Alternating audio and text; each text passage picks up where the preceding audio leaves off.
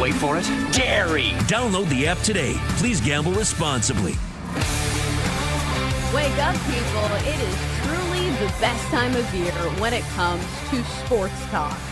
We had the sports equinox yesterday with every major sport in action. We have the World Series going on. We have absolute chaos in college football brewing right now with some of the most high-profile jobs now up for grabs. So we have Denton Day filling in for Jenks today. And over the next hour, we will get you caught up on everything that happened in Monday Night Football between the Commanders and the Chiefs. We'll do a little sprinkle of World Series talk. But in this segment, we will go to Baton Rouge and welcome in Hunt Palmer of the Hunt Palmer Show of 104.5 ESPN Baton Rouge to talk everything Brian Kelly. And then there are so many layers to this story where it feels like only at LSU do you have the governor involved. You have all of these like other cultural things going involved to where I know people talk about like fit mattering. It especially matters. It feels like at LSU, and it just did not feel like Brian Kelly was a great fit. And the best way to spell fit, Chelsea, at LSU is W-I-N. And that's unfortunately something that Brian Kelly did not do a lot of. And that's really what led to this. You can't lose the way that he lost, and you can't have your stadium quieted in a night game at Baton Rouge. It's not allowed there. That is a tough place to play, and they got dog-walked by Texas A&M. It was a tough watch. Yeah, especially a game you were leading at halftime. That's the worst part. So let's bring in Hunt Palmer now because we have a lot to talk about and there's many chapters to this story. So here he is now. He is Hunt Palmer, host of the Hunt Palmer Show of 104.5 ESPN in Baton Rouge. So Hunt, let me ask you, what do you think is the wildest detail of this entire saga of Brian Kelly being fired? The wildest detail. I'll say this. I've been in Tiger Stadium a lot in my life. I have never seen a scene quite like I saw on Saturday night, where LSU's fan base left in the late third quarter. It was empty. The entire stadium was filled with Texas A&M fans doing their chants and whoops and hand motions and whatever it is that they do.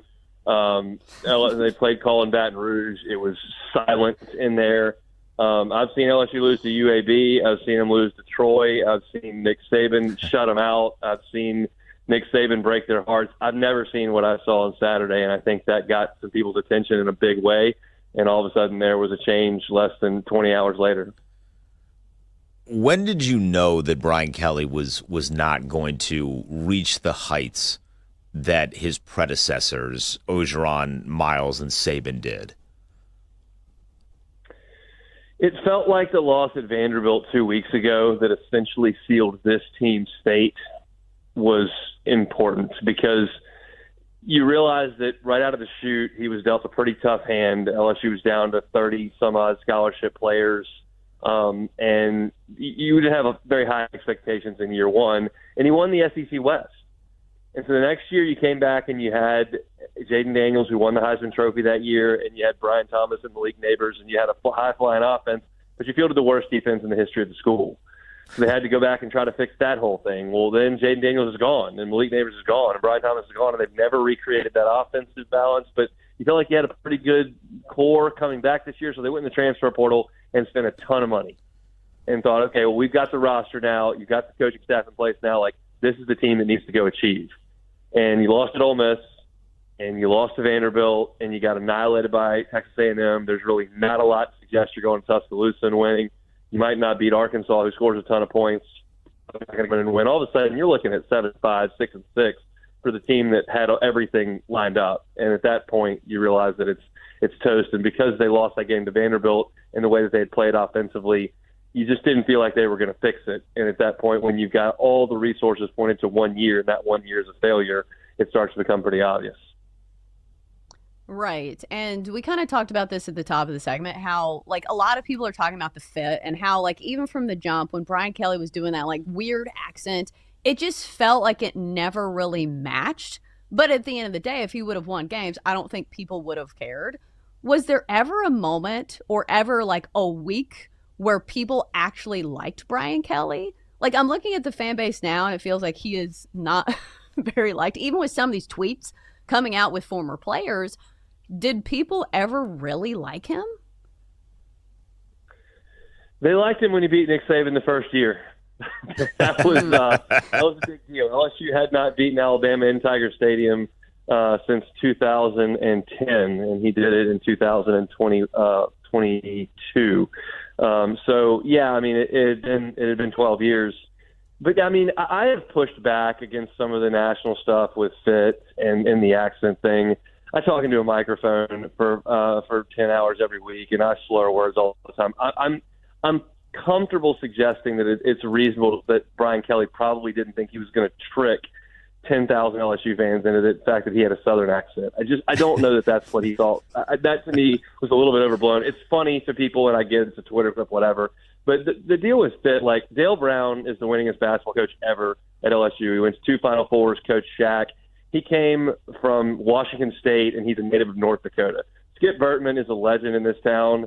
He is a Jewish man that never left South Florida, coming right into South Louisiana, which is the heart of Catholic country. Nick Saban was a career Midwesterner who fit in great here. Jay Johnson is a celebrity here, coaching LSU's baseball team. He's won 2 national championships. He never left the West Coast his entire life. Like, there's no better fit than Ed Ogeron. He got fired 5 minutes after he won a national championship. They hired Johnny Jones, who played and coached here for basketball. It was a complete disaster. Like, fit is winning games. I don't care where you're from, what you sound like, what your history is. And Brian Kelly he won some, but 8 or 9 is not going to get it in this era. And certainly Saturday night was the end of the line. So they let him go on Sunday. You kind of get to, I guess, as a fan base, bask in the glory of, hey, the guy that we don't like is now gone. But now you have to hire somebody that can be better than him, Hunt. As you look around the landscape, who are some of the options that you think LSU is going to seriously inquire about bringing in? It's early, and quite honestly, as y'all mentioned at the top of the segment here, like, there are some things that have to happen before LSU hires a football coach. One, they've got to get a university president in place. That's going to happen in the next 2.5 weeks. They're going to present a top 5 here shortly, and I think that'll be approved sometime in mid-November. At that point, the determination's got to be made about Scott Woodward's future as the athletic director. And it's possible that you get one swing at a football coach. It didn't work. The buyout's massive, and the powers that be say that was your only chance, and they move in a different direction there. Maybe not, but maybe so. That decision's yet to be made, I think. And then you got to determine who's making this hire. And then you got to make the hire. So, like, that makes things difficult down here for sure. But as far as names to look at, like, everybody's going to talk about Lane Kiffin. I've got a column that's going to post up at our site, LouisianaSports.net, here in an hour that suggests the timing might be slippery on that, because I think they're going 11-1.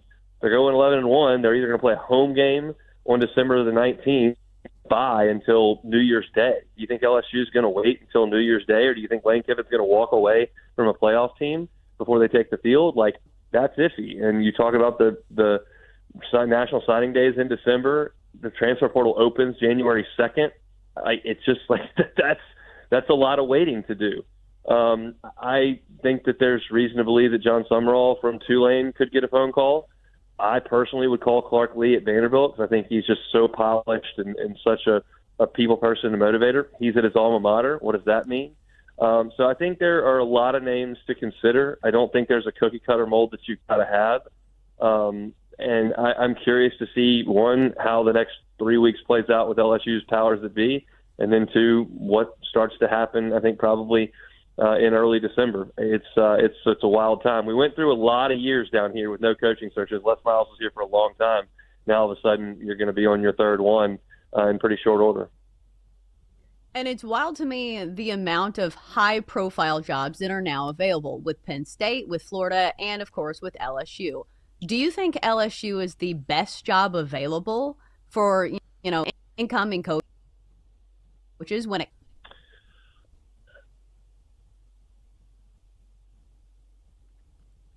I do think LSU is the best of those jobs. The job market, though, is completely different than it was 15 years ago. Like, you're looking at a time right now where 3 of the teams with the best chance to make the playoffs and maybe make even a run are Indiana, Vanderbilt, and Georgia Tech. Like, that just was not the case if you look at this thing 10 years ago. So Yeah, I think that LSU is a phenomenal job. I think it comes with a lot of expectations. And I think there are probably some coaches that feel like when it would have been a no-brainer to leave Vanderbilt or Indiana or Georgia Tech for LSU 10 years ago. Is it that now? If you feel like you can do everything you need to do in this landscape at those places. But, yeah, I mean, LSU's got an amazing tradition, an incredible fan base and facilities. It's in a prestigious conference with a lot of money.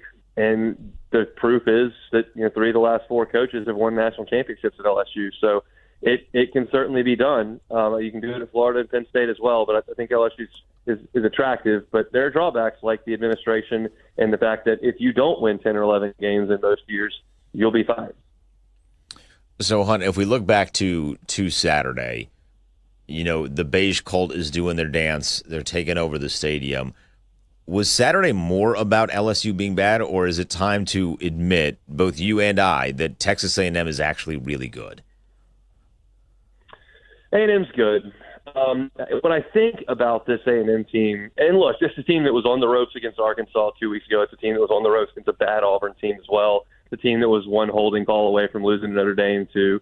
So the thing about Texas A&M and really everybody in college football, the Saban firewall is not there anymore. The Kirby Smart, steamroller freight train from 4 or 5 years ago is not there anymore. Ryan Day's Ohio State team is very good, and maybe they're in that class, but maybe they're not. There was a run of 15 years where if you weren't, without any holes, you weren't going to go beat Nick Saban. It took Cam Newton or Joe Burrow or Johnny Manziel.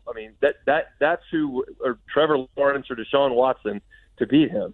And now it just feels like there are a lot more teams that have a shot to get this done. And that's what I think helps a team like Indiana, helps a team like Texas A&M that maybe wasn't going to stand toe-to-toe with Nick Saban's team in 2012 or 2020, but they can certainly stand toe-to-toe with anybody now. All right, so before we let you go quickly, you had mentioned you were writing an article that's coming out in about an hour. Where can the listeners find this? LouisianaSports.net. It's completely free. It's a site that we launched from our radio group back a year ago that we cover the Saints, cover LSU, cover SEC football, and we actually had the story on Brian Kelly being fired first. And I'll write a column that comes up about the timing issues and really the changing landscape of college football and why and Lane Kiffin, who probably would have crawled to Baton Rouge in 2021 last time this job was open but didn't get a phone call, the timing may not work for LSU and Lane Kiffin to work. So we'll see. Crazy times in college football, and he covers it all in Baton Rouge. He is Hunt Palmer, host of the Hunt Palmer Show. Thank you for your time. We know you are extremely busy with this coaching search. I appreciate you all for having me. I'll have a great day. Thanks. All right. I don't know if that site has a message board, but if you want to be entertained, go to those college websites and look at the message boards. Holy crap. That is some entertainment. One of the best follows on Twitter is the college football Reddit page, where they just scour all of these teams' Reddits, and you see the craziest, most inane things that are being said. It's just like a weekly thing. It's a Tuesday, and it's the craziest thing. So I know in Baton Rouge they're feeling it. Also, I'm kicking myself, Chelsea, that I didn't ask him about this. Did you see the videos of Brian Kelly, leaving the facility? Yes. I didn't know that there were paparazzi in Baton Rouge because it sure looked like the person that was taking that video was hiding in a bush. This feels like new territory for the state of Louisiana. I don't think it is, though, because football is a religion down there. You heard the thing about the governor. Everybody is involved. This is the biggest single issue in the state. It just means more in the SEC when it comes to these coaching searches. So it's really not surprising at all to me. I covered football in the state of Alabama. Those people are crazy. Crazy. They were going to win the lottery and buy out Kalen DeBoer. You're not going to do that now, are you? No.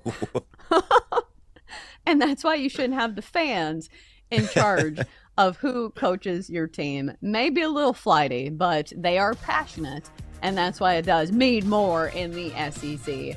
All right, coming up next, the biggest betting lessons we learned from Monday Night Football. Are the Chiefs going to win the Super Bowl again this year? All right, we'll talk about that next here on the Daily Tip, presented by BetMGM.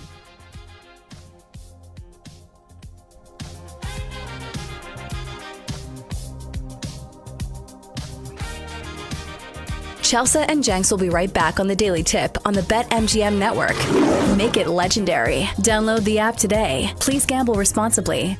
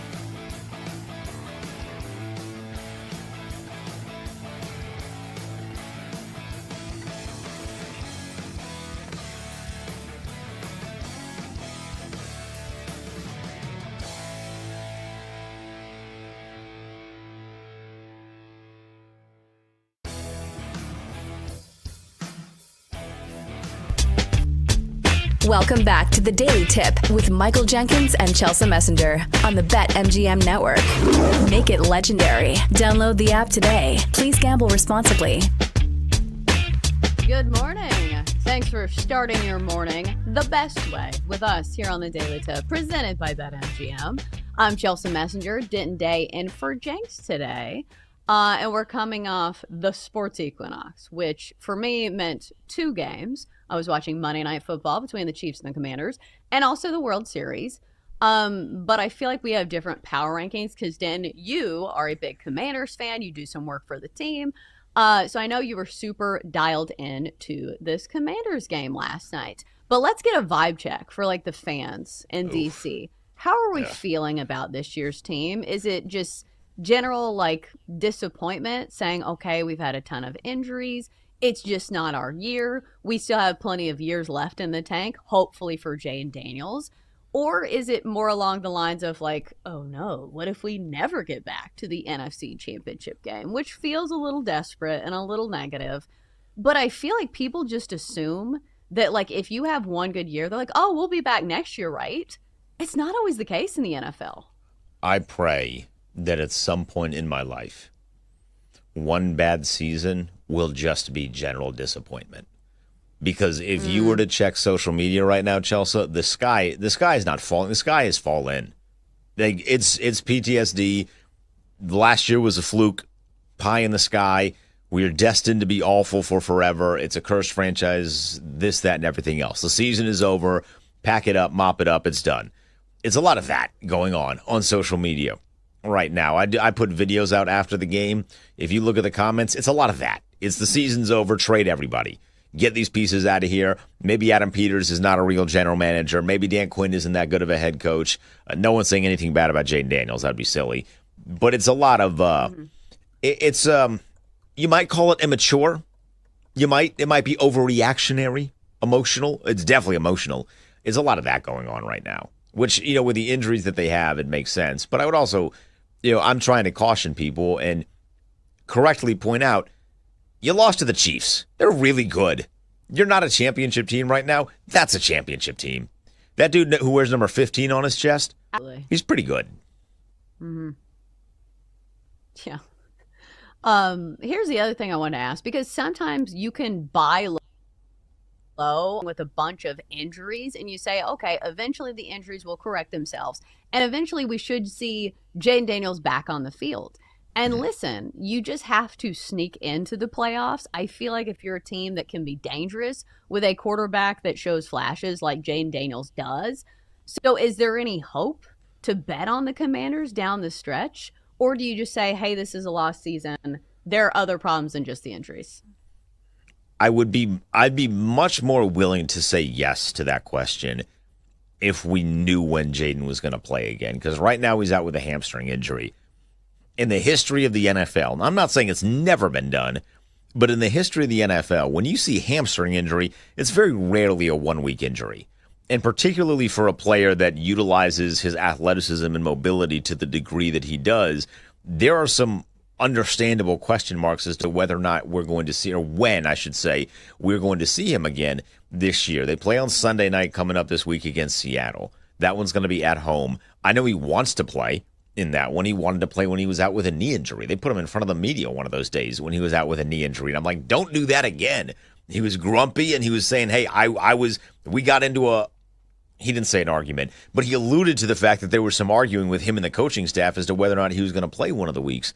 So I just don't know when he's going to be back. And that therein lies all of the hope. If Jaden Daniels is playing, you can bet on the Commanders because the season was always going to be wherever it was going to go as far as Jaden Daniels took it, which is what happened last year as well. He is a difference maker, but if he's not going to play for a number of weeks, you're wasting your money because if they lose to Seattle this weekend, that's their 6th loss.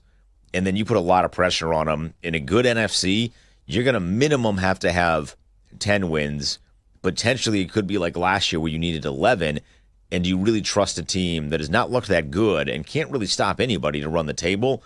Who cover them on a regular basis and am way too emotionally invested in them, I do not. long sigh. It's tough when you come to that realization about your own team, but sometimes you have to be realistic. So on to the winners of last night's game. So it was the Chiefs beating the Commanders 28-7. Patrick Mahomes goes 25 of 34 for 299 yards, 3 touchdowns, 2 picks. I know at least one of those was not really his fault, but it was a huge game for Travis Kelce. 6 catches, 99 yards, and this touchdown. 2nd and 6. Mahomes, end zone, caught by Kelce. Touchdown! All right, so I'm not going to summarize the entire game because I know a lot of you guys watched it, but I think my biggest question moving forward is, do the Chiefs deserve to be Super Bowl favorites now that the offense looks like it is up to speed? I understand it's back-to-back games against lesser opponents. You know, beating the brakes off the Raiders does not guarantee that you're going to win a Super Bowl. But still, there is a reserved credit for the Chiefs, a team that has the pedigree and has the postseason experience. And it does feel like the defense is really, really solid, as we saw in the second half. So, do you think the Chiefs deserve to be Super Bowl favorites? Yes. It's not the fact that they beat the Raiders and they beat the Commanders. Last night was the worst start that Patrick Mahomes has had to a game in his career. He's never thrown 2 interceptions on the first 2 drives of his career until last night. And they still won by 21. It didn't matter. When this offense is rolling, they're in a position where they just name the score. They stopped trying last week against the Raiders.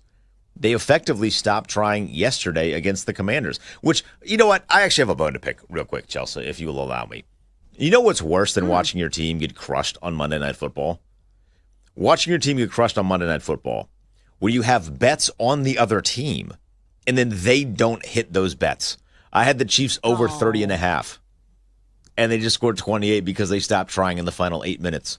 I had Xavier Worthy over 50 yards, and I think he had like 42 or something like that because they just didn't give him the ball. And I'm screaming at a ball because, like, once the game's over, I'm like, just get me my bets. Just get me my bets. So that hurt my feelings a little bit. But it's the way that they're playing. It's a confidence level that they have. They look so much more like the 2023 Chiefs than they did the 2024 Chiefs, where they're just, they're getting by the skin of their teeth, the hair on their chin, getting, close game. They're not playing close games anymore, man. Like, they're just blowing teams out. Rashee Rice is really good. Xavier Worthy's a threat. And Travis Kelce over the past 2 weeks, particularly last night, he's turning the clock back a little bit. And that's a dangerous, dangerous thing as you get deeper into the season when he seemingly is getting younger and younger by the week. Right, and I feel like I need to remind people that even the 2024 Chiefs went to the Super Bowl. I understand they lost in the Super Bowl, but still, even a team that looked very mediocre during the regular season, they still made it to the biggest game of the season. So it's scary what the potential could be for Kansas City. All right, so speaking of juggernauts, the Dodgers look to fit the bill in Major League Baseball. Last night, it took 18 innings, but the Dodgers reigned victorious over the Blue Jays in Game 3. It took 6 hours and 39 minutes, tied for the longest game in World Series history. But it was Freddie Freeman with the walk-off home run in this one. He is now, I think, has the most walk-off home runs in Major League Baseball history with 2. So, Den, how did the Blue Jays recover from a loss like this, where you go 18 innings, you use all these pitchers, only to have your heart ripped up by Freddie Freeman? You get a good breakfast. You get maybe a couple of liquid IVs, like the drink, not the actual needle, unless they want the needle. I mean, I guess their pro team has access to the needle. I do not, so I get the drink powder. And then you get right back on. I mean, I do think it sucks the way that you lost, but it does have to be a little beneficial to the mentality of it was just one game. And I know it, like you're fighting for your life, you're fighting to win a championship, but it's just one game. And the Dodgers put in a lot of effort. Like, they're tired too. So you got to come out there. You have the benefit of being the younger of the two teams. You got a lot of guys that maybe don't need as much sleep as some of those old geezers over there in Los Angeles. You just got to get back out there. Sometimes it does pay to be young and dumb. And I think that could be a real big benefit for Toronto, where maybe they approach the game tonight, like, we don't even know if we're supposed to be tired right now. We're just going to go out here. We're going to try and win a baseball game. Right, and I think the tight turnaround actually helps that because you don't have time to sit around and pout. You got to get ready for the next game. And here's the thing, like, it feels like we have been hammering this as the narrative is that nobody can touch the big bad Dodgers and their payroll of $321 million. But this has been a really tight series, with the exception of when Yamamoto was pitching, who has just been untouchable. But then you look at the starters for this game, you're like, oh, Ohtani's pitching for the Dodgers. Good luck with that, friends over at the Blue Jays. But the Blue Jays have not been intimidated by the Dodgers. And if there's a lineup that can keep pace with the Dodgers Hall of Famers or future Hall of Famers in their lineup, it is the Blue Jays, averaging more than 6 runs a game. So I'm not sure if the Blue Jays can scratch across a lot of runs in the first few innings against Ohtani, but at some point the bullpen will have to come in. And the bullpen for both sides has been worn especially thin. So I'm not saying that the Blue Jays don't stand a chance, but the odds makers kind of are. So the Dodgers minus 200 in this game on the money line. If you like the Blue Jays, plus 165, total of 8 runs. And I think for me, I would still lean probably towards the over with both of these lineups. But then the first thought that I had was a pitcher outs prop, because even in the regular season, when you have a game go to extra innings and you have to use a bunch of pitchers, usually the manager the next day is like, okay, I need my starter to go a little bit longer to save our bullpen. So you look at Ohtani as outs recorded prop tonight, 17.5, but it's minus 167. And the problem is you cannot play alt lines on this. Right. I do think he probably gets to 6 innings though, especially since there's not a whole lot of familiarity with the Blue Jays and Ohtani. Ohtani did not pitch against the Blue Jays this year. So I think he should be set up for some success. And also, George Springer might be out for this game. He got injured in the 7th inning last night for the Blue Jays, and he's the leadoff guy. He is the most clutch guy in their lineup, somebody who is a former World Series MVP against the Dodgers. So I don't know how that's going to work out. But I will say this. The heart and soul of the Blue Jays is still there, and his name is Laddie Jr. He's hitting over 415 for the postseason. So I am not going to sit here and say that the Blue Jays do not stand a chance. We've seen this all series. That's been really evenly matched. So maybe you could look at the Blue Jays on the reverse run line where they're getting a run and a half at minus 125. You could look at an over in this game if you think the Blue Jays can at least score some runs. But again, if anything involves fading Ohtani, I don't really love doing that. Yeah, that's a tough position to be in as a gambler because, like, on the one hand, surely there's going to be some hiccup, right? Like, this man, he's not perfect. There's going to be some. I mean, he played perfect yesterday, but like on one hand, I'm thinking like surely there's going to be one little flaw with him in this series. But on the other hand, haven't seen it. You know, I'm literally just grasping at straws to try and justify a bet that I want to make in favor of Toronto with no data, with nothing. I got 4 eyes. No, none of the 4 of these eyes have seen this man mess up before in a World Series. Like, he just doesn't do it. So it's a very, very tough spot to be in if you're going to fade Ohtani. Because I'll tell you, Chelsea, there's a couple of Blue Jays props that I'm really interested in, but they need to take place more likely than not when the Dodgers go to their bullpen, because Ohtani is such a machine right now. He's like minus 400 to win MVP. I mean, he's just it's a foregone conclusion at this point. Right. I will say this, like, he has given up runs in the postseason, and there has been stretches where he's kind of struggled at the plate. It's just, you know, we've come to expect the best from Ohtani because he has like these wild outlier games where he hits multiple home runs. Last night he was on base 9 times. 9 times. He was walked 5 times and he had 4 hits. So it's very tough for me to say, oh, he's going to go over in this game. Just doesn't feel like it. Meanwhile, the pitching matchup for the Dodgers is going to be Shane Bieber, who's been kind of up and down. He's had some good ones in the postseason. He's had some stinkers in the postseason. So my conclusion is I think we see some runs in this game. So I would lean towards the over 8. It was kind of my conclusion yesterday. I wish I would have played that because I do think the Blue Jays can scratch across some runs, even if it's just against the bullpen.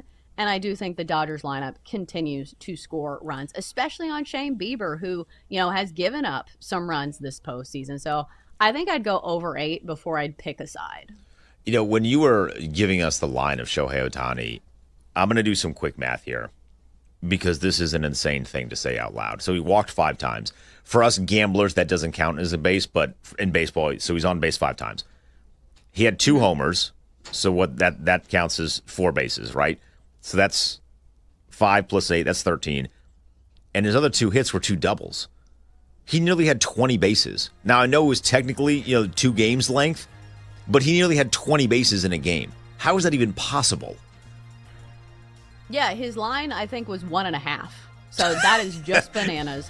What he did last night.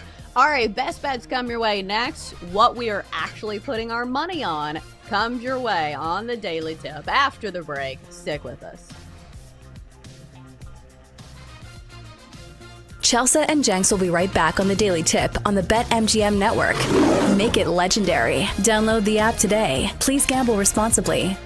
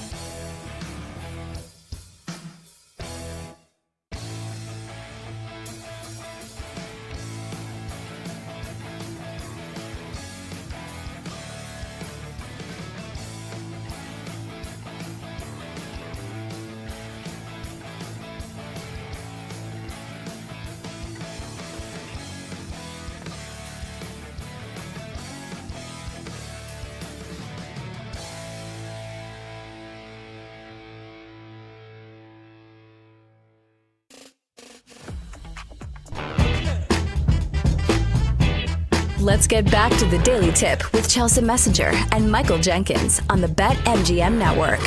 Make it legendary. Download the app today. Please gamble responsibly.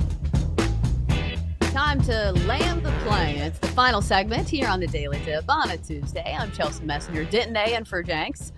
So in a minute, we will have to make our final decisions on what we're actually going to bet on today. So, Den, you said that you are mulling a crazy bet that you want to run past me. So let it fly. So right now, Ohtani is the far and away favorite to win World Series MVP. Duh, makes sense. He's minus 400. The next closest guy is Vladdy Jr. 10-1. But I'm thinking because of what happened last night. So let's just say Ohtani doesn't have the greatest of performances in the world tonight. Not that he's bad, so to speak, but he's fine, right? He's fine. Maybe he goes 5 2/3, whatever, a couple strikeouts, couple hits, couple runs. Because they use so many pitchers, if this series extends to 6 games, or certainly 7 games, I feel like we see Yamamoto again. And he won a complete game in game number 2. So I'm curious. Right now, he's 30-1 to win MVP. Do you feel like there's an avenue if Ohtani is just like a regular human the rest of the way for Yamamoto, if he gets another opportunity to pitch and has another crazy performance? Maybe it does have to be like super crazy. He has to have another complete game. But I'm just curious if you feel like there's an avenue there. I'm going to put $1 on it regardless, just to be safe. But that might be something. It's crazy, I know. But it's at that price. So, like, when you're betting something at, what did you say, 22-1? 30-1. 30-1. Like, that's built into the number. Is that, like, we know it's a long shot, but there is an avenue. Like, that's what the handicap is. Is that, like, we know it's a little crazy, but it's fine. So if you want to put a couple bucks on it, if you have a bonus bet, I'm not going to talk you off of it. Because I do think it is in the realm of possibility. The way that we have seen these two teams battling. And here's the other thing. We have used so many pitchers already. Like, Yamamoto was warming up last night. So, like, there is a chance that he could come in and close out the winning game of the World Series as well. And you're right. I think Ohtani would have to be very, very lackluster in these next 2 games. Because, again, he's already had, like, these wild games where it just captures everybody's attention. And plus, he just has the added advantage of, like, he is doing it both ways. And that by itself is just such, a trump card for all of these other players. And it does feel like the Dodgers, could win the World Series. I do think if you're looking to put down some other bets, if you think the Blue Jays even have a chance, like, what did you say the number was on Vladdy Jr.? 10-1. If you think they have a chance, hammer it. Because that's a much better profit. Although them winning outright is still a pretty decent profit at this point, but that's a much better payout because if they do win, especially with Springer hurt, it's going to be on the bat of Vladdy Jr. Yeah, and he's been unstoppable this postseason, hitting over 400. So especially with somebody with power, and it feels to me like MVP has a little bit of a narrative to it. And it feels like he is the guy that got him here. He is the face of the franchise. And, of course, he is a legacy. So it's just one of those things where I think that goes into it as well. But the Blue Jays, of course, would have to win the World Series first in order to secure that bet. All right, Den. So we've talked it out. Hopefully you have something locked in because I am still mulling my options. But let's get to our best bets of the day. Time to place your bets. All right. As I mentioned, it is officially decision-making time. And listen, I feel like there's a lot of good options, but when your actual money is riding on it, it's a little different. So you want to be really sure. So, Den, I'm going to let you go first since you are guest hosting. Lead us off here. What's your favorite play of the day? So I'm being a great guest. You say you need some time to mull over. I got you, Chelsea, because I got 3 bets that I'm hammering away at here. And it starts with the guy that we were just talking about. I'm expecting a big offensive bounce back tonight from Toronto. They didn't score for what was a game and then some in extras. Their last run came in the 7th inning, and they played 18 innings. So I think there's going to be some sort of bounce back. I know Ohtani is on the mound, but I'm trusting in Vladimir Guerrero Jr. So I'm taking him over 1.5 bases at plus 105. I was stunned that that number is available to me, but this is why you got to be looking at these numbers really throughout the day. The earlier, you might get a better number. So I really like that number, and I think this is a night where he could do that with one swing of the bat. He's the best player on the Blue Jays. I'm going to put my faith and my trust in the best player in a gotta-have-it game. So I got Vladdy Jr. over 1.5 bases. I like it. Hottest hitter on the Blue Jays, and eventually the bullpen will have to come in. Probably, I am assuming we're not getting a complete game from Ohtani. Who knows? But yeah, it feels like Vladdy Jr. has hit just about everybody this postseason, so I would not put it past him. All right, time for my best bet of the day. I'm going to go with the over 8 between the Blue Jays and the Dodgers. I understand that Ohtani is pitching, but we've seen it this postseason that he can give up runs. I know it feels sacrilegious, but he gave up 3 runs to the Phillies on October 4th, even though he had 9 strikeouts. When we are talking about an over, you just don't need 8 shutout. And I am assuming that Ohtani does not do that against this red-hot Blue Jays lineup, who have gotten hits off some really good pitchers. Other than Yamamoto, who is just pitching on another level right now, they got hits off Blake Snell, and they hit up Tyler Glasnow last night, made him look like an average pitcher. And you've got to remember that this Blue Jays lineup is averaging over 6 runs a game, so I think they can contribute here. And then you look at the Dodgers against Shane Bieber. Shane Bieber's had some good ones, but this Dodgers lineup is absolutely raking. Shohei Ohtani got on base 9 times yesterday. So I think we see some runs scored in this one. And plus, this pitching staff has to be exhausted. They used 19 pitchers, both of these teams combined last night in that 18-inning affair. So let's go over 8 for minus 127 between the Dodgers and the Blue Jays. All right, Dan, looks like you got a couple more bets. What do you like? Scare money don't make no money. I don't get to do this very often, but I'm going to take full advantage today. I got the Blue Jays on the money line. It's a big number. It's plus 160, but my confidence is going to fall on them to make this a series. One, it helps us. I like more content. We get Game 6. It gives us more content, but I do think there's going to be a massive bounce back, and if it's not Vladdy, I do think they have other guys, and we kind of saw this in that series against Seattle. They have other guys that I think can step up when called upon. So I think the Blue Jays, and it kind of plays off of the bet that you just had, Chelsea, with the over. I think you'll see a much better offensive performance from Toronto tonight. So I have them on the money line at plus 160 winning tonight. And then I got to, if I'm the one that gave you the nickname of Hoops Messenger, I got to be Hoops Day over here. So I got a basketball play as well. I didn't take part in any basketball in the Sports Equinox. I'm making up for it today, though. I got the 76ers laying 3.5 against my Washington Wizards. It's a little bit of a happiness hedge, but the Wizards have struggled on defense. They're a young team, whereas Philadelphia has high expectations, and I know they're not looked at as a championship team at the moment, but they're a much better team right now than Washington is. So I got them. They're coming to Capital One Arena here in D.C., but I got the Philadelphia 76ers laying 3.5 tonight against the Wizards. Fading the Wizards. You had me there. But I will say this. I've been paying attention tangentially. I don't know if that's a word.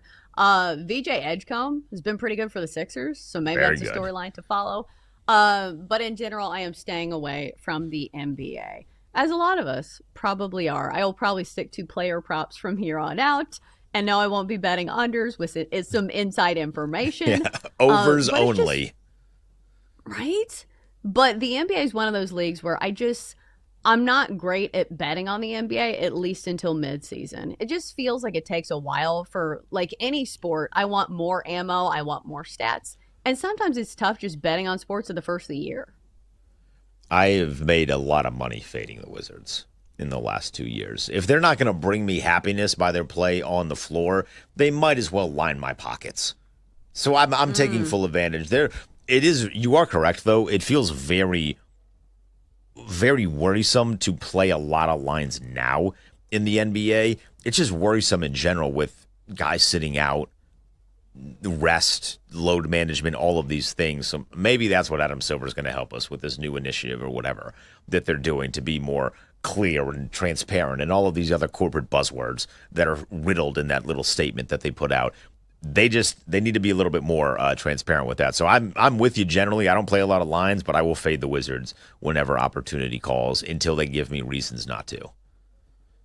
Yeah, if you want to feel extra sad, like if you want to pout and be like, my team sucks and they don't cover the number, The Titans are 4-21 against the number in the last 2 years. 4-21. And like, think about how bad they've been and how many points they've been getting. It's been double-digit spreads. They're not favorites in a lot of those games. So not only are they bad, they're not even coming close. Like, the odds makers are literally too high on the Titans. The Titans have underachieved in every single category. So again, if you ever want to feel bad or better about yourself, you just come to me and I will feed you some Titan stats. You know what? You have made me feel better about myself. Here I was thinking I was just, raining on the parade of the Wizards, and in actuality, I'm not nearly as terrible as I thought. Did you see last night this video that's going viral between the Warriors and the Grizzlies about two brothers that played each other? They matched up like late in the game. Both benches were going crazy, watching one of them back down the other one and shoot a shot over him. He missed, but it was still a cool moment. But I feel like we've seen that before, like Seth and Steph Curry. I think we've seen right. This. But it was two guys that it was two guys that I don't think play a lot, and therefore we got excited because they don't play a lot. The Spencer brothers. Maybe Spencer Adam Silver will pimp this story because we need good PR. Push the Spencer brothers. I don't care if Pat literally only played 1 minute. Oh my gosh! He wore 61. Adam Silver has like who wears 61 really in basketball? That Hockey, guy, sure, but Lord have mercy, there wasn't a better option there. 16 wasn't available.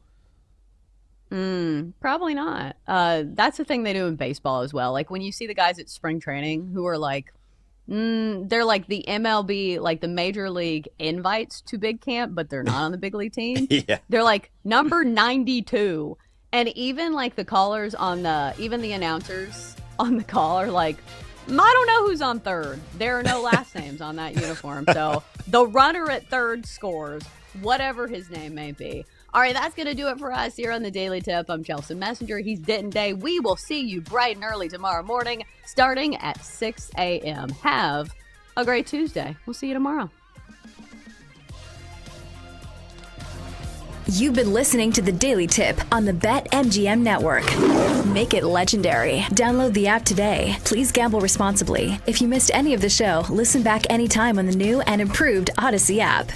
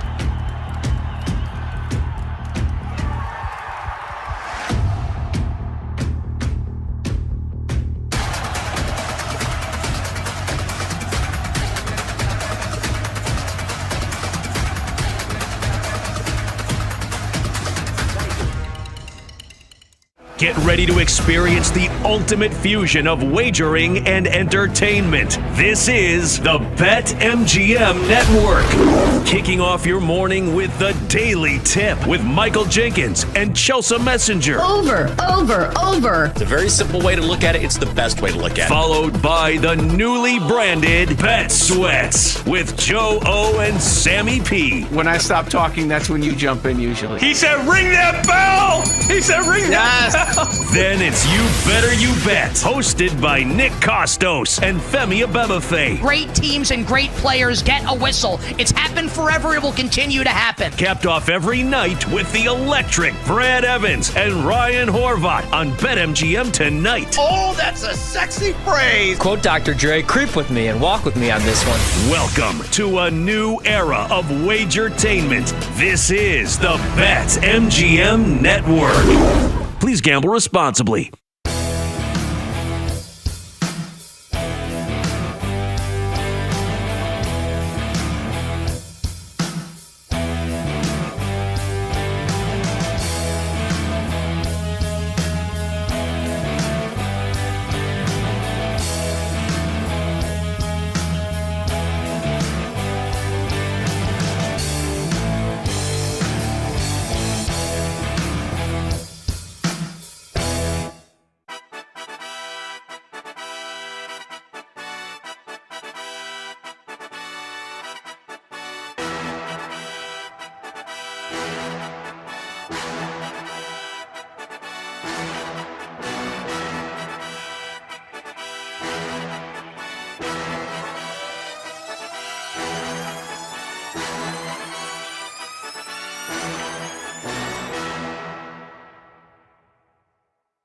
Get ready to experience the ultimate fusion of wagering and entertainment. This is the BetMGM Network. Kicking off your morning with the Daily Tip with Michael Jenkins and Chelsea Messenger. Over. It's a very simple way to look at it. It's the best way to look at it. Followed by the newly branded Bet Sweats with Joe O and Sammy P. When I stop talking, that's when you jump in usually. He said, ring that bell! He said, ring that bell! Then it's You Better You Bet, hosted by Nick Costos and Femi Abebefe. Great teams and great players get a whistle. It's happened forever. It will continue to happen. Capped off every night with the electric Brad Evans and Ryan Horvat on BetMGM tonight. Oh, that's a sexy phrase. Quote Dr. Dre, creep with me and walk with me on this one. Welcome to a new era of Wagertainment. This is the BetMGM Network. Please gamble responsibly.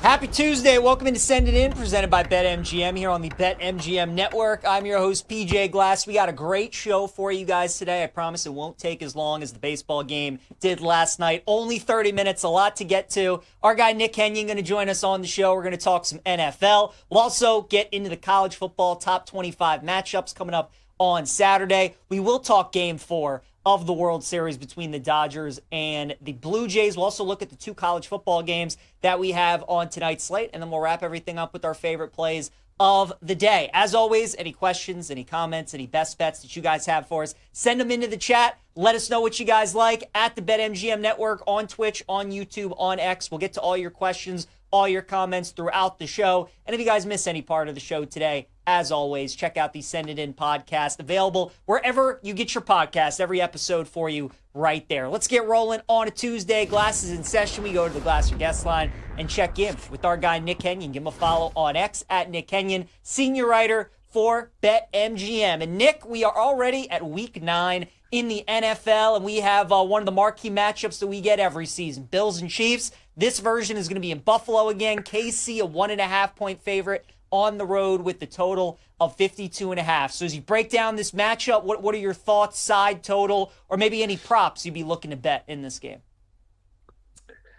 Tough one to evaluate from a side. I kind of want to be on the Chiefs in this game just because their offense has looked really good to me of late as they've started to reincorporate Rashee Rice back into the lineup. But of course, we know that Buffalo home field advantage is difficult to ignore. And I don't think the Bills are as good as their blowout win over the Panthers indicates. So I think it is kind of a sell high opportunity on Buffalo. What I do really like in this game, and the team total lines haven't come out yet, I'm going to take a look at Kansas City's team total in this game. Buffalo, not a very good defense to begin with. Ed Oliver is out indefinitely. We still don't know what's happening with Matt Milano. Taylor Rapp and DeMar Hamlin are both out at safety. Like, this is a thin team on defense, and they haven't played many good opponents yet. Only one team has cleared 26.5 points against the Bills this season. That came all the way back in week 1 against your Ravens, PJ. So if anything, I'd be looking at the Chiefs offense to have success in this game. As someone with a lot of futures tied up in the outcome in this game, I'm going to pass on the side, but I do think you can see Kansas City score a lot on this Buffalo defense. Yeah, I am a little surprised that spread is only 1.5. I thought maybe we'll see it at 2.5. Maybe it does go that way this week, but right now, a KC, a small favorite on the road. Your Steelers, once again, Nick, this week are a home underdog of 3 points against Indianapolis. They're saying that the Packers and the Colts are pretty much even teams. And Nick, look, you know, right? We both like the Steelers on Sunday night. That felt like a Tomlin spot. And this feels like another Tomlin spot, but it's just like that defense just is not what you're used to seeing. Do you think with how high the Colts offense is and the Steelers, the way their defense has been struggling, this is kind of the game where we see a reverse a little bit? Do you think the Steelers can muck it up, or do you think the Colts continue to roll?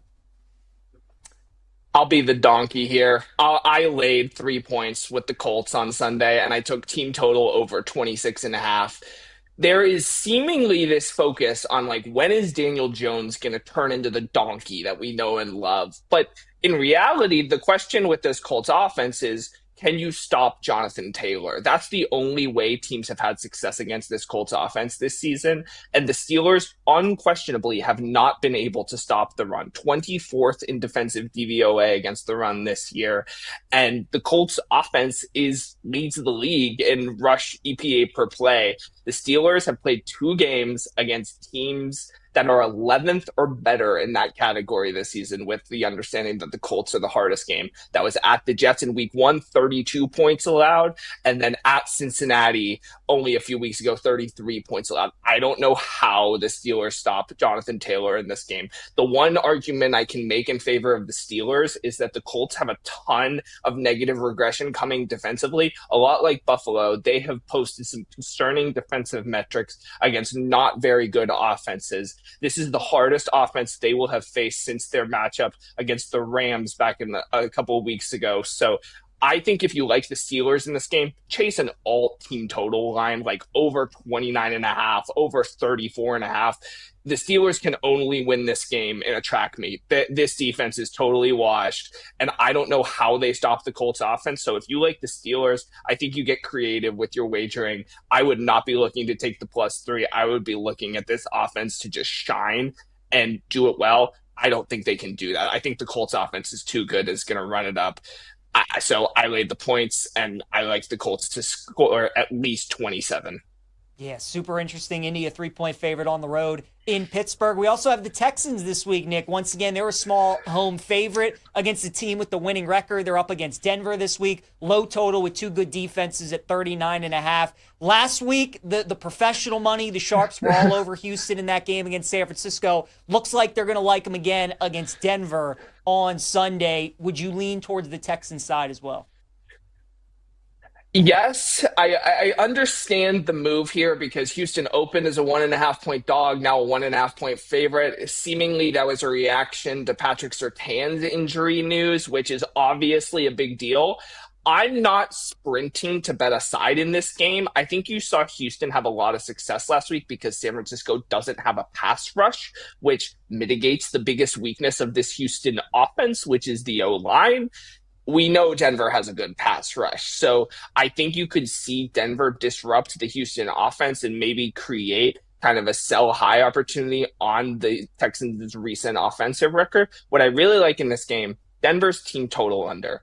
I'm going to plant my flag and say this offense is not good. They only look good because they're playing really bad defensive teams. It's like this team has looked anemic in the first halves against Philly and the Giants. I get they look good against Dallas. That's one of the worst defenses in the entire league, so I don't put a lot of stock into that game. But Houston, unquestionably the hardest defense that they will have faced to date this season.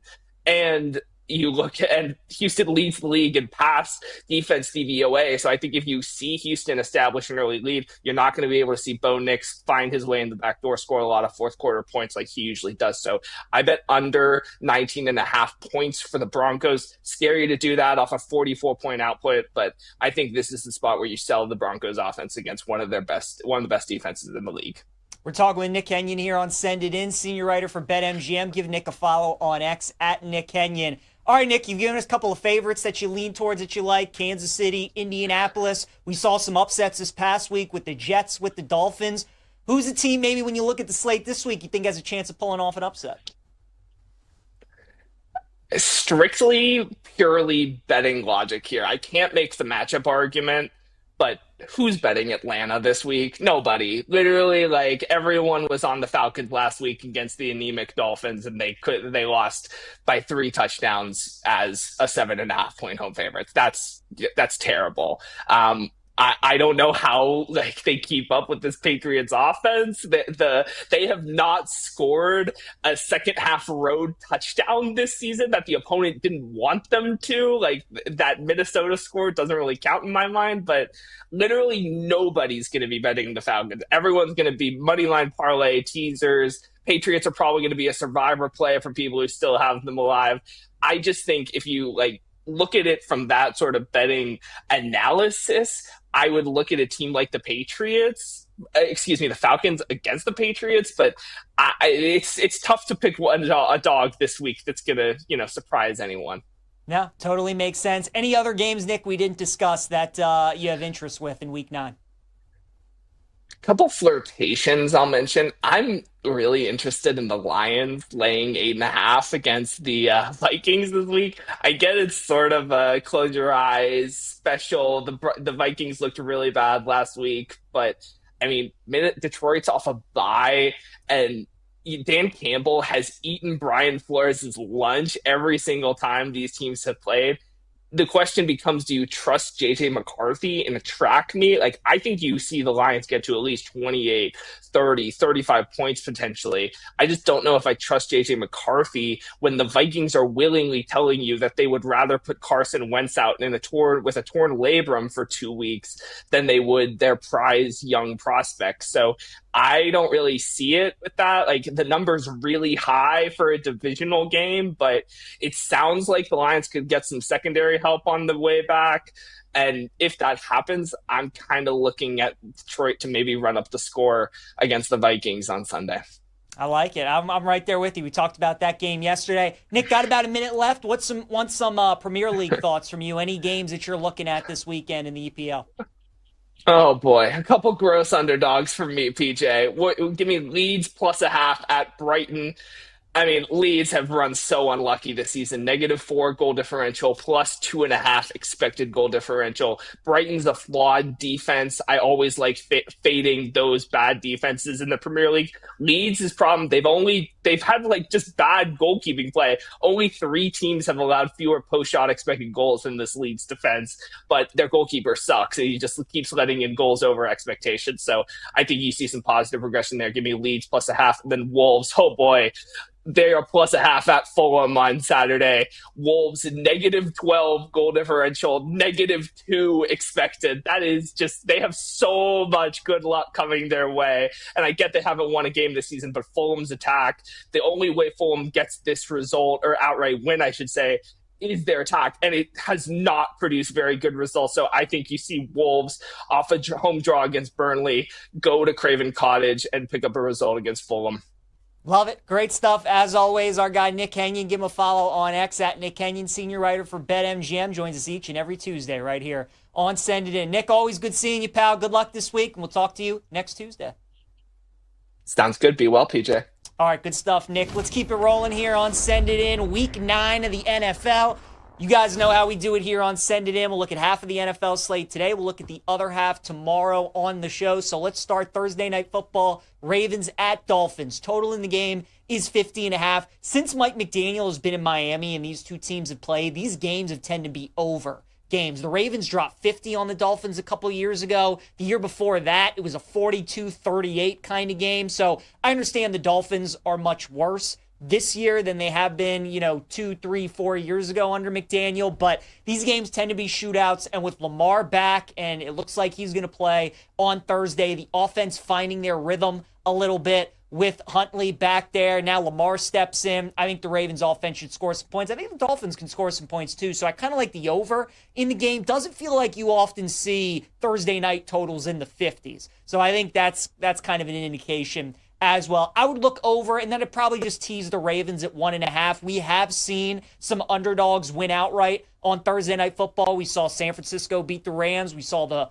Bengals beat the Steelers. And the Giants beat the Eagles, right? We have seen the dogs be very profitable in these Thursday night games. So I think Miami can maybe keep it close. This is the first of 3 straight road games for the Ravens. So it's usually a good idea long term when a team has a 3-game losing streak to just fade them every week until they don't cover, because normally a team never covers for 3 straight road games. Maybe the Ravens win and they don't cover, but I think in a teaser 1.5, you're in a good spot with the Ravens against the Dolphins. I like the over in that game as well. Bears-Bengals is super fascinating. Chicago, 2.5-point favorite in Cincinnati. Total in the game is 52.5.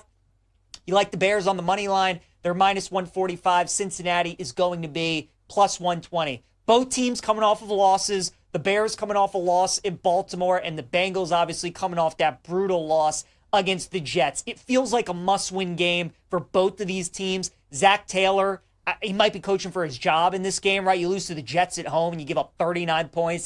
That's not great. Boo Birds were coming out in Cincinnati. Their season is on the brink of maybe going out the tube. But then the Bears have a good opportunity here the next couple weeks, playing the Bengals and then the Giants at home next week. Chicago trying to keep pace with those other teams in the NFC. I think this is a close game. I think Bengals plus 8.5 in a teaser is a good look. We'll see what happens with the Chicago injury report this week with some of the guys in the secondary.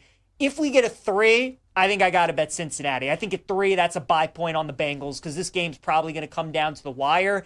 2.5, I would stay away, but I would still probably lean towards Cincinnati. So we'll see if I end up betting this game this week, but it feels like one of those games. 2.5 pass, 3, I'd look at the Bengals plus the points. Vikings and Lions, Nick was just talking about it. I talked about it yesterday on the show. Feels like a smash spot potentially for the Lions. They're coming off a bye week, and Dan Campbell, like Nick said, has really owned Brian Flores. He's a very good defensive coordinator, but against the Lions, he hasn't had many answers, and that Vikings defense, as of late, has not been very good. Looks like J.J. McCarthy is going to be back with the news that Wentz is out for the season, and is this the game you really want McCarthy to come back for when he's going to have to probably score 30 points if you want to win this game? Just feels like a really tough spot for Minnesota. Now, they do get some extended rest, and it is a divisional game, so weird things can potentially happen. But if there's a team in the NFL you normally want to lay points with, it is the Lions, because they only know how to play one way, especially when they're at home. That offense cooking. I like the Lions minus 8.5.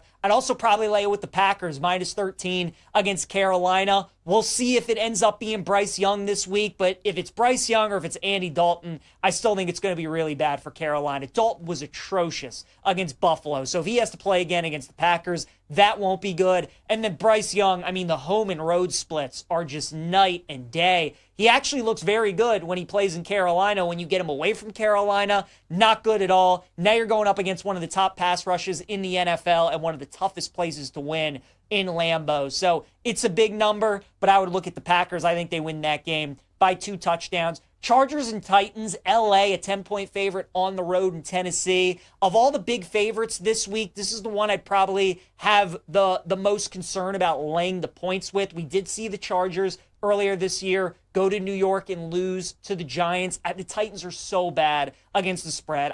You can't bet them anymore to cover a number, and these lines are always inflated because they never cover, but it feels like Chargers -10 is like just too much, right? Now, when Joe Alt's back, we all know the Chargers are a completely different team. The defense looked very good against Minnesota, and they should be good again in this game, but for a team that doesn't have their top two running backs, and at times Herbert can turn the ball over and Cam Ward can make some plays, I just don't want to lay 10 with the Chargers. They win the game. If you want to use them in Survivor, you should be fine there. But it's just kind of crazy. The Chargers are laying 10. The NFL underdogs, at home underdogs, when they've been getting 7 or more points, are like 19-3 against the spread in the last 22. I mean, it's an insane number. So normally in these spots, when you get a home dog in the NFL with this many points, you should bet the dog. But Tennessee and the Jets are pretty much on the no-bet list for me for the rest of the season, unless there's just a great spot that passes up. So I'm going to pass on that game. Falcons and Patriots, New England, a 5.5-point favorite at home against Atlanta. Total in the game is 45. Going to need a good injury report in this game for Atlanta. If Penix is playing and Drake London is playing, I'm going to be all over the Falcons, right? This is the NFL. These are the kind of things that I look for. You have a team that was a big favorite and they get embarrassed, humiliated at home. They go on the road the next week as a sizable dog. You look to bet them every time. 5.5 is normally a great underdog number in the NFL. You normally bet that side. They normally cover, and they usually tend to win outright as well. I think the Falcons are very live in that game. Niners and Giants is a tough one. San Francisco -2.5. If Scatterboo is healthy, I'd be all over the Giants in this game. But he's a big part of that offense. We know they want to run. Dart wants to run. They want to run it with Scatterboo as well. So not having him in there is really going to be a big deal. San Francisco off a bad performance against Houston. You wouldn't expect 2 bad games in a row. But again, this Niners defense, another week without Bosa, another week without Fred Warner. Like, what are they going to look like? I think I just want to stay away from that game. I could see the Niners covering. I could also see the Giants covering or winning the game outright as well. So pass for me on that one. Of the games we talked about, I'd say Ravens-Dolphins over. I like a lot. Lions -8.5, Packers -13, and the Falcons +5.5 in money line. Games that I like for the first half of the NFL slate. What about the college games that I like this week? Let's look at the top 25 matchups that we got for week 10 already. And let's start with a game that probably when the season started, we all thought was going to be one of the games of the year with Ohio State and Penn State. It's certainly not that anymore. Ohio State -20.5 against the Nittany Lions at home. Total in the game is 43.5.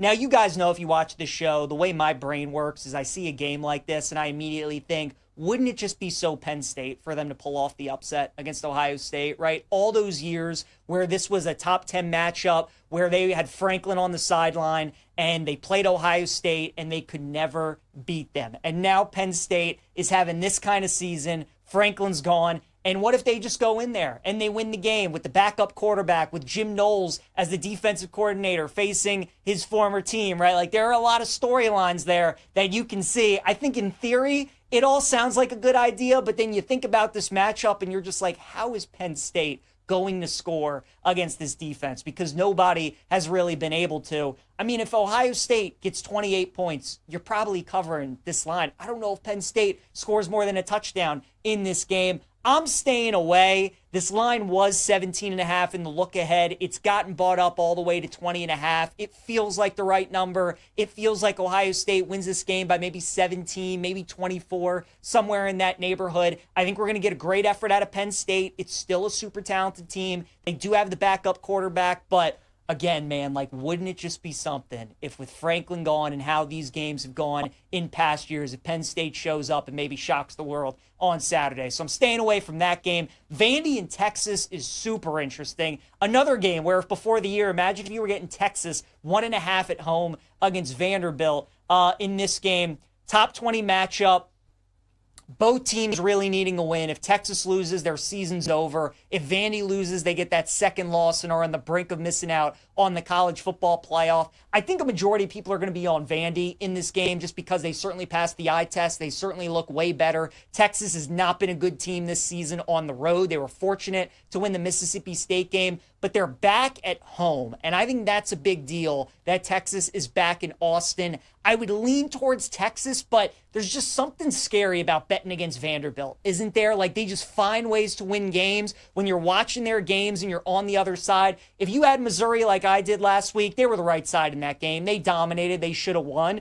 But give Vandy credit. They found a way to get the job done, and that's what worries me about this game, is that Texas will be the right side. They'll probably dominate the stats. They should be up, and Vandy might just find a way to go into Austin and win the game. That team has so much confidence, so it's a stay away for me. I would lean, though, towards Texas to win the game. Number 10, Miami's at SMU as a 12.5-point favorite on Saturday. How about this stat for you guys? When this game kicks off on Saturday, on November 1st, it'll be the first time this season the Canes play a game outside of the state of Florida. Every game so far in their schedule has been at home, and then they played Florida State on the road. They've had 2 bye weeks so far as well. So their bye weeks are done. They have this game on the road at SMU and then 2 road games at Pitt and Virginia Tech to end the season. But this is the first time Miami is traveling out of the state of Florida to play a game, and here we are in November. So because of that, I'm betting SMU in the first half. Plus 6.5 would obviously be great if we get a plus 7. But again, it's the first game away from home, or first game out of the state. Like, I just don't expect Miami to come out of the gates and look clean in this game. SMU, obviously playing for a right to maybe make the ACC championship game. You're playing one of the top teams in the league, in the country, so they're going to be fired up. Should have a good home crowd there. But I like the angle of SMU in the first half, with Miami maybe looking a little sluggish in the first 30 minutes and then figuring it out at halftime. Georgia and Florida and Jacksonville for their yearly meeting. Georgia, the number 5 team in the country. They're laying 70.5. The total is 50.5. First game the Gators are playing since getting rid of Billy Napier. So you get that bump from firing the head coach. You would expect Florida to show up. Last 4 meetings between these teams, Georgia has scored 34 points or more. So Georgia's been scoring a lot of points in these kind of games. And we've talked about Georgia's defense this year away from home. What Ole Miss, or what they've done in these big games, Ole Miss, Tennessee, their defense has not been good in a lot of these big games. I think Florida's going to be able to score. I think Georgia's going to be able to score as well. So the total at 50.5 I think is too low. I like the over in that game. Number 15, Virginia, travels all the way across the country to take on Cal as a 4-point favorite. Virginia's luck box continues, right? We all know Virginia isn't probably a playoff caliber team. We know they're not winning the national championship, but they're having one of these magical seasons where they continue to win games, and they can win this one as well. But I don't know if they're going to win it by more than 4. It feels like a close game to me at Cal, so I like the Bears to keep that close. Give me Cal plus the 4. How about this line? Number 6, Georgia Tech, on the road, undefeated,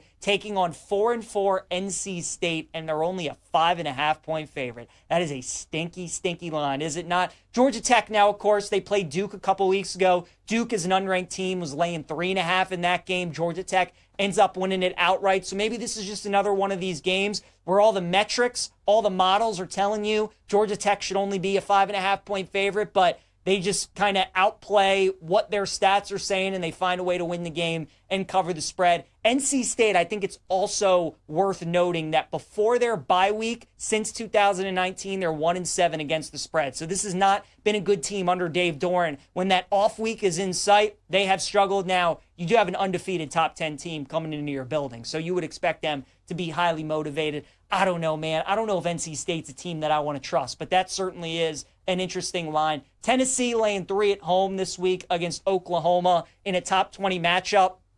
I like the Vols in this one at -3. I just don't know how Oklahoma is going to keep pace with this Tennessee offense, right? Oklahoma's got a terrific defense. Ole Miss was able to put up numbers in the rain in Norman. Now the Sooners got to go on the road and play another really good offense in Tennessee. I just don't know if Oklahoma's going to score enough points to keep pace with the Vols. So I do like Tennessee -3 in that game. Nebraska and USC, we talked about it yesterday when USC was -7. So hopefully you got that number. Now it's down to 6.5. But I would still bet Nebraska. This is going to be a 1-score game. All Lincoln Riley USC road games in the Big Ten are 1-score games, and I would expect this one to be no different. I'd also look at some Nebraska money line as well. Nebraska's going to lean on the trenches on the ground game. I think they're going to muck it up, and they're going to hang around against USC. So I'll take Nebraska plus the points. And then Cincinnati and Utah, another game we got a great number on. We gave out Utah yesterday -7. They're all the way up to -9.5 now. It's a top 25 matchup. Cincinnati's undefeated in Big 12 play, and Utah is laying double digits just about at home, 9.5. I mean, look, that line is daring you to take Cincinnati, right? Because people are going to see that undefeated Big 12 record, that number 17 ranking. You're getting 9.5 points. So I don't know if I'd bet Utah at this point, but I don't think I could bet Cincinnati either, because that line is only telling you to take the Utes in that game against Cincinnati. All right, you guys, talk a little college football tonight. We got 2 games on the schedule, including UTEP and Kennesaw State. Kennesaw is a 10-point favorite at home. Total in the game is 50.5. First year of FBS football for Kennesaw State, and they're in line to make a bowl game. They're going up against a UTEP team that I think a lot of people preseason thought was going to be really solid out of Conference USA. Malachi Nelson, who was a former quarterback at Boise and USC, is the UTEP quarterback. They've had a tough schedule, and they've played some of those teams tough. I think 10 is too many points in this game. And I think maybe sprinkle some money line as well. I think UTEP can hang around and keep it close. So I like the Miners tonight, plus the points. JMU only laying 6.5 on the road tonight against G.J. Kinney and Texas State, a team that can really put up points. I would look at the over in this game at 55.5. I think we get a little bit of a shootout. And I think Texas State's got a chance to keep this game close as well. It's moved off of 7 to 6.5, telling me Texas State probably the right side in that matchup. What about the World Series tonight? Game 4, Dodgers and Blue Jays off that 18-inning marathon last night. It's really Game 5 of the World Series because they played 2 games last night. Shane Bieber going up against Shohei Ohtani. Look, when you have a game like you did last night where just about every pitcher was used by both teams, both John Schneider and both Dave Roberts are looking for their starters to go deep in this game. One team starting Shane Bieber, the other starting Shohei Ohtani. Give me the Dodgers on the run line, -1.5, as Ohtani reached base 8 times yesterday, 4 hits, 2 homers. Now he gets to go on the mound and dominate. Give me Shohei and the Dodgers on the run line. All right, a promo from our friends at BetMGM, a World Series odds boost token. Bet on baseball's biggest stage with an MLB World Series odds boost token. Use your token to net a bigger payout on a winning bet. Make it legendary with BetMGM. Download the app today, and please gamble responsibly. All right, you guys, wrap the show. PJ's plays here on Send It In. Last night's hero, Freddie Freeman, walked it off in the 18th inning, and I think he's going to get us a base hit again today. So Freddie Freeman going to be my play in going streaking. Ohtani, I'll take him over 6.5 strikeouts at -113. Going to be interesting to see the Dodger or the Blue Jay game plan tonight, the approach at the plate. Do you try and get to Shohei early and swing early in the count, or do you want to try and work counts and get his pitch count up? I think they try and get his pitch count up, and because of that, a lot of 2-strike counts. Shohei over 6.5 strikeouts. UTEP going to be my dog of the day, +10 against Kennesaw State. Think that's too many points in that game. And then my best bet, I'm going back to the well. We had Dodgers run line last night. They weren't able to cash it. I think they cash it tonight against the Blue Jays. So give me the Dodgers -1.5 and -105 to win Game 4 of the World Series. Again, Freddie Freeman is our plane going streaking. Ohtani over 6.5 strikeouts, our prop block. UTEP +10, our dog of the day. Dodgers run line, our best bet. Thanks again to Nick Kenyon. Chase Kitty joins us tomorrow, and also former Pirates manager Derek Shelton. Looking forward to that. We'll see you guys tomorrow.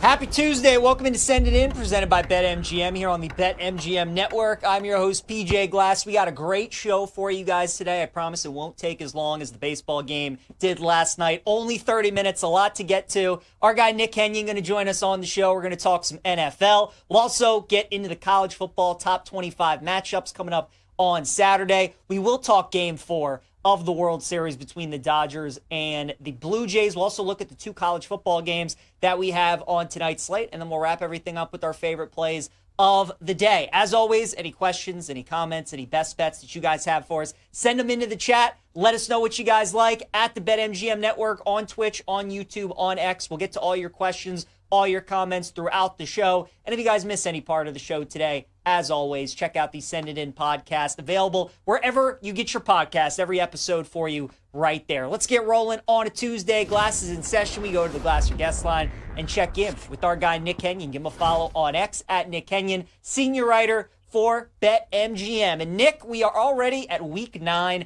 in the NFL, and we have one of the marquee matchups that we get every season, Bills and Chiefs. This version is going to be in Buffalo again. KC, a 1.5-point favorite on the road with the total of 52.5. So as you break down this matchup, what are your thoughts, side total, or maybe any props you'd be looking to bet in this game? Tough one to evaluate from a side. I kind of want to be on the Chiefs in this game just because their offense has looked really good to me of late as they've started to reincorporate Rashee Rice back into the lineup. But of course, we know that Buffalo home field advantage is difficult to ignore. And I don't think the Bills are as good as their blowout win over the Panthers indicates. So I think it is kind of a sell high opportunity on Buffalo. What I do really like in this game, and the team total lines haven't come out yet, I'm going to take a look at Kansas City's team total in this game. Buffalo, not a very good defense to begin with. Ed Oliver is out indefinitely. We still don't know what's happening with Matt Milano. Taylor Rapp and DeMar Hamlin are both out at safety. Like, this is a thin team on defense, and they haven't played many good opponents yet. Only one team has cleared 26.5 points against the Bills this season. That came all the way back in week 1 against your Ravens, PJ. So if anything, I'd be looking at the Chiefs offense to have success in this game. As someone with a lot of futures tied up in the outcome in this game, I'm going to pass on the side, but I do think you can see Kansas City score a lot on this Buffalo defense. Yeah, I am a little surprised that spread is only 1.5. I thought maybe we'll see it at 2.5. Maybe it does go that way this week, but right now at KC, a small favorite on the road. Your Steelers, once again, Nick, this week are a home underdog of 3 points against Indianapolis. They're saying that the Packers and the Colts are pretty much even teams. And Nick, look, you know, right? We both like the Steelers on Sunday night. That felt like a Tomlin spot. And this feels like another Tomlin spot, but it's just like that defense just is not what you're used to seeing. Do you think with how high the Colts offense is and the Steelers, the way their defense has been struggling, this is kind of the game where we see a reverse a little bit? Do you think the Steelers can muck it up, or do you think the Colts continue to roll? I'll be the donkey here. I laid 3 points with the Colts on Sunday, and I took team total over 26.5. There is seemingly this focus on, like, when is Daniel Jones going to turn into the donkey that we know and love? But in reality, the question with this Colts offense is, can you stop Jonathan Taylor? That's the only way teams have had success against this Colts offense this season. And the Steelers unquestionably have not been able to stop the run. 24th in defensive DVOA against the run this year. And the Colts offense leads the league in rush EPA per play. The Steelers have played 2 games against teams that are 11th or better in that category this season, with the understanding that the Colts are the hardest game. That was at the Jets in week 1, 32 points allowed, and then at Cincinnati only a few weeks ago, 33 points allowed. I don't know how the Steelers stop Jonathan Taylor in this game. The one argument I can make in favor of the Steelers is that the Colts have a ton of negative regression coming defensively. A lot like Buffalo, they have posted some concerning defensive metrics against not very good offenses. This is the hardest offense they will have faced since their matchup against the Rams back in a couple of weeks ago. So I think if you like the Steelers in this game, chase an alt team total line, like over 29.5, over 34.5.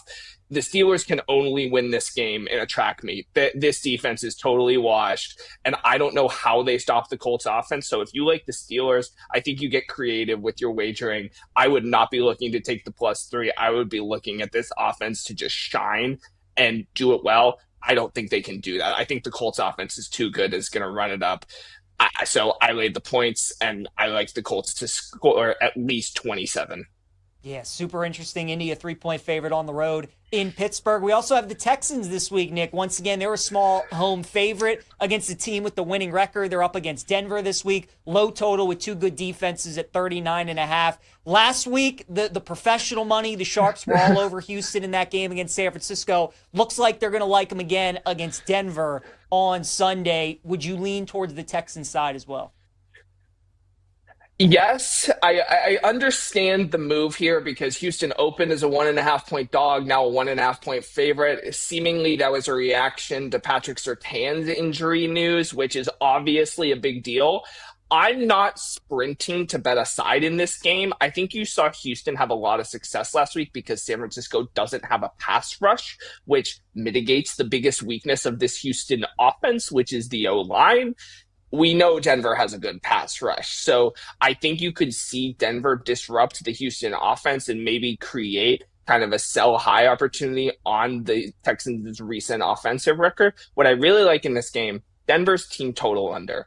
I'm going to plant my flag and say this offense is not good. They only look good because they're playing really bad defensive teams. It's like this team has looked anemic in the first halves against Philly and the Giants. I get they look good against Dallas. That's one of the worst defenses in the entire league, so I don't put a lot of stock into that game. But Houston, unquestionably the hardest defense they will have faced to date this season. And you look at, and Houston leads the league in pass defense DVOA. So I think if you see Houston establish an early lead, you're not going to be able to see Bo Nix find his way in the back door, score a lot of fourth quarter points like he usually does. So I bet under 19.5 points for the Broncos. Scary to do that off a 44-point output, but I think this is the spot where you sell the Broncos offense against one of the best defenses in the league. We're talking with Nick Kenyon here on Send It In, senior writer for BetMGM. Give Nick a follow on X at Nick Kenyon. All right, Nick, you've given us a couple of favorites that you lean towards that you like. Kansas City, Indianapolis. We saw some upsets this past week with the Jets, with the Dolphins. Who's the team maybe when you look at the slate this week you think has a chance of pulling off an upset? Strictly, purely betting logic here. I can't make the matchup argument, but who's betting Atlanta this week? Nobody. Literally, like, everyone was on the Falcons last week against the anemic Dolphins, and they lost by 3 touchdowns as a 7.5-point home favorite. That's terrible. I don't know how they keep up with this Patriots offense. They have not scored a second half road touchdown this season that the opponent didn't want them to. Like, that Minnesota score doesn't really count in my mind, but literally nobody's going to be betting the Falcons. Everyone's going to be moneyline parlay teasers. Patriots are probably going to be a survivor play for people who still have them alive. I just think if you look at it from that sort of betting analysis, I would look at a team like the Falcons against the Patriots, but it's tough to pick a dog this week that's going to, surprise anyone. No, totally makes sense. Any other games, Nick, we didn't discuss that you have interest with in Week 9? Couple flirtations I'll mention. I'm really interested in the Lions laying 8.5 against the Vikings this week. I get it's sort of a close your eyes special. The Vikings looked really bad last week, but I mean, Detroit's off a bye, and Dan Campbell has eaten Brian Flores' lunch every single time these teams have played. The question becomes, do you trust J.J. McCarthy in a track meet? I think you see the Lions get to at least 28, 30, 35 points potentially. I just don't know if I trust J.J. McCarthy when the Vikings are willingly telling you that they would rather put Carson Wentz out with a torn labrum for 2 weeks than they would their prize young prospects. So I don't really see it with that. The number's really high for a divisional game, but it sounds like the Lions could get some secondary help on the way back. And if that happens, I'm kind of looking at Detroit to maybe run up the score against the Vikings on Sunday. I like it. I'm right there with you. We talked about that game yesterday. Nick, got about a minute left. Want some Premier League thoughts from you? Any games that you're looking at this weekend in the EPL? Oh boy, a couple gross underdogs for me, PJ. Give me Leeds +0.5 at Brighton. I mean, Leeds have run so unlucky this season. -4 goal differential, +2.5 expected goal differential. Brighton's a flawed defense. I always like fading those bad defenses in the Premier League. Leeds' problem, they've had like just bad goalkeeping play. Only 3 teams have allowed fewer post-shot expected goals in this Leeds defense, but their goalkeeper sucks, and he just keeps letting in goals over expectations. So I think you see some positive regression there. Give me Leeds +0.5, and then Wolves. Oh boy. They are +0.5 at Fulham on Saturday. Wolves -12 goal differential, -2 expected. That is just, they have so much good luck coming their way. And I get they haven't won a game this season, but Fulham's attack, the only way Fulham gets this result, or outright win, I should say, is their attack, and it has not produced very good results. So I think you see Wolves off a home draw against Burnley, go to Craven Cottage and pick up a result against Fulham. Love it. Great stuff. As always, our guy Nick Kenyon, give him a follow on X at Nick Kenyon, senior writer for BetMGM, joins us each and every Tuesday right here on Send It In. Nick, always good seeing you, pal. Good luck this week, and we'll talk to you next Tuesday. Sounds good. Be well, PJ. All right, good stuff, Nick. Let's keep it rolling here on Send It In, Week 9 of the NFL. You guys know how we do it here on Send It In. We'll look at half of the NFL slate today. We'll look at the other half tomorrow on the show. So let's start Thursday Night Football. Ravens at Dolphins. Total in the game is 50.5. Since Mike McDaniel has been in Miami and these two teams have played, these games have tended to be over games. The Ravens dropped 50 on the Dolphins a couple years ago. The year before that, it was a 42-38 kind of game. So I understand the Dolphins are much worse this year than they have been, 2, 3, 4 years ago under McDaniel. But these games tend to be shootouts. And with Lamar back, and it looks like he's going to play on Thursday, the offense finding their rhythm a little bit with Huntley back there. Now Lamar steps in. I think the Ravens offense should score some points. I think the Dolphins can score some points too. So I kind of like the over in the game. Doesn't feel like you often see Thursday night totals in the 50s. So I think that's kind of an indication as well. I would look over, and then I'd probably just tease the Ravens at 1.5. We have seen some underdogs win outright on Thursday Night Football. We saw San Francisco beat the Rams. We saw the Bengals beat the Steelers. And the Giants beat the Eagles, right? We have seen the dogs be very profitable in these Thursday night games. So I think Miami can maybe keep it close. This is the first of 3 straight road games for the Ravens. So it's usually a good idea long term when a team has a 3-game losing streak to just fade them every week until they don't cover, because normally a team never covers for 3 straight road games. Maybe the Ravens win and they don't cover, but I think in a teaser 1.5, you're in a good spot with the Ravens against the Dolphins. I like the over in that game as well. Bears-Bengals is super fascinating. Chicago, 2.5-point favorite in Cincinnati. Total in the game is 52.5. You like the Bears on the money line. They're -145. Cincinnati is going to be +120. Both teams coming off of losses. The Bears coming off a loss in Baltimore, and the Bengals obviously coming off that brutal loss against the Jets. It feels like a must-win game for both of these teams. Zach Taylor, he might be coaching for his job in this game, right? You lose to the Jets at home and you give up 39 points.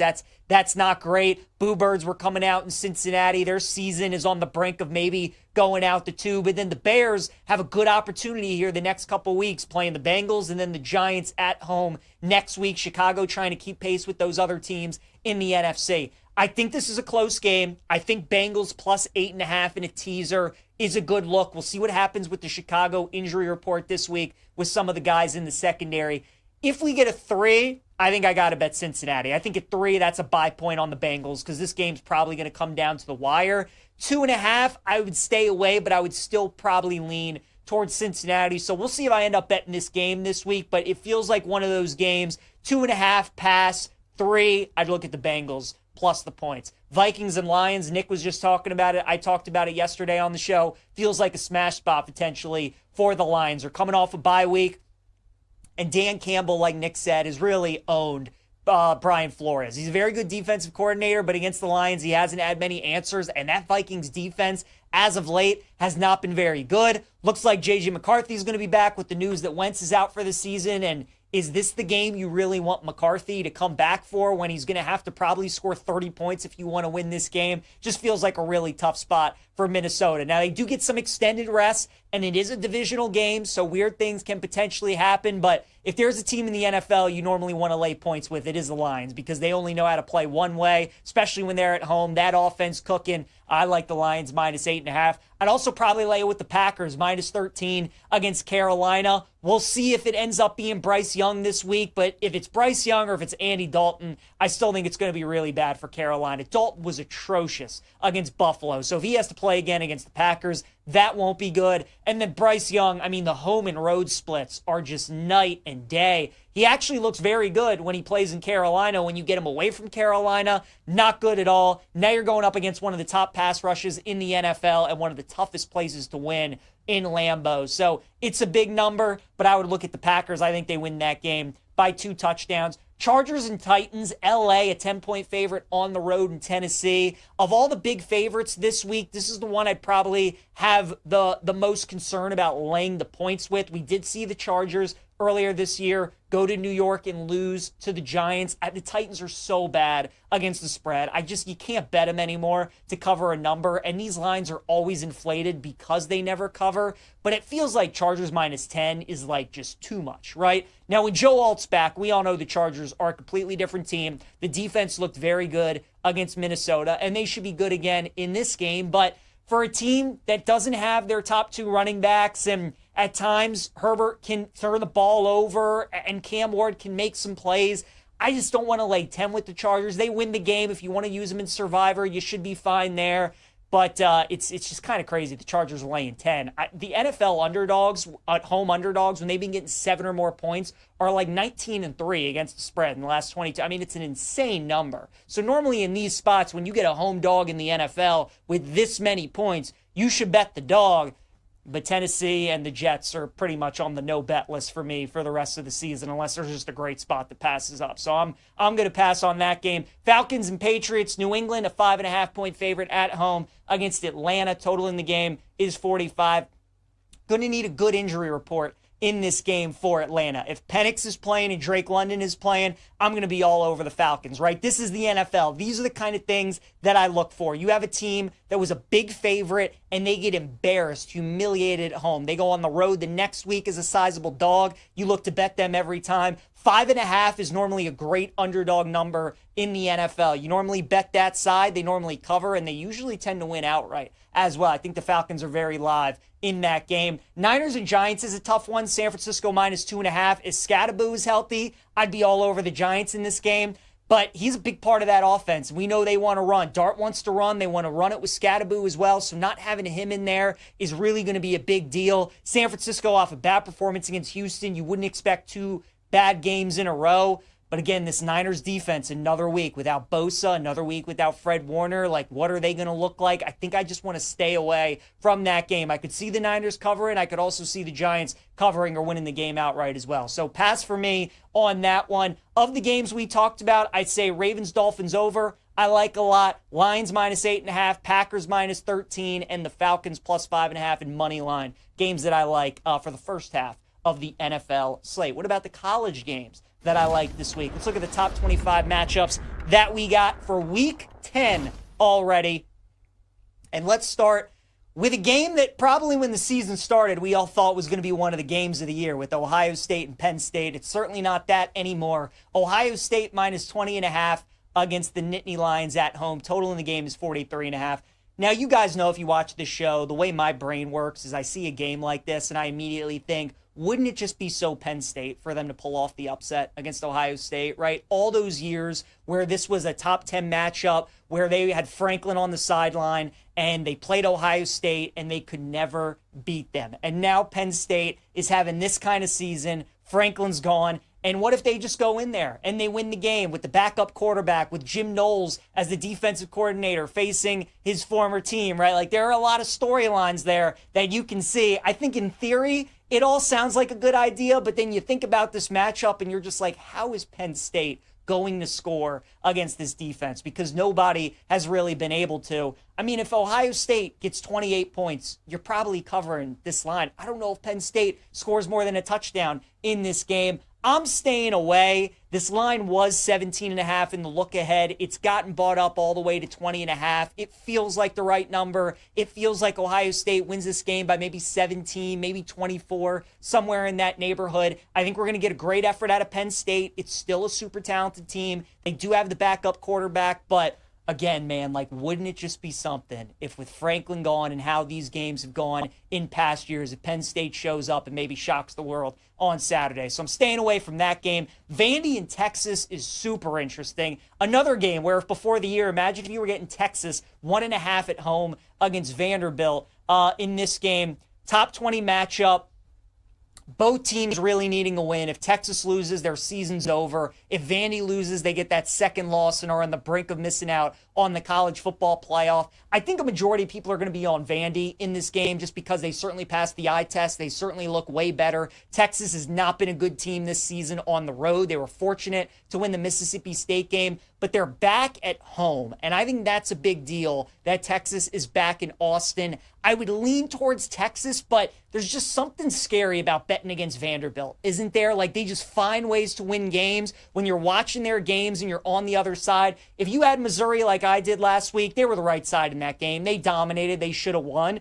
But give Vandy credit. They found a way to get the job done, and that's what worries me about this game, is that Texas will be the right side. They'll probably dominate the stats. They should be up, and Vandy might just find a way to go into Austin and win the game. That team has so much confidence, so it's a stay away for me. I would lean, though, towards Texas to win the game. Number 10, Miami's at SMU as a 12.5-point favorite on Saturday. How about this stat for you guys? When this game kicks off on Saturday, on November 1st, it'll be the first time this season the Canes play a game outside of the state of Florida. Every game so far in their schedule has been at home, and then they played Florida State on the road. They've had 2 bye weeks so far as well. So their bye weeks are done. They have this game on the road at SMU and then 2 road games at Pitt and Virginia Tech to end the season. But this is the first time Miami is traveling out of the state of Florida to play a game, and here we are in November. So because of that, I'm betting SMU in the first half. Plus 6.5 would obviously be great if we get a plus 7.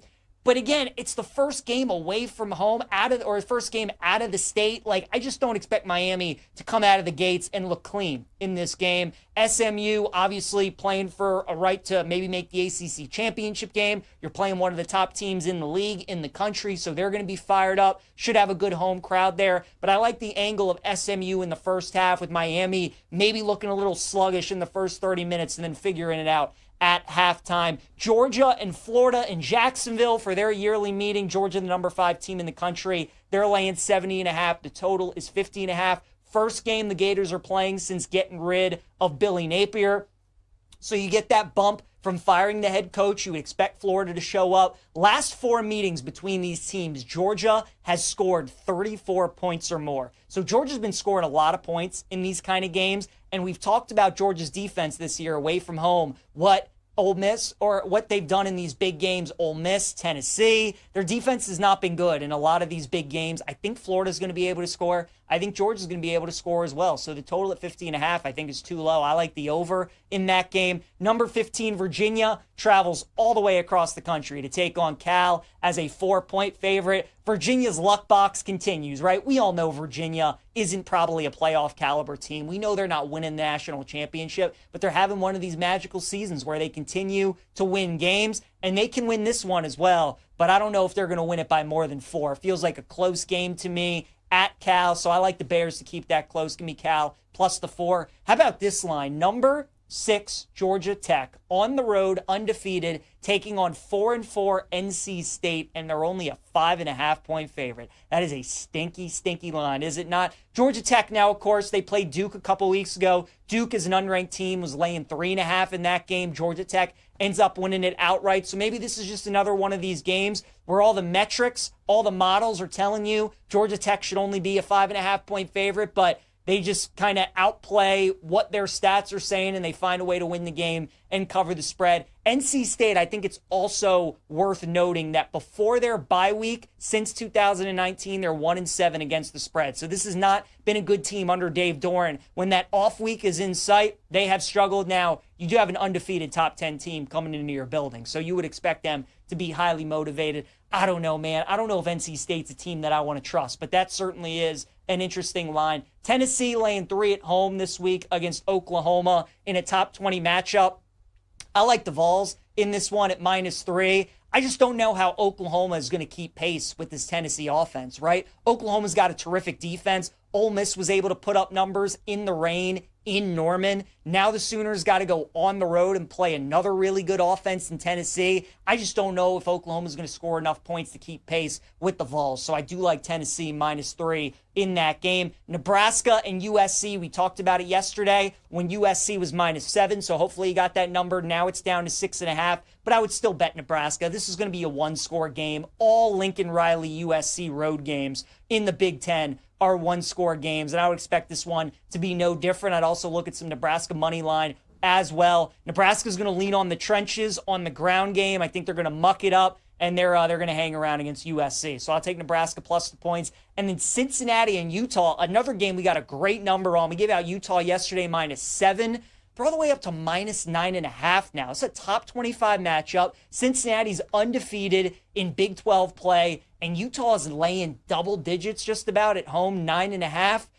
I mean, look, that line is daring you to take Cincinnati, right? Because people are going to see that undefeated Big 12 record, that number 17 ranking. You're getting 9.5 points. So I don't know if I'd bet Utah at this point, but I don't think I could bet Cincinnati either, because that line is only telling you to take the Utes in that game against Cincinnati. All right, you guys, talk a little college football tonight. We got 2 games on the schedule, including UTEP and Kennesaw State. Kennesaw is a 10-point favorite at home. Total in the game is 50.5. First year of FBS football for Kennesaw State, and they're in line to make a bowl game. They're going up against a UTEP team that I think a lot of people preseason thought was going to be really solid out of Conference USA. Malachi Nelson, who was a former quarterback at Boise and USC, is the UTEP quarterback. They've had a tough schedule, and they've played some of those teams tough. I think 10 is too many points in this game, and I think maybe sprinkle some money line as well. I think UTEP can hang around and keep it close. So I like the Miners tonight, plus the points. JMU only laying 6.5 on the road tonight against G.J. Kinney and Texas State, a team that can really put up points. I would look at the over in this game at 55.5. I think we get a little bit of a shootout,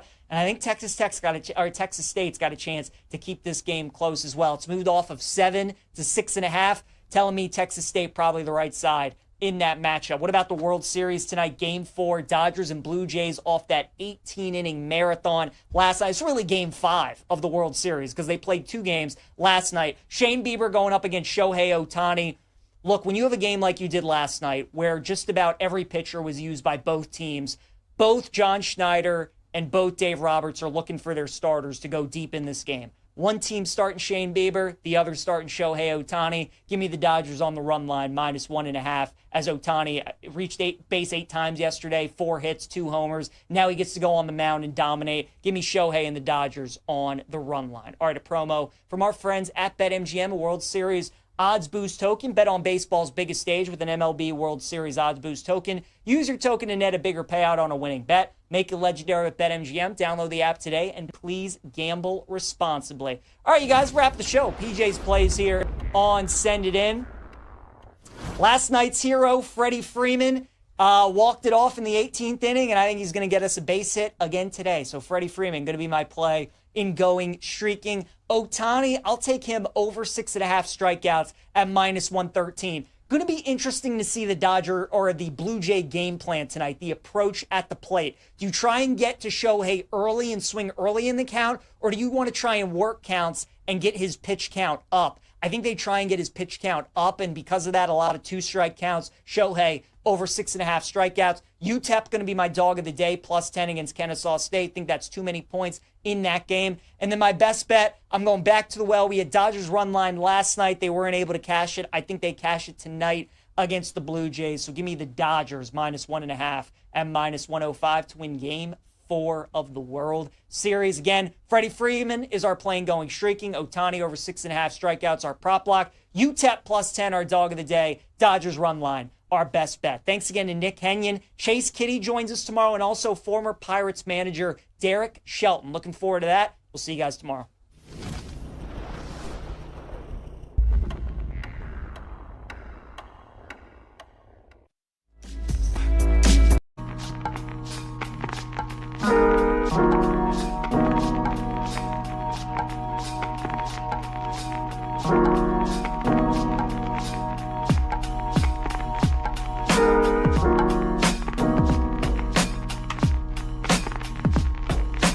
Joe Ostrowski, and Sam Paniotovich on the BetMGM Network.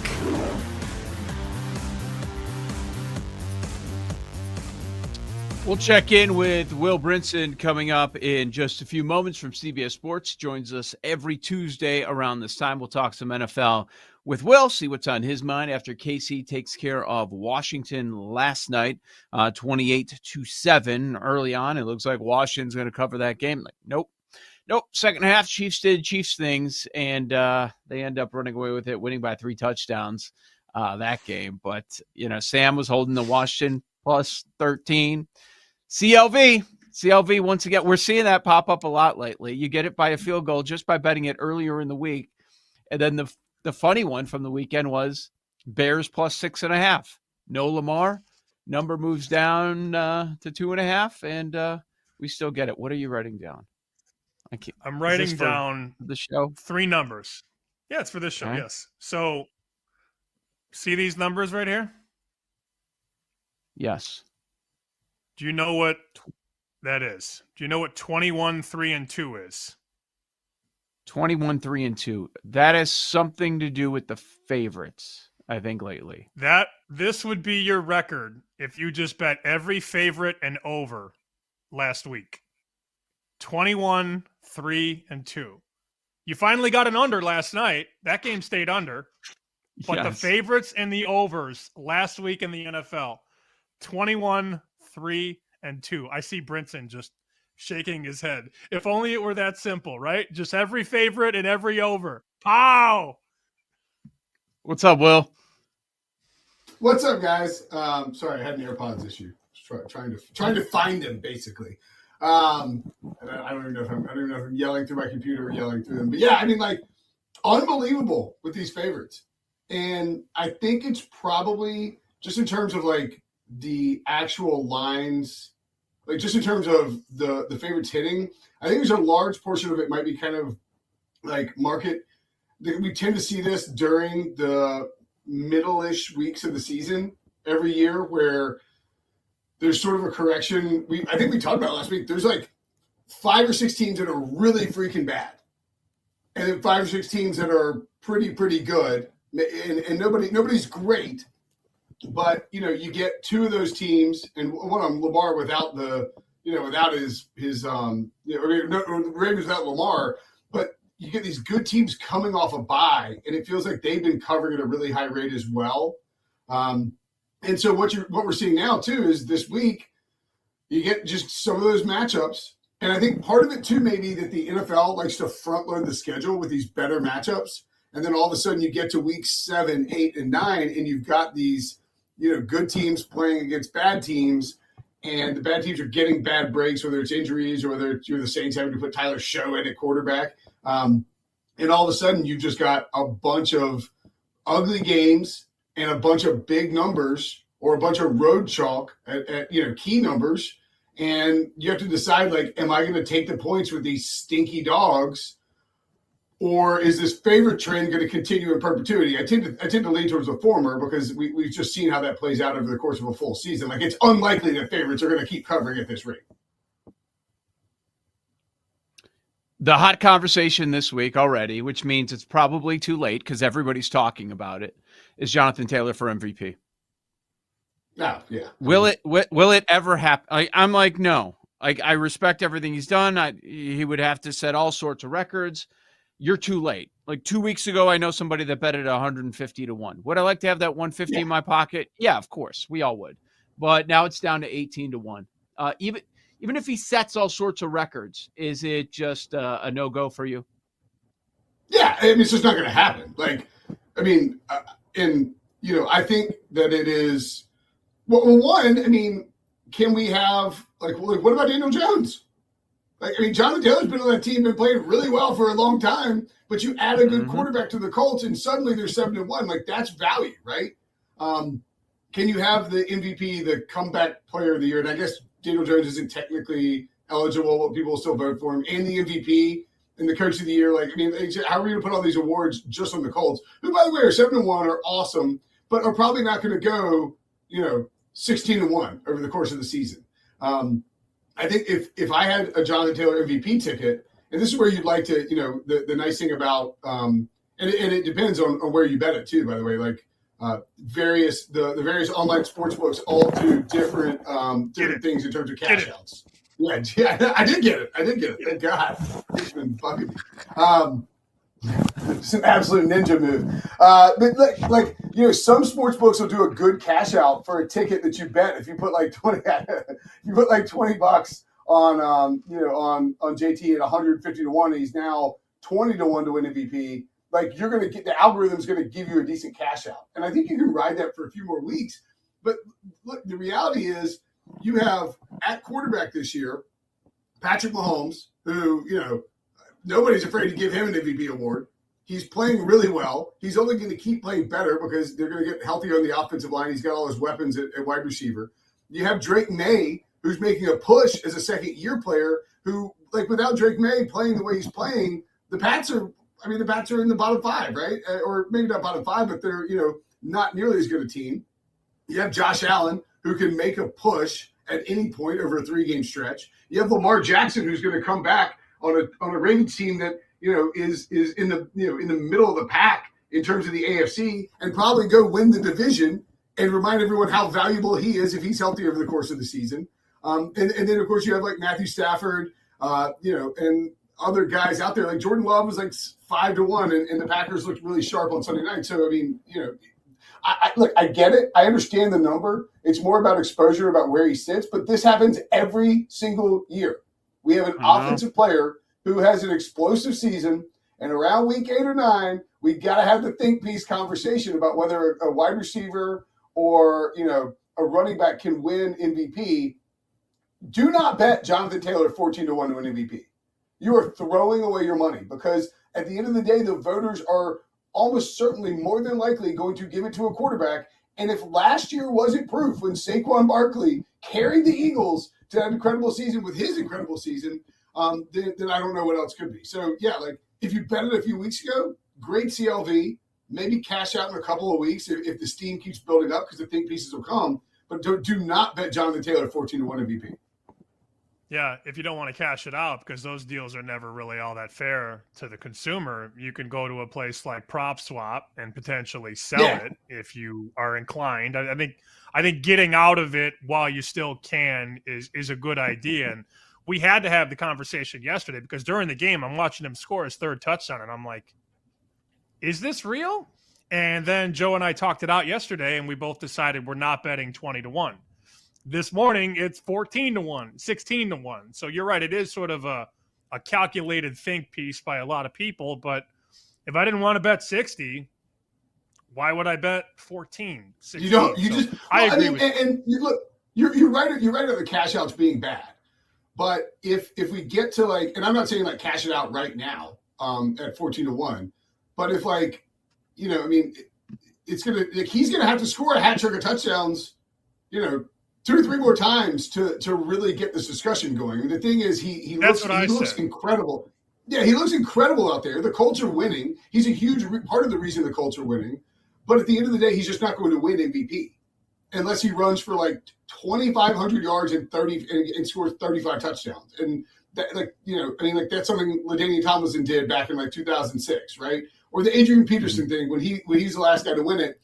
He dragged that team with no quarterback, to the playoffs, on that 2,000-yard season. So I think you really have to have something like that. And the Colts have a good coaching staff, a good defense. They have a good quarterback who is showing that he is also valuable. I just don't think it's going to happen.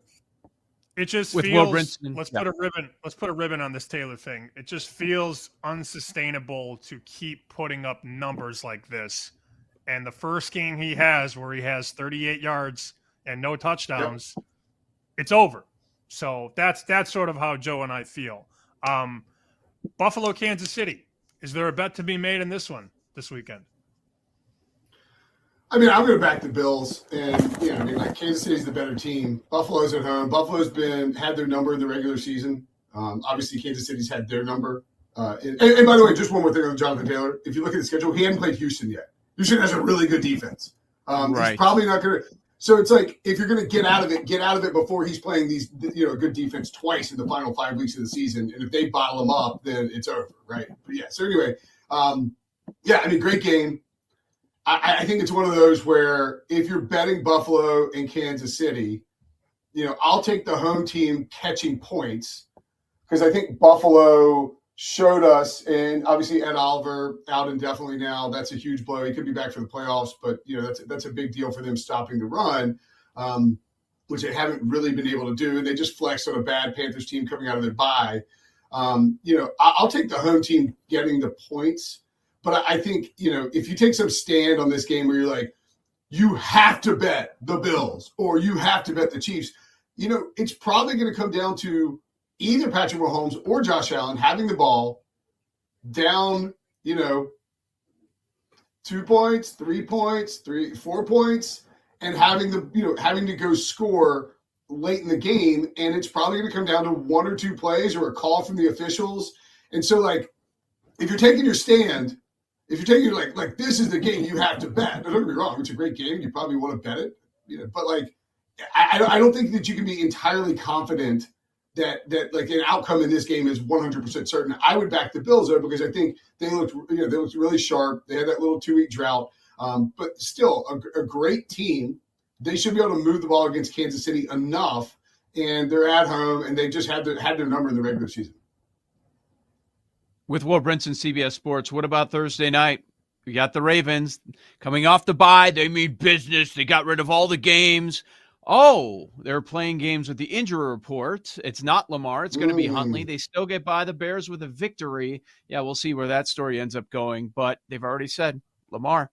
They're looking at Lamar starting on Thursday against Miami, laying 7.5 on the road. Miami, great performance against the Falcons, which shocked everybody, made me very mad with Survivor. A high total for a Thursday game, 50.5. What are your thoughts?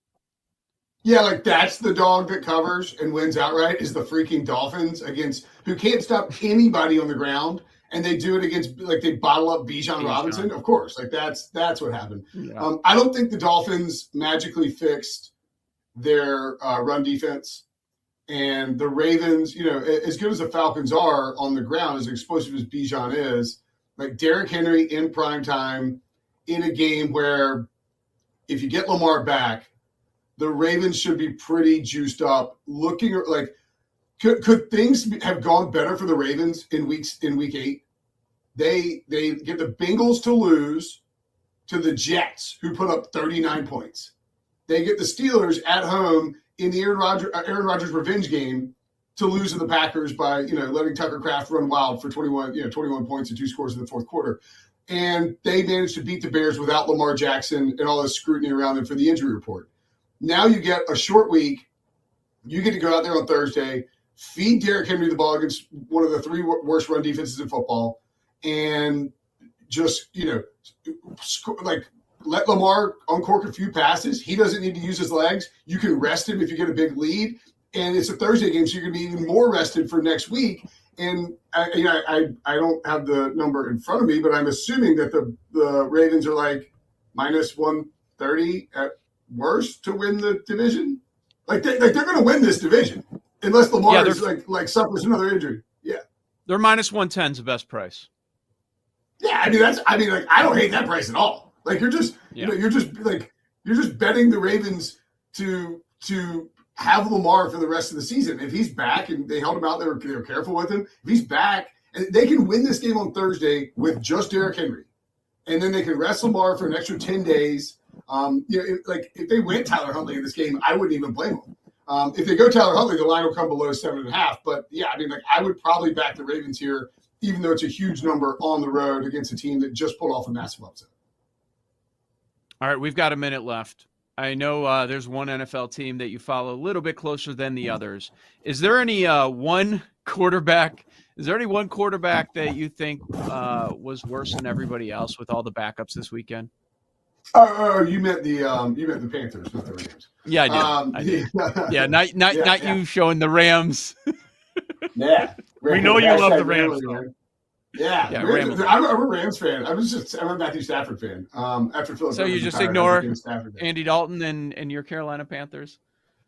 No, I think. Look, I don't see how you bring back Bryce Young this week on a off a high ankle sprain and expect him to play against Micah Parsons. But you got to try out Andy Dalton, who clearly is a downgrade from Bryce Young at full health. This is a game where, the total to me is the bet. And I know I said bet the Bills and the Panthers under last week. That should have gotten there. Buffalo didn't need to score 40 points. The Panthers, 9. I'll take the under in this spot. I think the Packers smother the Panthers and get out of here with a 23-7 win. Will Brinson, CBS Sports. Thank you, Will. Talk next Tuesday, all right? All right, boys. See you next week. He's swatting away. Swatting. World Series Game 4 next. Joe O, Sammy P, Bet Sweats.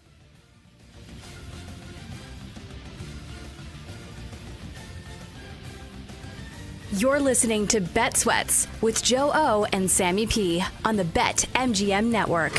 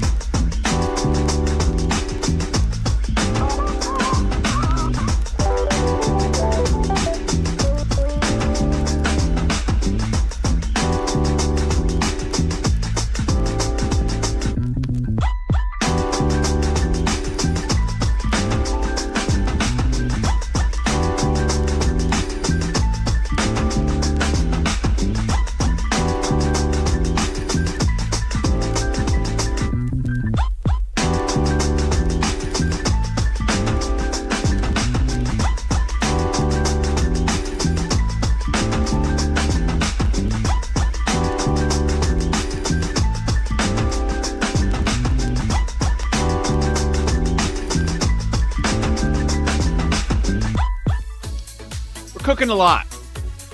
We're in the lab over the break. We have a lot of good ideas.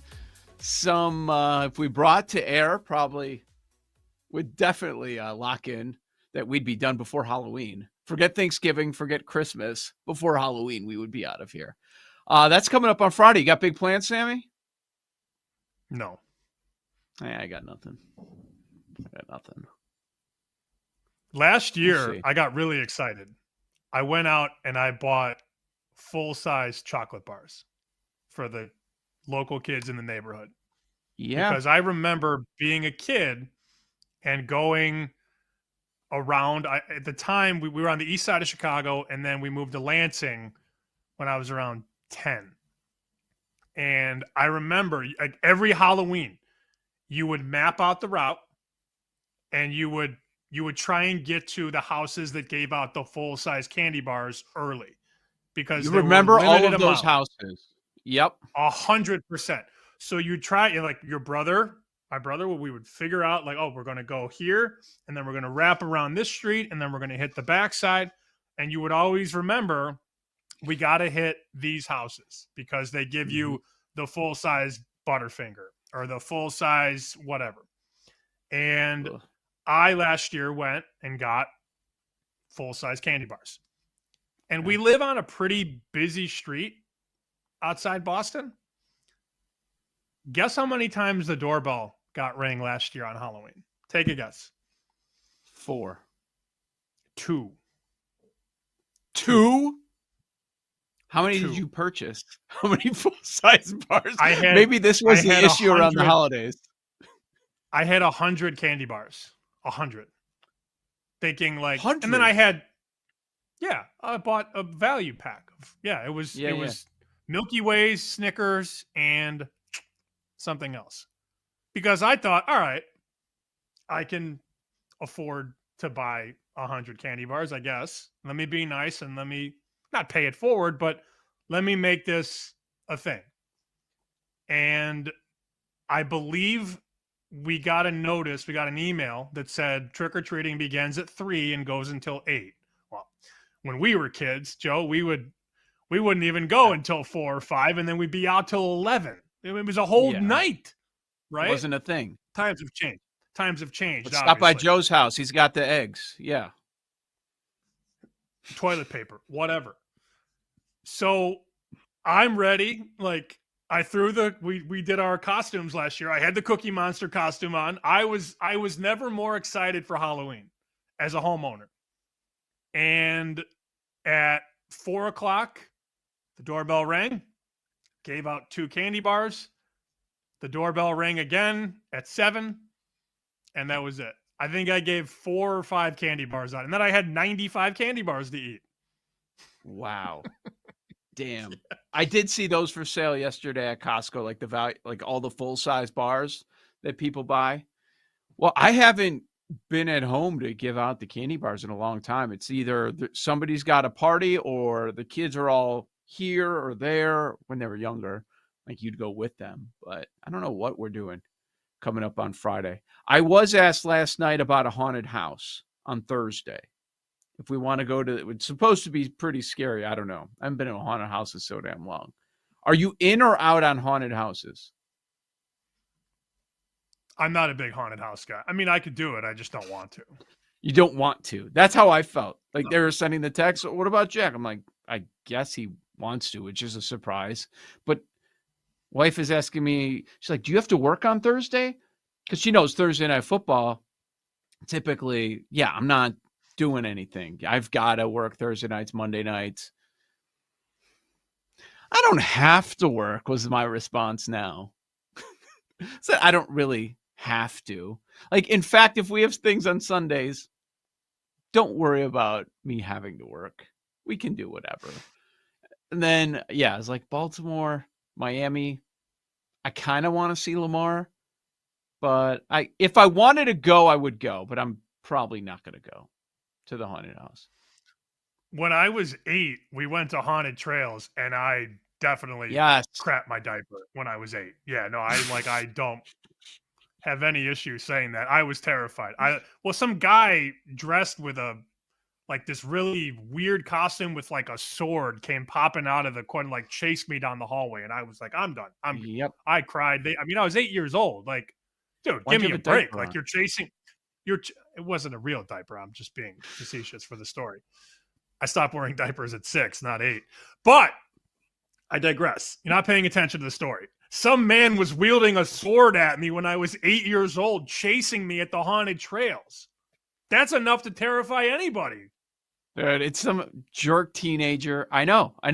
I can't put it all together. I forgot where it was, but I had a similar experience where you're walking by and, they've got the people dressed up and they're reaching through the bars. It's like a simulator, like as a jail cell.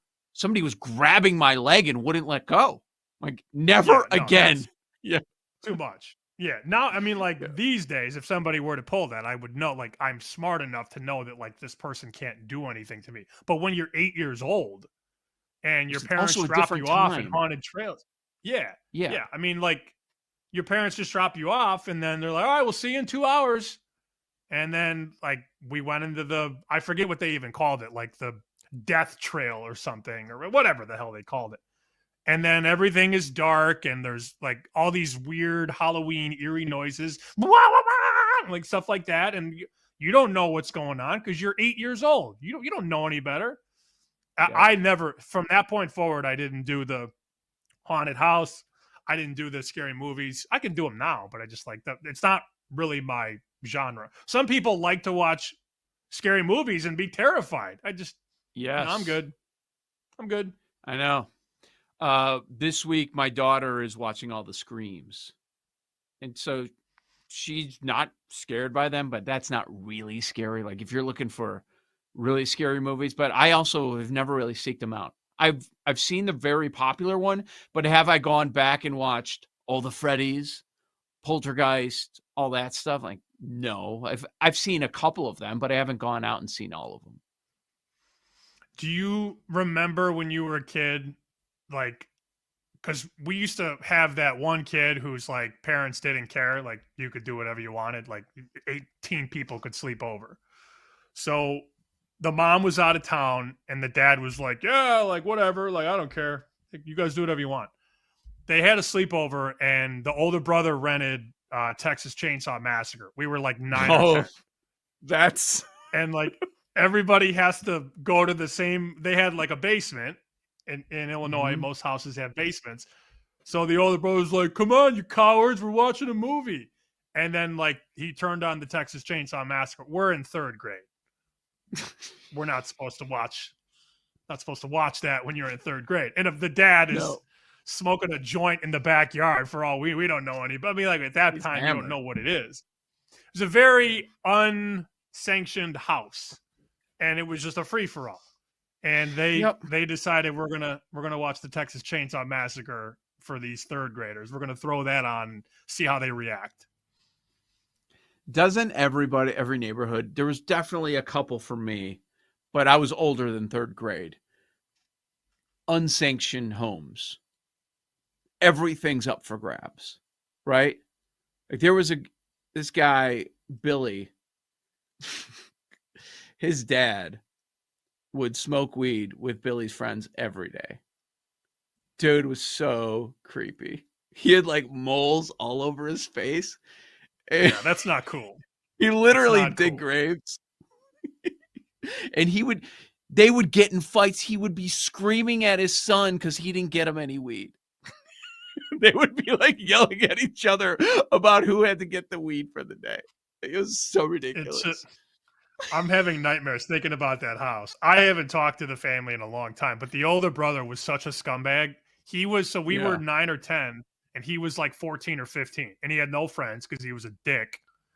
And he would like, when we were in the pool, he would try and drown us. Like he would hold us underwater and try and drown us. Great. Yeah. Yeah. Yeah. And then like eventually the kid that was my age would wonder like, why don't my friends want to come over anymore? Because at first, like, oh, like we could do whatever. We could light fireworks off in the house. Let's go. You know, like crazy. We can eat pizza. We can eat pizza until we drop dead. I'm in. And then the older brother would hold your head underwater for a minute and a half. And you'd be like, wow, this is no longer fun for me.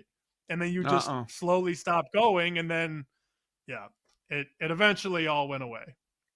I think everybody has that moment with some people, and it's amazing when you're a kid and you realize it. Like, wait a second, if I keep hanging out with these people, I'm probably going to be like them.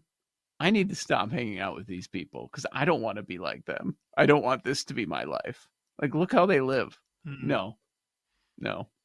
I think the older brother went to jail at 16 or 17, for those wondering. That sounds about right. Yeah. Yeah, one of the unsanctioned homes in the area. Remember, the youngest kid. As the youngest one, you have no chance. But the youngest kid was smoking weed every day at 8 years old. It's like, it was insane. No, should not happen.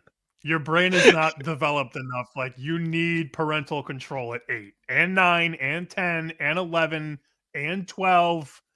Yeah. 13's probably the age where you're like, all right, they're in 8th grade, they're freshmen in high school, like, they're developed enough to understand the difference between right and wrong. Yeah. This is now an unsanctioned home. Correct, Paul. Yeah, there's no doubt about this. Hey, whatever you want to consider. So, yeah, we haven't even talked about Halloween. Like last year, it was a thought. I can't believe we haven't had this conversation about Halloween coming up. What are we going to do? GRP not showing up as Mel Kiper this year, I guess? I don't know that I'm going to dress up on Friday. Oh, no. Not in the dressing mood. Will we be here Friday? That's the question. That's more so. That's the bigger question on the table. Want to talk some World Series? Sure. Why not? Well, what else we going to do the next few minutes? Oh, wait a minute. Hold on. Arizona State quarterback Sam Leavitt downgraded to unlikely to play. That's a big deal. That game is getting bet right now. Okay. What 356, was the number? Iowa State. It was like 6.5 this morning. Circa opened at 4.5, and then there was a report yesterday that Leavitt wasn't great. Remember, he got hurt a couple weeks ago, came back for the game against Texas Tech. They beat Texas Tech. Then they lost to Houston, and clearly he got hurt in that game. That was one of Paul's favorite bets. He liked Houston off of the Arizona State win. Then Arizona State becomes a favorite, and now you take their legs out. No pun intended. Yeah, they're betting the favorite now.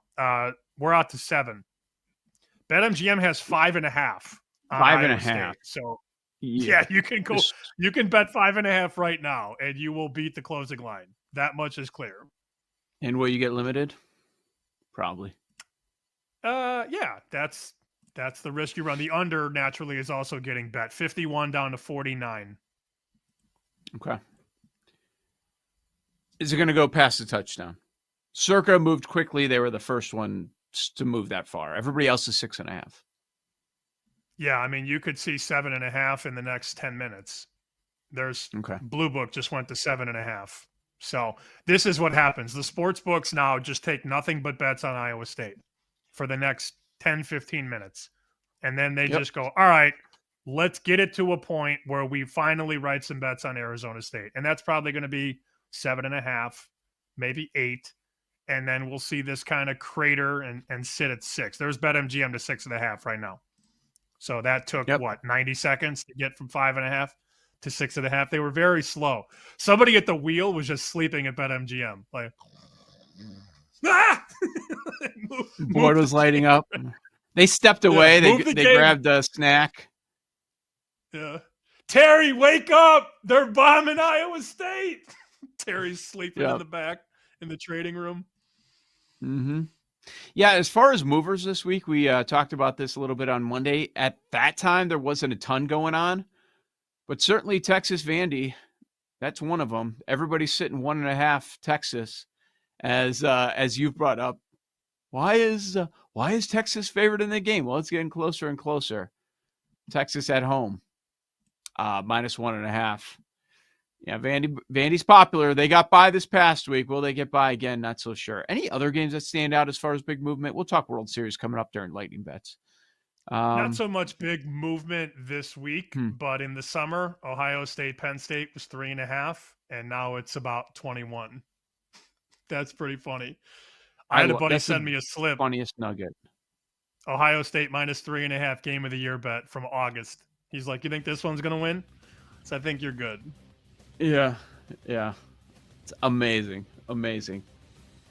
That's why you bet it.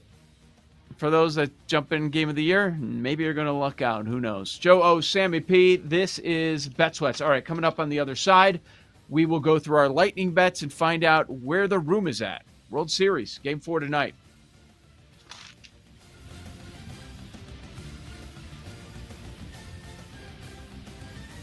You're listening to Bet Sweats with Joe O and Sammy P on the BetMGM Network.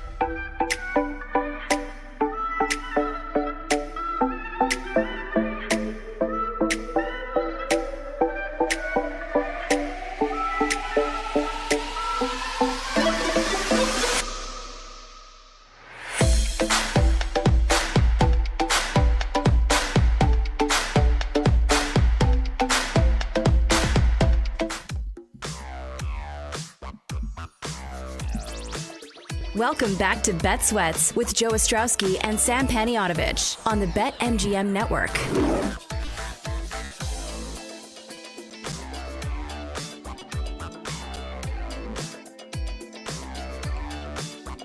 Joe O, Sammy P, we'll get to some World Series angles, talk about tonight's game, where we sit, and we'll also find out where the room is at coming up as well.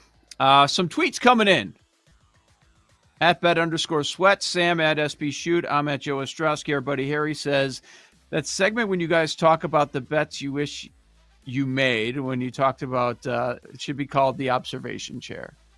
It's pretty good. Not bad. We've got new segments, new show ideas, apparently. Mikey Betts, if you guys are looking for a new show name, you could go with, what are you, chicken? Mikey Betts says he can't do any more Baltimore Ravens. He's got everything tied with a bunch of golf stuff. But I get it. Not interested in Super Bowl. If you do division, certainly like it. How about Chiefs-Ravens divisions? Similar prices. That wouldn't be a bad idea. I'm not sure which one loses.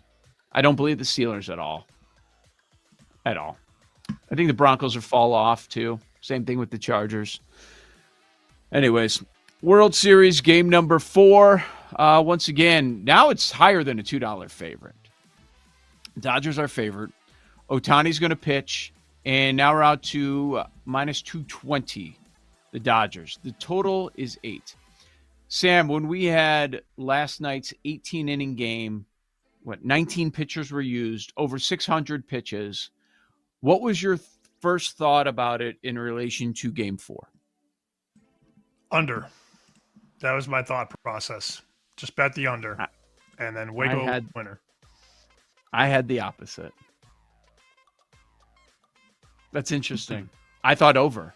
I thought over 8. Now, it's been bet under because there were a lot of 8.5s out there, which are now gone. So the money is coming in on the under here. But you bet over because they're tired. I was your thought process was under because tired, long game, all that stuff. I was thinking over because of the state of these bullpens, that maybe in a normal game, guys wouldn't stay out there, where they would make a change where they're going to have to stick with guys a little bit longer. I think Ohtani is such a superhuman athlete that he's going to go 7 and hold them to 1 run. Like, he won't even be fazed by playing until 3 o'clock in the morning on the East Coast. I just think he's otherworldly. I don't think he's a real person. Yeah, I hear you. And now you've got some starters that apparently are going to be missing for the Blue Jays. Springer left the game last night. It sounds like he's not going to go. Is that the word on him? And same deal for Bichette? Yeah, I was texting with a guy who's booking bets right now in Vegas, and he just says we are booking under the impression that they don't have Springer or Bichette. Now, that's just one man's opinion, but the way that he's seen some of that Dodger money, I think he probably wrote some Dodger run line bets and realized, okay, why are all these wise guys lining up to bet the Dodgers off an 18-inning game? Somebody must know something. So I think they're just putting 2 and 2 together. They're connecting the dots. I'm not saying that's news, but that's how they're booking the game at this specific sports book, under the impression that they'll be without one or both of those guys. Yep, for sure. So it's a 1-game thing. You're not going to take too much away from it. But out of curiosity, I went back and looked at the other World Series game that was 18 innings. And I was wondering, okay, did they have a game the next day like they do in this scenario? And they did. It was the 2018 World Series. Red Sox and Dodgers. Goes 18 innings in game 3. like last night. Game 4 the next day. Your score was 9-6 in favor of Boston. But to your point, Sam, I looked at the box score. All of that scoring came late off the relievers. It was a very low-scoring game until about the 7th inning, and then you just had a flurry of runs in those last 3 innings. So 15 runs were scored the next day after an 18-inning game. I just thought it was kind of interesting. It's not telling you anything about today, but I was just curious what ended up happening. So, did you also see last night there was a reporter that asked Mookie. I saw the video this morning and I earmarked it and I forgot to bring it up. And I should have sent this to Jake. It's my bad. Somebody asked Mookie after the game, when you lay your pillow down tonight, or when you lay your head on your pillow and get ready for bed, will you think about Shohei or Freddie? What will you think about? And Mookie's like, I'm probably not going to think about another man when I'm in bed. It made me almost spit out my drink this morning. I laughed so hard because you know how those reporters are. They're like, they've been thinking about this question for like an hour and a half, and they're like, No, 7 hours as long as the game was going. I got the question. I got it. When you lay down tonight in bed, who will you think of? Shohei or Freddie? And then they hold the phone out like, this is it. This is my moment.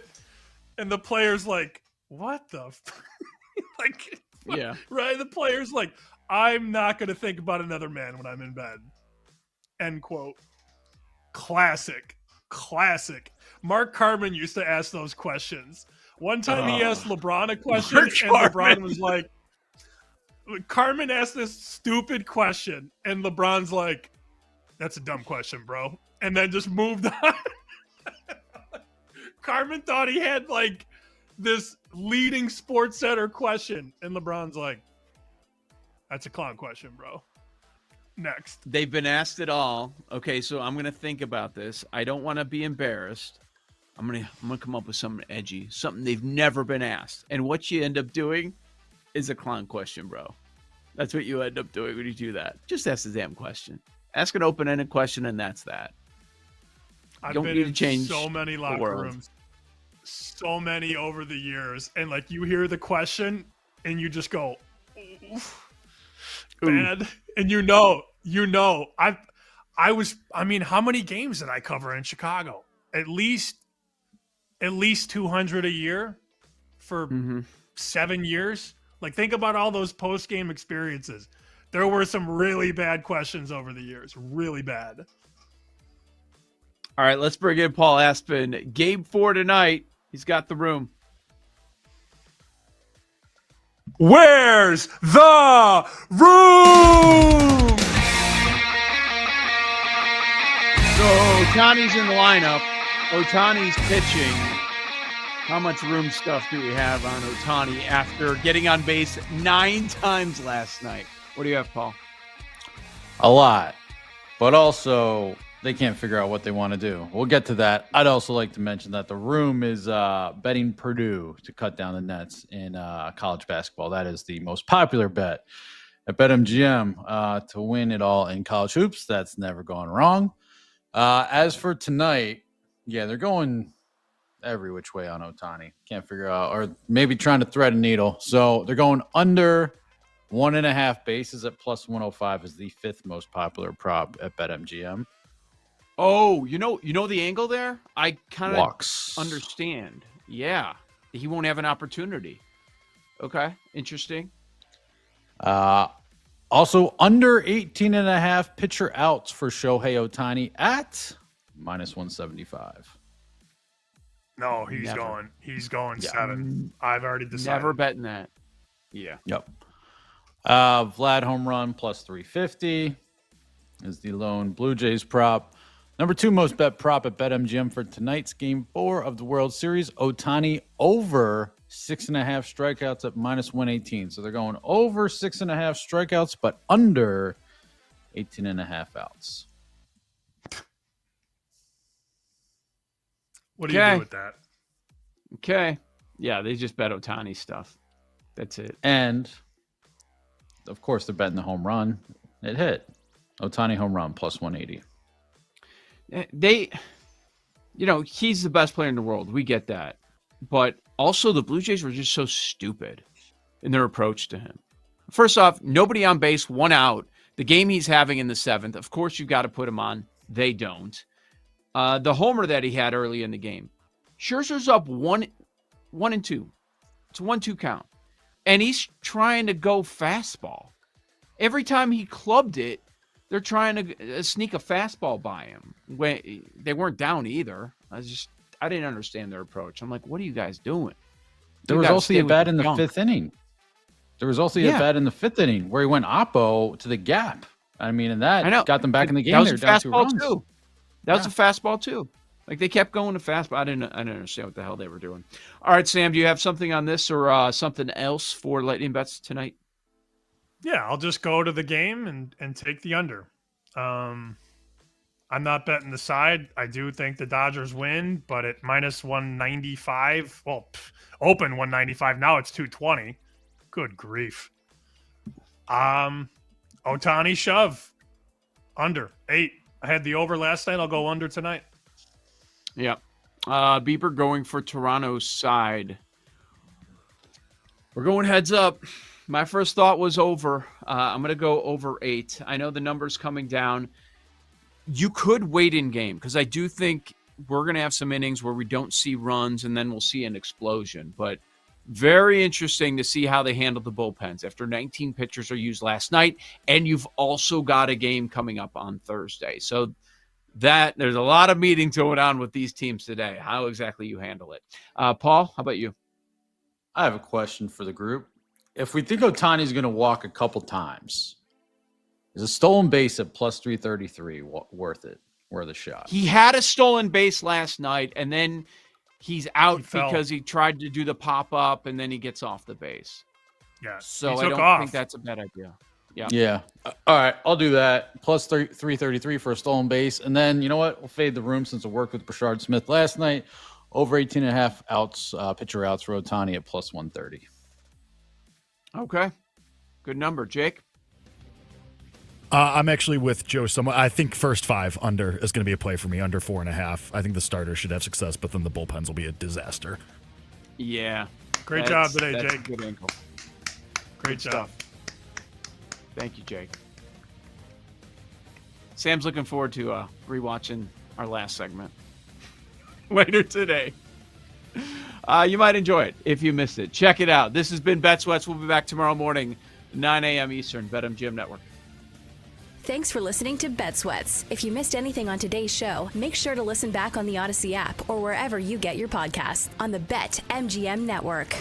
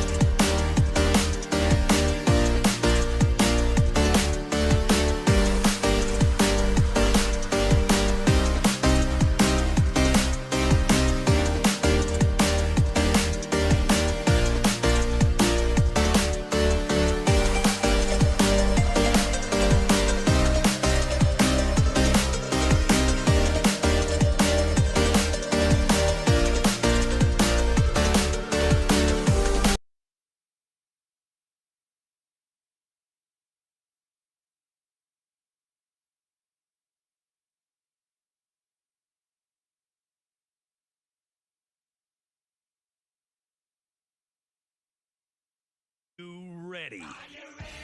It's time to laugh, to win, and to live the thrill of the action. Hey, baby, let's go out there like a bunch of crazy dogs. What the hell's going on out here? You know I am excited. Every pick, every play, every game-changing moment. Unbelievable! This is You Better You Bet on the BetMGM Network. Make it legendary.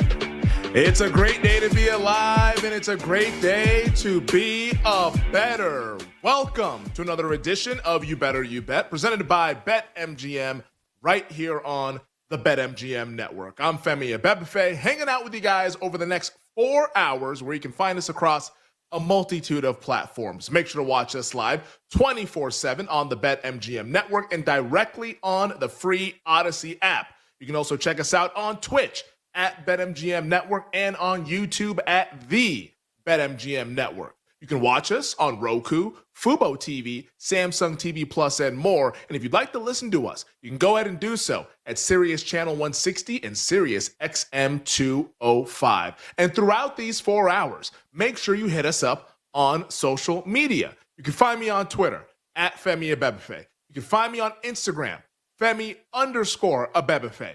Check out the show on Twitter at You Better You Bet, and the entire network at BetMGM Network over on Twitter.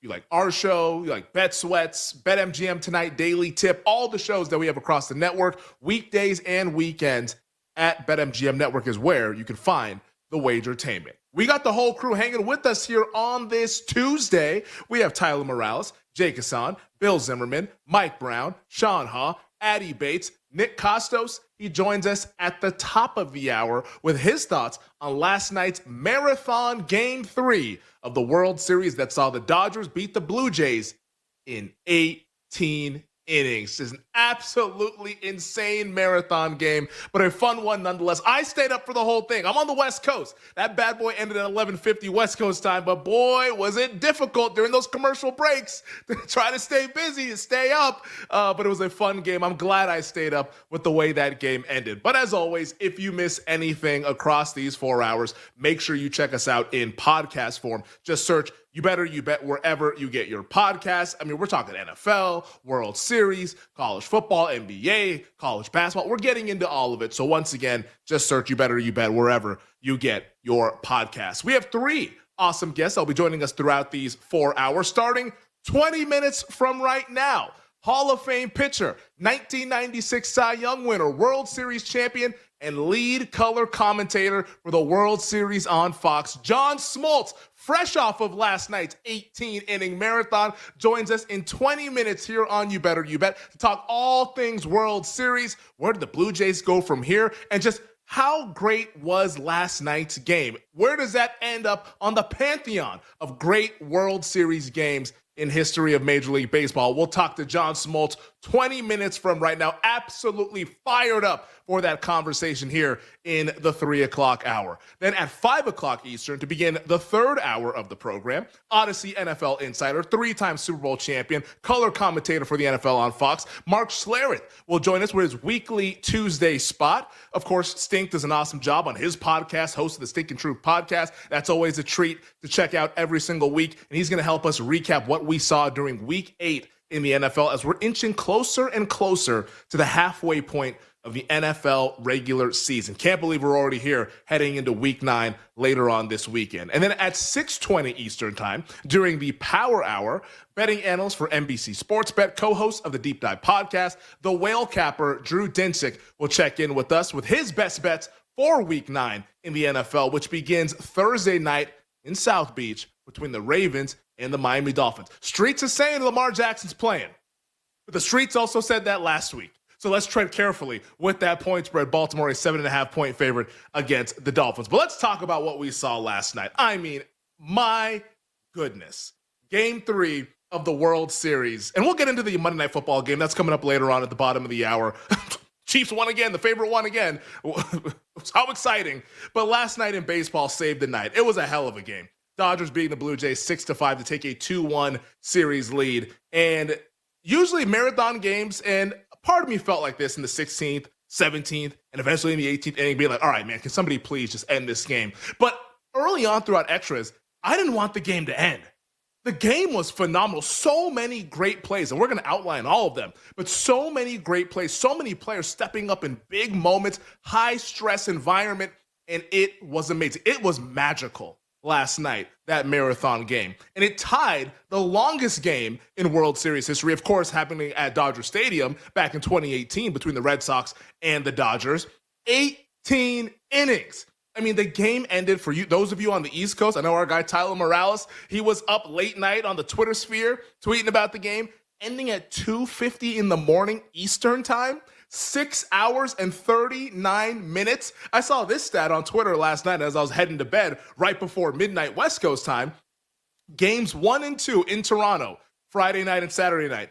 Those two games combined for 5 hours and 49 minutes. We were 6 hours and 39 minutes last night. A true doubleheader was played in Game 3 of the World Series. A World Series record combined 19 pitchers used in the game. Like, this was absolutely insane how long this game was going. And of course, because it's a Dodger game, it's the World Series, it has to end with a walk-off homer by Freddie Freeman. It wasn't Freddie meet Gibby, but Freddie did meet center field as he gave the Dodgers the 2-1 series lead. And my big takeaway from the game, honestly, is just that I know everyone hates the Dodgers, and I know they're the champs. They're the evil empire now in the 2025 version of Major League Baseball. It's not the Yankees anymore. They haven't won a World Series since 2009. The Dodgers are kind of that team. And they're in Hollywood. It's a glitz and glamour. Magic Johnson's like behind the dugout. They got all these stars that are out there. Everybody is against the Dodgers. They spend so much money. They buy the players that your favorite team cannot buy. But the Dodgers are badasses. We have to admit it. The Dodgers are badasses. They are gritty. They are tough. They are very well paid, which is good for all of them. But they have that championship mentality. That championship makeup is throughout that clubhouse for the Los Angeles Dodgers. And it starts with the guy who is just, we're running out of words to describe Shohei Ohtani, who last night, just a ho-hum, 4 for 4, 2 home runs, 3 RBIs, was walked 5 times. He reached base 9 times, which ties the all-time record, and he's the only player to ever be intentionally walked 4 times. The Blue Jays wanted no parts of him. And we're going to ask John Smoltz about that coming up in the next segment. Like, the Blue Jays were just like, nope, take your base, Shohei. And guess what? I don't blame him. I'd have done the same damn thing. You want to pitch to that guy? Every time he gets anything that's close to his kitchen, see you later. It's a trip around the bases. I wouldn't want to pitch to Shohei Ohtani. Hell, the game probably ends in like the 10th inning if they pitch to Shohei Ohtani, as opposed to going all the way to the 18th inning. And I saw that last night. Everyone was talking about Shohei's last 13 plate appearances over at Dodger Stadium, combining Game 4 in the NLCS, which is a historic game, his 10 strikeouts and 3 home runs that he hit to close out the Milwaukee Brewers, with what he did last night. Here are the 13 plate appearances for Shohei Ohtani, the last 13 at Dodger Stadium. Home run, walk, home run, double, home run, double, home run, intentional walk, intentional walk, intentional walk, intentional walk, and a walk. Can't get him out. Can't get him out. Why would you pitch to him? I don't know what they're saying in Toronto. Maybe they're mad at John Snyder for just saying, hey, Shohei, take your bases. You cannot pitch to that man. And with what Shohei has been doing in this October and what he's been doing throughout his entire career, he's going to win the NL MVP again next month when the season ends, a week before Thanksgiving. Like, this guy, I don't mean this to be hyperbolic, and I actually don't think it is. I texted this to our show chat last night during the game after Ohtani hit the second home run. I think we are watching the greatest athlete to have ever lived. Like, let that sink in. I truly believe we are watching the greatest athlete to have ever lived. What Shohei Ohtani is doing is absolutely otherworldly. It's insane. It is incredible. I mean, Michael Jordan, Tiger Woods, Serena Williams, Wayne Gretzky, LeBron James, Tom Brady. You can go on down the line. All these great athletes who have been transcendent and are all-timers, absolute all-timers. I'm saying right now on October 28th, you can have them all. nobody's doing what Ohtani is doing. The way this man is pitching, the way he is hitting is truly something special. And I believe that we should all feel so lucky to be able to witness Shohei Ohtani in the prime of his career. Like, not to get all sentimental and all that stuff, but like, just think about this. If we're all lucky enough to be around 40, 50, 60 years from now, how we will be talking about this guy to a younger generation. Like, Generation Alpha, whatever they call them, the generation that's after Gen Z, whatever it is, like, they're not getting the chance to see Shohei Ohtani. Maybe they'll see him towards the end of his career, but they're not here for all the MVPs and what he's doing in these Octobers now that he's finally with a great team, which I'm so glad he's on the Dodgers and no longer with the Angels rotting away there in Anaheim. Like, this is absolutely special. And this is something I feel pretty confident saying we will not see for the rest of our lifetime. Ohtani is that great, and I believe he is the greatest athlete to have ever lived. Among all these all-time greats, Shohei Ohtani stands above. And last night, 2 more home runs. It's just another example of his greatness and his generational talent and ability. But it wasn't just Shohei Ohtani for the Dodgers last night. I mean, there were so many guys that checked the badass box for the defending World Series champions. Tommy Edman. Wow. Statistically, nothing to write home about. And a week from now, 2 weeks from now, we maybe even forget about Tommy Edman and this performance. But the top of the ninth, when Dalton Varsho hits it over Freddie Freeman, ball is down the right field line, and Tommy Edman gathers it and fires a straight bullet to third to get out Isaiah Kiner-Falefa. Like, that play was unreal. Like, that's the kind of play where you're just like, whoa, holy bleep. Like, that's what I said in my living room watching the play. It was insane how great that play was. And it didn't stop there. How about in the 10th? With Nathan Lucas ripping the shot down the right field line. Teoscar Hernandez throws it to Edman as the cutoff guy. And he throws a perfect strike to Will Smith to get the runner out by a mile at home. Like, Edman was phenomenal defensively in the ninth and defensively in the extra innings. Like, that dude was amazing. Will Klein, who I honestly had never heard of prior to last night. Will Klein might go down as a World Series legend. An absolute unsung hero kind of performance. The most pitches Will Klein had pitched all season long prior to last night, 36. Inning here, inning and 2/3 here, maybe 2 innings if they really want to stretch him out. How about in the World Series in Game 3, a pivotal game where we all know with the series tied at 1, the winner of Game 3 goes on to win the World Series 70% of the time in that high-stress environment. Here's 72 pitches across 4 innings, leaving it all on the mound last night. Will Klein, a badass for the Los Angeles Dodgers. Will, this bud's for you, buddy. Like, that was a hell of a performance. And this guy didn't even pitch last night. And I was so fired up about the possibility of this. But on the broadcast, Tom Verducci does a great job as the field reporter for Fox.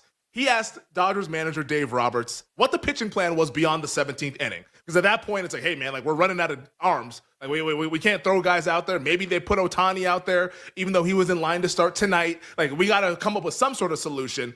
And luckily, Will Klein gave him another inning in the 18th. But Roberts initially told the broadcast, hey, man, I might go to a position player, which is insane, by the way. Like, that is crazy. It's like, it's the World Series. This is not August 25th. Like, you cannot go to a position player. You got to get somebody up there. But Yoshinobu Yamamoto, on 2 days rest, after pitching a complete game Saturday night in Game 2, goes to Dave Roberts and says, I got you, buddy. Don't worry about this. I'll go back out there, and we're going to get this damn thing done. Now, we didn't ever see it because Freddie Freeman hit the walk-off in the 18th. But Yamamoto warming up, the shots of him in the bullpen, like, I had chills on my arms. Like, the goosebumps were going. I was like, this dude is a freaking dog. Complete game Saturday night. Hey, man, it's me. I'll take the ball. I'll get us out of this thing. Like, that is the kind of intestinal fortitude, the championship grit that despite all the glitz and glamour and all the deferred money and all of the Hollywood sense of the Dodgers, this is a damn tough team. And a team that is now not on the brink of winning another World Series, but getting very, very close. And I do honestly feel a little bit bad for the Toronto Blue Jays because the Blue Jays are awesome. Like, I'm a Mariners fan. They took out my favorite team in Game 7. Like, yeah, maybe I have sour grapes with the Blue Jays, but I got full respect for the Toronto Blue Jays. Vlad Jr. is making sick plays in the infield, but it just doesn't matter. The Dodgers are better. And I think the series price, which you can find at many sports books, Dodgers minus 600, Blue Jays plus 450, it says it all, doesn't it? Last night felt like the chance for the Blue Jays to at least send this back to Toronto to where we saw them be able to do that against the Mariners and win Game 6 and 7.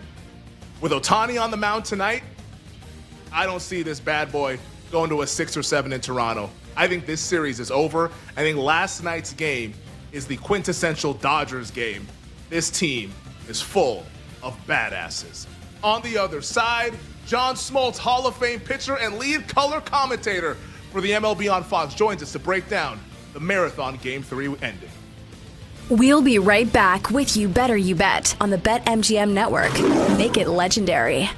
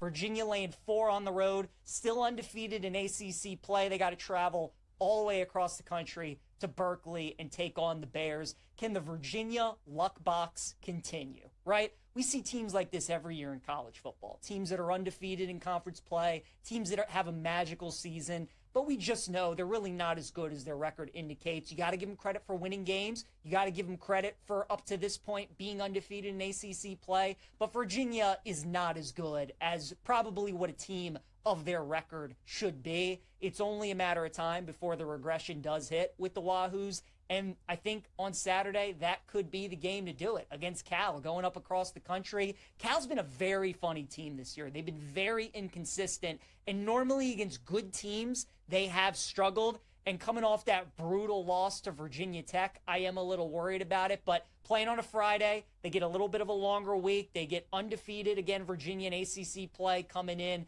And Virginia's just a team I'm looking to fade. So I like Cal in this game, +4 against UVA. I also like Nebraska +7 against USC. I love the fact that they're giving us that key number with the Cornhuskers. You guys that watch this show, you know we've talked about USC, and we've talked about when they go on the road in Big Ten country, how much they have struggled under Lincoln Riley. I want to say now when they go into the Central or Eastern time zone with Lincoln Riley, they're like 1-14 against the spread or something like that, and they're 1-14 straight up. Like, they are terrible in these kinds of games. And what does Nebraska always do? They always play people close. They're always in one-score games. And this one should be no different. So, yes, USC's coming off a bye week.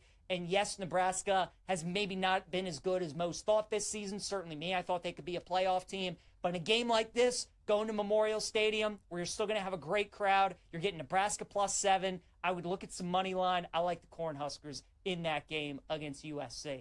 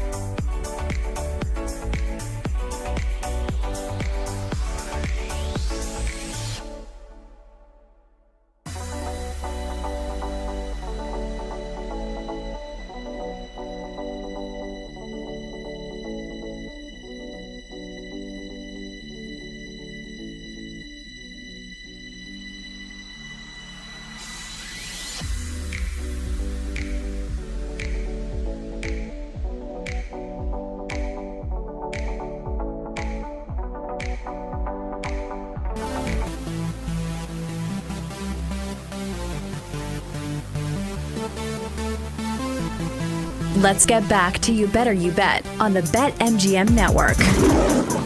Welcome back. This is You Better You Bet, presented by BetMGM on the BetMGM Network. Femi Abebfe hanging with you guys on this Tuesday afternoon. 40 minutes from now, we'll be joined by Nick Costos with his thoughts on last night's Marathon World Series game that saw the Dodgers beat the Blue Jays 6-5. Nick will give us his take in about 40 minutes. But we're really excited here in this 3 o'clock hour to have a very, very special guest for us on this Tuesday. This is a real treat for yours truly here, because joining us right now, Hall of Fame pitcher, 1996 Cy Young winner, World Series champion, and most recently, lead color commentator for the World Series on Fox. You heard him on the Marathon game last night and this morning. John Smoltz joining us here on You Better You Bet. John, we really appreciate you hanging out with us this afternoon. Obviously, last night, heading into the midnight hours on the West Coast, the wee hours of the morning on the East Coast, but you're kind enough to join us here on You Better You Bet on a Tuesday afternoon ahead of tonight's Game 4 of the World Series. Roughly 12 hours later, how do you put last night's game into words? Yeah, it's one of those games that you just can't even believe what you're seeing. We're trying to think of what else that could have happened that would have been, I don't know, part of the chaos that this game was. It's my second 18-inning West World Series game that I've done. So you see a lot of things in baseball, but these plays, the mishaps that were followed with great defensive plays, clutch pitching, guys rising to the occasion that you would never expect would be part of the mix.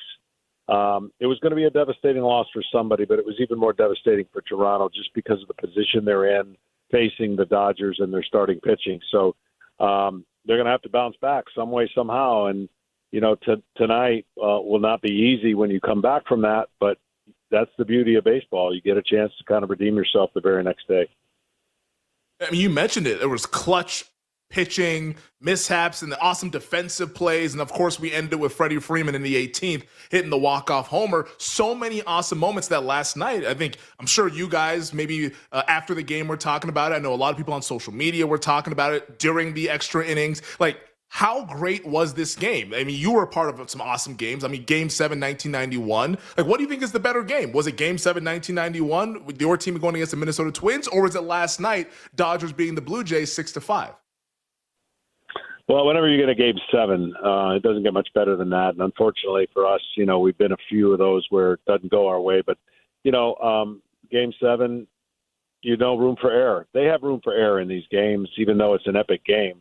They're going to live to play tomorrow. Game 7, you're done. So it's always a little bit more tenuous, and you feel the pressure of a Game 7. You don't want your season to end in a way like, you know, a heartbreak loss. At least the season didn't end for either team last night. As hard as that might take for Toronto, it's still, they get the chance to at least win one of the next two games to get back to Toronto. Blue Jays manager John Schneider said that they're not going to be pitching to Shohei Ohtani the rest of the series. Should the Blue Jays throw another pitch to Ohtani in this World Series, in your opinion?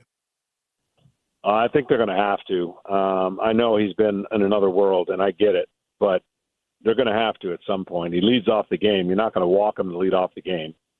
And you're just going to have to be able to make pitches away. He hasn't done anything with a pitch away yet. And as great as he is, and certainly there's no words to describe what he's done, you got to make pitches. And you get pitches, you make pitches, you're going to get him out. He struck out a lot this year. And he was having a really, really bad postseason until the last game in Game 4. And all of a sudden now it's looking, you know, heroic, and it should be, because when you do what he did, and he got unlocked on a fastball up and in, and his timing was just superior after that. And yeah, after that, you don't walk him anymore. I mean, you don't pitch to him anymore. Last night was a no-brainer, but you can't pitch the rest of the season having a guy that you're going to walk every time he comes to the plate. There's going to be scenarios that just aren't going to make sense. Yeah, last night, 4 for 4, 2 home runs, walked 5 times, reached base 9 times, which is pretty incredible, tying an MLB record. This is You Better You Bet, Femi Abebfe, hanging out with John Smoltz, Hall of Fame pitcher, 1996 Cy Young winner, World Series champion, and lead commentator for the World Series on Fox, breaking down what we saw last night in the Marathon Dodgers victory over the Blue Jays 6-5 in 18 innings. Last segment, John, to open up the show, I was talking about the game and just how the Dodgers have this toughness, and Ohtani obviously being the best player on their team. But I think Ohtani is the greatest athlete that we've ever seen. That might sound hyperbolic to some people. Obviously, there's Michael Jordan, Muhammad Ali, Tom Brady, et cetera, on down the line. Do you think that Ohtani is the greatest athlete we've ever seen? Because what he is doing, and especially in this past week, has just been otherworldly. Yeah, there's no comparison. It's hard to explain. I did one thing my whole career, and to try to think how you tell somebody that you could do an elite level at two different spots in a baseball, I guess the only way that I could come close is you got a linebacker in defense. He's a quarterback on offense. And that's the only way you can explain it. I mean, you can't do that in football. You're not supposed to. There's never been anybody that has done that. And he could play a position, by the way, if he wanted to. There's a reason for the longest time why he didn't, because of his elbow injury and arm, but he could, no doubt, be a wipeout outfielder. And he's playing at an elite level in every aspect of the game. So I totally agree with that. The greatest person and the greatest athlete I had ever played with was, of course, Deion Sanders. And he did something that, again, on a skill level is kind of hard to fathom. As a defensive back and one of the best ever, he would have been a great and maybe one of the greatest leadoff hitters to ever play the game if that's all he did. But he was sharing both baseball and football, with football being his primary sport. So I agree with your statement. Yeah, I mean, watching the game last night, it's jaw-dropping what Ohtani is doing, and you guys do such a great job illustrating it for us at home. I mean, you guys, the experts, you've been in Game 7s, you've won a World Series. Like, it's pretty ridiculous what Ohtani has been doing. It's also ridiculous, some of the unsung heroes that we saw last night. I mean, Will Klein, John, that's all I want to say. Will Klein, 4 innings pitched, 72 pitches after only going 36 pitches earlier this season. I mean, how do you put that performance into words where the Dodgers are getting a gritty performance from a guy that is never going to really give you 3-4 innings, but he did it last night in a big spot? You never know what the World Series is going to do for somebody negatively or positively, and I would say this is the greatest positive thing you could imagine for Will Klein.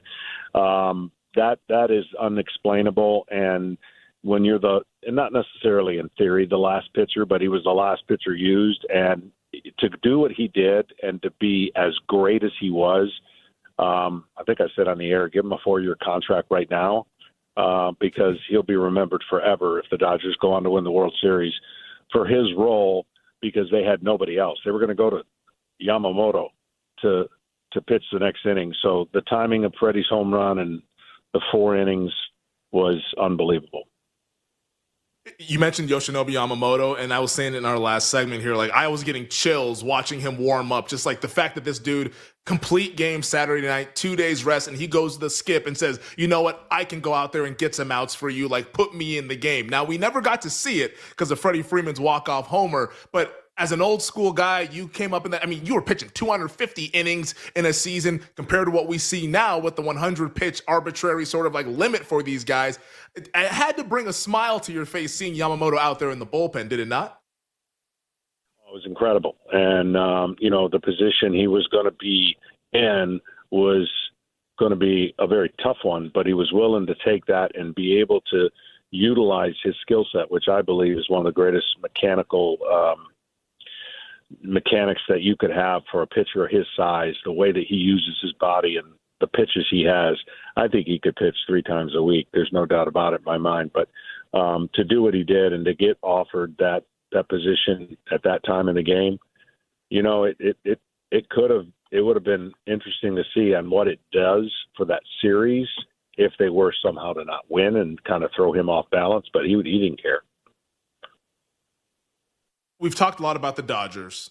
Toronto, of course, they're still in the series. I mean, it feels like coming out of last night's game, I think the Dodgers are going to win the series. I thought they were going to win the series before the series started, but that's how everyone's felt about this one. They're the defending champions, and they have a great team when you look at what they can do from a starting pitching standpoint and with the lineup. But Toronto's still in it. They're only down 2-1. If they win tonight, the series is going back to Toronto Friday for at least a Game 6. How do they get off the mat after losing an 18-inning game, a game that was so close to stealing back home field advantage? How do they get off the mat and get back going in the right direction? Yeah, they're going to need to use that magic offensively, and it looks like they're going to have to do it with one of their best weapons at the top of the lineup. I don't know, where Springer's going to be able to. It just doesn't look great, right? And I think the big thing for the Toronto Blue Jays, the motto was get into their bullpen. Well, they got into their bullpen, and for 10 innings or 11 innings or whatever it was, they couldn't score. So, and they did have a lot of those offense pieces out because of tough situations and pinch runs and pinch hits for defense, and it was the perfect storm for John Snyder. And you just didn't have enough offense left in that lineup to muster up anything against their bullpen. And when you have a 5-4 lead and you can't make a pitch on the best player in the planet, it cost them. And they had to get a pitch outside away, and they didn't. He tied it up with a homer, and that was basically your narrative. So they're just going to have to make everything they can happen in their offense early on, and good luck. They're going against Ohtani, who's as good as it gets. Yeah, and we'll see what Ohtani can do after what we saw Friday night against the Milwaukee Brewers when he went 6 innings, 10 strikeouts, and by the way, also with 3 home runs on the offensive side. A couple of times during last night's broadcast, you guys brought up today's weather conditions. Sounds like it's going to be a really warm one out there in Southern California, 90 degrees around first pitch. I mean, it feels like we've been playing in just kind of cool climate and just like mild temperatures since, it's October. Not many people are used to 90 degrees this time of year. How do you think tonight's weather conditions will play an impact on the pitchers? You mentioned Ohtani, Shane Bieber's going tonight, and also what you should expect to see later on this evening with unseasonably warm temperatures, even though it is Southern California. Yeah, I think the biggest thing is early on you're going to have that impact where the ball's going to carry. After that, I don't know how long that will be into the night and what the temperature, drop is. But I think for a guy who had to play all 18 innings and now, had a little bit of a cramp getting to second base, I'm sure they'll be flushing his body with all kinds of fluids. But, the interesting thing will be on Ohtani and how does he bounce back and pitch 6, 7, 8 innings. He hasn't gone 8. In a perfect world, if he could go 7, that shortens the bullpen, which is heavily taxed, obviously. And, you got on the other side a pitcher who had to go down there and just in case, and Bieber. And I just think it's going to be a little bit more offense, possibly because of the fatigue factor of the bullpens being used at a high rate. So look for managers to be a little more patient with their starters because they have to. Yeah, I think it'll be a really fun one to track all throughout the game, especially early on with that sun still up there at Dodger Stadium in L.A. John, we have a couple of minutes left. I did see this on my social media feed, and it did bring a smile to my face because it's so funny that we have you on the show today when this happened 30 years ago. But today is the 30-year anniversary of your Atlanta Braves taking down the Cleveland Indians in Game 6 of the 1995 World Series. Any memories that you share? And I don't know if you guys send texts on the team saying happy anniversary, fellas, 30 years once we lifted the trophy. But any memories from that time 30 years ago you guys won the World Series against Cleveland? Yeah, memories where we had the weight of the world on our shoulders. We were approaching a scenario we didn't want to approach, losing in 91, 92, 93, and of course 95 gets canceled, or 94 gets canceled. So 95 was a lot of pressure. And Glavine delivered one of the greatest games ever. And ironically, we lost a lot of 1-0 games. We played a lot of 1-0 games. We won that game 1-0 on a David Justice home run. And just the euphoric feeling of running out on the field is just unlike any other. And, of course, we were going to repeat. We should have repeated in 96, but we didn't. We won the first 2 games on the road and didn't win another game. So that 95 was at least got the one off our back, and we should have obviously won more. But it's hard to do what the Dodgers are getting ready to do. Hasn't been done in a long time since the Yankees. It's hard. They had to go on extra series this year, but they built their team in the offseason with tremendous starting pitching.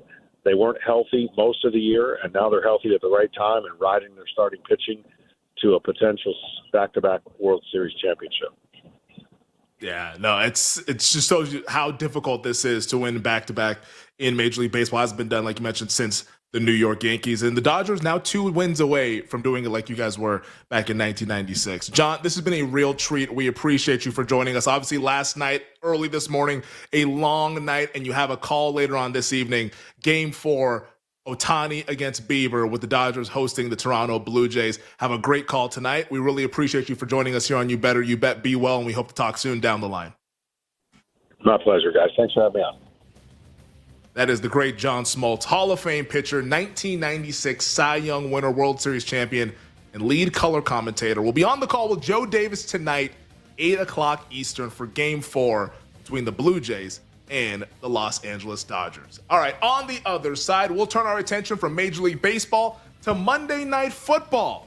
The Chiefs win again, and what it means going forward in the NFL. We'll be right back with You Better You Bet on the BetMGM network. Make it legendary.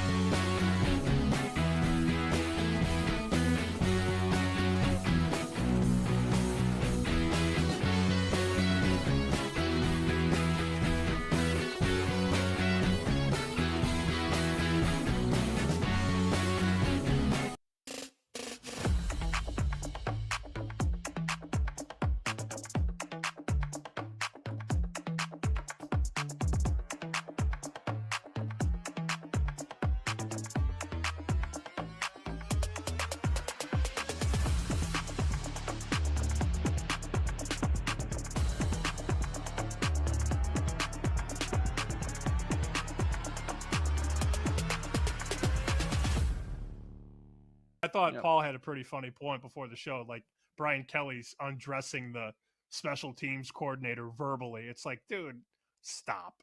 It's not his fault you guys are getting torqued. You're just not a good team right now. But I had, who did I have? I had Mizzou. Mizzou was right there, and then the quarterback, injures his foot, gets carted off the field. Had LSU, and then I had another dog that did not get home. I can't remember who it was. But South Carolina was nice. Yay, go me. Did you have North Carolina? No, I didn't. I didn't lay the points either. Can't remember who my Nate other Collins, dog we was. need to talk, buddy. He said they were going to lay it on him. Overtime? What's going Way on? too close for comfort. Oh, Toledo. I had Toledo. Oh, Toledo was the other dog I had. Just like, all the favorites on Saturday, and then all the favorites on Sunday. And I'm a dog guy. Just like, all right. What else could go wrong? Guy. That's been established. Well, not a dog guy. Underdog guy, not a dog guy. Brian Kelly news. LSU. So, okay, at the top, I guess Florida's still in there. Of course, Penn State as well. Is this right now, by margin, the best available job? I don't know. What I do know is that Lane Kiffin's agent is going to just pit all these schools against each other, right? If you're Lane Kiffin right now, you have a really nice contract at Ole Miss, and now Florida's interested, and LSU is probably interested. You just got the Bermuda Triangle right there. You just have them all fight each other and see who's the most desperate. I think it's LSU. I think Florida's a great job, though, because of all the recruits that come out of Florida. I think that's always a very underrated job. When we talk about the big marquee jobs in the SEC, and we talk about Alabama and Georgia and, all these teams, I think Florida is still sort of an underrated job. I mean, look what Urban Meyer did there. All you got to do is win and recruit. Now, easier said than done, I guess. But, I mean, Florida's a sleeping giant. If you get the right coach in there that knows how to recruit and reaps the benefits of developing said recruits. It's a national championship hotbed if done correctly.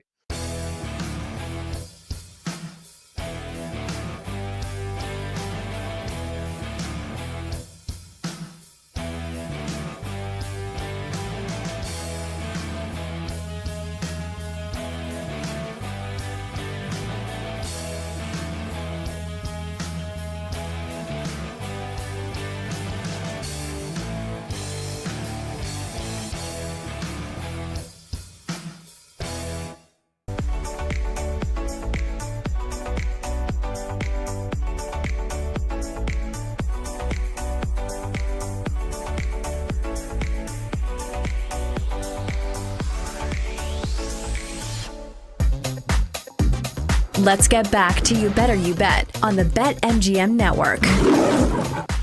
Welcome back. This is You Better You Bet, presented by BetMGM on the BetMGM Network. Femi and Pepe hanging with you guys on this Tuesday afternoon. Thank you to John Smoltz, who joined us in the last segment. Of course, John Smoltz, color commentator for the World Series on Fox. He will be on the call with Joe Davis tonight for Game 4 of the World Series between the Blue Jays and the Dodgers. Really fun conversation breaking down what was a marathon game last night and into the early morning for those of you on the East Coast. Tied for the longest game in World Series history. So check out that conversation. If you missed it and you're just joining us now, you can find it in podcast form. Just search You Better You Bet wherever you get your podcasts. 20 minutes from now, at the top of the next hour at 4 o'clock, Nick Costos will be joining us with his thoughts on that World Series game last night, Dodgers over Blue Jays. Dodgers now have a 2-1 series lead. Nick's thoughts on the game and how he's looking to bet the series going forward. Spoiler alert, we both like the Dodgers. Said all series long. I think last night was the game for Toronto to try to steal to send this bad boy back to Canada. Maybe they can get Ohtani tonight. Seems unlikely. Looking at the betting market, Dodgers once again a minus 200 favorite, but crazier things have happened as we saw last night. So don't want to write it off yet, but I do think the Dodgers grab control of the series tonight and with a chance to close it out tomorrow night on Wednesday at Dodger Stadium. But let's talk some football, because it wasn't just Game 3 of the World Series that we had last night, even though it was by far the best sporting event last night. And that's where I was focused on, especially with the way the football game ended up trending. But the Kansas City Chiefs last night beat the Washington Commanders 28-7 as Kansas City improves to 5-3 on the season. They covered the number, which was rather unfortunate because I bet the Washington Commanders, as we continue to see these favorites just dominate over these last couple weeks. And this week in particular, week 8, that is, 11-2 ATS were the favorites. According to Evan Abrams of the Action Network, that's the best win percentage for favorites in a single week in the last 40 years. It's wild how chalky this week 8 was in the NFL. Now, does that mean that we're going to see a bunch of underdogs bark in week 9? I don't know. The results tend to just be sort of random, but man, bets aside, when you have the favorites winning in that kind of clip, usually coincides with the game sort of sucking. That's what week 8 was. At least when an underdog stays within the number, it means the game is competitive. It's compelling. It's an interesting game. When the favorites just win and go away, we get what we get in week 8, which was not a fun week, as we had one game decided by single digits. But week 9 should be much better because, damn it, hard to be worse. But anyways, back to what we saw last night with the game. Kansas City, I don't know if it's like a right side, wrong result, all that stuff, but Kansas, betting aside, they were the better team, and they deserved to win the game, and Kansas City is showing us what they are potentially. It's sort of interesting how this season is working in comparison to the 2024 version of the Kansas City Chiefs, because in 2024, we were talking about a Chiefs team that was winning by the skin of their teeth. Oh, the Chiefs lucky again. Ball bounced their way, blocked field goal, fumbled snap. It's all coming up Kansas City. They won so many games, 11 of them to be exact, by one possession. This year, all of their wins by double digits. The Chiefs have been dominant this year. Double digits over the Giants, over the Ravens, over the Lions, the Raiders, the Commanders. Now, the last 3 have been at home, but still, Kansas City's taking care of business. They're outperforming market expectations. And on the flip side, their losses have all been decided by 6 points or less. Like, they're losing close games now. Like, they lost a close one to the LA and Brazil. They lost a close one to the Eagles. And they lost a close one a few weeks ago on Monday Night Football to the Jacksonville Jaguars that, if not for a pick six to Devin Lloyd, we're probably talking about the 6-2 Kansas City Chiefs as opposed to the 5-3 Kansas City Chiefs. But I will say this, though, as somebody who bet the Washington Commanders, just allow me to vent for a quick second here. Betting on the Commanders based on how they approach games is a risky proposition because Dan Quinn and Cliff Kingsbury and that coaching staff goes into games saying, you know what? We got 4 downs to get 10. We don't have 3 downs to get 10. We got 4 downs to get 10 yards. When they go for it, it is high leverage stuff. And last year, all of those high leverage moments went their way. They had the magical season. They went all the way to the NFC title game before they bowed out against the Philadelphia Eagles. Last night, let's just walk you through what happened in the first half last night, shall we? The Washington Commanders, my bet was plus 11.5. Hanging in the game. First drive, going down the field. Here's an interception off of Deebo Samuel's face mask. That's how this bad boy started. And that's when I knew, ruh-roh, Shaggy, we might be in trouble. Second drive of the game. Turnover on downs after the virtual measurement said that Zach Ertz was 5 inches short of the line to gain. I guess every now and then we're going to this virtual measurement. To me, it looked rather close. I don't know. They got stopped, turned the ball over on downs. Third drive ends with another turnover on downs on 4th and 1 because Marcus Mariota, for some reason, believed he needed to throw the ball deep down the sideline to Terry McLaurin when they only needed 1 yard. And then their final drive of the half ended with a touchdown. But that's how the Commanders' experience went last night. And the worst part about it is that in the first half, they were hanging within the number. But you also knew, and I knew this after the first drive, where this bad boy was headed.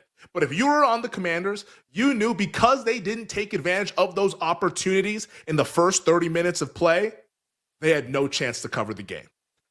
You can't play with your food when you're going up against the best player in the league in Patrick Mahomes. No sirree, Bob, not happening here, and it didn't happen in the second half. Because once we got to the second half, Kansas City flexed their muscles, and Patrick Mahomes, absolutely locked in once again, showed us why the Chiefs are the team to beat here in 2025. I mean, this Chiefs offense, now that they have their full complement of weapons, Rashee Rice is doing his thing. We're even getting Juju Smith-Schuster involved. How about Travis Kelce turning the clock back 99 yards and a touchdown? Like, this Chiefs offense looked more like what we saw in 2022, the year after they traded Tyreek Hill, where it's efficient, they're making explosive plays, they're doing things around the line of scrimmage that are creative. Andy Reid seems to be in his bag. Maybe we shower some praise on Matt Nagy, but not too much, but maybe a little bit of praise as the offensive coordinator. But like their offense last night, 432 yards, 6.4 yards per play, and that's with 2 turnovers and almost 100 yards in penalties.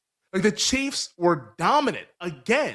And I look back at all that, and I look at the first half and how that unfolded for Washington, and I think to myself, hey, maybe I just didn't deserve to cover ever. And maybe KC would have just kept putting pedal to the metal had Washington taken advantage of some of those moments in the first 30 minutes, and maybe this ends up being like Chiefs 42, Commanders 24, if those things go Washington's way. Because Kansas City is that team. And I think Kansas City going forward, as you spin it to this Sunday, when they're taking on the Buffalo Bills, I agree with the betting market. We talked about this on the show yesterday, on Monday, during our 620 segment, looking at the Week 9 look-aheads. Like, the Chiefs should be favored in Buffalo, and they are favored in Buffalo. At BetMGM, Kansas City is a 1.5-point favorite. The total is at 52.5. I'm guessing, based on the injury report, sounds like it might be negative for the Bills. Ed Oliver has dealing with a bicep injury. Let's see what happens with Matt Milano. He's always got something going on. Like, this might end up closing 2.5. I don't think we ever get to 3, but man, the way Kansas City is playing, they are much, much better than the Buffalo Bills. Much better. And defensively, too. And I get it. It was against Marcus Mariota, so we're not going to go ahead and say that the Chiefs were the 85 Bears. But defensively, Steve Spagnuolo has that unit locked in as well. The Chiefs look every bit the Super Bowl favorites that they are over at BetMGM. And if you've been listening over the last few weeks, I hope you've been adding Kansas City to win the Super Bowl. Not to say that they're 100% going to do it against whoever they face in the NFC, but I do believe they will get to the game. And once they get to the game, you can figure out what you want to do there. Kansas City, best team in the league for my money. They've taken a lot of my money to win the Super Bowl this season. Let's go ahead and talk some Heisman Trophy here on You Better You Bet. Femi Bebefe hanging out with you guys here on a Tuesday. Because the Heisman Trophy, we got another straw poll from The Athletic as we head into Week 10 in college football. It will be the first weekend in November in college football. This is when it starts to get really good in college football, and this season has been intriguing. But the Heisman straw poll at The Athletic this week told us that, boy, we got ourselves a front runner, don't we? In Indiana quarterback Fernando Mendoza, 19 of the first place votes for Fernando Mendoza. This is coming off last week when he only had 14 of the votes, gained 5 more votes after a 3-touchdown performance against UCLA as a 26-point favorite. Like, I didn't think Mendoza was that good in the game. He had got 190 yards, 3 touchdowns. Like, it wasn't like he lit the scoreboard on fire. Like, the team did. They scored 56 points, but individually, it wasn't like some crowning moment for Mendoza. Doesn't matter. The people believe, and they love this story. And the biggest story in college football this year is Indiana as the number 2 ranked team behind Ohio State. So Mendoza's at number 1. Number 2 is Alabama quarterback Ty Simpson, who only received 1 first place vote in the Athletic straw poll. Last week, he got 6 of them. I thought that it was sort of a Heisman moment for Simpson. And I'm saying this, I have no Simpson, I have no Mendoza, I have no Pavia. Like, all the guys that I like, if you've been listening throughout the year, you know what? They're on the outside. Kind of broke that way. Sorry, we can't win them all. But Simpson, I thought, had a Heisman moment being down on the road, raucous environment in Columbia, South Carolina, bringing his team back. Like, I thought that was sort of like a moment where people could say, whoa, look at Ty Simpson. Instead, they're like, no, we're good. We're going to give those votes to Fernando Mendoza. So Simpson goes from 6 first place votes last week to now 1 first place vote this week. Number 3 in the poll was Diego Pavia, who actually had more first place votes than Ty Simpson. He came in with 4. And what we're seeing here is that Pavia didn't get as many second and third place votes, but he did have 4 first place votes and is 2 points behind Ty Simpson. Last week, he got 3 first place votes. Now he has 4 of them. And then at 4, Haynes King of Georgia Tech. And then at 5, Marcel Reed, who was not in the poll last week, had 1 second place vote and 3 third place votes. Now, what should you do from a betting standpoint? I honestly believe that if Indiana runs the table in the regular season, Fernando Mendoza is going to win the Heisman Trophy. Now, this week, they're a 3-touchdown favorite on the road at Maryland. Next week, they're at Penn State, which could be tricky. Penn State's bad, but they have a really good defense. Home against Wisconsin, bye week, and then at Purdue on a Friday night on NBC and Peacock to close out the regular season. And if they win all those games, the Big Ten title game against Ohio State the following week. And yeah, they're going to be a dog against Ohio State, and they're probably going to lose that game.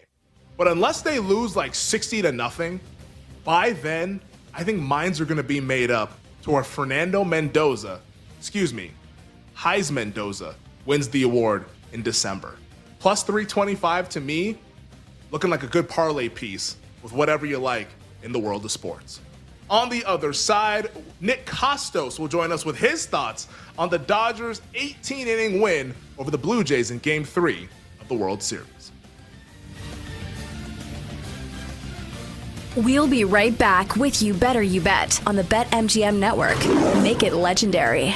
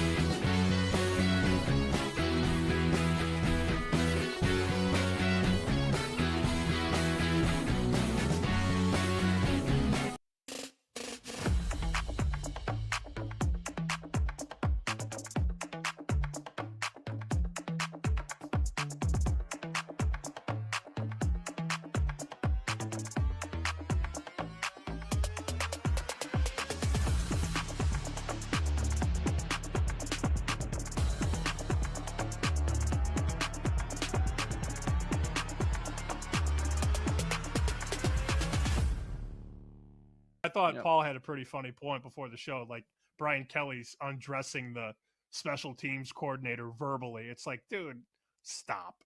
It's not his fault you guys are getting torqued. You're just not a good team right now. But who did I have? I had Mizzou. Mizzou was right there, and then the quarterback, injures his foot, gets carted off the field. Had LSU, and then I had another dog that did not get home. I can't remember who it was. But South Carolina was nice. Yay, go me. Did you have North Carolina? No, I didn't. I didn't lay the points either. Can't remember who my Nate other Collins, dog we was. need to talk, buddy. He said they were going to lay it on him. Overtime? What's going on? Way too close for comfort. Oh, Toledo. I had Toledo. Oh, Toledo was the other dog I had. Just like, all the favorites on Saturday, and then all the favorites on Sunday. And I'm a dog guy. Just like, all right, what else could go wrong? Guy. That's been established. Well, not a dog guy. Underdog guy, not a dog guy. Brian Kelly news, LSU. So, okay, at the top, I guess Florida's still in there. Of course, Penn State as well. Is this right now, by margin, the best available job? I don't know. What I do know is that Lane Kiffin's agent is going to just pit all these schools against each other, right? If you're Lane Kiffin right now, you have a really nice contract at Ole Miss, and now Florida's interested, and LSU is probably interested. You just got the Bermuda Triangle right there. You just have them all fight each other and see who's the most desperate. I think it's LSU. I think Florida's a great job, though, because of all the recruits that come out of Florida. I think that's always a very underrated job. When we talk about the big marquee jobs in the SEC, and we talk about Alabama and Georgia and, all these teams, I think Florida is still sort of an underrated job. I mean, look what Urban Meyer did there. All you got to do is win and recruit. Now, easier said than done, I guess. But, I mean, Florida's a sleeping giant. If you get the right coach in there that knows how to recruit and reaps the benefits of developing said recruits. It's a national championship hotbed if done correctly.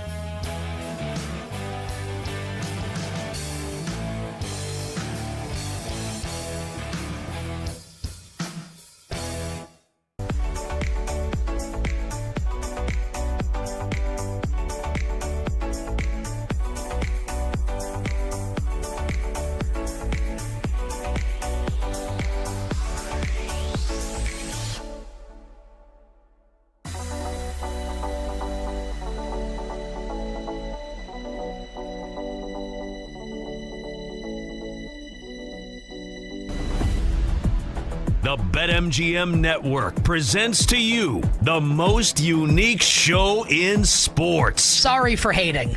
No, I'm not.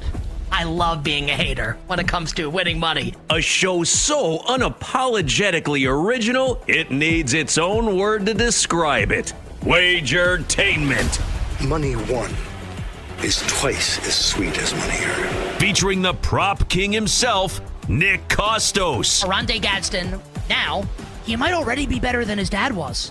And if you don't remember, like, his dad was a good wide receiver. Not a great wide receiver, but a good wide receiver for many years with the Miami Dolphins. He's nasty. Nasty catching the football. We're coming out of the chute Monday after an NFL Sunday. The Arande Gadsden thing is terrible, right? Like, we can't have Arande Gadsden be the first thing in an open. We can't have that. Well, you know who was awesome last night? Malik Washington. Man, how about that Keaton Mitchell 25-yard run to go over his rushing yards prop at the end of the game? You bet. Arande Gadsden. It's unbelievable, right? It's a professional operation here. This is You Better You Bet on the BetMGM Network. Make it legendary. It's a good job by our executive producer, Bill Zimmerman. Half expected to hear Brashard Smith over 7.5 yards, 8 rushing yards last night. Oh, yeah, we absolutely loved it. All right. What's up, everybody? Happy and merry, terrific Sports Tuesday. We were going to fire Bill. I was actually thinking, I think we have to let Bill go. I didn't say that to anybody because it's in the moment, and I gotta tell the crew, hey, we're gonna fire Bill. In my head, I'm just thinking, he's gotta go. We're gonna Joe Pesci Goodfellas him. We're gonna take him and tell him he's getting promoted, take him into an empty room, he's gonna realize what's happening, and then blammo! See you later. We're gonna send Bill back down to the minors. And then he went and totally redeemed himself. Good job, our executive. He got me. It's hard to get me. Even my wife doesn't. Bill Zimmerman does. Good job by Bill. Happy and merry, terrific Sports Tuesday to you and yours. This is You Better You Bet on the BetMGM Network. Nick Costos, Femi Abebefe, Arande Gadsden, our crew, and you here on the Odyssey app, on SiriusXM, on YouTube, on Twitch, on radio stations nationwide. We are in your hearts and in your minds as we bring you the fastest show in all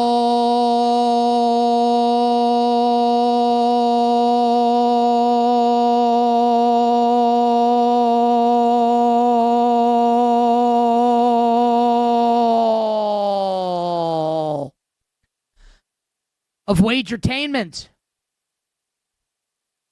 Talking all things sports betting. The show presented today and always by BetMGM. Make it legendary by downloading the BetMGM app and visiting BetMGM.com. Coming up on the show, we will recap and review Monday Night Football as the Kansas City Chiefs dominate the second half to win and cover against the Washington Commanders by the score of 28-7. And we will spin things forward for both teams as Washington do-or-die spot for their season Sunday night against the Seattle Seahawks, and the Kansas City Chiefs traveling to Buffalo. Oh, yes.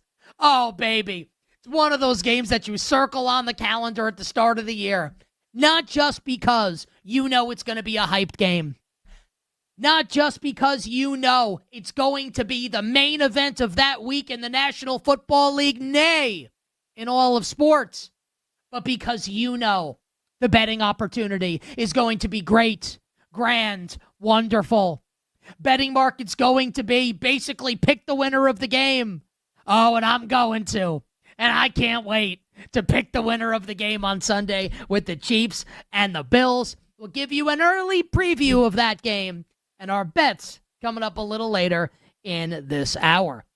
We will recap what we saw last night in the NBA as the Philadelphia 76ers with this electric backcourt, Tyrese Maxey, rookie VJ Edgecombe, improved to 3-0. And we will attempt to answer this question.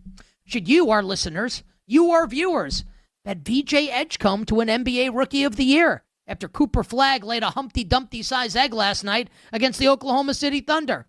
We will talk about that, and I will give you my thoughts on two ultra disappointing teams in the Eastern Conference.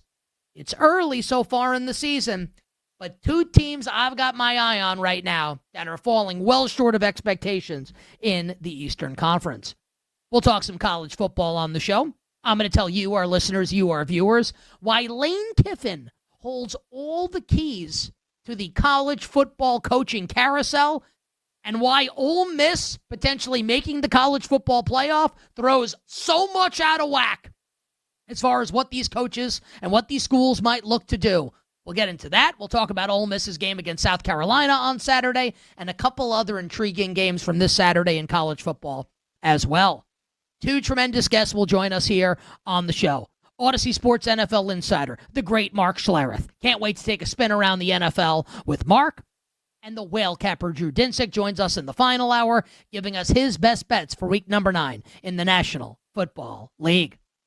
And in the final hour, in the power hour, all our bets for tonight in the world of sports. This is Frozen Frenzy Day in the National Hockey League. Every team's playing. Here's what I want to know. Who markets the National Hockey League? Sure, it's a very nice person. Should that person lose his or her job?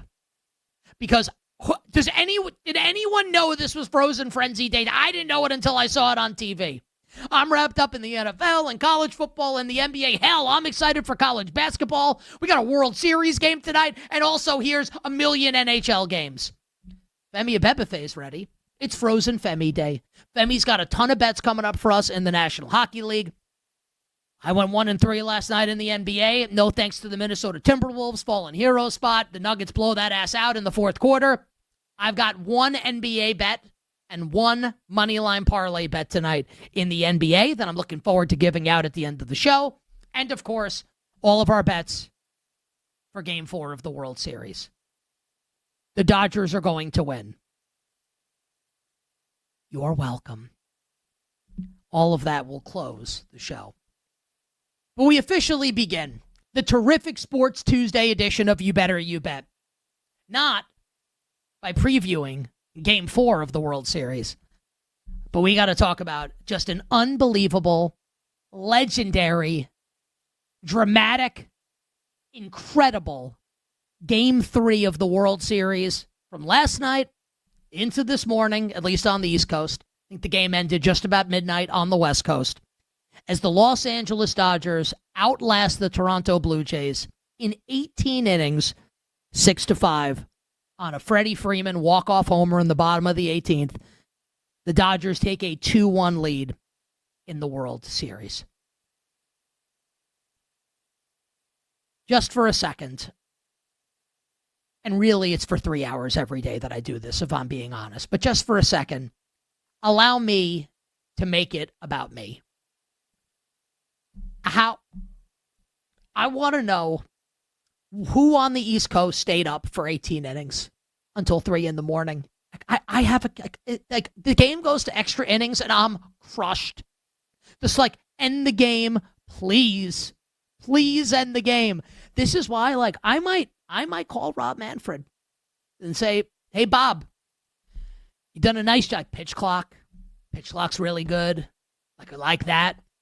I like the expanded playoffs. I think Bobby Manfred's done a nice job.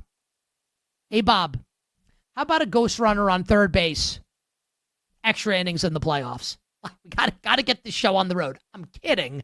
Just saying, not ideal for those of us on the East Coast potentially with young children, but a tremendous, tremendous sporting event. And before we get into spinning it forward and what it means for tonight and the greatness of Shohei Ohtani, I think we just all kind of collectively, I'd really like to geek out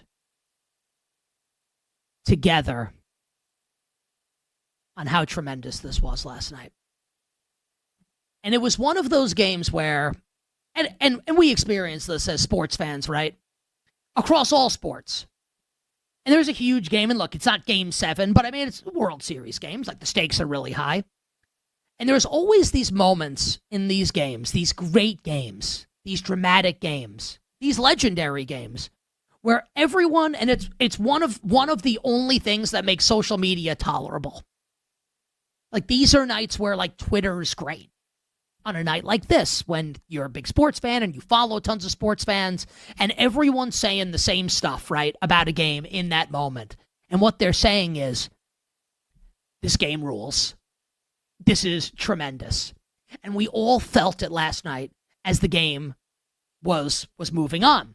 And I'm not just talking into extra innings. I'm talking about in the first 9 innings of the game. And for me, the first moment where I'm thinking to myself, all right, we're in for one here. Not necessarily that the game's going to go until 3 a.m. on the East Coast. That's not what I'm thinking. But just that, I think this game's going to be tremendous and has the chance to be really awesome and maybe even can hit all-timer status, is after the Dodgers take that 2-0 lead and Ohtani hits the first of his 2 homers and gets on base for the first of 7,000 times last night. And I'm thinking, okay, Dodgers are going to cruise here to victory. And I've got the Chiefs game on, and I bet Kansas City, and the Chiefs are pulling away in the second half of the game. And, we got eyes on everything. Got NBA bets. And then I see, don't call his name, Alejandro. Alejandro Kirk smacks a 3-run homer with the Blue Jays trailing 2-0. And in that moment, I'm thinking to myself, I don't know if the Blue Jays are going to win this game or the series, but they are not going quietly into the night. And if you'll allow me for just a second, and we'll do more of this at the end when we talk about like what's coming next, I would really like to credit the Toronto Blue Jays here. Like already through 3 games of this World Series, have acquitted themselves 5 million times better than my Yankees did last year in the World Series against the Dodgers. Like the Yankees were an unserious operation last year in the World Series. And yes, the Blue Jays lost last night. And yes, they had a million opportunities to win the game. And yes, like they probably lost the World Series by losing that game last night. Most likely, right? But man, this is a group of tough sons of bitches. And they deserve an F ton of credit for what they've been able to accomplish. Beating the Yankees, beating the Mariners, like all the adversity that they faced in the American League Championship Series, coming back to win the ALCS, the Springer Dinger, winning Game 1 of the World Series in dominant fashion against the Dodgers, and really, like, you can make the case they probably should have won last night's game and probably should be up 2-1 in this series. There's no medals for trying, and Blue Jays bettors, I think, are going to be out of luck at the end of the series and out of money, and Blue Jays fans are going to be unhappy, but I'm just saying, like, I think this team deserves the world of credit for how this has gone. And obviously, and I credited him a lot after the ALCS against the Mariners, because we clearly outmanaged Dan Wilson, I think John Schneider's done an awesome job. With that being said, the Blue Jays absolutely lost the game, easiest first guess of all time, by pitching to Ohtani in the 7th inning. Like, you can't do that. You can't. You just can't. With the run that he had been on, not just last night, but through this postseason, you know, he's 3 for 3 at that point with a homer and 2 doubles. Like, maybe just put him on first base. Like, don't do this to yourself. There's no one on base. Put him on. Deal with Mookie Betts. Deal with Freddie Freeman. Literally, let anyone else beat you except for Michael Jordan and Tom Brady and Wayne Gretzky. Let anyone else beat you except for this guy. And they let him tie the game. But just what an incredible sporting event. I mean, and in the top of that inning, the top of the 7th, I mean, just how many moments are there in this game where as a sports fan, whether you have money on the game or not, you're just sitting there in awe. Like, this is tremendous. Unbelievable feats of speed and defense and strength. I mean, what were the odds when that ball comes off Bo Bichette's bat in the top of the 7th with Vladimir Guerrero Jr. on first? What are the odds when that ball, travels into right field and caroms off the wall? What are the odds? Like, what's the live betting market? Will Vlad Jr. score on this play? Like, he's not exactly Ricky Henderson. Like, he's not insanely fast. That's like not what this is. Who was the guy for the Billy Hamilton? Was that the name I'm thinking of? The guy on the Reds that was really fast that we used to draft in fantasy who just have 1 million steals. And here's Vlad, like hauling ass around second and third, and with an incredible like stutter stop slide to score to give the Blue Jays a lead that they held for about 10 minutes of real time. Absolutely unbelievable. The defense that's played by both teams, and really more so by the Dodgers, Tommy Edman atoning for errors in this game with an insane defensive play and a throw to third base.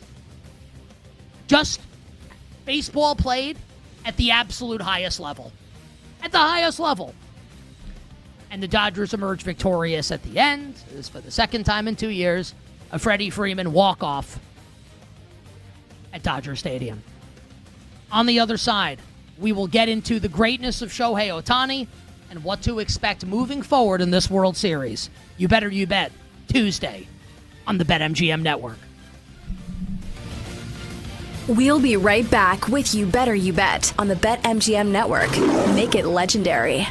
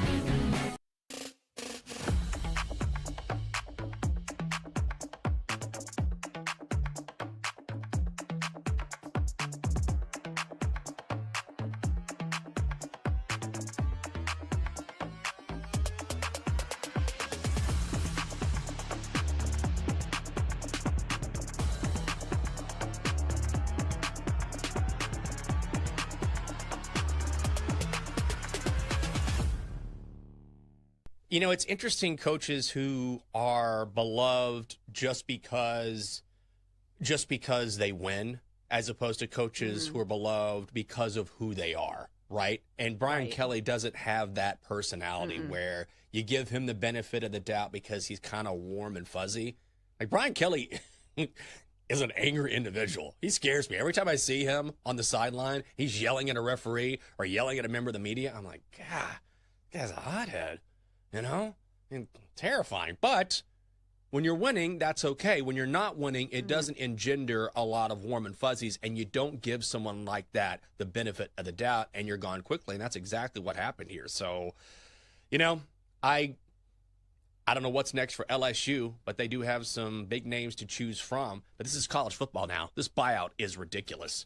$53 million? They're negotiating it, reportedly. But if Brian Kelly wants to walk away with $53 million, he can.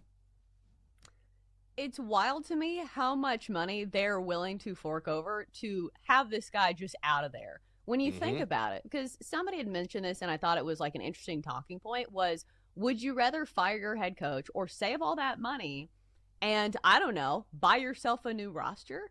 But here's the thing with Les Miles is that his roster was supposedly good. Like, this was one of the preseason favorites to win the national championship. Remember when people were making a case for Garrett Nussmeier to win the Heisman? Yeah. So maybe the talent wasn't enough, but $53 million is certainly a lot, and especially in a year where now we have all these high-profile head coaching openings, they're going to have to compete. They're going to have to pay a boatload of money if they want to get the candidate they want.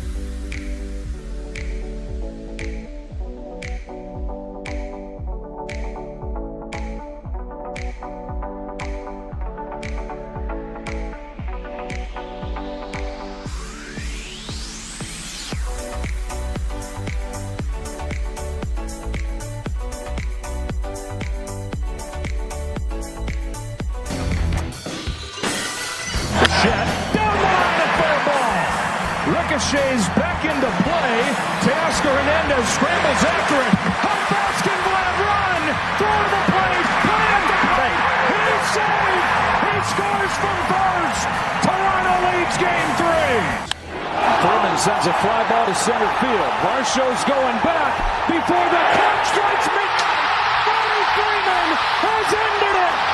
It's a repeat hero with the last word on a Game 3 classic. You're tuned in to You Better You Bet with Nick Costos and the crew on the BetMGM network. Make it legendary. Joe Davis with the call, courtesy of Fox Sports. I mean, we talked about this a couple weeks ago as it concerns Joe Davis. And by the way, Joe Davis's broadcast partner, John Smoltz, was on You Better You Bet an hour ago at 3:20 p.m. Eastern Time with Femi. We will replay a part of that interview coming up later in the show. I mean, I think so. I haven't confirmed with Bill. You never know. Maybe we'll get like an 8-second cut coming back from break. Maybe did Femi ask John Smoltz about his thoughts on Chargers rookie tight end Oronde Gadsden? John Smoltz plays like Dynasty Fantasy Football. We will play a portion of that interview, Femi with John Smoltz, a little later in the show. Joe Davis. The guy's unbelievable. these calls that he has in the moment are so extraordinarily hard to pull off, where he is balancing. And Jake, I'm going to ask you to play the Vladdy one again in a second. Like, think about that play and think about the way that I talked about it in the opening segment and how you, our listeners and viewers, when you're watching the game and the ball caroms off the wall, or ricochet, as Joe Davis said, what do you think the chance is that Vladdy scores? Listen to Joe Davis's voice when he uses the word ricochet. You can tell that, like, he's not expecting it to happen. Because who the hell would expect that to happen? Again, this is not Ricky Henderson running the bases here from first base. It's Vladimir Guerrero Jr. And as Vlad keeps running and the play keeps going, and all of us watching at home in that moment are thinking, is this going to happen? Now, we are able to, as viewers, just sit there and enjoy. Slack-jawed, like this is incredible. Joe Davis in this moment has to call it on TV, nationally, and it's Game 3 of the World Series. With that in mind, I want everybody to bask in the brilliance of this call from the great Joe Davis. Bichette down the line at fair ball. Ricochets back into play. Teoscar Hernandez scrambles after it. How fast can Vlad run? Throw to the plate. Play at the plate. He's saved. He scores from first. Toronto leads Game 3. And always gets in the score at the end. Always. And Toronto has taken the lead. Like, the way his voice rises as he's realizing what's happening, and he picks up immediately, how fast can Vlad run? We're all thinking that, but imagine being able to eloquate that in the He's outrageously good. And I think he's way underrated, criminally underrated, as far as being a play-by-play guy goes. Now, I'd ask Bill Zimmerman to get him on. I guess Bill did get John Smoltz on, so I can't really crush Bill too much. It'd be great to talk to Joe Davis at some point, because I do think Joe Davis is pretty good. This game had it all, including a Kershaw cameo, a Clayton Kershaw cameo, if you will, with the bases loaded nonetheless, and he gets out of it. I mean, how many instances were there, mostly from the Dodgers through extra innings, where you think the game's over? I mean, Will Smith, ball comes off his bat. He's screaming, "Keep my wife's name out your mouth." And the ball just dies at the warning track. How many balls that the Dodgers hit in extra innings died at the warning track? It was ridiculous. It got to where listen, I didn't stay up for the whole game. I can't. Like, I have a young child. I live on the East Coast. But I'm watching the highlights. I'm half expecting Freeman's ball, like, off the bat. I'm like, oh, I guess this maybe made it to second base. With the way some of these other balls have died. Unbelievable. How about Klein for the Dodgers? Like, some curtain-jerking jabroni comes in and throws 1,000,000 pitches. Like, Yamamoto was going to have to come in. He just threw a complete game. Maybe Ohtani would have had to come in to pitch. He's pitching tonight. And now, let's talk about Shohei Ohtani. I think that everything that's been said about it, like, I don't know, like, what else there is to say. It feels like everyone collectively agrees. He's the best baseball player ever. Like, that's it. He's like two things. He's like Travis Hunter. A, if Travis Hunter were good. And B, if instead of wide receiver and cornerback, Travis Hunter was Tom Brady at quarterback and Myles Garrett rushing the passer. There's nothing I can say that you haven't heard before. You, the listener, you, the viewer. It's unprecedented. We'll never see it again. Everyone says the same thing, because what the hell else are you supposed to say about this guy? Is he the greatest athlete ever? I think it's a reasonable take to have at this point. And, like, the Dodgers are going to win this. The Blue Jays are not beating the Dodgers 3 out of 4. They're not. And Ohtani's going to win World Series MVP. Like, that's how this is going to go. Spoiler alert for everybody. What's the case against Ohtani here? Just that, like, Jordan's won more? Like, okay. Brady's won more? Like, yes, that's true.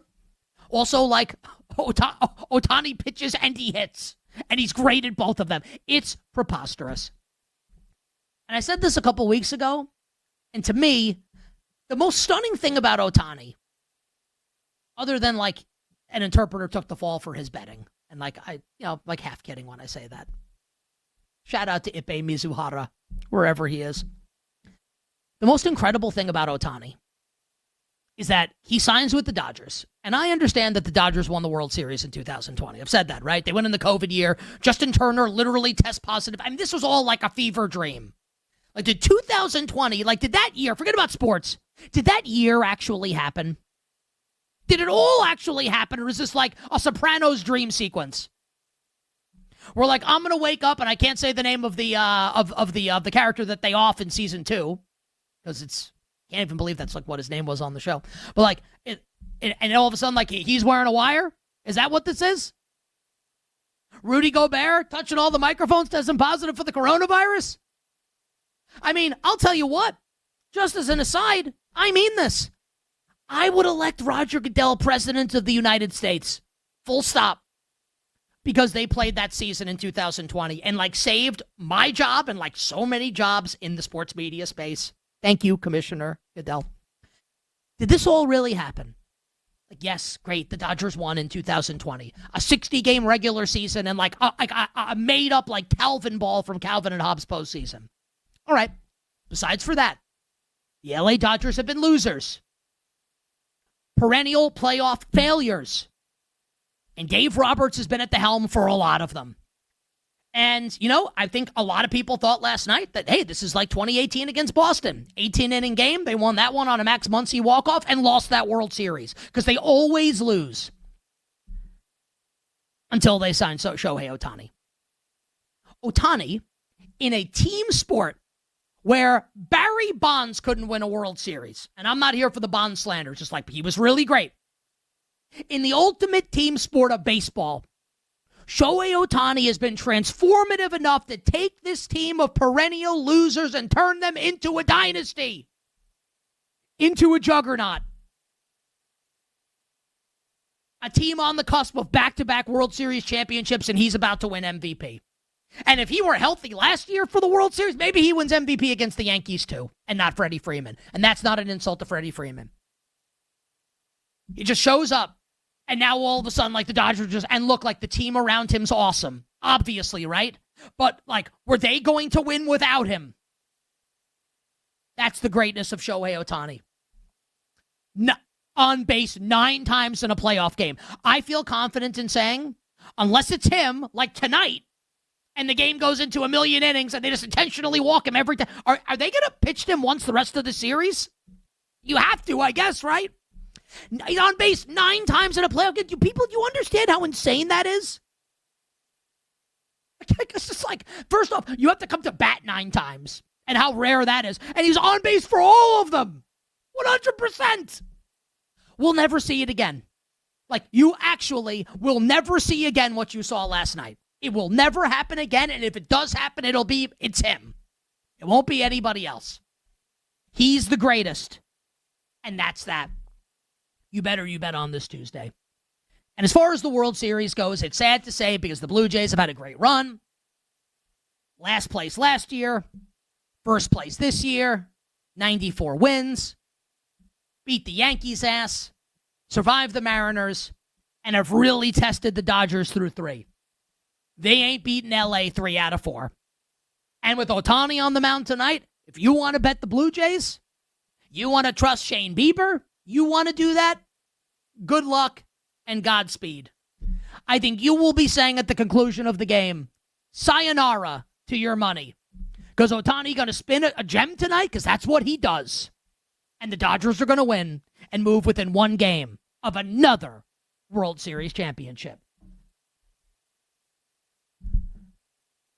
If you had to say right now, this is what we like to call in the industry, this is a segue. Are you ready, everybody? Who's the NFL's version of Shohei Ohtani? The best player in the sport. It's Patrick Mahomes. Oh, did he play last? Oh, he played last. Oh, yeah. See where I'm going with this?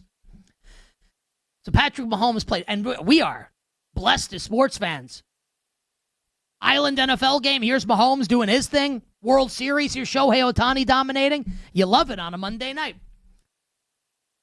So we get to halftime of Monday Night Football. Chiefs and the Commies. And we're tied at 7. And I'm thinking to myself, what a wonderful world. I'm thinking to myself, I laid 10 with the Chiefs. Am I worried? No.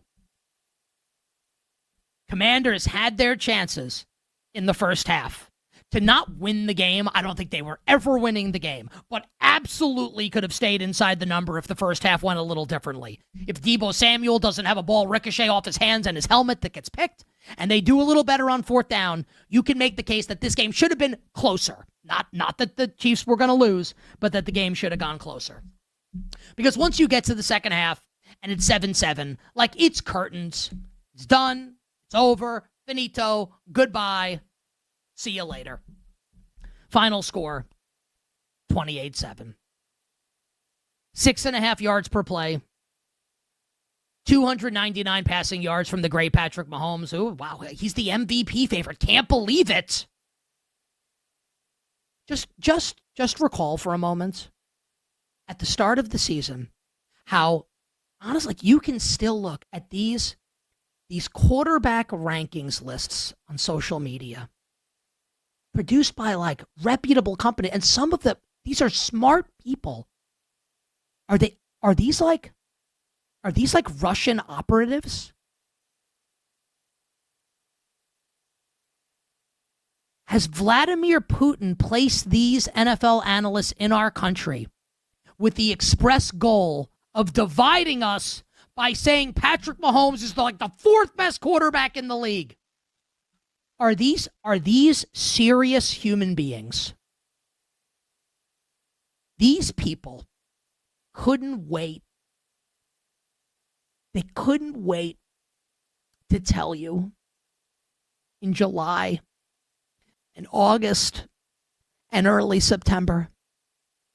They couldn't wait to tell you, well, actually, Josh Allen's better than Patrick Mahomes.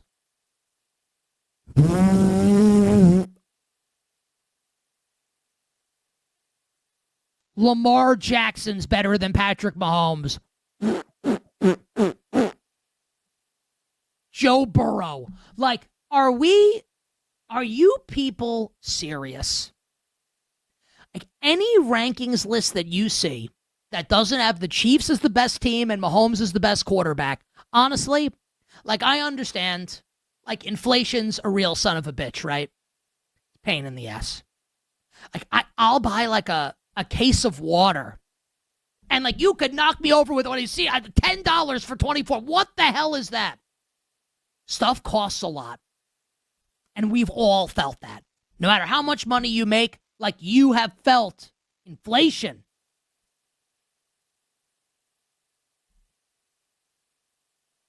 Toilet paper can be expensive. Here's my advice. Just print out these rankings. Mahomes, third best quarterback in the league. Okay. Chiefs, like, seventh best team. Okay. And when you're out of toilet paper, you don't have to go to the grocery store. You don't got to log on to Amazon. You've got your TP right there. On the other side, we'll spin things forward for the Kansas City Chiefs and the Washington Commanders off of Monday Night Football on this Tuesday on the BetMGM Network. We'll be right back with You Better You Bet on the BetMGM Network. Make it legendary.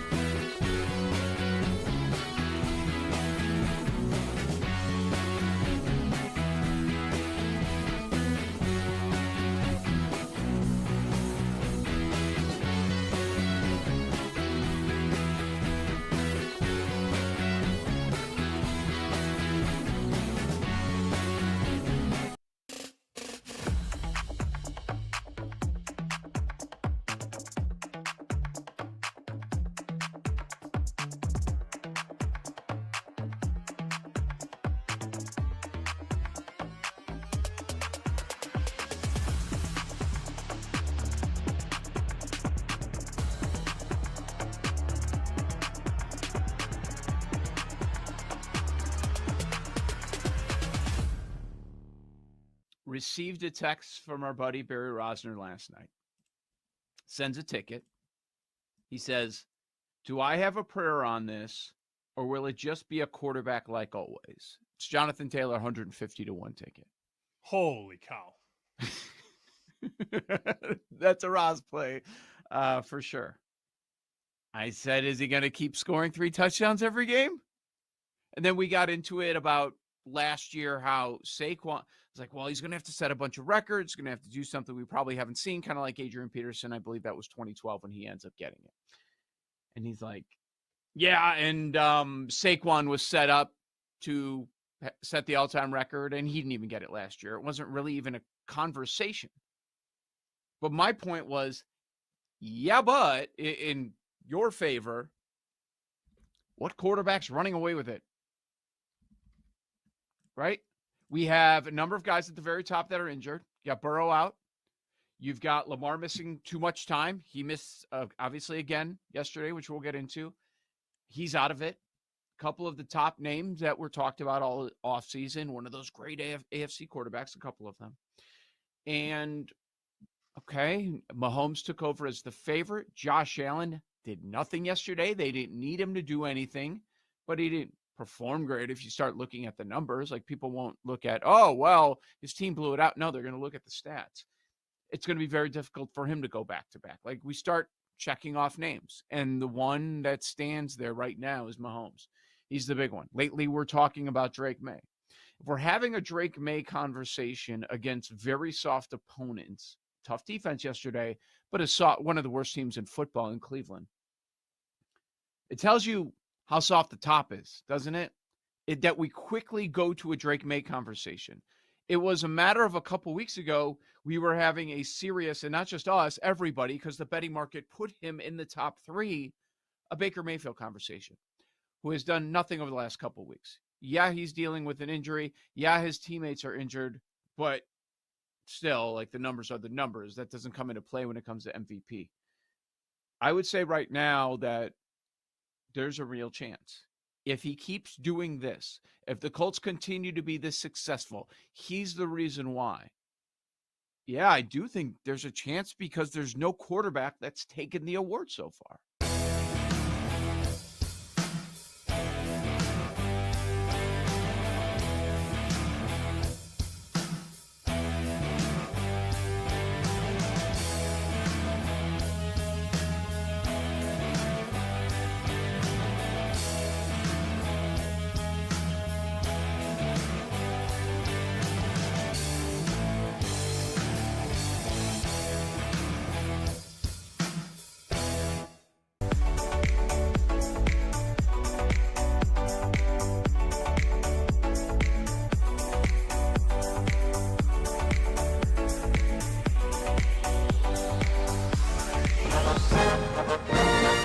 Mahomes out to his right.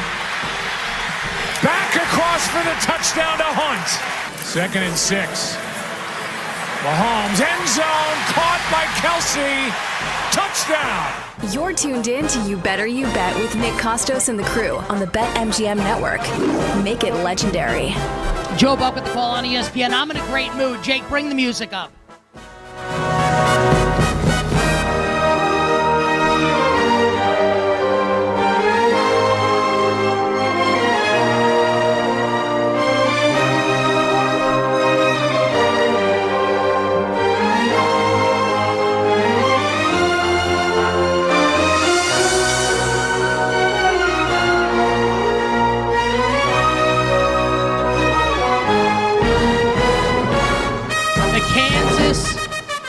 City Chiefs, bitches. Yeah, tied at halftime. Yeah, covered the 10, no problem. 28-7 final score. Travis Kelce had a moment early in the game, in the first half, where he's like, is he paying attention? Ball bounces off his chest, intercepted. Played pretty well the rest of the game, though. It's like maybe he watched Tucker Kraft dominate on National Tight Ends Night. He's like, you know what? Maybe I need to show up here. People are going to start saying he's better than me. He is. That's okay. Tough go for Travis Kelce, going from best tight end ever to not the best white tight end in the NFL with the initials TK. Not the best run out for. I guess his life's pretty good. 6 for 99 and a touchdown. Rashee Rice, 9 for 93 and a touchdown. Anyone think he matters? And when you wake up this morning, meet the new boss. Same as the old boss. The Chiefs are the favorite to win the Super Bowl at BetMGM. Duh. We'll get back to them in a few minutes. Let's talk about the Washington Commanders, though, first. It's a tough one. Marcus Mariota, I thought, played very well in this game. Very well.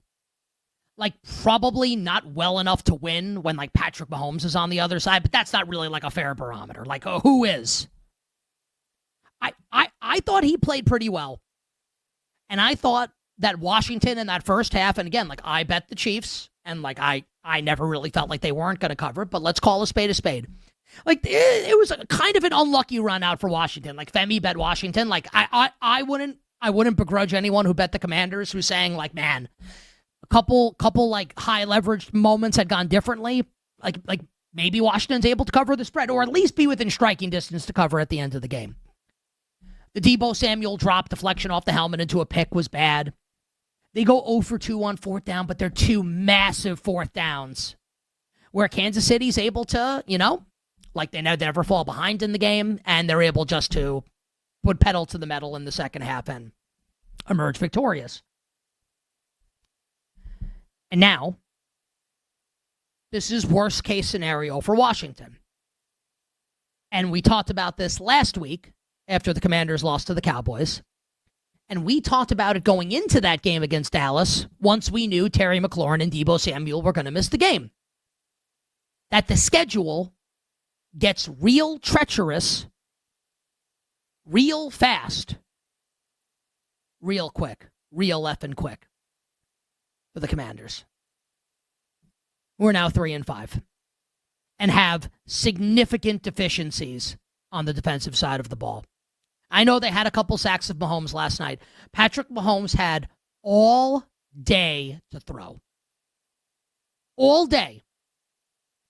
On his touchdown passes, I mean, he could have done like a listening party for Life of a Showgirl back there in the pocket. All day to throw. You can't beat the Chiefs like that. You can't beat, like, below average teams like that in the NFL. No pass rush. Secondary stinks. Okay, great. Like, Marcus Lattimore had a nice interception. Great. It's like first good play of the season. It's almost Halloween. They're in big trouble. And I don't know, and I'm like the biggest Jaden Daniels fan in the world. I don't know if he can rescue this. I'll take it a step further. Is he going to play on Sunday night? Are we sure he's going to play?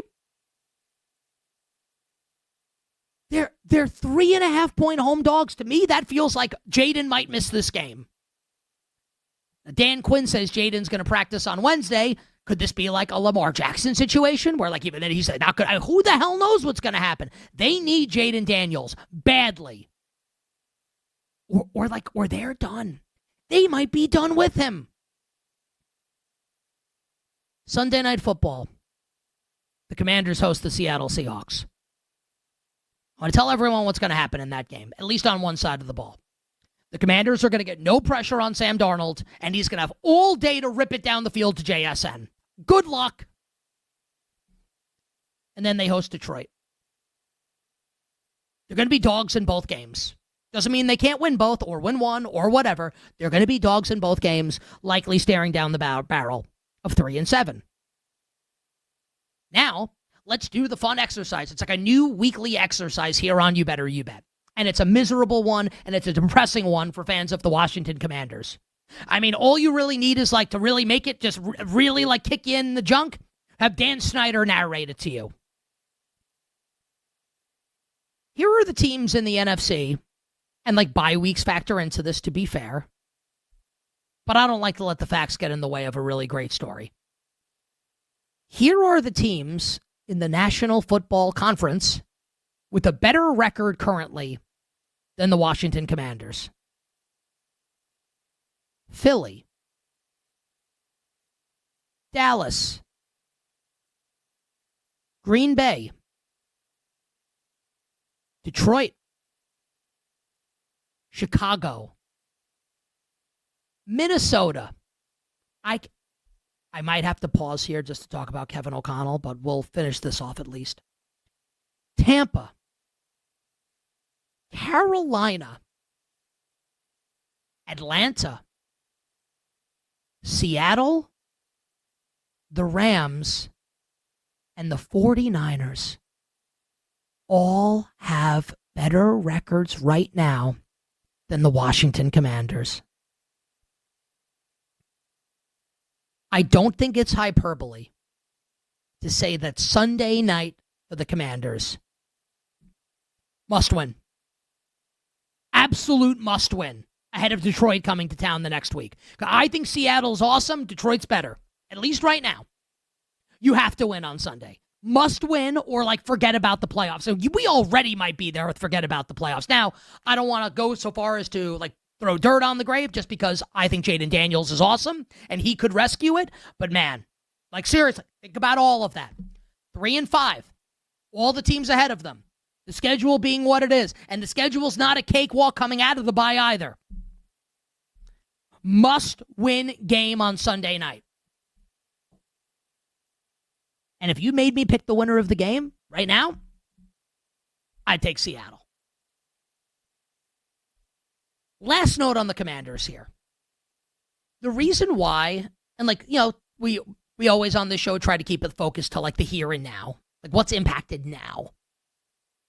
But the Commanders, and I'm not going to criticize them for this. I won't. Because in the offseason, I liked it. So I can't go back on that. Washington decided this offseason to not fully go all in, but to push a bunch of chips in with Jaden Daniels on his rookie year in year 2 for him. It's an old team that decided to get older. Think about the marquee moves. Laramie Tunsil, not saying he's a bad player, Deebo Samuel, even signing Von Miller. This is an old team. Not just those players. They are old across the board. This is an old team. And they're probably going to miss the playoffs. They're going to have work to do, the Commanders are, moving forward this offseason if they fall short of the postseason this year, and I think that's likely to happen. You bet on this Tuesday. Back to the Kansas City Chiefs. And the main event of Week 9, the Chiefs visit the Bills in Buffalo. Kansas City, a 1.5-point road favorite. Some twos on the board. Total is 52.5. Isaiah Pacheco, week to week with an MCL sprain. You don't want that. He's Kansas City's best running back, and now it'll be Kareem Hunt and Brashard Smith. Ed Oliver, torn biceps, out indefinitely for the Buffalo Bills, their best defensive lineman. Now, the Bills do get back Larry Ogunjobi and Michael Hecht. Maybe DeQuan Jones will play, and he'll be back as well coming up on Sunday. I just don't care about any of that at all. The Bills' defense is not good enough. It's not. It just isn't. I have no axe to grind. It's not personal. And I do appreciate all the Bills fans that listen to the show and watch the show and consume my content and follow me on social media. Because I got a lot of messages from you guys after you beat the Panthers' ass on Sunday. I was wrong about that game. Buffalo destroyed them. And if the Bills win this Sunday, I expect to have all of you in my mentions. And I wouldn't want it any other way. But that's not what's going to happen. It isn't. The Chiefs are going to win the game. Kansas City's going into Buffalo and winning. The Bills' defense isn't good. Here's Patrick Mahomes, and the Death Star is fully operational. I think Sean McDermott is not a big game head coach. We know Andy Reid is. This is easy, guys. It just is. Kansas City wins, Kansas City covers. End of story. That's it. Period. and the really fun thing about what's going to happen after that for the Chiefs. So after the Chiefs win in Buffalo on Sunday, they'll go into their bye. And when the Chiefs come out of their bye, they visit the Broncos in Denver and then host the Indianapolis Colts. So if you're out there watching and listening and you're sick, you've got Chiefs derangement syndrome, the next 3 weeks are either going to be a grand old time or a terrible one for you. And I'll give you one guess as to which it's going to be. Hour 1 done, hour 2 for you. Coming up on the other side, we start the hour with Odyssey Sports NFL Insider, the great Mark Schlereth. We'll be right back with You Better You Bet on the BetMGM Network. Make it legendary.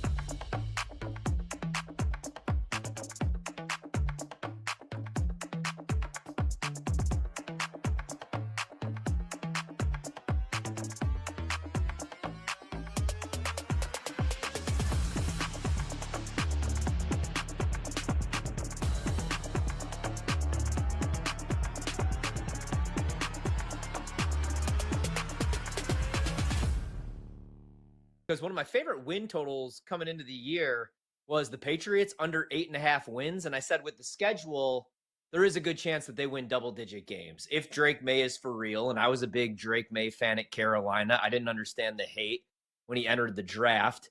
It was year one for Mike Vrabel. They made a ton of moves in the offseason, but they were still a young team. But I was wrong about the Pats, man. And I know the Colts are the real deal. But I think at plus 135 for them to be the number one overall seed in the AFC, you've kind of missed the price on them, right? So I was looking at some AFC futures. I still do like Kansas City. I like Buffalo, teams with experience. But as far as just the number one seed, the best regular season team in the AFC, I think the Pats are worth a bet right now. You could get plus 650. They have the easiest remaining schedule the rest of the way if you're looking at strength of schedule. They're still plus 120 to win the East. Maybe you just want to go that way. But man, this team is really good. We saw it yesterday again over the Browns. That was their fifth consecutive victory and cover. They're not just winning these games, they're beating up on teams. I like what they're doing on the offensive side of the ball. Drake May, a ton of play action right now, top 10 in usage of play action. He's pushing the ball down the field. They've generated the highest EPA per dropback and explosive pass rate in the NFL since week 4. And they're beating up on teams. Like I said, 4-1 against the spread is favorites. So I like New England, man. And if you're getting a 7-1 plus 650 price on them to have the best record in the AFC, I think it's possible. I think this team's for real. And the Colts are good, but they do have some tough games. Patriots, look at that schedule, man. They're most likely winning 11-12 games. Kind of like them. Yeah, it was crazy. I think it was before the season began. What was he over under on wins? 8.5? I believe is what the final number was. And I thought that was way too high. I thought they're, if you said at 7.5, I'm like, maybe they're an 8-win team. But I was terribly wrong. Shout out to Mike Vrabel. This team is playing top level football, and really outside of Stephon Diggs, a lot of casual fans couldn't name Kayshon Boutte. Couldn't name Demario Douglas. could name Hunter Henry and some of the targets they have. So it's not like he has an all-star group of weapons to chuck it to. I'm just so impressed with May and the football evolution that he's had, his overall development, the reads, the reactions, the precision. He's top 3 right now at adjusted completion percentage of any quarterback in the NFL.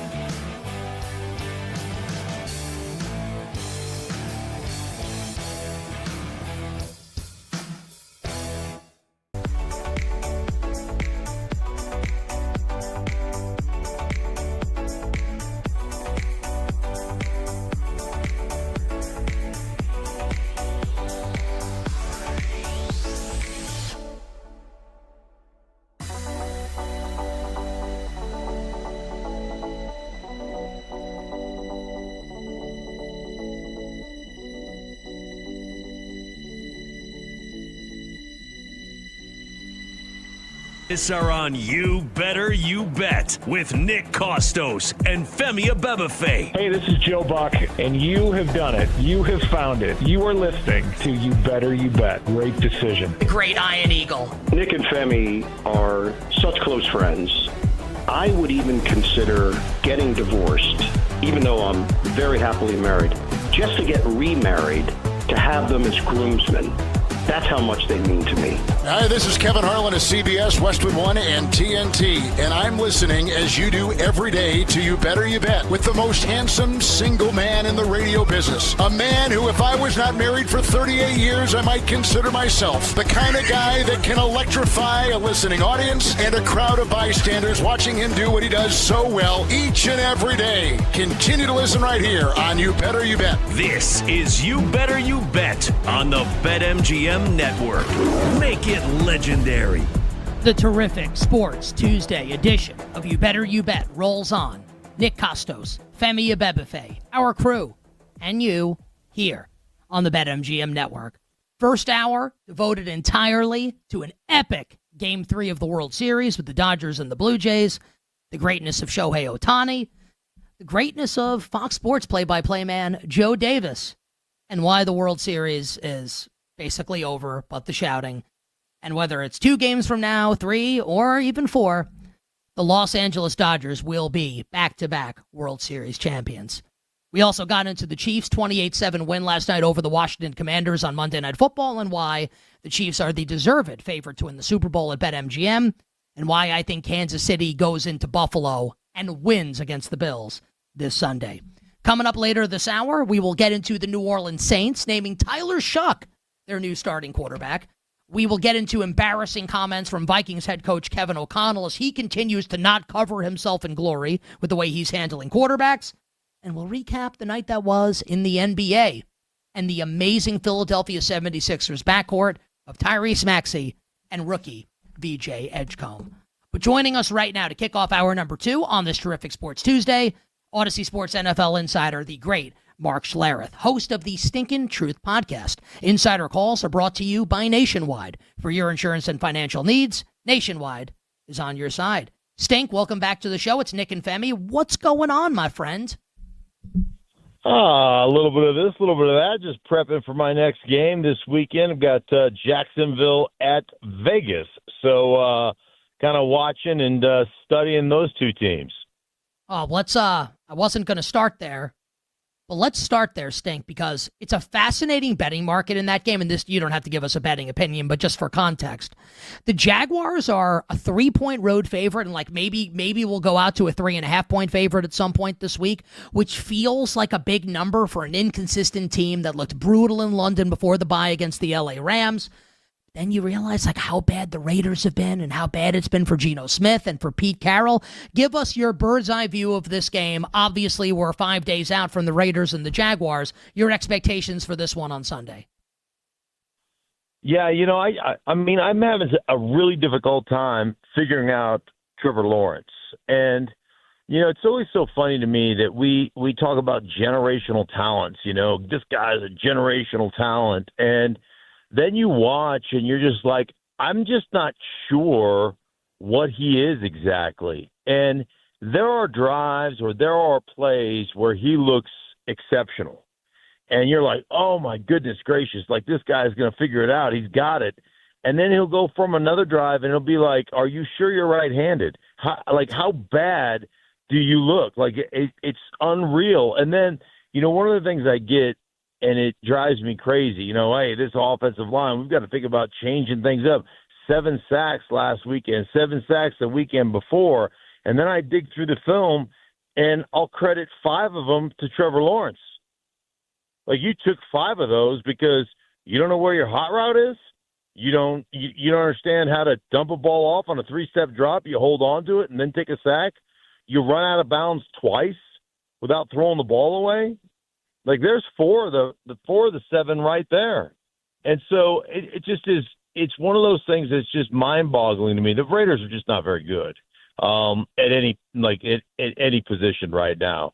So, I like Jacksonville. I like the way they're constructed. I like the way they've built that football team. It's just the blatant inconsistency of Trevor Lawrence that just blows me away. Yeah, and if I can, just my thought is, can you get this passing game rolling with Lawrence and Brian Thomas Jr., who's got like the yips going over the middle of the field? Get Travis Hunter more involved. I'd like to see rookie running back Bashal Tutin a little more involved. The Jaguars should win and cover on Sunday. I don't know if I can make that bet, though, with a lot of confidence. Stink, let's take a spin around the rest of the league here. And I'm fascinated to get your answer to this question, given, you were a tremendous offensive lineman, a Super Bowl winning offensive lineman in the National Football League, and you protected for a lot of great running backs. Should Colts running back Jonathan Taylor right now be the front runner for NFL Most Valuable Player, and why? Well, why? Because he's freaking unbelievable, and he's having an unreal season, and he's actually a football player. So those would be my three biggest compelling reasons. I quarterbacks don't play football; they play quarterback, especially in today's NFL. And so I just hate the fact that we just get so enamored with the quarterback position. And, it drives me crazy. The Heisman drives me crazy because it's become a quarterback award. You've got awards. Why does that have to go to the Heisman is supposed to be for the best football player? I quit paying attention to that when Terrell Suggs had 24 sacks his junior year for ASU and didn't even get invited to New York. He wasn't even an invite. How is that guy not considered one of the best players in college football? And the same thing goes for the professional game. The same thing goes for MVP awards. We give it to quarterbacks, but I'm not so sure. I don't believe that the quarterbacks are always the guys who, to me, are the most valuable players. They play quarterback. I mean, you wear a pink jersey at practice. I just am not giving them – I just don't believe in that. I guess in maybe some shades of sun, maybe the red looks pink. So I could certainly understand that. I can't wait to get your answer to this question. Stink, when you look across the National Football League, what pisses you off the most? That's a great question. There's a lot of things that irritate me. I think one of the things is we have created this lack of demonstrative officials. We have created a situation where, hey, don't throw the flag, just let replay sort it out. And we have created a generation of officials that I think sometimes are just afraid to officiate. And I hate the inconsistencies of it. And one of the things I always think about is nobody came to watch you throw flags. They came to watch football. And ultimately, we throw so many flags to me that have nothing to do with they're off-the-ball flags. They don't have anything to do with the play. And, one of the things that drives me crazy every week is watching offensive linemen get flagged for illegal man downfield. You're a yard downfield. Who gives a rip? What? How can that possibly affect anything? One, we're not athletic. Two, we're fat. It's not like we're doing anything down there anyhow. So why we're throwing flags on that and slowing the game down even further just absolutely befuddles me. Like, why would we do that? I have no idea where all of a sudden that became a great idea. When I played, you used to be able to get about 3 yards down the football field without getting flagged. And if you made contact, like with a linebacker, it was part of play action. If I could come off, even if I was a bubble guard, meaning there was nobody over me, and I could take 3 steps and hit you as a linebacker and then grab you, that wasn't a flag. And so I look at that, and I just don't understand. Like, that one it drives me crazy. Every week I watch it 3 or 4 times a game it happens, and it just seems like the dumbest thing that we could possibly call. Stink, what's something else that pisses you off that's going on around the National Football League? Something else? Oh, gosh, I don't know.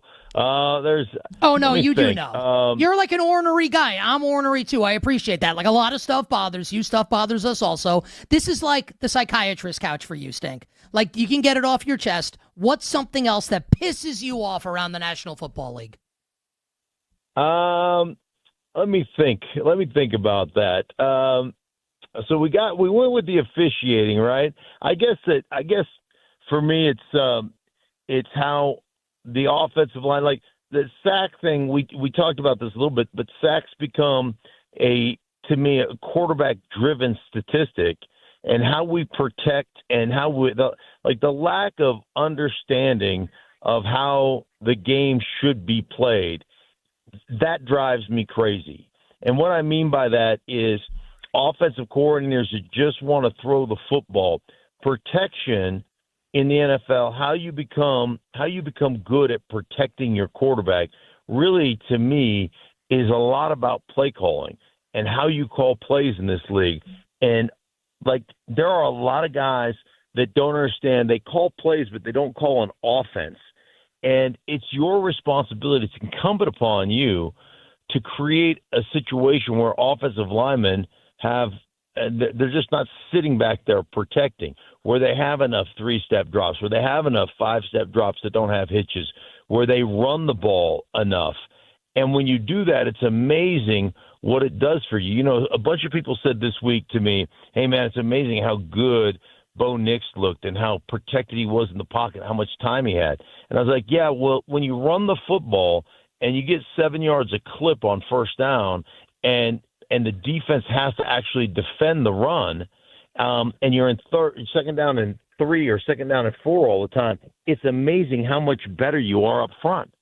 And so those things drive me crazy when I see guys that don't understand how this game should be played and how you have to, as a play caller, protect your guys up front. And so I'm very protective of the guys up front, and I'll call them out when they don't play well, but I see it as more of a offensive coordinator issue than I do as an offensive line issue in a lot of circumstances. Odyssey Sports NFL insider Mark Schlereth on the show. Insider Calls brought to you by Nationwide. For your insurance and financial needs, Nationwide is on your side. Stink, does it piss you off that the Kansas City Chiefs are absolutely the best team in the National Football League? Yes. Oh, yeah. Yes. Well, I shouldn't say it pisses me off. It just is annoying. Well, you're a Bronco. You know? That's the only reason why I posed it like that. Because you're a Bronco. That's okay, right? To say that? Well, it's like I'm Andy Reid. I love Andy Reid. I think Andy Reid is great. I really try it's very hard for me, but I really try to hate Patrick Mahomes, and I can't because he's so fun to watch. That no-look pass he had last night was unreal. He just incredible what he's able to do. But yeah, and they're playing so good right now because they have all their weapons. They're healthy, and now they're playing some complementary football. So, you know, defensively, they're not just out there bleeding because they can't produce on the offensive side of the ball. So now you're watching them. They're just so good. And yeah, it does. It irritates the crap out of me that they're that good. They gonna beat the Bills on Sunday in Buffalo? Yeah, they always beat the Bills. That's right. Well, Buffalo beats them in the regular season. To be fair, I think the Chiefs are gonna win, but the Bills have gotten them in the regular season. It's the playoffs that the Chiefs always beat them. To be fair. Yeah, you're right. In the regular season, they have beaten the Chiefs, but Yeah, I mean, it does feel like this is about the time, though. This does feel different to me. It feels like the Chiefs are saying, hey, man, we're going to make a statement because everybody counted us out early in the season, myself included. And now you just see them kind of putting the pedal down. So, I mean, which is good for Chiefs if you're a Chiefs fan. Yeah, I think it makes the rest of us in the NFL that we follow this game a little bit sick to our stomachs, but that's life. 30 seconds for this one. Non-football related. Out of all the things happening in your life right now, Stink, what makes you the most annoyed? What pisses you off the most? Non-football, something non-football in your life. I'm pretty. See, that's where you guys got me wrong. I'm the happiest, go luckiest guy you'll ever meet in your entire life. I will say one thing that irritates me is now I'm telling on myself. People that don't know how to travel, like nobody wants to see your feet in flip flops on a plane. Not one person. Nobody wants to see you in a tank top with your armpits hanging out. Not like that. Like that drives me insane. Have some couth about you, and dress appropriately. Put on a pair. Can of I pants, ask you this? Put on some shoes. Should the people in flip flops on airplanes, should they be executed?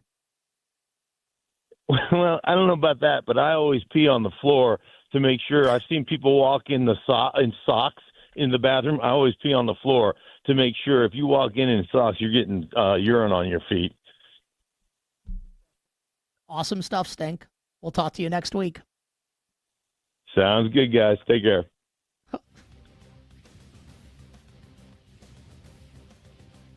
Honestly, I've seen some dirty bathrooms. Dude, I've seen that. That's actually like incredible. Like seriously, like someone's their feet hanging out. Piss on the floor. Make them step in your piss. That's Odyssey Sports NFL insider Mark Schlereth. Can you tell his nickname was Stink? Insider calls brought to you by Nationwide. For your insurance and financial needs, Nationwide is on your side. On the other side, we will talk Tyler Shuck being named Saints starting quarterback and the embarrassment that is Kevin O'Connell. We'll be right back with You Better You Bet on the BetMGM network. Make it legendary.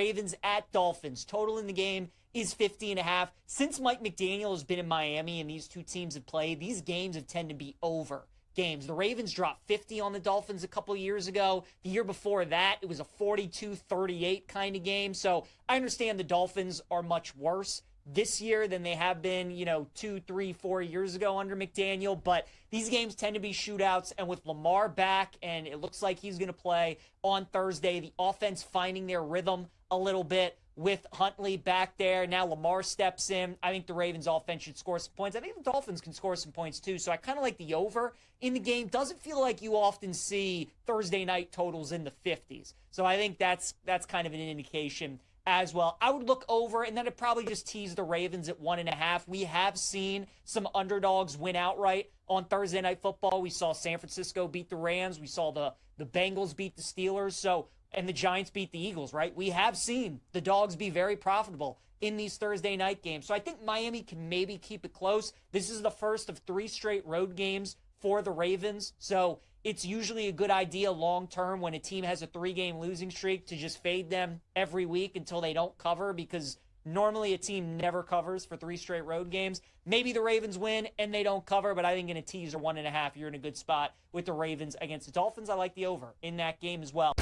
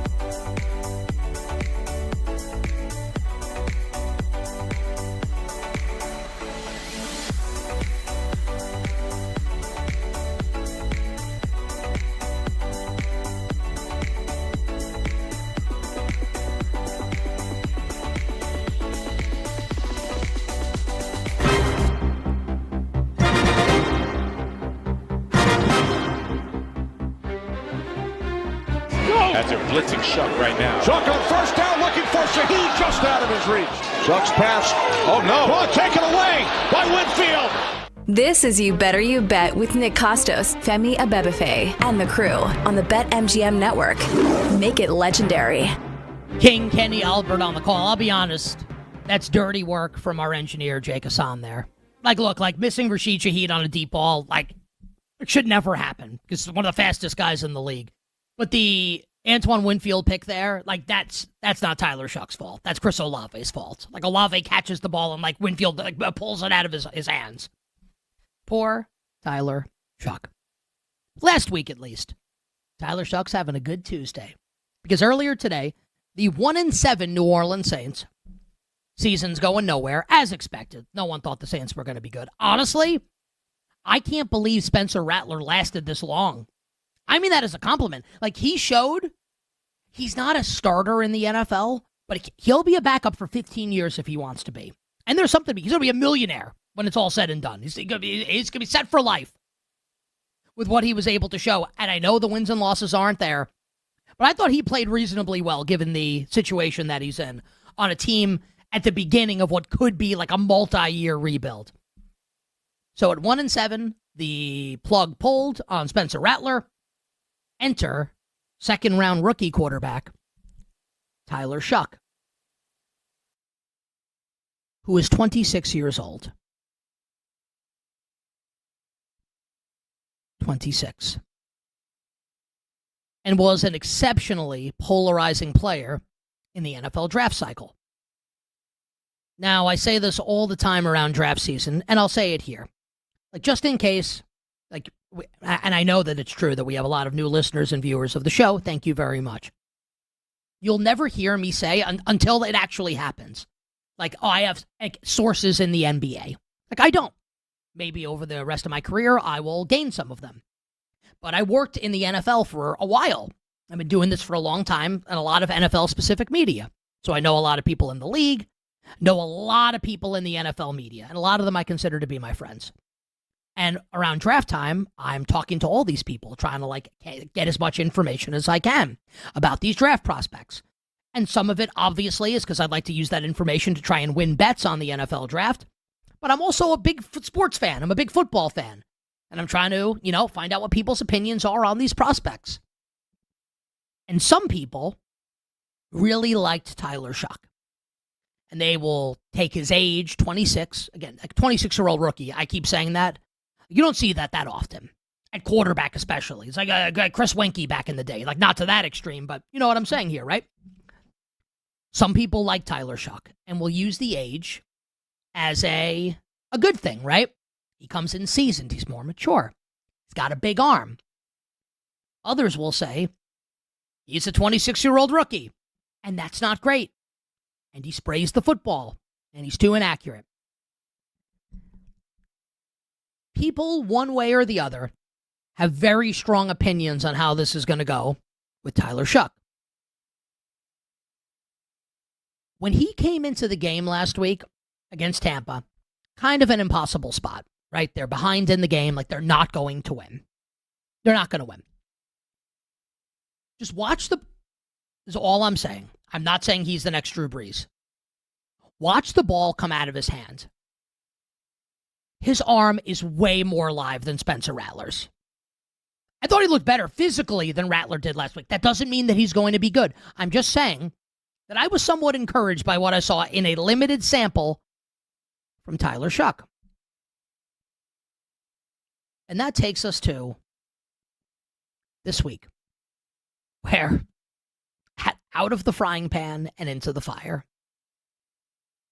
Speaking of fire, you want a baptism by fire? How about this? On the road at Jared Verse and the Los Angeles Rams, and the Rams are coming off a bye.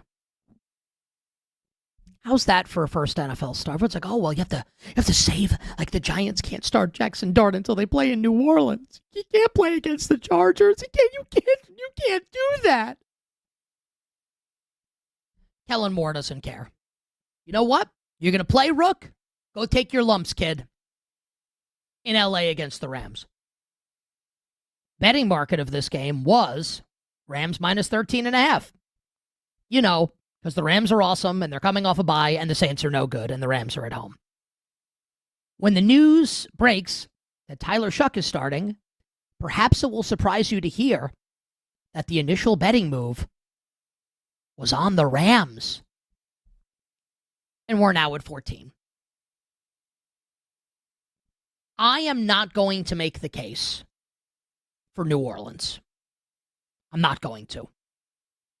I think the Saints are going to get bombed down the field by Matthew Stafford. Puka Nacua is going to be back in this game. The Saints secondary, this could be like a 350-yard passing game for Matthew Stafford. The total is only 44.5. And Tyler Shough is going to sling the ball, and he's going to put the ball into harm's way. Kind of like similar to Cam Ward last week when you need a touchdown at the end of the game to get the over. The total is only 44.5. So while I'm not interested in betting the Saints, not now at least, we'll see what the injury reports have to hold. I think I am going to be interested in that over with the Rams and the Saints on Sunday.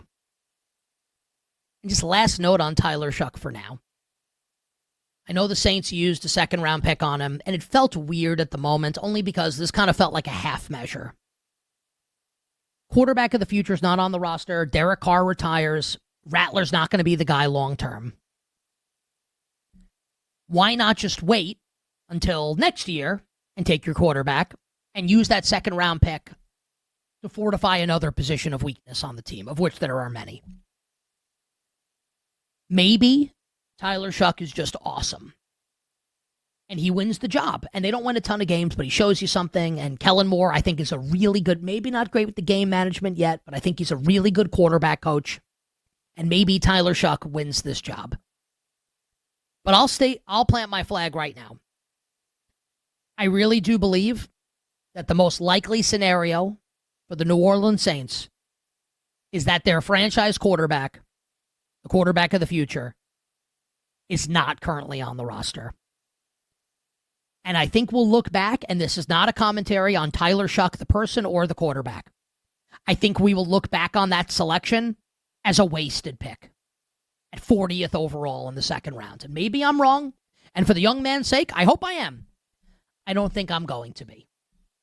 You bet on this Tuesday. Speaking of quarterback news and the National Football Conference, Minnesota Vikings head coach Kevin O'Connell had this to say in his weekly radio hit on KFAN in Minnesota. Once Carson was told you're going to have to get this fixed, but you really can't make it worse. I believe his phrase to me was, I want to take advantage of this opportunity. I get to play with this coaching staff and these players for the Minnesota Vikings. I want to exhaust this. When a guy is so committed and so all in and does not want to be taken off the field, you have to honor that. Okay. No, you don't. You don't have to honor it. I almost can't believe what's happened with Kevin O'Connell here. It's like he's turned heel.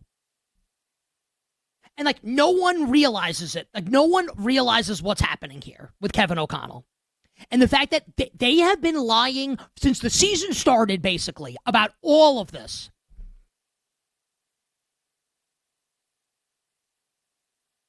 I wonder when we get to the end of the year what we're going to say about him.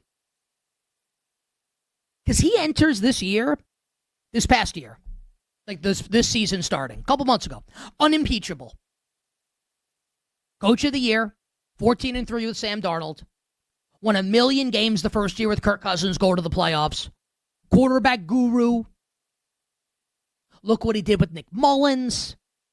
Josh Dobbs off the street, the Pastronaut. Guy's been great. No question. What about now? Okay. I don't think Femi will ask Femi's opinion in a second. I don't think he'll disagree with me on this one, but Femi disagrees with me on the McCarthy stuff. I think I'm right about that. I think they're lying. I think they lied this whole time about McCarthy. And I don't think they think he's ready. And I think this is going to be a disaster rest of the season for Minnesota. I'd love for someone to defend Kevin O'Connell's comments on Carson Wentz, where he literally says, basically, Carson Wentz's arm is we all watched the effing game last week against the Chargers on Thursday night. Island game. Wentz's arm is hanging like a wet noodle. He's obviously injured. He's getting the crap kicked out of him. They're showing close-ups of Max Brosmer on the sideline. And Carson Wentz keeps going back into the game. And Kevin O'Connell, he wanted to play, so we're going to play him.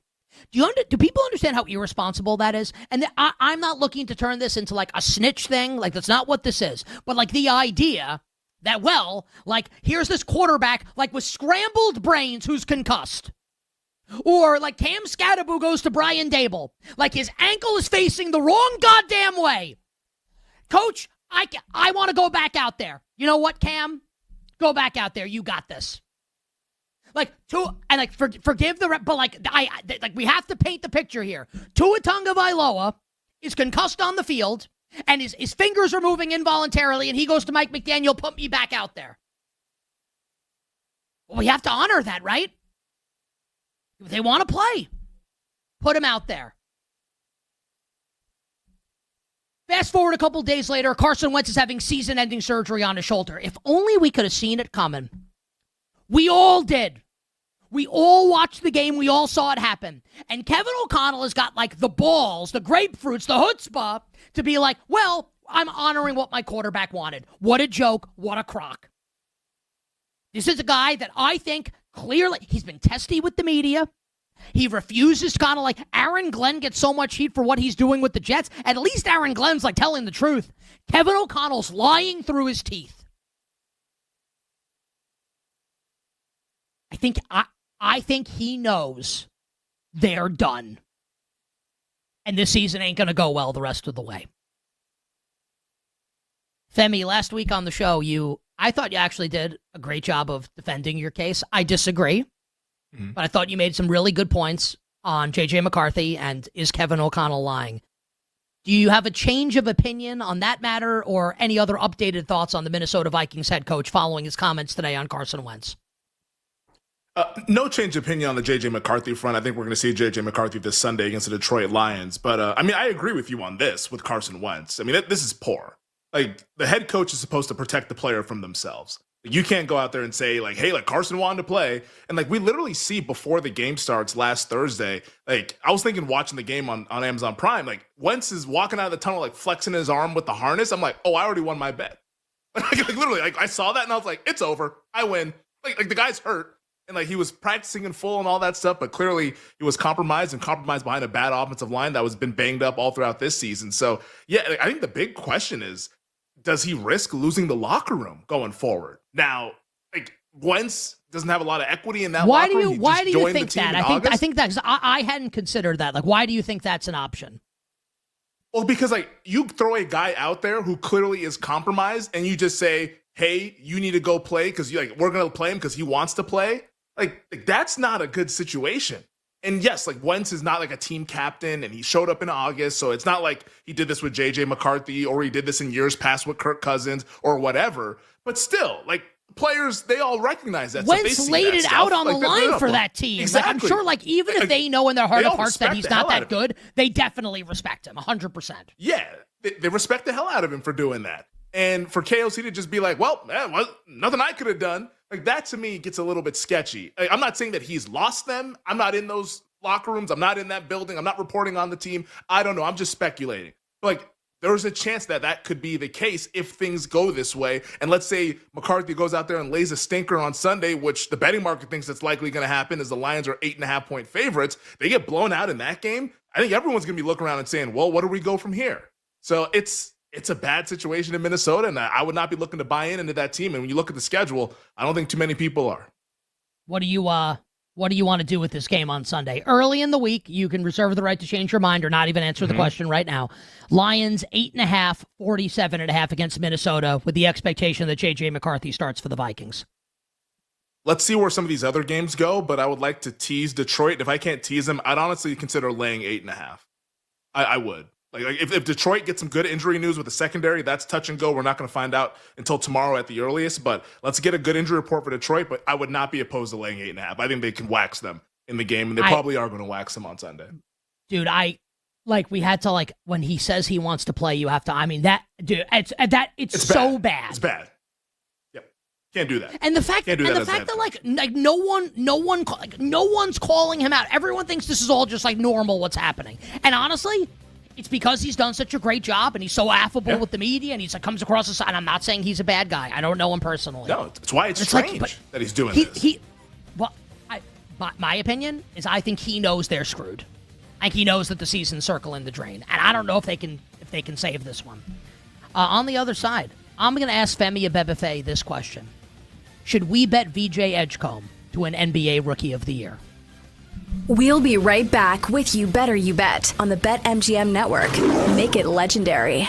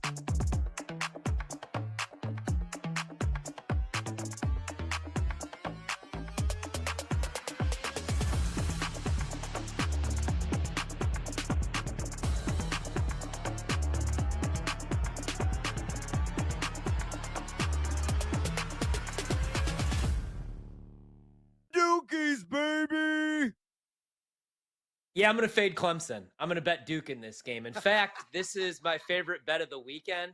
And this is the rare time this year where my power ratings actually align and match up here, because it's really hard to price Clemson this year because of their high expectations coming into the year. They were plus 110 to win the ACC.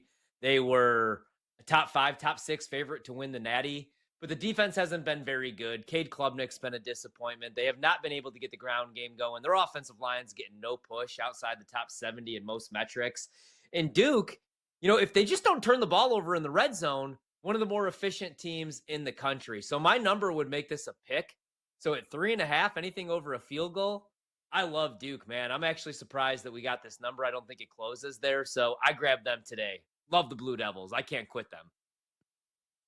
Yeah, it was minus 5,000. We're going to bet on Duke. So I'm not remotely surprised by that. All right, to recap, folks. The first 4 games in this week's Fade or Follow College Football Week 10. Ohio State, he's going to follow minus 1.5 against Penn State. He is going to follow Texas minus 2.5 in a massive matchup against Vanderbilt. He is also going to follow more chalk and Miami minus 1.5 at SMU. However, he is going to fade Clemson and take the Blue Devils of Duke at plus 3.5. Of course, as always, fade or follow, that is up to you.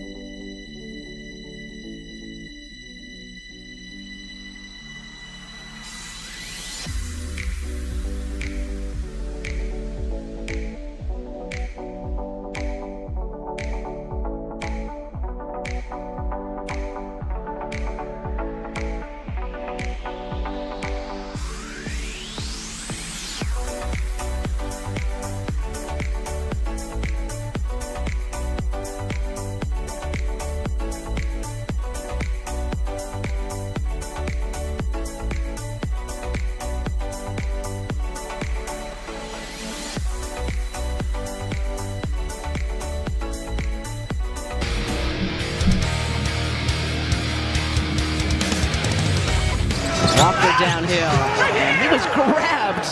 Oh, my. What a block by VJ Edgecombe. Perfect timing. Maxi, are you kidding me? This is You Better You Bet with Nick Costos, Femi Abebefe, and the crew on the BetMGM Network. Make it legendary. NBC Sports Philadelphia with the call. Philadelphia 76ers, pretty good through 3 games thus far this year. We will talk about the Sixers and the rest of the NBA action from last night in a moment. 20 minutes from now, we will play a chunk of Femi Abebefe's interview earlier today with lead MLB analyst for baseball on Fox. He'll be on the call of Game 4 of the World Series tonight on Fox along with Joe Davis. Baseball Hall of Famer John Smoltz. That's coming up 20 minutes from now. And speaking of baseball, we want you to bet on baseball's biggest stage with today's MLB World Series Odds Boost token. Use your token to net a bigger payout on a winning bet. Make it legendary. BetMGM. Download the BetMGM app, and please gamble responsibly. And don't forget to download and subscribe to You Better You Bet in podcast form. Leave us a nice review and 5 stars. And follow us on YouTube and Twitch, youtube.com/@ the BetMGM Network, twitch.tv/the BetMGM Network. Before we do the NBA, I think there's something that needs to be said. Sincerely. This is actually not a setup to a joke. And I did a bad job yesterday. I was the pineapple yesterday. I made an error. They say that you're not supposed to talk about no-hitters and perfect games when you think it's going to happen. Like if a pitcher is, 7 innings of no-hit ball, you don't say he's throwing a no-hitter. You'll say something like, no hits through 7, can't wait to watch the final 2 innings. You say it without saying it. You're not supposed to jinx it, the no-hitter or the perfect game. But certainly in the aftermath of a no-hitter or a perfect game, you want to give it its props, its flowers, its just due. You want to make sure to celebrate that person that has thrown the perfect game, that has thrown the no-hitter. Yesterday on You Better You Bet, playing hurt with a very questionable thumb injury. Very, very, very questionable, kind of like all the situations surrounding it. But apparently this was like the Kurt Schilling bloody sock game. This was the bloody thumb game. Our excellent engineer, Jake Hassan, pitched a perfect game yesterday. And on it, the opening rejoin at 420 was not great. Like Stone Cold, I'm over the Austin stuff, but even that, technically it was bad. The music was too loud. It was drowning out Joe Davis. But you can't. That's the thing about a perfect game and a no-hitter. That's why you celebrate them, because they don't happen that often.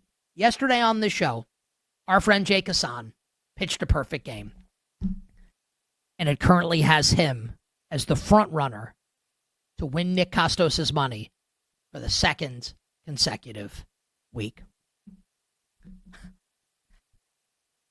Now let's talk some sports. So the Sixers beat the Magic last night, 136-124. And we are 3 games into the season.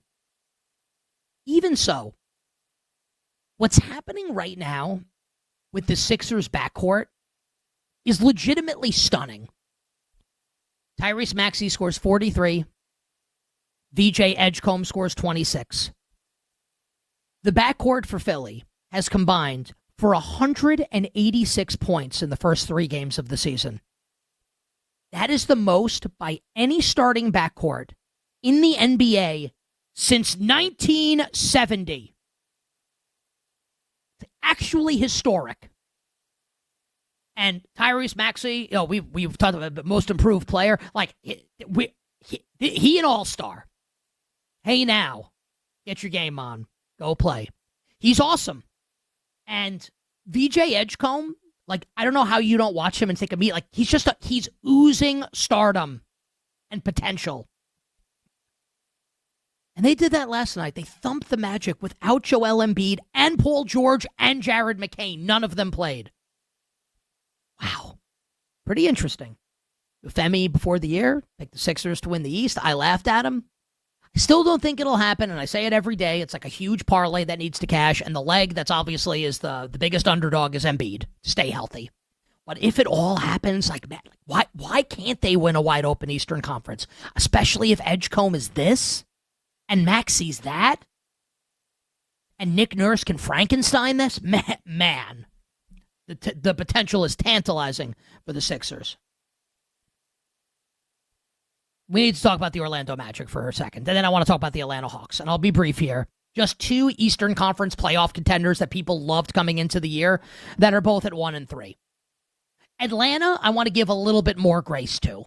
They lose last night on the road at Chicago. The Bulls are 3-0. It's great. Fast forward to 40-42 and the 8th seed in the East with Chicago, please. Although they are fun. Get up and down. They play no defense. They're fun. Atlanta hasn't been healthy. Last night was the first game that all their guys played. So I want to give Quinn Snyder a little grace. They're working in Porzingis and Nickeil Alexander-Walker and Luke Kennard, etc. Year 2 for Risa Shea. I think Atlanta will be okay. The Orlando stuff to me is a little more concerning. Now, Desmond Bane is here now, and they're acclimating him. So I can't kill Atlanta for acclimating players and then not do the same thing for Orlando or vice versa. The thing that I didn't expect for Orlando was for the defense to completely fall off like it has. They allowed 136 points last night to the Sixers. This team was one of the best defensive teams in the league last. What happened? It's early. I'm just saying. I'm watching Orlando and I'm watching Atlanta in the next couple games to see how this goes for those two teams. My last note here, and then Femi and I will talk Rookie of the Year in the NBA. So we bet the Rockets last night against the Nets. The Rockets won by 29.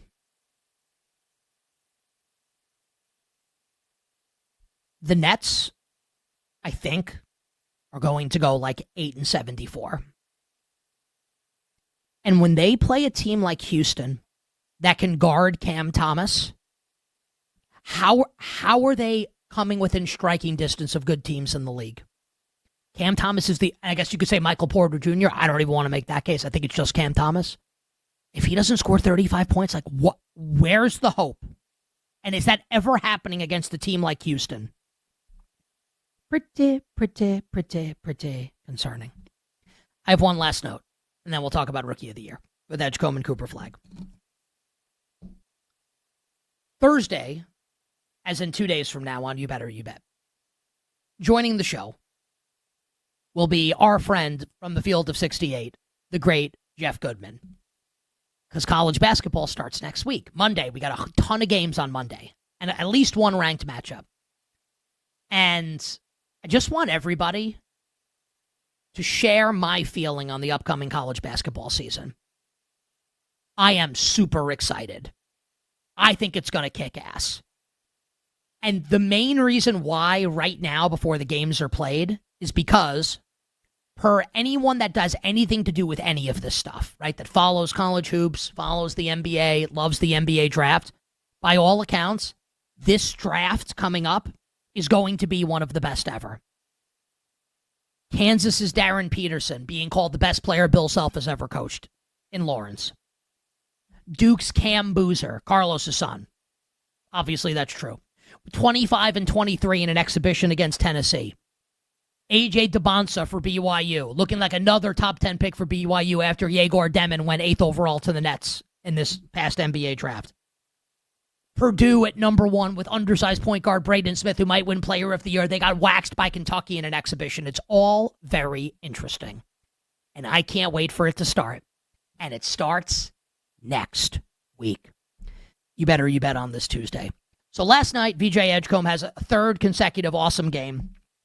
And because Jason Kidd doesn't want to play D'Angelo Russell, Cooper Flag is playing too much point guard, and he goes up against OKC and goes 1 for 9 from the field, scores 2 points, plus minus of minus 20. And Femi, this Rookie of the Year market has shortened big time, where it's not quite like Flag is still the favorite, but we're talking minus 105 versus plus 125 for VJ Edgecombe. Should we be betting a VJ Edgecombe right now, Femi, to an NBA Rookie of the Year? In short, no. And I'll also say, like, gone are the days of Cooper Flag minus 250 from like 2 weeks ago to win Rookie of the Year. Like, that's why it can get a little crazy. We have not seen these guys play yet. And in 1 week, it's all of a sudden down to minus 105. So Edgecombe, I think the move has already happened on plus 125. And there's also a couple of things that are, I think, interesting for VJ Edgecombe. And it was kind of the same conversation that we had last year with Jared McCain. What's good for the Sixers isn't necessarily good for Edgecombe in his Rookie of the Year candidacy, because he needs Embiid to continue to be like out in certain games and minutes restriction, and he needs Paul George to continue to be out with the knee injury, and guys like McCain be missing time, and then Edgecombe and Maxey can kind of do their Batman and Robin thing. Like, that helps out Edgecombe, but it doesn't help out the Sixers. If all goes well with Embiid's knee, which is like a big time if, but they're managing the minutes for a reason. Let's say he comes back, George comes back, McCain come back, there's still Maxey there. I just don't know if once we get to January, February, is Edgecombe going to still be able to get this kind of usage? And if that's the case, I want to look at guys further down the board. Like, why can't Dylan Harper, who's coming off the bench right now, averaging nearly 15 points per game? He's awesome. He's around that 15-1. He's a stud. Eventually, he's going to be in the starting lineup. Like, we're not going to be doing the Julian Champagny thing for like all 82 games. I just don't believe that's going to be the case. And also, the Spurs are a big story this year, as like Wemby's going to be getting a lot of attention, and maybe the team is way better than we all think. I think that puts Dylan Harper right there on center stage. Even a guy like Trey Johnson for the Wizards, the way they talk about him, you think he's like a 7-year vet. and he's been filling it up. And I don't think he would win the award, but like Con Knipples scoring a bunch of points, I think there's too many guys in what was a deep draft to be jamming a guy that's at plus 125. So I would look further down the board as we're only 3 or 4 games into the regular season. Dude, this coach of the year market in the NBA, and the only reason I bring that up is because you mentioned the Spurs. They're 4-0. Spurs coach Mitch Johnson is the favorite right now at plus 500. It's just like how ass backwards this is. The second and third choices, Jamal Mosley and Quinn Snyder. Literally the 2 teams I just talked about that are 1-3 in the Eastern Conference. The Magic and the Hawks. Like, what are we doing here? Everybody loved them all summer. That's why. I mean, not that they can't That's win. what it is. Not that they can't win. I'm Hawks just saying. win the East. Orlando to win the East. There you have it. Final hour, power hour coming up on the other side. We will hear a chunk of Femi's interview with John Smoltz, and we'll talk about how Lane Kiffin holds the key to the college football coaching carousel. We'll be right back with You Better You Bet on the BetMGM Network. Make it legendary.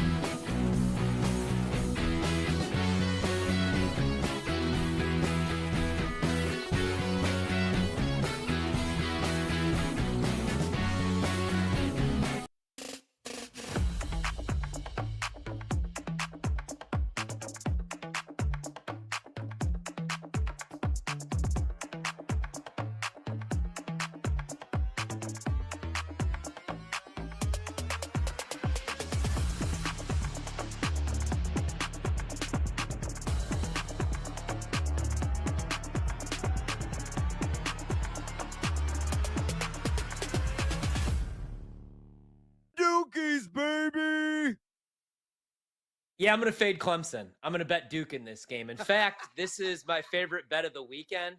And this is the rare time this year where my power ratings actually align and match up here, because it's really hard to price Clemson this year because of their high expectations coming into the year. They were plus 110 to win the ACC.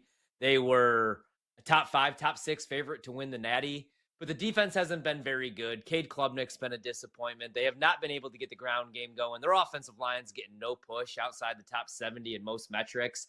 And Duke, if they just don't turn the ball over in the red zone, one of the more efficient teams in the country. So my number would make this a pick. So at 3.5, anything over a field goal, I love Duke, man. I'm actually surprised that we got this number. I don't think it closes there. So I grabbed them today.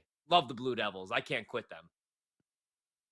Yeah, it was minus 5,000. You were going to bet on Duke. So I'm not remotely surprised by that. All right, to recap, folks. The first 4 games in this week's Fade or Follow College Football Week 10. Ohio State, he's going to follow minus 1.5 against Penn State. He is going to follow Texas minus 2.5 in a massive matchup against Vanderbilt. He is also going to follow more chalk and Miami minus 1.5 at SMU. However, he is going to fade Clemson and take the Blue Devils of Duke at plus 3.5. Of course, as always, fade or follow, that is up to you.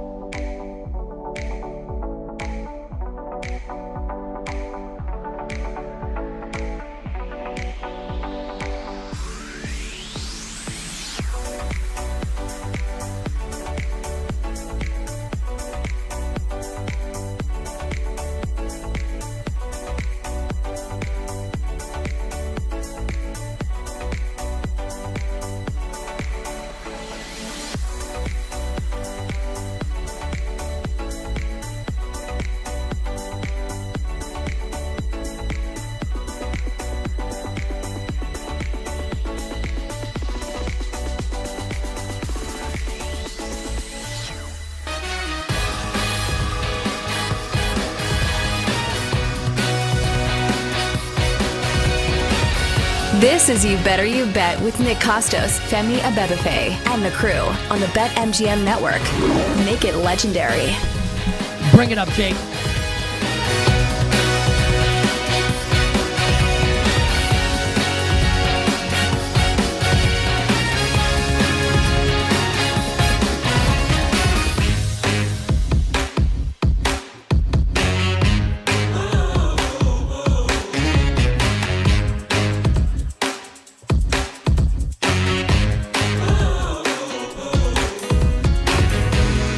Final hour.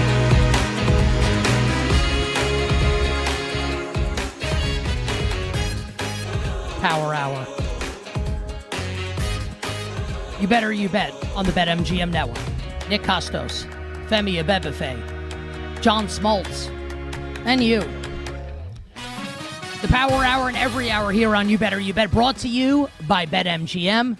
Make it legendary by downloading the BetMGM app and visiting BetMGM.com.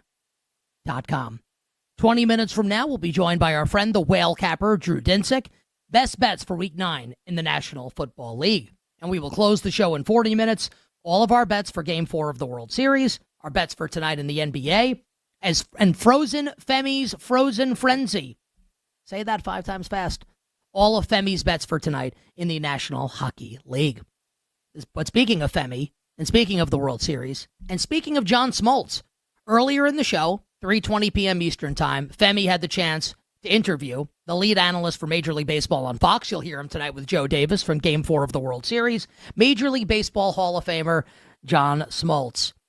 And as you might imagine, one of the topics of conversation, the great Shohei Ohtani. Blue Jays manager John Schneider said that they're not going to be pitching to Shohei Ohtani the rest of the series. Should the Blue Jays throw another pitch to Ohtani in this World Series, in your opinion? I think they're going to have to. I know he's been in another world, and I get it, but they're going to have to at some point. He leads off the game. You're not going to walk him to lead off the game. And you're just going to have to be able to make pitches away. He hasn't done anything with a pitch away yet. And as great as he is, and certainly there's no words to describe what he's done, you got to make pitches. And you get pitches, you make pitches, you're going to get them out. He struck out a lot this year. And he was having a really, really bad postseason until the last game in Game 4.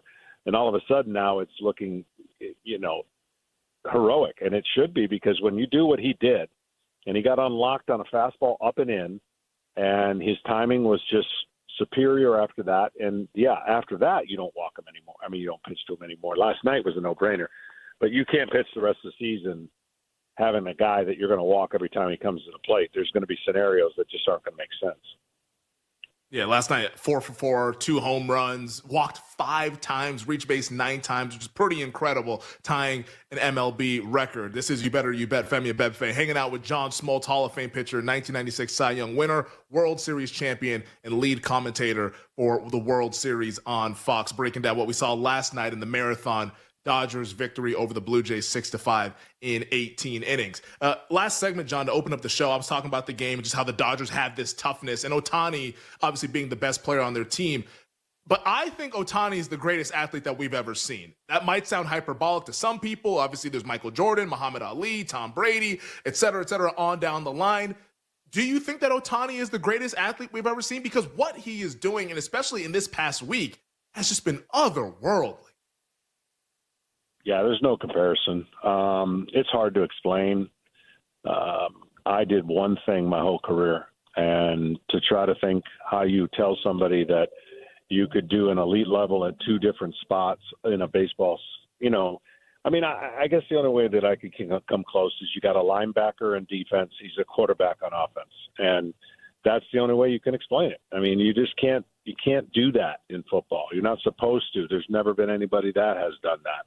And he could play a position, by the way, if he wanted to.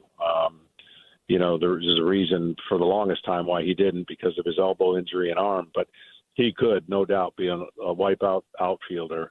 And he's playing at an elite level in every aspect of the game. So I totally agree with that. The greatest person and the greatest athlete I had ever played with was, of course, Deion Sanders. And he did something that, again, on a skill level is kind of hard to fathom. as a defensive back and one of the best ever. He would have been a great and maybe one of the greatest leadoff hitters to ever play the game if that's all he did. But he was sharing both baseball and football, with football being his primary sport. So I agree with your statement. We've talked a lot about the Dodgers.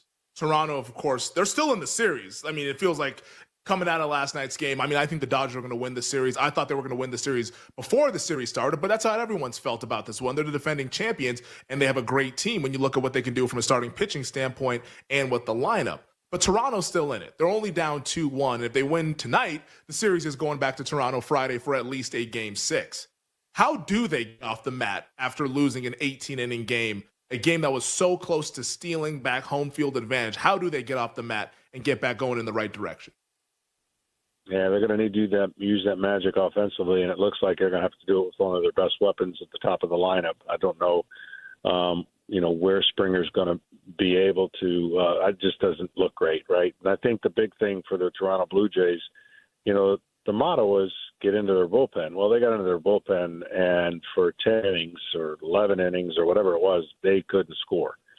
So, and they did have a lot of their offense pieces out because of tough situations and pinch runs and pinch hits for defense, and it was the perfect storm for John Snyder. And you just didn't have enough offense left in that lineup to muster up anything against their bullpen. And when you have a 5-4 lead and you can't make a pitch on the best player in the planet, it cost them. And they had to get a pitch outside away, and they didn't. He tied it up with a homer, and that was basically your narrative. So they're just going to have to make everything they can happen in their offense early on, and good luck. They're going against Ohtani, who's as good as it gets.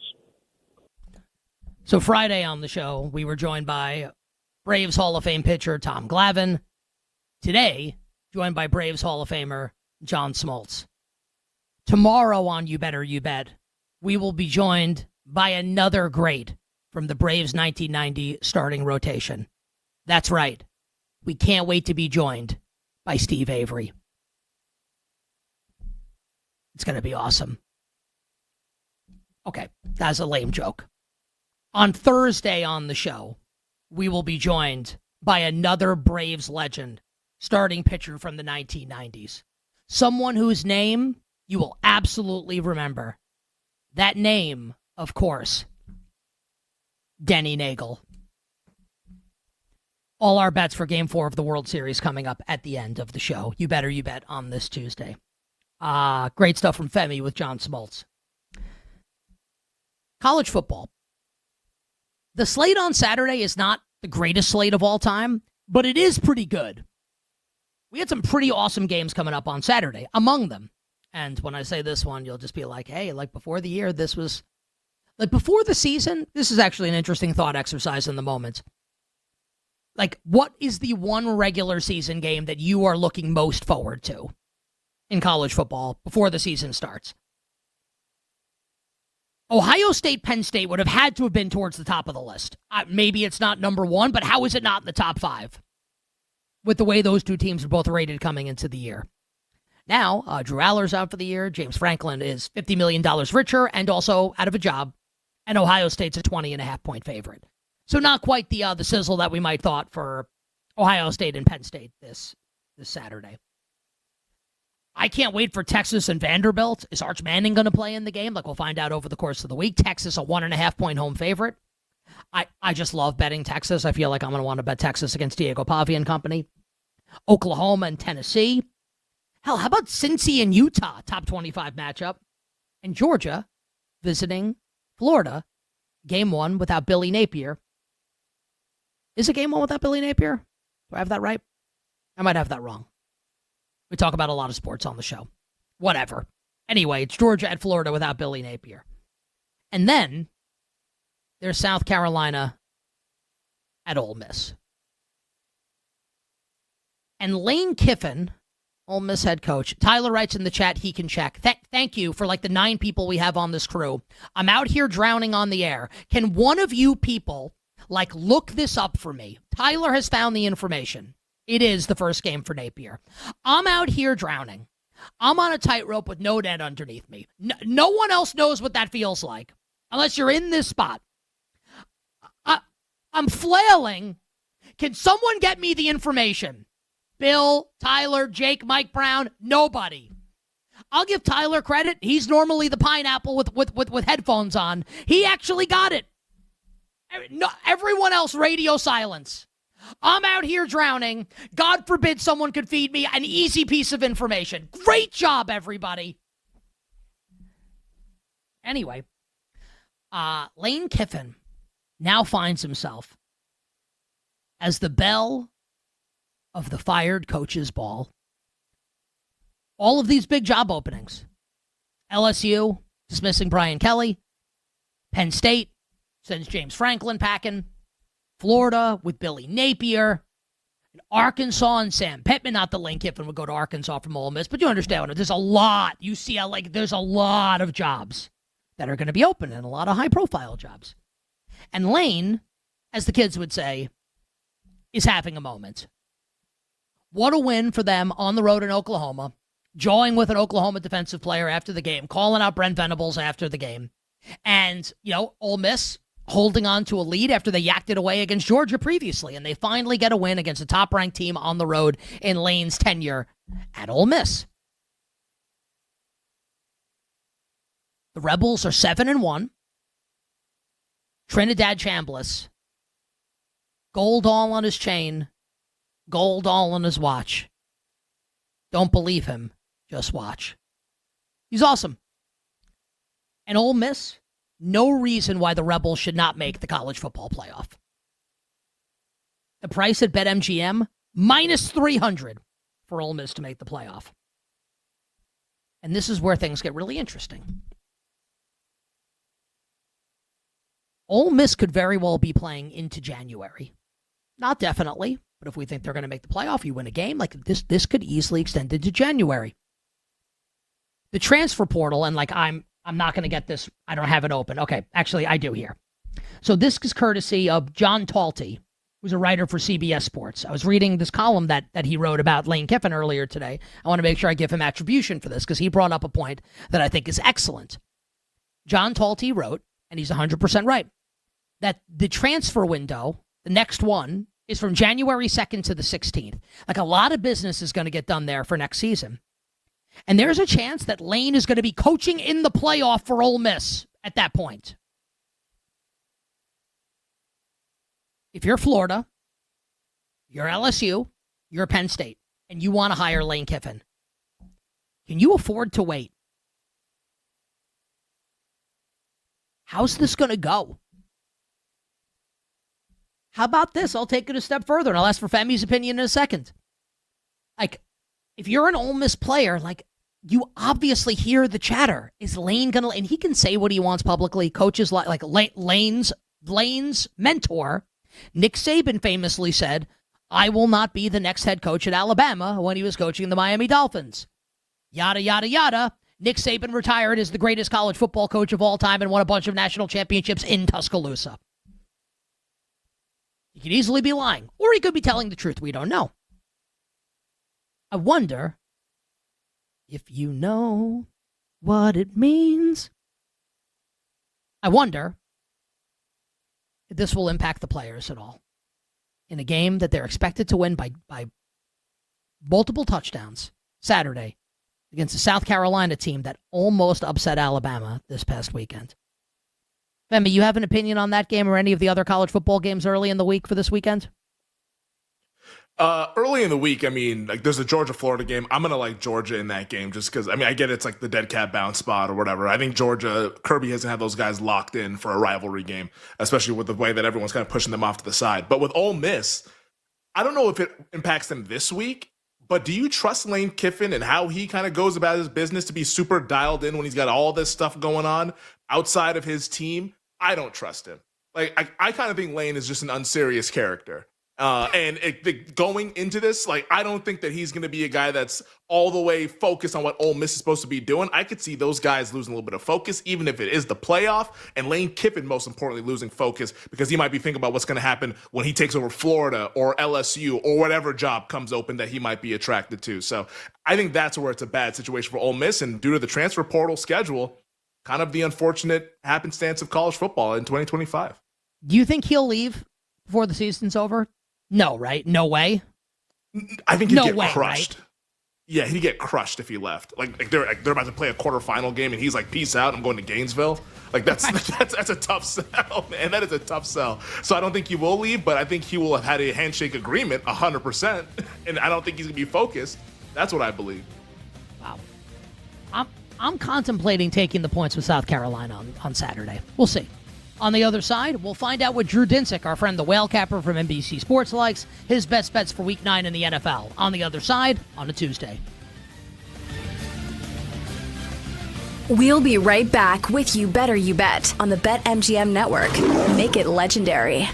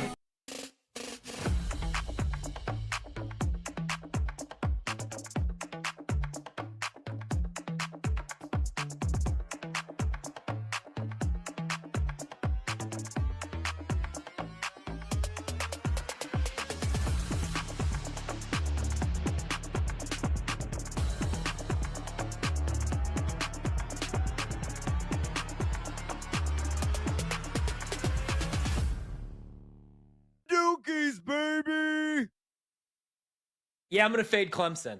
Before we get into this game, Michael Jordan. I mean, the biggest name on the planet still in basketball. Debuted on NBC. Was talking about the game right before they got underway.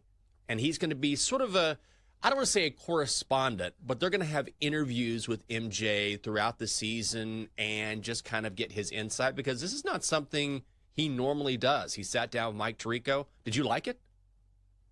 I think this is the same category as nostalgia, where you know what they're doing and you still don't have any power to stop it. Because Jenks, I have the sneaking suspicion that they're going to use bits of this same interview throughout the entire season.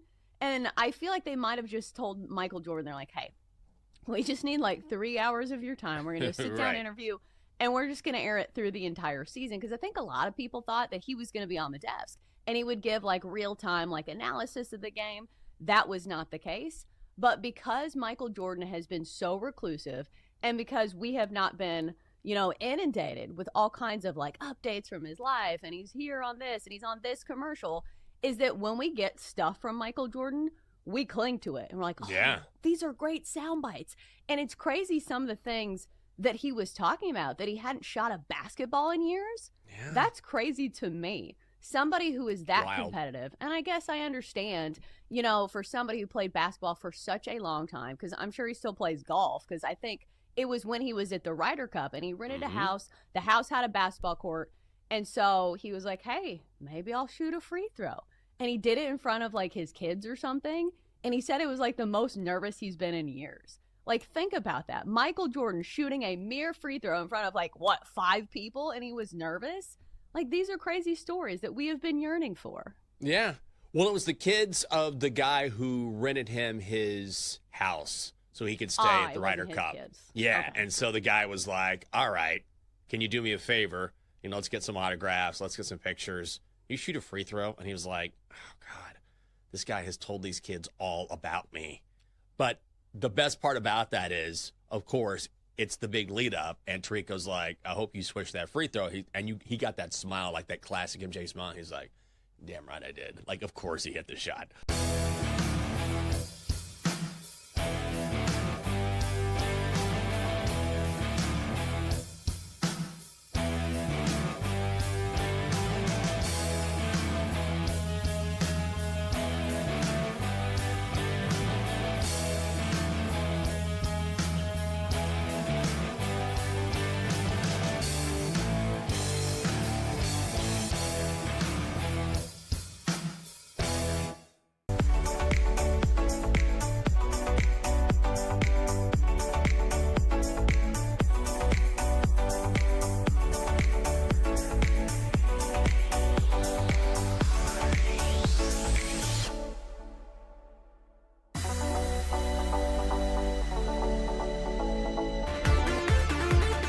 This is You Better You Bet with Nick Costos, Femi Abebefe, and the crew on the BetMGM Network. Make it legendary. All right, coming up 20 minutes from now, all our bets for tonight in the world of sports. The Frozen Frenzy's already started. I got Calgary and Toronto on my screen right now. God bless. Million games in the NHL. Frozen Femi's Frozen Frenzy. 4 words that start with P. Coming up next segment to wrap up the show, along with our bets in the NBA and, of course, Game 4 of the World Series with the Dodgers and the Blue Jays, where it is my sincere hope, as a 42-year-old East Coast father of a 1.5-month-old girl, can we just 9 innings? Please. Joining us right now to talk Week 9 in the NFL, and we'll probably end up doing NBA because, we all love the NBA. Our friend, the well-coiffed, his hair is tremendous, the whale capper Drew Dinsick of NBC Sports on Twitter at whale_capper. My friend, welcome back to the show. How are you? Well, as someone in Southern California, I'm going to ask for an even shorter game. Nick, give me 8.5. And we can call it a night.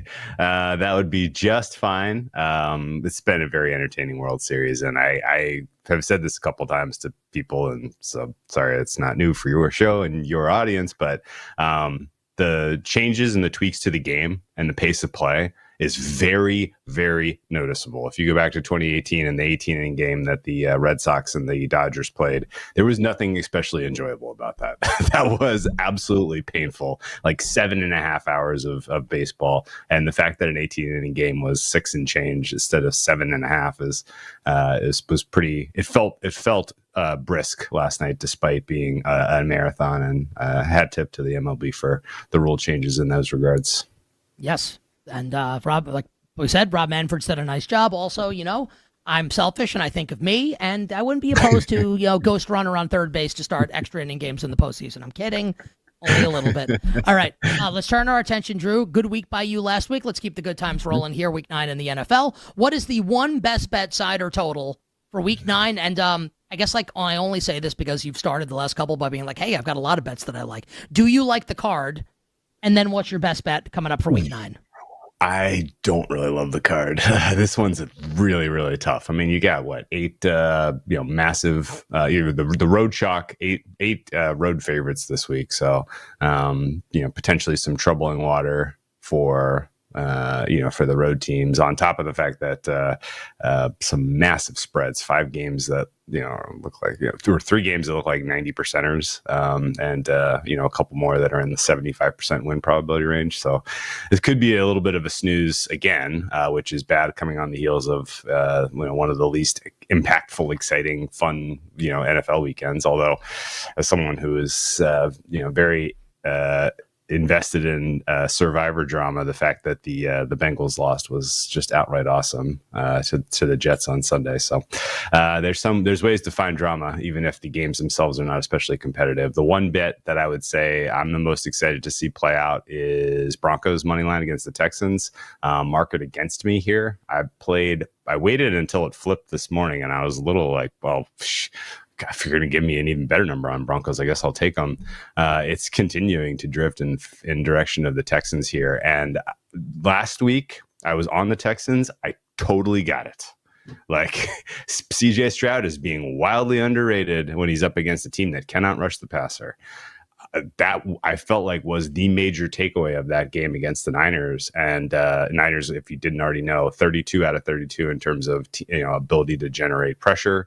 And without Bryce Huff, without Nick Bosa for the remainder of the season, I don't know how they fix that. And you give CJ Stroud time, he's not even just going to give you efficient quarterback play, but he is very dangerous with his elite downfield passing and just didn't have Nico Collins, didn't matter. His chemistry with that young crew is very evident and strong. So, as the takeaway coming out of that was, okay, all right, if the Texans are playing a team that can't rush the passer, let's go. Let's go Texans. That's not the case this week. Denver Broncos coming to town, generating a historic pressure rate of 45% of opposing quarterback dropbacks. I think it's going to be more like what we saw against Seattle, like what we saw against the Rams. This offensive line has not fixed anything. And I think the chances for the Denver Broncos O-line being sort of the chaos creation for this game and kind of the key factor is pretty real. And, there's a lot we can say similarly about how the Denver Broncos offense may look against the Texans defense, which I hold in high regard. I would put this as your number 1 and number 2 defenses in the NFL right now. It's just in terms of neutral rating. But the problem is the Broncos offensive floor is just flat out higher. Like the Texans deep offensive floor when things are not going well is like they could get shut out in this game. The Broncos is more like, yeah, you'll get a couple mistakes from Bo Nix. They still have the best offensive line in football in my opinion, and that should be enough to at least eke out enough to get a win against the Texans team that I think is going to really, really struggle to move the ball efficiently. So Broncos for me at plus money on the money line looks to be the best bet of the week. Yeah, I mean, the betting market flipping once we saw that Patrick Surtain's going to be missing multiple weeks, maybe even an IR candidate with that pectoral injury. Denver teaser leg with the Detroit Lions, maybe that sounds like a great time to spend your Sunday afternoon. Feels like a really good time to me. Drew, what's another bet that you like this week? We'll stay on theme with the Moneyline Dogs and stay on theme with some of the commentary. And I'm going to back the New York Football Giants against the San Francisco 49ers. This Niners team is leaking oil aggressively. The defense is finally kind of who they ought to be considering the talent that is available for them. And I do not think a trip across the country to the Giants is going to fix anything. The Giants are kind of, I think, flying a little bit under the radar right now. As the headline stuff out of New York is largely who is lost in terms of skill position players and neighbors and now Scatabo. But Jackson Dart is playing really, really well, in my opinion. And I think given the fact that he's up against a Niners defense that cannot generate pressure and cannot really handle a mobile quarterback, this sets up nicely for Jackson Dart to have a sunshiny day and really kind of increase his stranglehold on Rookie of the Year, I think. Offensive Rookie of the Year, obviously. And I think on the flip side, the Giants defense scares me. Their rushing defense was pretty putrid against the Eagles. They allowed more running yards over expected than anyone I think I have seen all year, just kind of checking the game logs just to spot like anomalies. That was an anomalously bad performance by that Giants rush defense. And it is a little bit concerning that they're going up against Christian McCaffrey here, but I have huge red flags for this entire San Francisco O-line right now. Bunch of these guys are playing hurt and or well under expectation. They're shuffling guys around in the interior. This is potentially another spot for the Giants D-line to generate some pressure, to cause some chaos. And I played Giants money line at plus 135. You bet on this Tuesday. Our guest, the whale capper Drew Dinsick, NBC Sports, on Twitter at whale_capper. Drew, we are contractually obligated to ask your opinion on the Chiefs-Bills game, even if you don't have a bet on it. I like Kansas City. Actually, no, I love Kansas City. I don't know if Femi does or not. I can't imagine Femi likes the Bills. I'm speaking for him right now. He can give his opinion on the game later in the week. I'm guessing he likes the Chiefs. Will you be betting Bills-Chiefs this weekend in Buffalo? I feel like I have bets in proxy with all of my sort of future book right now. Put a lot of Mahomes MVP in when Josh Allen was a healthy favorite, and when I did that, it was basically like, I think he's going to win it if and when they win this game. Chiefs obviously had a little bit of a rocky first half against the Commanders, but it was mostly just like the fluky, bananas, deflected passes and just an amazing play by Lattimore that really stopped them from, scoring 40 in that game. I think the Buffalo Bills defense still looks like an enormous problem in the secondary. Their linebacking core, their safeties are not solved. Ed Oliver going on the IR does matter. And I think the Chiefs have, at least now, finally a fully formed offense. And I know they just lose Pacheco. Don't really think that matters a ton for them. They have a lot they can backfill at the running back position. And, right now they're the number one offense in football. So biggest upgrade for me in terms of power ratings for any unit after this last week was the Chiefs defense. I was kind of still holding them relatively low based on some of the performances we saw in the first quarter of the season, which now feels like they may have just been kind of ramping up like, extended preseason, and now they're kind of at full speed. Coverage was excellent yesterday, I thought, and just in general, they're getting more out of the pass rush than the sum of the parts from what I can see. So Chiefs, I do think ultimately win this game, but I'm not going to bet the game on its own because I already have a lot of skin in them, future equity for AFC, for Mahomes MVP, all of it kind of riding on them getting this outcome. Give me like a minute on this answer so we can save some time, because I know you want to do some NBA with us here. Even if you don't have a bet on another game in the NFL, if you have a strong opinion, we'd love to hear it, or another bet that you have for a game that we have not yet discussed here in like a minute so we save time for the NBA. Sure. I took Titans 10, which is kind of hard to get right now. It's kind of moving to 9.5. This one's really straightforward handicap. The Chargers are at best like a +2, +3 at full strength. The Titans are at worst like a -7, -8. How you can square that being a 10-point side on the road is tough for me to explain. And I think there's an outside chance Jeffrey Simmons comes back, who is a massive disruptor in the interior going up against a really weak interior offensive line. And I don't know that it's going to be pretty, but and I don't know that I'm going to love having this bet on Sunday, but I got +10 with Tennessee.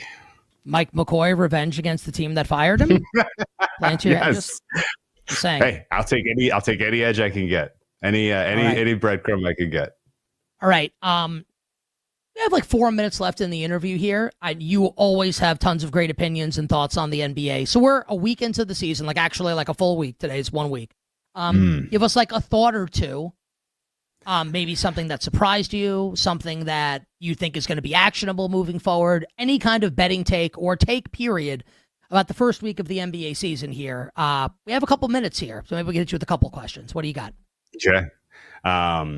Well, the kind of most important observations are all really just like who is going to step up and be the challenger to OKC. And it's almost certainly going to be a team in the West. The East is as poor as advertised.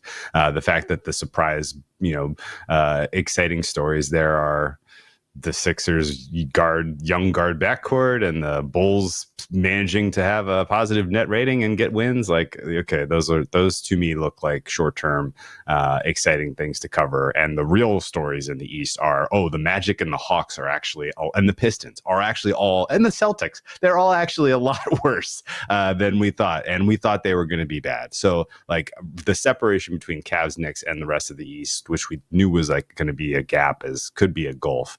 I would say that looking at the odds board that you've got up now from BetMGM, the third best team's not listed, and it's the Milwaukee Bucks, almost certainly.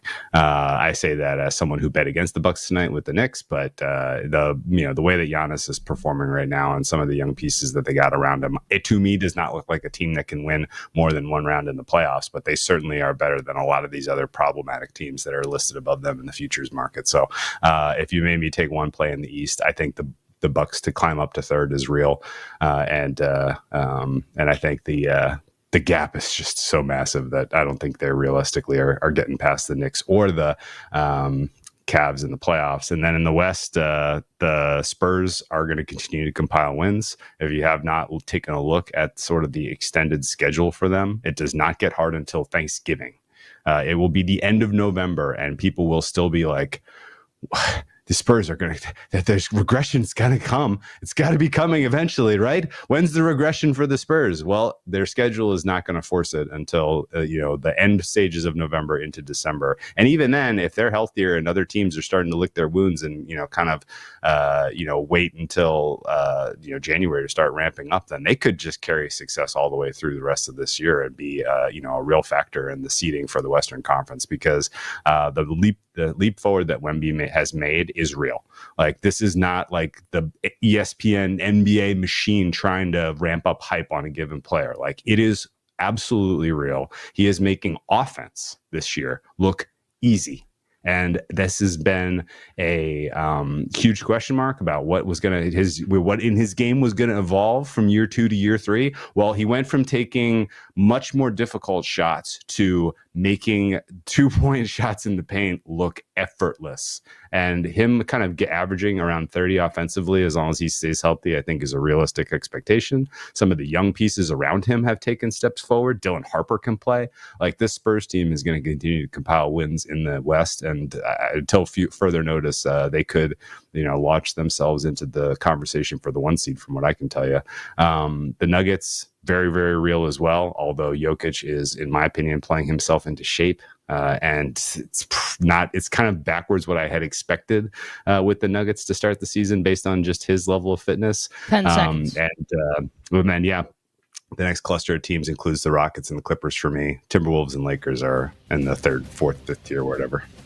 Yeah, the Wolves get Anthony Edwards back, and Jamal Murray won't score 43 against them again. That's my personal guarantee. Signed someone who lost last night with Minnesota, plus the points against Denver. Drew, great job as always. NBC Sports, the Deep Dive Podcast, at Whale_Capper. Stay well. We'll talk to you next week. Hey, best of luck, guys. The Whale Capper joining us on You Better You Bet. On the other side, Femi and I will give you all our bets for tonight in the world of sports, including Game 4 of the World Series.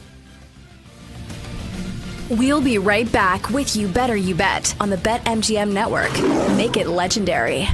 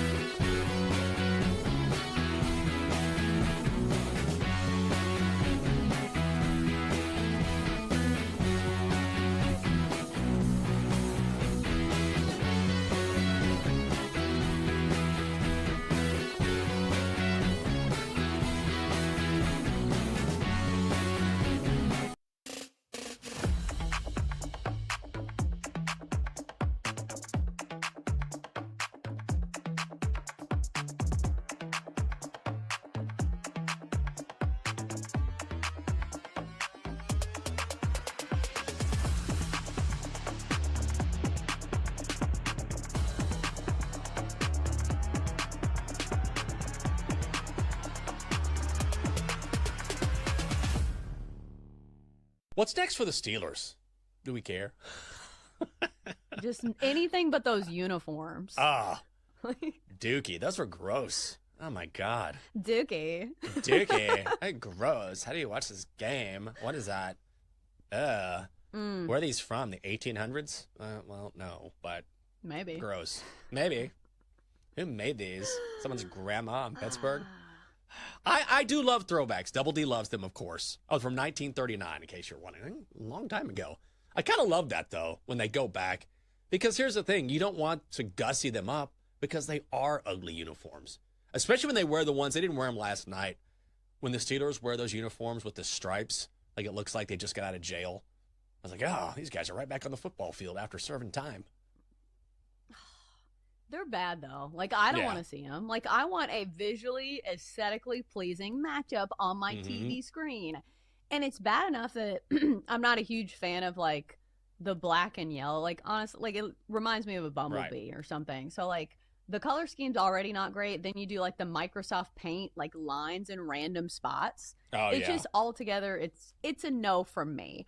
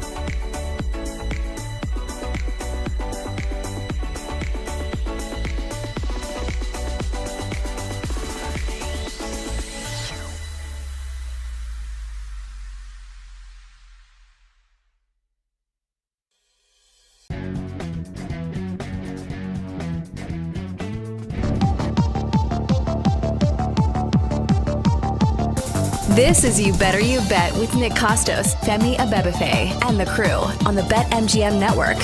Make it legendary. All right, have some thank yous to dole out before we wrap up the terrific Sports Tuesday edition of You Better You Bet with all our bets for tonight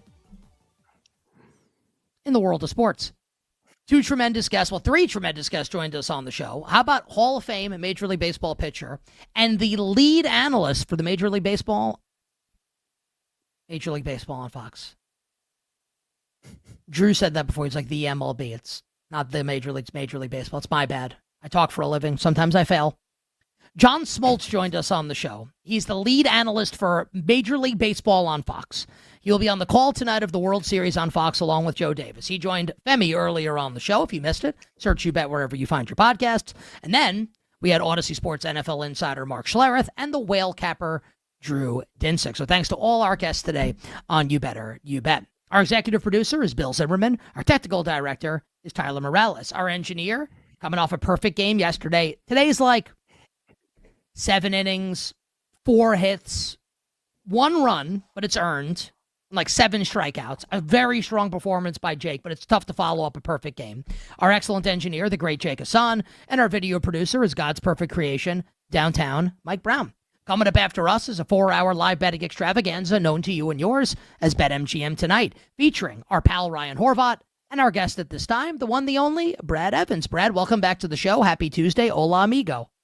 Hola, amigos! Gentlemen, I did not stay awake for that marathon last night. I'm glad I called it quits after the 12th. Yeah, you're old. I'm old. Like, wait, we're not staying. Yeah. Like you made it farther than I did, so I give you credit for that. A little birdie told me, it was you, that we had a prop for Thursday night to play an early week predict the prop. Brad, what is that player that Femi and I can try and predict the yardage prop for? Oh, yes. Rush yards tied to Seahole Smashel. Oh, the football Frankenstein. Derrick Henry with Action Jackson back. Costos, I'll kick it to you first. Predict the prop. That was, I think you should maybe reiterate. Yeah. Yeah, it was it's a little slightly creepy. It's Halloween, baby. Yeah, it's All Hallows Eve. That's like your name's your picture's gonna be on in a post office. It's not great. Yeah. What else? All right, so Derrick Henry coming off a great game way. last week. Yes, and the Dolphins' run defense is terrible. The number's gonna be really high. Start with a 9 or an 8. I'll say an 8 on the road. Dolphins were good last week stopping the run against Bijan. I'll say 86.5, 86.5 for Derrick Henry. All right, got to be within 5 yards to get the ding, ding, ding, ding, ding. But Femi, your guess next. What do you got? Predict the prop. Derrick Henry rush yards. Ooh, I'll go a little bit higher. I'm going to go 89.5 on Derrick Henry. I think a little higher. Big, 3 yards. What is this? The Price is Right. You went 3 yards higher. We have the same guess, basically. Guess what, gentlemen? You both get a ding, ding, ding, ding, ding. Yeah, trying to win. Now, technically, it did open at 89.5, so Femi was spot on at the opening line. However, it is slightly moved. It is at 90.5 rush yards right now. I'll kick it back to Costos. Over or under? Over. Yeah. I don't think they're going to be running Lamar a lot in this game. Yeah, Lamar coming off the hamstring, still touch and go with that stuff, even though he says he's good. I think it's over. They're going to pound them with Derrick Henry. I would gentlemen, I'll give you my quick reasoning if you don't mind. I'm going to define quick. Define quick. 100+ rush yards. No, hold I think on, for Derrick Henry at plus 125. Hold on a second. Define quick. What does Brad Evans think is quick? Give us a second count that you can get this in by. I'm going to say 15 seconds. Go ahead. Count? You're on the clock. Yep. Yo, yeah. All right, here we go. Ready, go. Again, Miami, number 20 in rush EPAD, giving up 5.01 yards per carry, 117.6 rush yards per game, the third most rush yards of running backs on the season. Derrick Henry, not once but twice, has gone over the century mark. Gentlemen, 100 yards for the football Frankenstein. Yes! 14.5 seconds. Good job, Brad. Have a great show tonight on BetMGM. Well, I mean, if you did his regular voice, it would have gone for 50 seconds. Have a great show tonight. We'll talk to you tomorrow on a Wednesday for a full Predict the Prop on Hump Day. Shane Bieber under 2.5 walks at a -120. I'm out! Oh, the unhinged Brad Evans joining us here on the show. So, look, Brad comes on with us enough, and we love when Brad comes on. I've decided that my favorite Brad bit, within the bit, is the Thursday bartender pour us all a stiff drink. I don't know why I find this stuff funny, but hump day is funny also. It's just bartender. It's so stupid. It really is dumb, but it's funny. Yeah. Pour us all a Hump Day stiff Hail Marys. Yeah. Is it asking for the añejo? We love him. The bald free. Yeah. Hump Day I don't think Hump Day Hail Mary is that funny. All right, let's get to all the bets for tonight. I enjoy it. Also, we have an NFL trade. Yeah, you're 5. Here's a bad alliteration. Femi's love it. Like my daughter. Sign me up. Just clapping over nonsense, like a seal. Internet 340 for Femi's focus. Yeah. Oh, Hump Day Hail Mary. All right. The New England Patriots trading pass rusher Keon White to the Niners. San Francisco needs pass rushers. Honestly, does that change the handicap against the Giants? Probably not. Jake, please drop the dope ass beat. Let's get to the bets. We want our listeners and viewers to bet on baseball's biggest stage with today's MLB World Series Odds Boost token. Use your token to net a bigger payout on a winning bet. Make it legendary with BetMGM. Download the BetMGM app and please gamble responsibly. And subscribe and download to You Better You Bet in podcast form. Just search You Bet. You can check out Femi's full interview with MLB Hall of Famer and the lead analyst for MLB on Fox, the great John Smoltz. And you can follow us on YouTube and Twitch. By the way, it's a true story. Tell my daughter, trying to think, we have to go to the doctor tomorrow. She, She's not going to be clapping. Yeah. Well, yeah. He's excited. The doctor's office. All right. She doesn't know the context. She's starting like to understand all of this stuff. It's going to be a problem. Frozen Femi, Frozen Frenzy. What are the bets for tonight in hockey? 3 goal scorer bets tonight. Let's ride the momentum from last night and Evgeny Malkin lighting the lamp. I like the last year's Conn Smythe winner, Sam Bennett for the Florida Panthers, who score a goal, plus 225 against the Anaheim Ducks. Been off to a little bit of a cooler so far this season, taking 21 shots, only 1 goal. No Brad Marchand tonight. I think Sammy Bennett finds the onion bag. Also, give me Colorado's Arturi Lehkonen, plus 2. Say that again? What does he find? The old onion bag. The old onion bag? Yeah, it's hockey slate, like the old onion bag. There's like a net. Like, you get a bag of onions.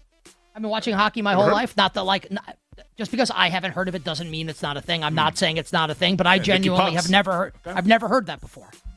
Yeah, well, Frozen Femi here to inform you. The old onion bag. I like it. Arturi Lehkonen, plus 240. You will find the old onion bag against the New Jersey Devils. High-scoring game, big game against New Jersey. I do think Colorado gets it done, but I do like Lehkonen to score. And then finally, everyone has been betting hand over fist Connor McDavid because he has 1 goal so far this season, which is kind of wild. I don't want any part of McDavid. I want a part of the mammoth right winger, Dylan Guenther, plus 195 for Utah against Edmonton. Really fun game. Utah's been one of the cool stories so far this hockey season. Plus 195. He will score a goal tonight.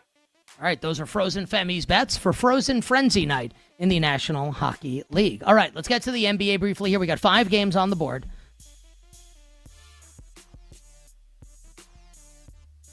Sixers at the Wizards. And the Sixers make it 4 in a row. Knicks and the Bucks, and Clippers and Warriors. The latter 2 games are the 2 games on Peacock tonight. 2 NBA bets for me. Knicks money line at Milwaukee. The price is short. Milwaukee is like a good team, so the Knicks aren't going to be like 8 on the road. I just think the Knicks are better. Jalen Brunson kills the Bucks. Everyone's on Brunson's PRA over. Maybe it goes over. I just think the Knicks are going to win. So Knicks money line against the Bucks, and then a 3-team money line parlay tonight. I will bet the Sixers to win. I don't know if they're going to cover, but I think they'll beat the Wizards. The Wizards stink, and Trey Johnson's not 100% healthy. I think the Miami Heat are going to beat the Charlotte Hornets. I don't know if they're going to cover the spread. And Mike, put the slate back up here. I just want to have the number here, please. The NBA slate, please. And Oklahoma City, money line against the Sacramento Kings is the last one. Thunder, Heat, Sixers, money line parlay at BetMGM pays plus 172. So that and the Knicks money line for me tonight in the association. Femi, any bets for you tonight in the NBA? Yeah, 1 prop and 1 side. The prop will be in that Wizards-Sixers game. I'm going to go with C.J. McCollum over 18.5 points. Everyone's loving Philadelphia. They've been fun. The backcourt's been great. But defensively, they've actually been rather poor. One of the worst defenses in the NBA, and they've been giving it up to guards. So I think C.J. over 18.5 minus 125. I like that tonight. And I'm also going to bet the Warriors on the money line. That's around even money, plus 105. I just think they're better than the Clippers. I think the Warriors, who I've been fading early on this season, worked this past Friday night with Portland, but in other games has not worked. I think the Warriors early, when they're healthy and rested, are going to be a really, really dangerous team. So give me Golden State to win the game outright. All right, so those are our bets for the NBA, and that takes us to Game 4 of the World Series. For Femi, the latest betting action has been on the underdog Blue Jays. The Dodgers were minus 220. They're now down to minus 200, so still a big favorite at BetMGM. The Blue Jays plus 165 with Shane Bieber toeing the slab. Total of the game is 8. How are you betting Game 4 of the World Series? I'm staying away from the side. I have the Dodgers with the series spread, so I'm hoping they win this game, and I'm hoping they win tomorrow night. But I'm going to bet the over 8 at minus 115. I think both these bullpens obviously were stressed last night, seeing 19 combined pitchers in that marathon 18-inning game that we saw yesterday. I don't trust Shane Bieber. And also with Ohtani, he was cramping a little bit last night. And John Smoltz, when he joined us at 3:20 earlier today, talking about the warm conditions, 90 degrees at first pitch. I think the ball might be flying out more than it was last night with those balls dying at the warning track. I think that plays a factor tonight with 2 awesome lineups. Give me the over 8 at minus 115. I think I'm just going to be on the sidelines here. I need the Dodgers to win this series. Yep. So I do have a bet on the Dodgers, basically. I'd like them to win in 5. Yes. Please. You know what? Just win, period. But win as fast as possible, but just win. Please. Win tonight, and I will feel outstanding. I think they will. Yeah. What else you got here? So, we're done, but we still have 45 seconds left. What do you got? I'm taking Willow for a walk. She was really good today, which was awesome. She's actually laying down by the staircase, so she'll get a lot of treats on said walk. I mean, she had an edible earlier, yes, but she's been pretty mellow. We switched up the routine, so I think we've locked into something that will work for everybody and all parties involved. Is your dog a drug addict? No, but I'm a drug dealer. I gotta be honest. Kind of think your dog's a drug addict. I'm for all the animal lovers out there. She's a good girl. I'm kidding. Wonderful Wednesday coming up tomorrow. Until then, dear listener and dear viewer, I'm Nick Costos wishing you minimal sweats, winning bets, the absolute very best of luck. I'm not kidding. Femby's dog's a drug addict. Thanks for listening to You Better You Bet. Up next, it's BetMGM Tonight on the BetMGM Network.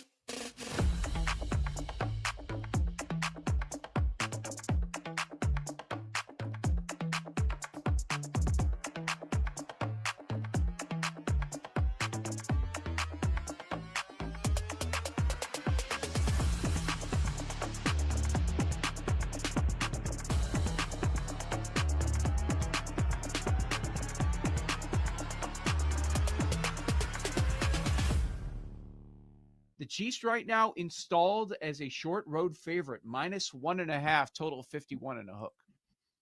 Ooh. I was hoping that the Bills weren't going to win by 1,000,000 points yesterday, so we could get like a 2.5 or maybe a 3. Not going to happen when you win by 30 points. So now Buffalo is starting to feel itself. I think McDermott had a lot to do with the game plan yesterday defensively. So we'll see how that plays out. I think he took over some of the play calling there, so that'll be something to pay attention to for sure. But I wonder, is Buffalo going to go off the favorite here? That's sort of where my first thought comes from, because they opened at 1.5 and now we're at 1 already. Circa's at 1, yep. Superbook, South Point, BetMGM, all at 1. Mm-hmm. Bill's the favorite, maybe? Maybe. Okay, let's say Commanders cover. 10-point game tonight. Chiefs win. We end up going with the Bills as a favorite. Maybe during the game, Buffalo gets bet to the favorite. Oh, wow. Could. Wow. That would be What amazing. if the Commanders go up 10-0? What do you think's going to happen to that game next week? Yeah, You'll bet it? It's going to happen. It's going to be Bills. They're going to take the home dog.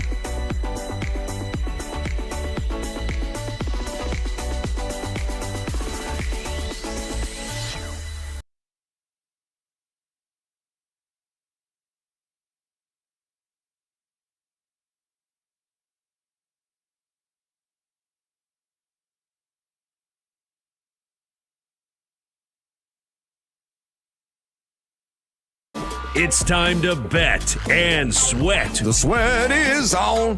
Yeah, the sweat is on. With your hosts, the big noise, Brad Evans. Not going to duplicate that. No way. No shot in the HE-double-L hockey sticks. And the mad better, Ryan Horvat. You don't got to bet every game. That's how you see those guys that live under the bridge? They lay 25.5 with UNLV week 0. It's BetMGM tonight on the BetMGM network.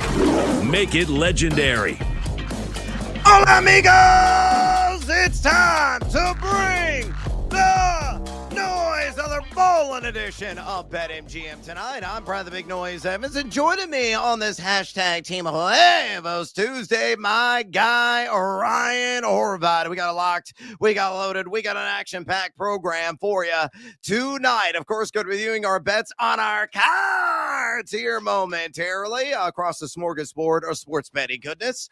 We're going to choose our own adventure in regards to the NFL news and notes that have trickled out today. A couple of ones very important for fantasy football devices. Then we're do another build in our crew to cash. Hopefully going to run it back. Last night did not go so well. I think we went over as a collective. So hopefully we're going to strike a perfect 4 for 4 and cash in at a handsome juice. We're going to say hello to a little friend and the Sledgehammer special. We're going to roll the shoulders and get seduced by the juice and working some bonus time bets as well. From there, another thrilling edition of college football fade or follow ahead of week 10. Got another 4-pack of games going to break down, including a marquee matchup, a couple of old and familiar bordering state foes in the SEC, followed by team totals on a Tuesday. Nice alliteration there. We got a 5-pack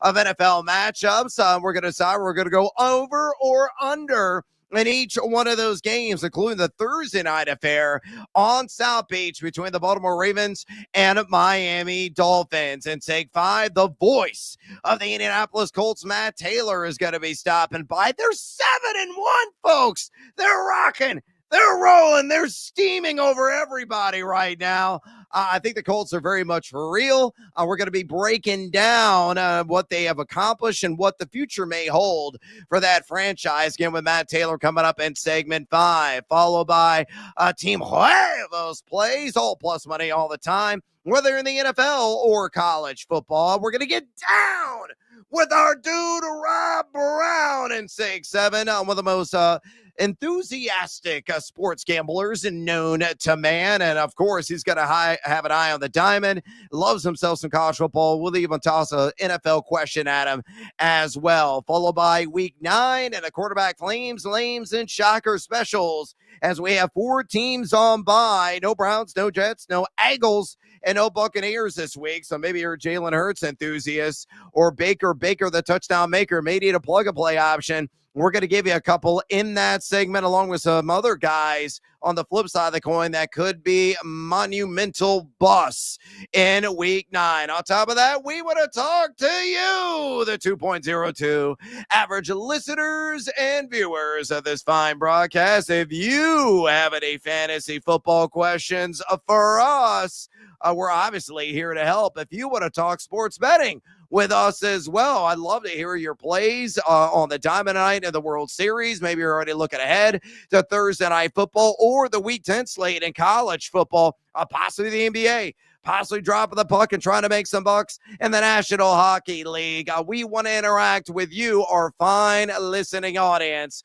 Simple way to contact Tori and I, just pick up the phone and dial us fools at 833-732-3875. 833-732-3875. You can also hit us up on the X or the Twitter at BetMGM tonight, where we have our pole dancing poll question of the day. And it's asking this: among the most traded players in Yahoo over the past 24 hours, who would you most want to deal for in fantasy football? Your options are Justin Jefferson of the Minnesota Vikings, Saquon Barkley, though he's going to be on a bye this week, of the Philadelphia Eagles, Ladd McConkey of the LA Chargers, or Rico Arena Dowdle of the Carolina Panthers. Nearly 190 votes cast. Make your voice be heard Exercise your democratic right. Keep the votes a coming and drop us a comment, aka bring the noise on X at BetMGM tonight. Again on X at BetMGM tonight. Let me bring in my esteemed colleague, the one, the only, the outstanding Ryan Horvath for another edition of Choose Your Own Adventure.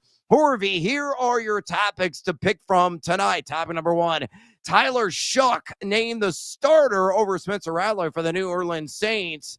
He is going to face the L.A. Rams at his NFL starting debut in week number 9. Option number 2, Isaiah Pacheco, officially week to week with an MCL sprain that he endured late in the Monday Night Football action. His status very much in doubt for that monster matchup of the Kansas City Chiefs going to Western New York, take on Buffalo under the primetime lights on Sunday. And option number 3, ESPN's Adam Schefter, you might have heard of him, reports at least one Saints wide receiver will be dealt by the trade deadline coming up on November 4th, adding, quote, if I had to bet, I'd say Rashid Shaheed has drawn the most interest from teams, end quote. The Bills, Steelers, and Broncos he mentioned as possible trade candidates. So again, out of Tyler Shuck being named the starter, Isaiah Pacheco likely sideline on Sunday in Buffalo.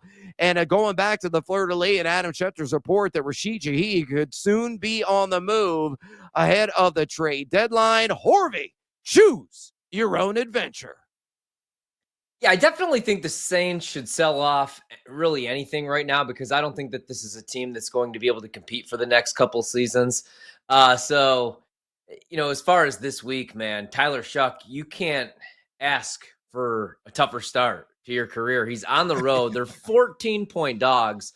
The Rams right now are top 5, both offensively and defensively, as far as Pro Football Focus rankings and pretty much every single metric. They look like the team to beat right now in the NFC. So I was waiting for some props. I was going to look for a defensive touchdown for the Rams, maybe an interception prop.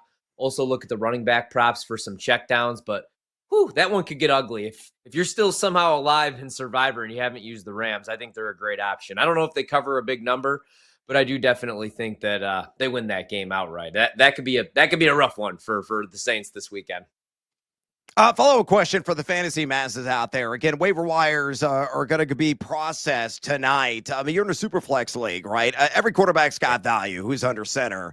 You and I know that feeling all too well. Tyler Shuck is sipping pina coladas right now in the free agent pool. I got a few fab dollars left. How much he is spending out of $100 fab budget? Are you thinking like 15 to 20? Is he going to be the guy the rest of the season? Or are you just going to pass because he's going to really suck regardless if he is a starter or not? So what do you do with Tyler Shuck and Superflex? Yeah, as bad as that start's going to be for him, I did actually pick him up. 15 to 20, I think, is reasonable if you're in a 2-quarterback, dynasty league where nobody's available, just because, again, they're 14-point dogs. They're going to be in a negative game script probably the rest of the way. So I think he's going to be chucking the rock maybe 32 to 35 times or more per game. So there could be some bad, but also there could be some good as well. So I did pick him up. I do think that he most likely is the starter the rest of the way if he could stay healthy, just because you might as well evaluate him. You liked him enough to draft him. You have Kellen Moore, who's not going anywhere because it's year one and there was no expectation for this team whatsoever. So I think you should evaluate the kid, see if he could play the position. If not, you're going to have a high draft pick, obviously, right? And there's going to be a lot of really talented quarterbacks coming out. Not as many as we thought, but you could get your guy next year. Who knows, though? A lot of people. So there were some people that didn't think Jackson Dart could play the position, right? So maybe he'll surprise us up. So I do think that he's worth maybe 15 to 20. Yeah, the 15 to 20 is a wheelhouse range. In a Superflex, a 2-quarterback league, Chris Olave ain't going to get moved. They've already come out and said that flat out. Rashid Shaheed makes the most sense unless somebody gives them everything in the kitchen sink for Olave. So if Olave stays put, that's a major plus for Tyler Shuck. And you're right, man. Given the susceptibilities of that defense, he's going to be playing from behind. He might be underselling it. He might have to average like 40 pass attempts per game to remain remotely competitive. All right, let's go ahead and move on to our cards this evening. These are our top 3 plays of the night. Could be the NBA, could be on the diamond in the World Series. Shohei Ohtani on the bump. Maybe you're looking at the NHL. Maybe you're looking ahead to the NFL action on Thursday or the main slate, or in college football on Saturday, or possibly even tonight if it go with one of the small conferences. So pick your poison, Horvey. What do you got at numero uno, mi amigo? Yeah, I'm actually going to go with the hometown team. Give me the Wizards catching 4 or 4.5 juiced against Philadelphia, who's looked really good. 3-0 start. This looked like what I was expecting more of when they made the Nick Nurse hire. But it's the second night of a back-to-back. And I'm kind of surprised to see that Joel Embiid is expected to play. He is going to play on the second night. But like I said, this team, they've been really impressive. Maxey, 34 points per game right now. Edgecombe's been really good. 24 points as a rookie and 6 boards. But a back-to-back spot. I think the Wizards are competitive. I actually think that they win this game outright. They're not good, but Keyshawn George, he's been decent. 20 points per game, 9 boards. I think they'll keep this game competitive at home. Second night of a back-to-back for Philly. I'm interested to see how much Embiid plays. Yeah, that's the biggest curiosity of the evening in the NBA. Numero uno on my card tonight, a guy I love betting on, Domantas Sabonis. Make me some dollars, baby. I'll take the over on 12.5 rebounds on the road against the defending champs of the Oklahoma City Thunder. I grabbed this earlier today at -115. I would even sprinkle this on a step ladder at, say, 14, upwards of 15 rebounds. Why? OKC, votable on the glass. They rank number 7 so far this NBA season. And most opponent rebounds per game allowed at 47.3. And Sabonis, his first couple of games, 12 rebounds and 14 rebounds. So he split, been over once, been under once. Only had a dozen rebounds in the lone matchup that he played in last season against the Thunder, but he should be able to wax that glass. I'm going to take the over on 12.5 boards against the Thunder at a -115 juice. Numero dos on your card, my friend. What else do you have? All right. Kennesaw State has been on a roll. I'm going to fade them tonight. Give me UTEP right now. You could get 11.5 -110. Coming off the bye, so extra time to prep. They got a new starting quarterback, Skylar Locklear, and I think they're going to be able to run the ball. Right now, they're 47th nationally in EPA per rush, 17th in rushing explosiveness. Kennesaw State, they've been kind of beat up on the ground, man. They gave up 222 yards on 6 yards per carry in their last game. They're 116th in explosives, given up 117th in EPA per rush allowed. So I think UTEP's going to be able to run the ball and, shorten up the possession, shorten up the clock. I did say that last night in Monday Night Football, and I was very wrong. But I do really like UTEP tonight, plus 11.5. We've both been very wrong about a lot of things lately in the NFL. I will say that much. And how about you lifted the moratorium on weekday football at the small conference level? Welcome back, Ryan Horvat. Yep. Rolling with the minors. Hopefully going to strike and rich there at plus 11.5. Numero dos. I'm going to go back to the round ball in the NBA. Ryan Rollins of the Bucks. I'm going to bet the under on 4.5 assists against the New York Knicks at a -115. Why? Well, the Knicks allowed the third fewest assists per game to opponents so far this season at 21.7, and they're number 5 overall in defensive efficiency, giving up 1.056 points per possession. And you look at Ryan Rollins. I know I was going to say Reynolds at some point. He is a guy that's gone over this only once in 3 games this year, averaging 4.3 dimes per contest. I don't think he gets to 5. So give me the under. Ryan Rollins of the Milwaukee Bucks on 4.5 assists against the New York Knicks at a -115 juice. Numero tres on your card, mi amigo. Bring it home. Yeah, I really like the Clippers tonight. They were 1.5 point favorites. Now they're 2.5. I still like them. I think they win this game by 3. This is going to be an awesome game. The Warriors right now offensively 4th in points per game. They're scoring 126.5. Steph and Jimmy Butler have been solid, but Jonathan Kuminga has been really good, man, averaging 18 points per game. And then you got the Clippers. They've looked really good so far as well, with Harden and Kawhi actually healthy. They're really deep. They got Brook Lopez, John Collins, Derrick Jones Jr., Zubats is back.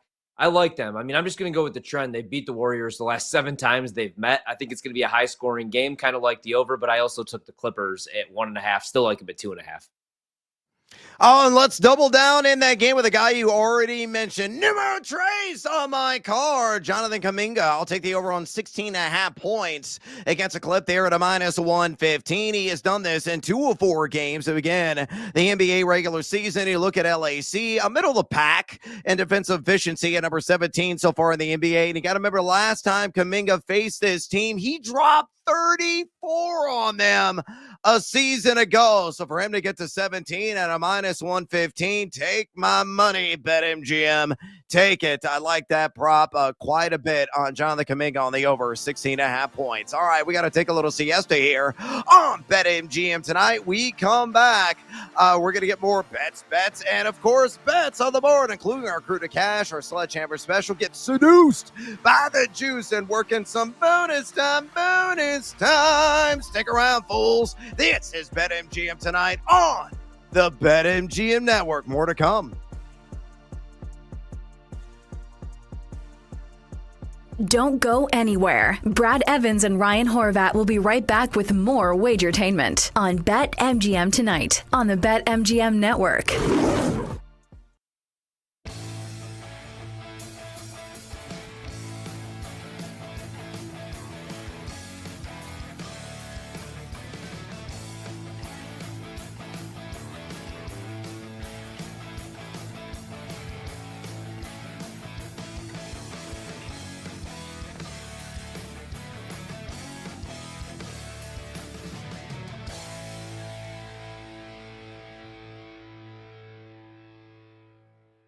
Ravens at Dolphins. Total in the game is 50.5. Since Mike McDaniel has been in Miami and these two teams have played, these games have tended to be over games. The Ravens dropped 50 on the Dolphins a couple years ago. The year before that, it was a 42-38 kind of game. So I understand the Dolphins are much worse this year than they have been, 2, 3, 4 years ago under McDaniel. But these games tend to be shootouts, and with Lamar back, and it looks like he's going to play on Thursday, the offense finding their rhythm a little bit with Huntley back there. Now Lamar steps in. I think the Ravens offense should score some points. I think the Dolphins can score some points too. So I kind of like the over in the game. Doesn't feel like you often see Thursday night totals in the 50s. So I think that's kind of an indication as well. I would look over, and then I'd probably just tease the Ravens at 1.5. We have seen some underdogs win outright on Thursday Night Football. We saw San Francisco beat the Rams. We saw the Bengals beat the Steelers. And the Giants beat the Eagles, right? We have seen the dogs be very profitable in these Thursday night games. So I think Miami can maybe keep it close. This is the first of 3 straight road games for the Ravens. So it's usually a good idea long-term when a team has a 3-game losing streak to just fade them every week until they don't cover, because normally a team never covers for 3 straight road games. Maybe the Ravens win and they don't cover, but I think in a teaser 1.5, you're in a good spot with the Ravens against the Dolphins. I like the over in that game as well. Bears-Bengals is super fascinating. Chicago, 2.5-point favorite in Cincinnati. Total in the game is 52.5. You like the Bears on the money line. They're -145. Cincinnati is going to be +120. Both teams coming off of losses. The Bears coming off a loss in Baltimore, and the Bengals obviously coming off that brutal loss against the Jets. It feels like a must-win game for both of these teams. Zach Taylor, he might be coaching for his job in this game, right? You lose to the Jets at home and you give up 39 points. That's not great. Boo Birds were coming out in Cincinnati. Their season is on the brink of maybe going out the tube. But then the Bears have a good opportunity here the next couple weeks, playing the Bengals and then the Giants at home next week. Chicago trying to keep pace with those other teams in the NFC. I think this is a close game. I think Bengals +8.5 in a teaser is a good look. We'll see what happens with the Chicago injury report this week with some of the guys in the secondary. If we get a 3, I think I got to bet Cincinnati. I think at 3, that's a buy point on the Bengals because this game's probably going to come down to the wire. 2.5, I would stay away, but I would still probably lean towards Cincinnati. So we'll see if I end up betting this game this week, but it feels like one of those games. 2.5 pass, 3, I'd look at the Bengals plus the points. Vikings and Lions, Nick was just talking about it. I talked about it yesterday on the show. Feels like a smash spot potentially for the Lions. They're coming off a bye week, and Dan Campbell, like Nick said, has really owned Brian Flores. He's a very good defensive coordinator, but against the Lions, he hasn't had many answers, and that Vikings defense, as of late, has not been very good. Looks like J.J. McCarthy is going to be back with the news that Wentz is out for the season, and Is this the game you really want McCarthy to come back for when he's going to have to probably score 30 points if you want to win this game? Just feels like a really tough spot for Minnesota. Now, they do get some extended rest, and it is a divisional game, so weird things can potentially happen. But if there's a team in the NFL you normally want to lay points with, it is the Lions, because they only know how to play one way, especially when they're at home. That offense cooking. I like the Lions minus 8.5. I'd also probably lay it with the Packers minus 13 against Carolina. We'll see if it ends up being Bryce Young this week, but if it's Bryce Young or if it's Andy Dalton, I still think it's going to be really bad for Carolina. Dalton was atrocious against Buffalo, so if he has to play again against the Packers, that won't be good. And then Bryce Young, I mean, the home and road splits are just night and day. He actually looks very good when he plays in Carolina. When you get him away from Carolina, not good at all. Now you're going up against one of the top pass rushes in the NFL and one of the toughest places to win in Lambeau. So it's a big number, but I would look at the Packers. I think they win that game by 2 touchdowns.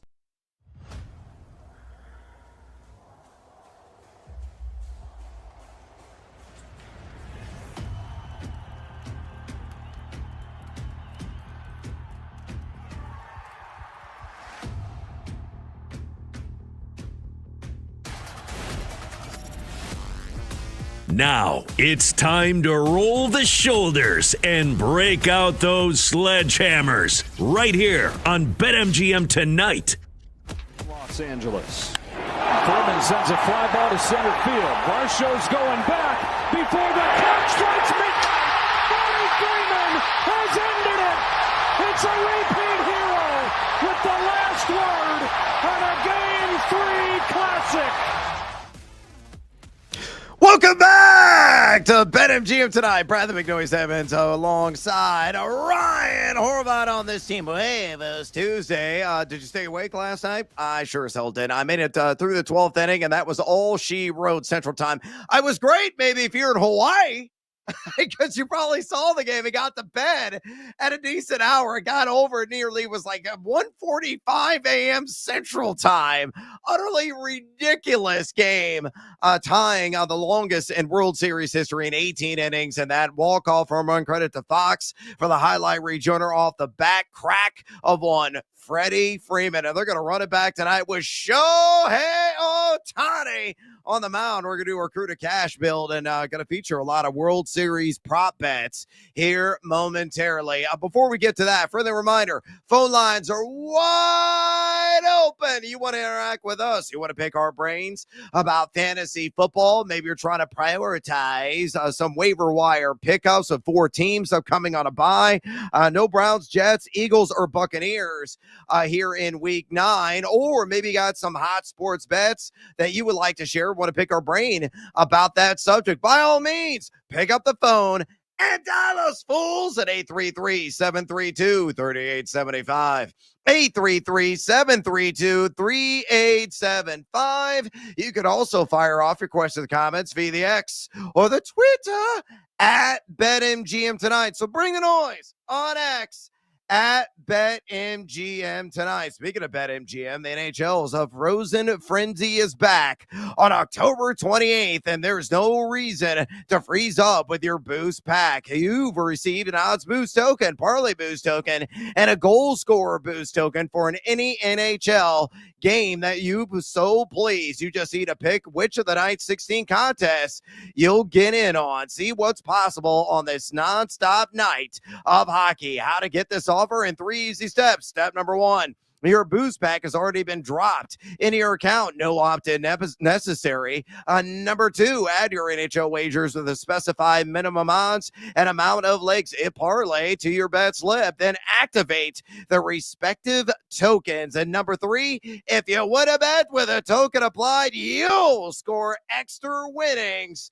in your account. So opt in right now. Actually, don't even have to do that. It's already in your account. Get some action. Drop the puck and try to make some bucks on the NHL and the Frozen Frenzy on tonight at BetMGM. All right, with that business out to the side, let's get after it with our Crew to Cash, a parlay build of the evening. Every single one of us here on BetMGM tonight has got to toss out a leg. If you faded everything that we offered last night and built a parlay of your own, congratulations. slow stinking clap because we were repulsive last night. Again, I'm trapped in Siberia right now. Oh, it's teeth chattering. I'm oh so cold. Somebody give me a blanket. Right now, my head is below water. The NFL on the season after it was up like 25 units a couple of weeks ago. Dims the brakes in betting. You ride the roller coaster, and hopefully we're going to ride that heater again sometime very soon. Why not start tonight? So here's how we're going to do this. I'm going to toss out a leg. Horvy's got to toss out his 2 cents. Brando's going to follow with his. And Monty, bang cleanup, has got to try to smack it out of the park. Every one of us will give our play and our reasonings, and then I'll give you the final odds in the end. All right, bat and lead off tonight. I'm going to go with I got a fever, and I need some Shane Bieber. I'm going to take the under on 2.5 walks. Standard line on this is a -120. I absolutely love this bet as an isolated wager, but of course we're going to feature here in the Crew to Cash. He has gone under 2.5 free passes every single game he's pitching this season, all 10 of them. He's given out 1 walk exactly in 3 postseason matchups, averaging 2.23 walks per 9. The Dodgers do walk a lot. See Shohei Ohtani. He may be responsible for 2, but hopefully nobody else will get a base on balls. The Dodgers have the 4th highest base on balls percentage of any postseason team at 10% flat. So put all together, Shane Bieber under is my Crew to Cash play on base on balls. Again, at a -120 on the standard juice. Horvat, who or what team is your pick to click? I'm going to be boring tonight. I'm just going to go Dodgers money line. Last night, I had the Blue Jays run line, which ended up working out, but I had to stay up until 2:30 a.m. just to cash the ticket. Tonight, even though I like Ohtani under 6.5 Ks, I like the Dodgers in the game, him against Bieber. So let's go Dodgers. Actually, right now, you could get -195, so you could get an even better price, but I think they take a 3-1 lead tonight. Yeah, more like it with Ohtani on the bum. Brando, of all sports, you're going to go to the NHL instead of Major League Baseball. Tell me why. I'm a company man, Brad, and you just had a 5-minute read that you had to do. So I'm going to go with it, and I'm going to let them use their boost pack on Connor Bedard over 0.5 point. The guy's already got 8 points on the season. He's been on fire. He is the face of this franchise. I think it continues tonight against an Ottawa team that does not play very good defense. Don't need a goal. Don't need an assist. You just need one or the other. All right, congratulations to you. He's like one of 2 hockey players I've actually heard of, so kudos. Monty, bat and cleanup. Knock it out of the park, baby. You are the mastermind behind batters-box.com after all. So what are the advanced metrics telling you to play tonight? Will Smith over 1.5 total bases. Shane Bieber's been more of a reverse splits pitcher in his limited action in the regular season. Over 42% hard contact allowed to right-handed hitters. So I want righties over lefties tonight. Smith hits all Bieber's pitches pretty well. Worst one, he's hitting 250 for batting average. And he's got a hit in all but 2 games this postseason. So I really like him tonight, and it's great value at +130. So I bet this one straight as well. Oh, yeah, I like that, especially plus money. Hopefully he's got a slap on Will Smith. See what I did there? Into the gap. All right, our Crew to Cash parlay build tonight. I'm going to roll with Shane Bieber on the under 2.5 free passes. Harvey's got to go with the Dodgers on the money line. All I got to do is win. Brando rolling with Connor Bedard on the over 0.5 point. And Monty batting cleanup. He's got to get jiggy with Will Smith on the over 1.5 total bases. 1, 2, 3, and cuatro, mi amigos. All 4 legs hit. You're looking at ultra cool +781 built at BetMGM. All right, it's time to pivot, and say hello to our little friend Ryan Horvat. What is a phrase that pays? Daddy wants, daddy needs, daddy's got to have it. Give me the sledgehammer, Brando. Go to the NBA, actually. A little NBA prop. I'm excited for this one because it's the NBC game tonight, so I'll pay attention to see MJ. Let's go Jalen Brunson against the Bucks. Over 33.5 points and assists right now. -125. So you look at the last 2-3 seasons now, actually, he's averaging 41.6 points and assists against the Bucks. He's went over this number 5 of 7 games. His usage still really high, averaging 30 points per game, ton of potential assists. In fact, he had 19 in the last game, 17 before that. So I think he's going to go off. Nationally televised spot against Milwaukee. 1.5 point spread, so it's a pick. I think it's going to be a pretty solid game. I'll go Jalen Brunson over 33.5 points and assists, -125. I can never go wrong with a little Jalen Brunson action. The pride there of Villanova. All right, I'm going to go with the NBA as well. So let's double down in that sport. Daddy want, daddy need, daddy gotta have a brother. Let's go. Da, da, da. Da, da, da, da, da, da, da, da. All right, I'm going to go with SGA, Shea Gilgeous-Alexander. Might have heard of that guy. But I'm going to live and land down under on a defensive prop, which is a rarity for me. Tied everything SGA, but I think the number is a little bit too high. I'm going to take the under on 1.5 steals against the sack at a +105 juice. A little baby seduced by the juice. So you look at SGA. 3 games last season against Sacramento, 0, 0, and 0 steals. He opened up a Dunkin' Donuts in the category, and you look, so far this season, Sacramento has allowed the 8th fewest steals per game at 7.3 in the NBA, the 8th lowest turnover percentage overall at 13.8%. Now you look at SGA, he's gone 2, 2, 1, and 1 steals so far to start the season. So he's been over twice, he's been under twice, but again, focusing on the recent history, Sacramento not really coughing up the rock, at least at the guard position. So I think SGA hits the under on 1.5 steals against the Kings at a +103 juice. All right, it's time to roll the shoulders, my man, and get seduced by the juice. Thank you, bartender, as always, for the handsome and healthy pour. So let's go ahead, strut our stuff over to the bar, belly up, throw back some shots, catch a buzz, and hopefully cash a winner at plus money. Horvat, what do you like tonight? Yeah, I know you like Jonathan Kuminga points, which I also like tonight. I'm going to go over on his rebounds, over 5.5 boards, +102. He's averaging 8 per game. He's went over this number in 3 of 4. And then a little bonus pick. I like Draymond Green over 5.5 dimes at -114. I just saw this pop up right now, averaging 8 per game, which is the highest that he's averaged in 5 seasons, second highest of his career. They're running the offense through him. So let's go Draymond over 5.5 assists, -114. And then Jonathan Kuminga over 5.5 boards, +102. Plus money, and I think that number's way too low.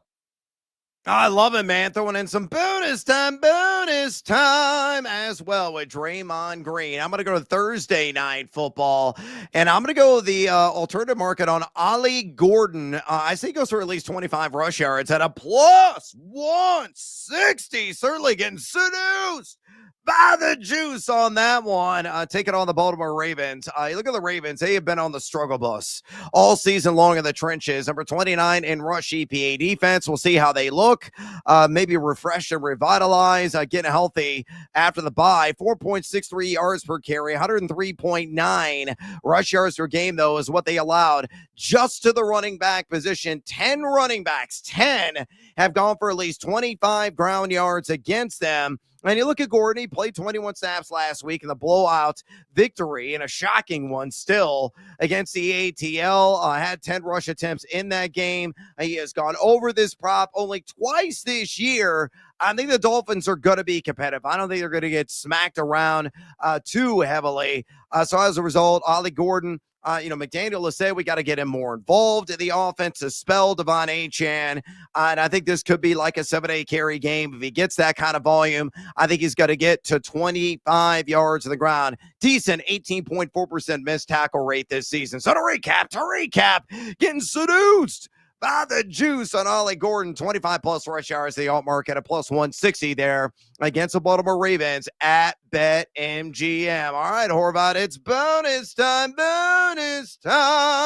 Whether in the World Series, maybe that Thursday night football matchup, or the remaining slate in Week 9 of the National Football League, college football in Week 10, the NHL. All that I ask, my good man, is for you to give me another bet, so give it to me.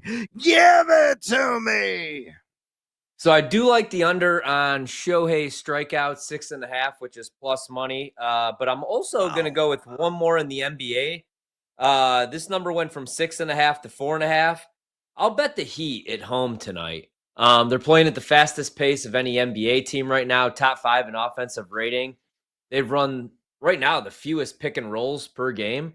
But I think that'll work well against the Hornets. They're playing really well, 5th in the league in pace, and they don't have Brandon Miller, their best perimeter defender. So I think that they're going to be able to attack the rim. They're going to get a bunch of open looks from 3. I don't know why the number went down. I got to look at the injury report, but I still like Miami to win this game by at least 5. So I'll lay the 4.5 now that it went down.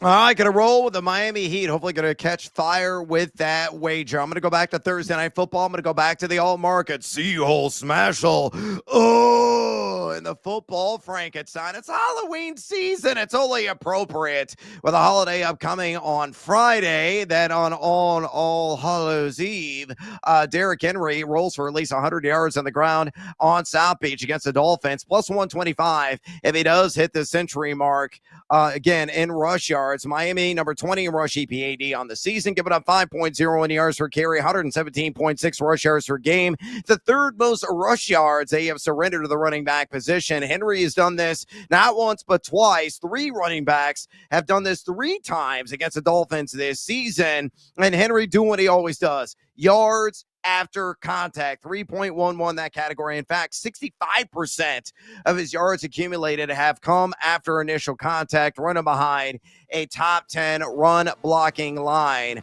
according to PFF. So to recap, Derrick Henry, my bonus time bet, 100 plus rush yards at plus 125 against the Fins on Thursday. All right, we got to take a little siesta here on BetMGM tonight. We come back, we're talking college football, another rousing edition of Fade or Follow. It's Horby's special. You don't want to miss it right here. BetMGM tonight on the BetMGM Network.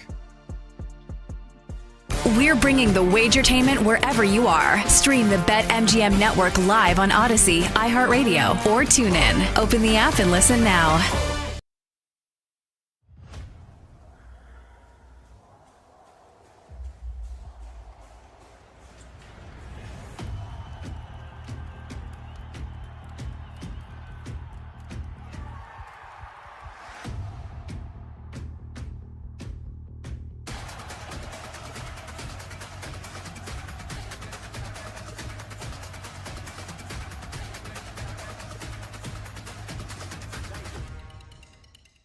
We're just at a point right now, even though it's a 1-1 series, that if the Dodgers win, it's going to be Ohtani. Anything that's not Ohtani for World Series MVP just feels like a big donation to the sports books. He's minus 400 right now to win the MVP at BetMGM. We've played 3 games. 3. He's minus 400. It's 2-1. It's crazy. And other books have him higher than minus 400. So how I feel is, well, which other players can we look at? Do you want Vladdy at 10? Do you want Freeman at 11? How about Yamamoto at 30? What if he goes another complete game? No? You don't want Yamamoto at 30? If I'm jumping into the World Series MVP market, the only consideration is a Blue Jay. You know, if it's a Dodger, it's Ohtani. Is this number saying that if the Blue Jays win, there's a small chance that Ohtani could still be MVP? I don't know. I find it hard to believe they'd give it to a losing player. But then again, we've never seen a losing player like this, have we? Nope.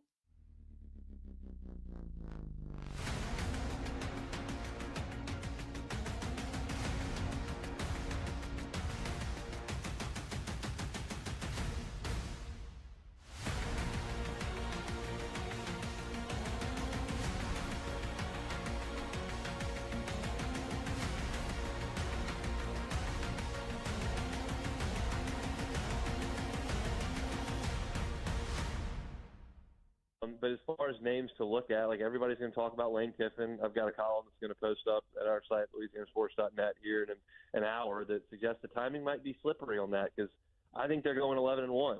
They're going 11-1. They're either going to play a home game on December the 19th bye until New Year's Day. Do you think LSU is going to wait until New Year's Day, or do you think Lane Kiffin's going to walk away from a playoff team before they take the field? Like, that's iffy. And you talk about the national signing days in December. The transfer portal opens January 2nd. It's just like that's a lot of waiting to do. I think that there's reason to believe that John Summerall from Tulane could get a phone call. I personally would call Clark Lee at Vanderbilt because I think he's just so polished and such a people person and motivator. He's at his alma mater. What does that mean? So I think there are a lot of names to consider. I don't think there's a cookie-cutter mold that you've got to have. And I'm curious to see, one, how the next 3 weeks plays out with LSU's powers that be, and then two, what starts to happen, I think probably in early December. It's a wild time. We went through a lot of years down here with no coaching searches. Les Miles was here for a long time. Now all of a sudden you're going to be on your third one in pretty short order. I thought, honestly, the best Heisman moment, I mean, you could say Reed for sure because they just killed LSU. But what's better than being down 8 on the road, you're on the ropes, and your quarterback takes you down the field for a touchdown pass and then converts the 2-point conversion. And then you end up winning the game 29-22. To me, that's Ty Simpson, right? I mean, they were to lose. They were going to lose. And he was like, no, got this. I'm going to drive us 79 yards, 14 plays. I'm going to throw the touchdown to Bernard, and then I'm going to throw the 2-point conversion to Cuevas. We're going to get the ball back, and I'm going to take us down the field again, and we're going to win. I think that's more impressive than beating an LSU team that's quit, or Fernando Mendoza having 3 touchdowns against UCLA as a 26-point favorite. Maybe I also have Ty Simpson Heisman stock, so maybe I'm going to speak it into existence. But look at this, Joe. You beat, in 5 straight weeks, you beat Georgia on the road, you beat Vandy, you beat Mizzou at Mizzou, you beat Tennessee, and you rally to beat South Carolina. Who has a better 5-week stretch than that in the entire country? The answer is nobody.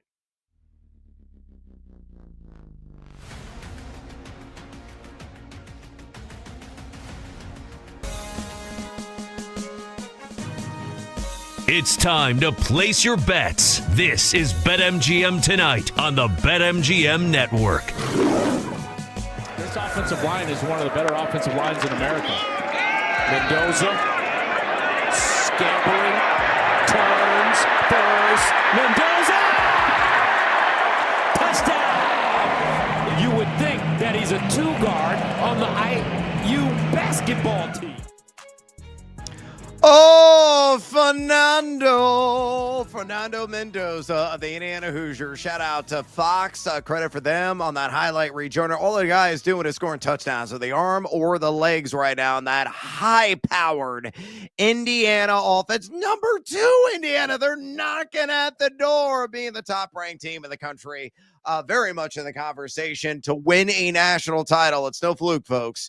Kurt Cignetti is the bee's knees. We're going to be talking some college football fade or follow ahead of Week 10 here in a moment. You might hear Indiana in this segment. By the way, before we dive in on the junior circuit, if you have any questions for us tied to fantasy football ahead of Week 9 in the NFL, maybe you want to talk some college football betting with us. Hey, guess what? You absolutely can. Simple way to contact Horvath and I here on the show. Just pick up the phone and dial us fools at 833-732-3875. 833-732-3875. You can also fire off your questions and comments via the X or the Twitter at BetMGM Tonight, where we have our pole dancing poll question of the day. And it's asking you this: among the most traded players in Yahoo over the past 24 hours, who would you most want to deal for right now in fantasy football? Your options are Justin Jefferson of the Miami Vikings, Saquon Barkley, though he is on a bye week upcoming,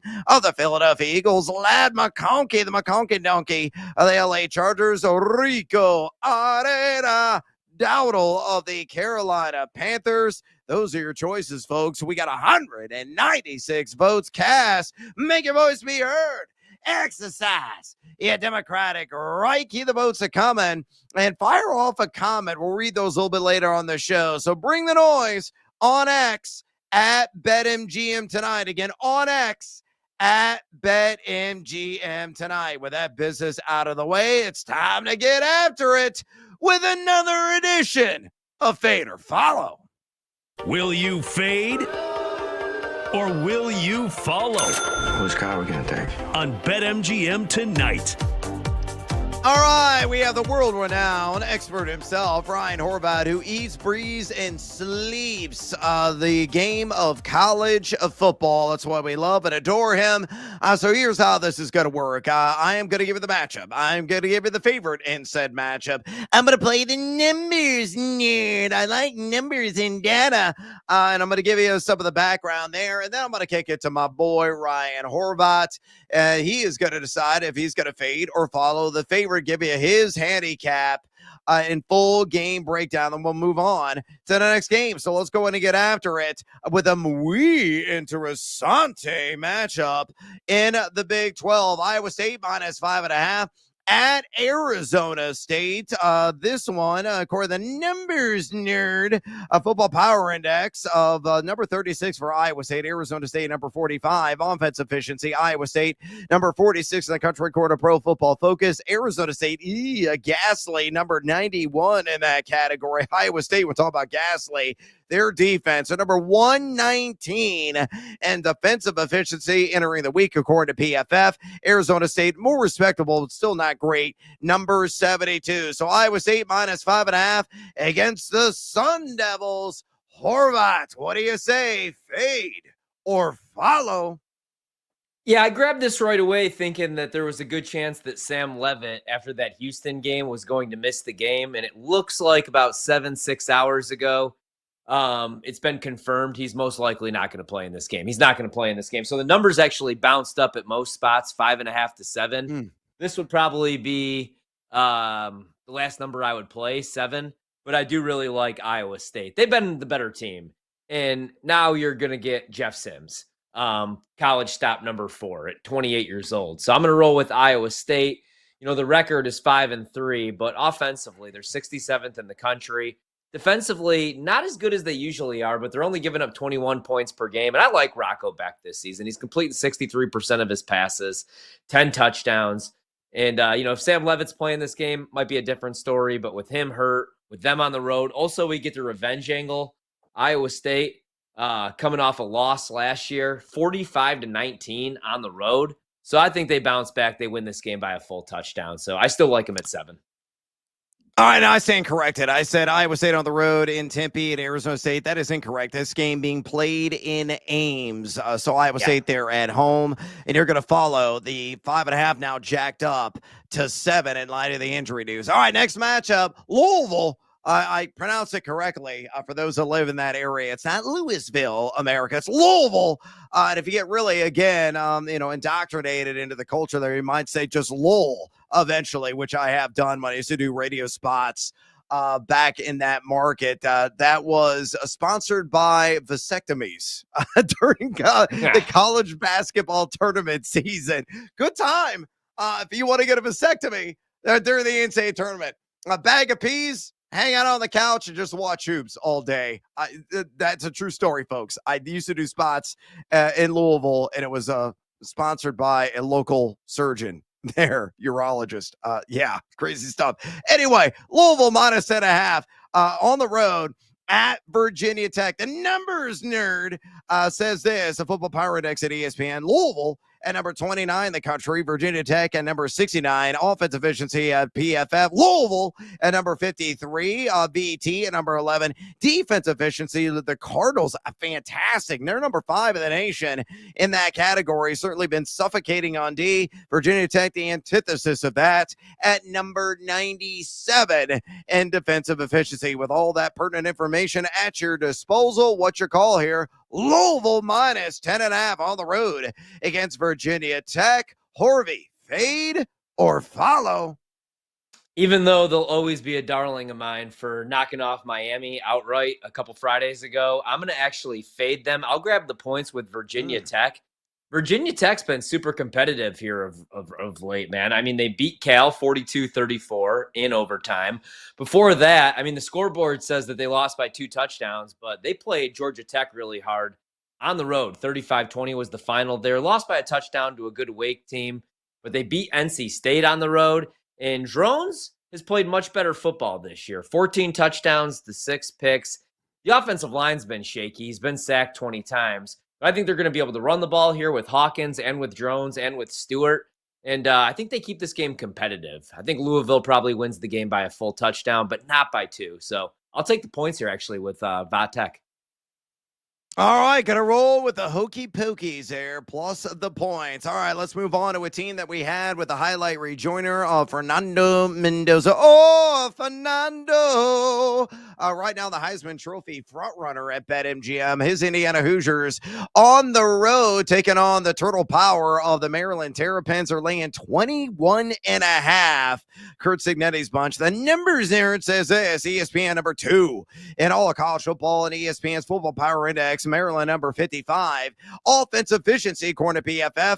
Indiana at number 1. Maryland at number 100. Slight difference there. Defensive efficiency, Indiana at number 2. Again, they don't have any weaknesses, folks. Maryland more respectable, number 19. Again, with all that information that you could use as support, what do you say on this one? Indiana on the road, laying 21.5 points in College Park, taking on the Maryland Terrapins. Horvey, fade or follow? My advice with Indiana, until you get to the Big Ten title game, I think you just have to continue to bet them, right? Signetti does not show let up. This team, the offensive side of the ball is just a bunch of studs, man. And then you have Fernando Mendoza, who right now looks like the best quarterback in the country. Him, Julian Sand, and Ty Simpson right now. But I think right now he's the best, man. And the defensive side of the ball, I love what they do. They confuse the hell out of the quarterbacks, the opposing quarterbacks. This is a road game, and eventually, like, I keep waiting for that let up or that look ahead spot, but they don't really have a look ahead game again until they get to the Big Ten championship game. And I think the message is very clear every week at practice and in these team meetings. We are not going to beat our opponent. We're going to beat them into submission. What they did even against Oregon. So I like this Maryland team, but I would only bet Indiana. So follow Indiana. Yeah, I can't fade Indiana right now. No doubt about it. Continuously follow them and hopefully continuously rake home the cash and count your winnings yet again. Let's go ahead to the last game of the SEC in the Florida-Georgia state line because they're bordering states. You could go obviously with the group there on that song. But anyway, Georgia minus 7.5 on the road in Gainesville, taking on those Gators in the swamp. The numbers there, it says this: Georgia, according to ESPN's Football Power Index, number 6 in the country. Florida, number 27. Offensive efficiency, according to PFF. Georgia, number 29. Florida, number 68. Defensive efficiency, again, according to PFF. Georgia, number 41. Florida, a little bit better at number 30 with those numerics bouncing around in your dome. What do you say, Georgia? Minus 7.5 on the road against the Florida Gators. Fade or follow? Yeah, I'm going to fade Georgia here. I think Georgia wins the game, but I think that Florida is going to be competitive, and I think that they cover. I could see this being a field goal game. The issue for Florida this season is DJ Lagway has not lived up to the hype. Right now, 9 touchdowns to 9 picks, only completing about 60% of his passes. Gunnar Stockton's been awesome, man, but he's having to do a lot himself on the offensive side of the ball for Georgia. The reason I think Florida keeps this game competitive, Lagway's really struggled when he's been under pressure. Georgia just getting no pressure on the quarterback unless they blitz. All their sacks have come from the linebacker position. So I think Florida covers here in a desperation spot. The entire coaching staff coaching for their lives here. All right, to recap, folks, Horvey is going to follow Iowa State at home against Arizona State, lay the 5.5, which is now 7. Still not going to be deterred by the new number. He is going to fade, though, Louisville, take Virginia Tech plus 10.5 at home. He is going to follow Indiana until they fail him at minus 21.5, though, on the road against Maryland. And he is going to fade UGA on the road at Florida. Roll with the Gators. Fade or follow? That, of course, is up to you. We got to take a little siesta here on BetMGM tonight. We come back.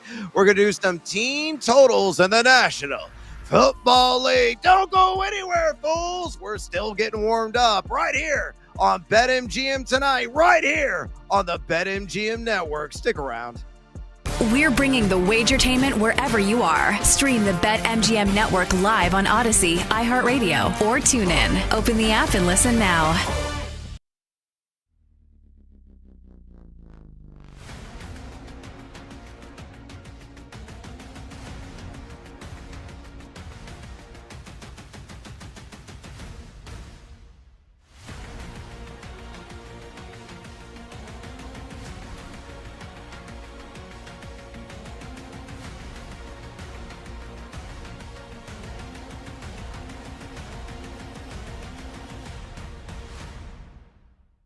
So last night, VJ Edgecombe has a third consecutive awesome game. And because Jason Kidd doesn't want to play D'Angelo Russell, Cooper Flagg is playing too much point guard, and he goes up against OKC and goes 1 for 9 from the field, scores 2 points, plus minus of minus 20. And Femi, this Rookie of the Year market has shortened big time, where it's not quite like Flagg is still the favorite, but we're talking minus 105 versus plus 125 for VJ Edgecombe. Should we be betting a VJ Edgecombe right now, Femi, to an NBA Rookie of the Year? In short, no. And I'll also say, like, gone are the days of Cooper Flagg minus 250 from like 2 weeks ago to win Rookie of the Year. Like, that's why it can get a little crazy. We have not seen these guys play yet. And in 1 week, it's all of a sudden down to minus 105. So Edgecombe, I think the move has already happened on plus 125. And there's also a couple of things that are, I think, interesting for VJ Edgecombe. And it was kind of the same conversation that we had last year with Jared McCain. What's good for the Sixers isn't necessarily good for Edgecombe in his Rookie of the Year candidacy, because he needs Embiid to continue to be like out in certain games and minutes restriction, and he needs Paul George to continue to be out with the knee injury, and guys like McCain be missing time, and then Edgecombe and Maxey can kind of do their Batman and Robin thing. Like, that helps out Edgecombe, but it doesn't help out the Sixers. If all goes well with Embiid's knee, which is like a big time if, but they're managing the minutes for a reason. Let's say he comes back, George comes back, McCain come back, there's still Maxey there. I just don't know if once we get to January, February, is Edgecombe going to still be able to get this kind of usage? And if that's the case, I want to look at guys further down the board. Like, why can't Dylan Harper, who's coming off the bench right now, averaging nearly 15 points per game? He's awesome. He's around that 15 to 1. He's a stud. Eventually, he's going to be in the starting lineup. Like, we're not going to be doing the Julian Champagny thing for like all 82 games. Like, I just don't believe that's going to be the case. And also, the Spurs are a big story this year, as like Wemby's going to be getting a lot of attention, and maybe the team is way better than we all think. I think that puts Dylan Harper right there on center stage. Even a guy like Trey Johnson for the Wizards, the way they talk about him, you think he's like a 7-year vet, and he's been filling it up. And I don't think he would win the award, but like Con Knipples scoring a bunch of points, I think there's too many guys in what was a deep draft to be jamming a guy that's at plus 125. So I would look further down the board, as we're only 3 or 4 games into the regular season.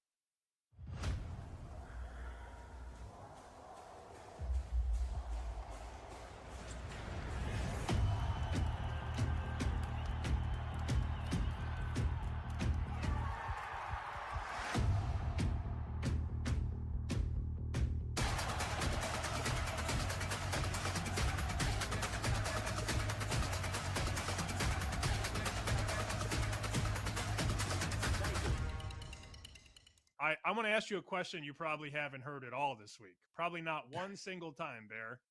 I'm ready. Why is Texas favored against Vandy? By 9:45 Monday morning, I had 2 people already text me, why is Texas favored over Vandy? And the power ratings, they're at home. And of course they're going to be. But I said, well, that does tell you that on a neutral field, they feel Vandy is favored. The Arch Manning question at quarterback, I'm told he's going to be fine. He's going to play. It's going to be interesting because I shouldn't say we. I was against Vandy last week. Well, you are too. You had Missouri as well. And we had the right side. But Pabula had the awful injury, and Vandy got fortunate with a couple of turnovers there and whatever else. And Missouri was the right side. But now you're asking this team to go on the road again. They played well on the road against Bama and probably deserved a better fate. But I would expect Texas, which kind of been bailed out by special teams twice in the last 3 weeks, to play a really good game. Talking to my guys down there, they think they know Vandy is legit. They will not be overlooking Vandy. This will not be like a cute little sneak up in Austin on the Lawrence. But I really think they know, Actually, I don't think they know they need a much better effort from their defense, especially. Down to 1.5 now, Sammy. Is that what I saw? Yeah, 1.5 at a bunch of places. This opened 3, Joe.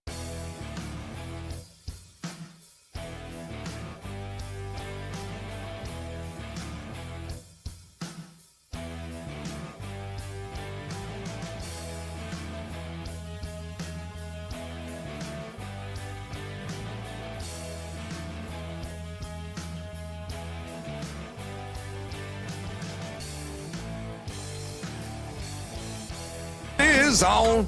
Yeah, the sweat is on. With your hosts, the big noise, Brad Evans. Not going to duplicate that. No way. No shot in the HE-double-L hockey sticks. And the mad better Ryan Horvat. You don't got to bet every game. That's how you see those guys that live under the bridge. They lay 25.5 with UNLV week 0. It's BetMGM tonight on the BetMGM network. Make it legendary.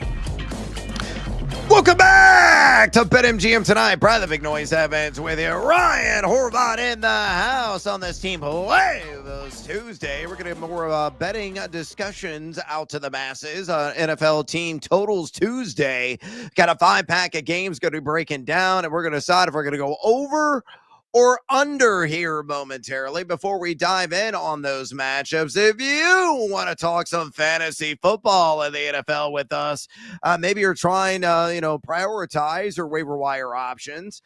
Maybe you want to talk some sports betting with us as well. We're all waiting on pins and needles for game number 4 of the World Series to get underway in the City of Angels between Los Angeles and the Toronto Blue Jays. Again, last night's game of historic 18 innings, tied a record in a World Series contest. Hopefully, John Smoltz, who was on You Better You Bet earlier today, got a restful sleep along with the players. Because, man, you want to talk about burning the midnight oil and then some. That was certainly the case, even way out on the left coast and the Pacific time zone. Utterly astounding. So hopefully both pitchers, Shohei Ohtani and Shane Bieber, can work a little bit deep into this game, knowing the bullpens were exhausted last night. Toronto, I think, tossed out like 10 guys on the mound, and the LA Dodgers had 9 go, far less than 24 hours ago. So, again, we'll keep you up to date. All the World Series action in game number 4. But right now, we got to talk a little NFL on a Team Totals Tuesday, also a Team Huevos Tuesday here on BetMGM tonight. All right, Horvey, let's start off with a Thursday night football affair, #Tequila Thursday matchup between the Baltimore Ravens and Miami Dolphins. We know that on Thursdays, the underdogs have really shown up and shown out so far this season. We're going to zero in, though, on the total in this affair. It is at 50.5. Lamar Jackson expected back. I already mentioned Derrick Henry. Sensational on-paper matchup for the football Frankenstein against a Miami defense at number 20 in rush EPA. So both teams should be able to move the ball fairly regularly with the Baltimore Ravens. I know they're getting healthy at the back end, but man, they've been so beatable in the trenches. So what's your take here? Baltimore, Miami, 50.5 is the total right now at BetMGM. What say you, over or under? Yeah, that's a big total, but I definitely couldn't bet the under here. It would be over or pass for me. I mean, the Ravens secondary has been very leaky. They've given up a ton of points. And then if Lamar's back on the offensive side of the ball, we expect a major upgrade for them offensively going against the Dolphins, who can't stop the run. Like you said, they are getting healthier in the back end, but I don't think they're going to be able to get consistent stops, even if Lamar Jackson's 75%, 80%. So even at a high total like that, I think we could get 52, 53, maybe even 54 points scored in this game. So over for me. Yeah, as long as it won't have like a turnover fest like last night, right? That was the preventative measure that occurred and why the under hit in that absurd, stupid-ass game between the Commanders and Chiefs. I'll give it a little bit more data. According to the EPA numbers that are out there, Baltimore number 21 EPA per play offense, but they're number 6 in the NFL with Lamar Jackson on the field in that category. They're still, though, number 30 EPA per play defense. Miami number 25 EPA per play offense, 27 in EPA per play defense. So, yeah, I'm going to ride with the over as well. This game should should, I stress, comfortably be in the 50s. Curious, give me a quick take on the spread. I think Baltimore is laying 7.5. I don't know why, but I feel like I got to take the points with Miami. Am I insane in the membrane? I'm kind of torn on that game, man. I think I have to stay away because I thought that Miami was going to be an auto fade the rest of the season. And then the last week, that's the best version of Tua that we've seen in 2 seasons. And, the report was out early in the morning that he couldn't see. He had blurry vision, and there he was going for over 300 yards. Yeah, I'm with you, though. It would probably be dog or pass. I think I'd be on Miami as well here. Yeah, you watch. He'll be out there with an eye patch and line him up for like 350 and 3 touchdowns on Thursday. Utterly ridiculous. All right, let's move on to the next game. My Chicago Bears are a team that you adopted. They lost to Baltimore last week, and Stu Huntley, of all people, they're taking on the Cincinnati Bengals in the Queen City. A very high total, as expected, given the susceptibilities, vulnerabilities of both these defenses. That's sitting right now at 52.5. So what's your lean here? Over or under? I kind of lean under here. On paper, it makes sense that the total's so high and that you would want to run and slam dunk the over. What I worry about in this game, though, is what we got last night, and that's red zone turnovers or drives that march right down the field, and then we're settling for field goals. Right now, Caleb Williams obviously shaky. The people in Chicago are freaking out. So I can see this flying over if both offenses are humming, but I could also see this being, 24-20, one of those type games. So I would actually bet the under, but I'm going to stay away because kind of cheering for a shootout. I got a lot of guys going in fantasy in this game. Oh, amen, man. I'm praying for a shootout, and that's probably bleeding into my expertise here or lack thereof. I like the over, frankly. See, the Bears, we thought they were improving defensively on the front end, and then last week happened, right? And they got ran over from beginning to end. The back end is still very, allowable in terms of the yardage that they're giving up. So that is an area of concern. We know they can line up offensively. Roma Dunze went over 100 yards last week. DJ Moore went over 70 yards. DeAndre Swift on the ground has been better than advertised. Colson Loveland even got involved. So that's an encouraging sign. And the Bengals stink defensively. Number 31 and drop back EPA D on the season. Number 31 EPA per play D overall. Much improved on the offensive side of things with Joe Flacco. And don't worry about the shoulder. I think it's just old man, really, is what it is. Like, he should be good to go. And a guy that's playing at a high level. I mean, he's got 3 straight multi-TD games. So I like the over in this one. Again, given the vulnerabilities of both of these defenses. All right, let's move on. Denver and Houston. Totally only a 39.5. I believe that is the lowest on the board in week 9. So what's the lean here for you? Over or under? I lean under here. I kind of like the under. I bet Houston actually in this game, man. I was impressed with CJ Stroud. I think this is going to be 21-17, maybe a 17-14, old school throwback defensive battle, though. Now, Houston did keep Stroud clean last week, so he threw for over 318 yards. But if you look at the last 6 games, he's been sacked 15 times. And there's not a team in the NFL better at getting after the quarterback right now than the Broncos. They got 36 sacks this season, 10 more than the next closest team, which would be the Rams with 26. And I think this is going to be a defensive battle. I really like the Texans' defense right now in that pass rush. Will Anderson all the way down to 10-1 right now to win Defensive Player of the Year. So I lean under, but I really like the Texans here.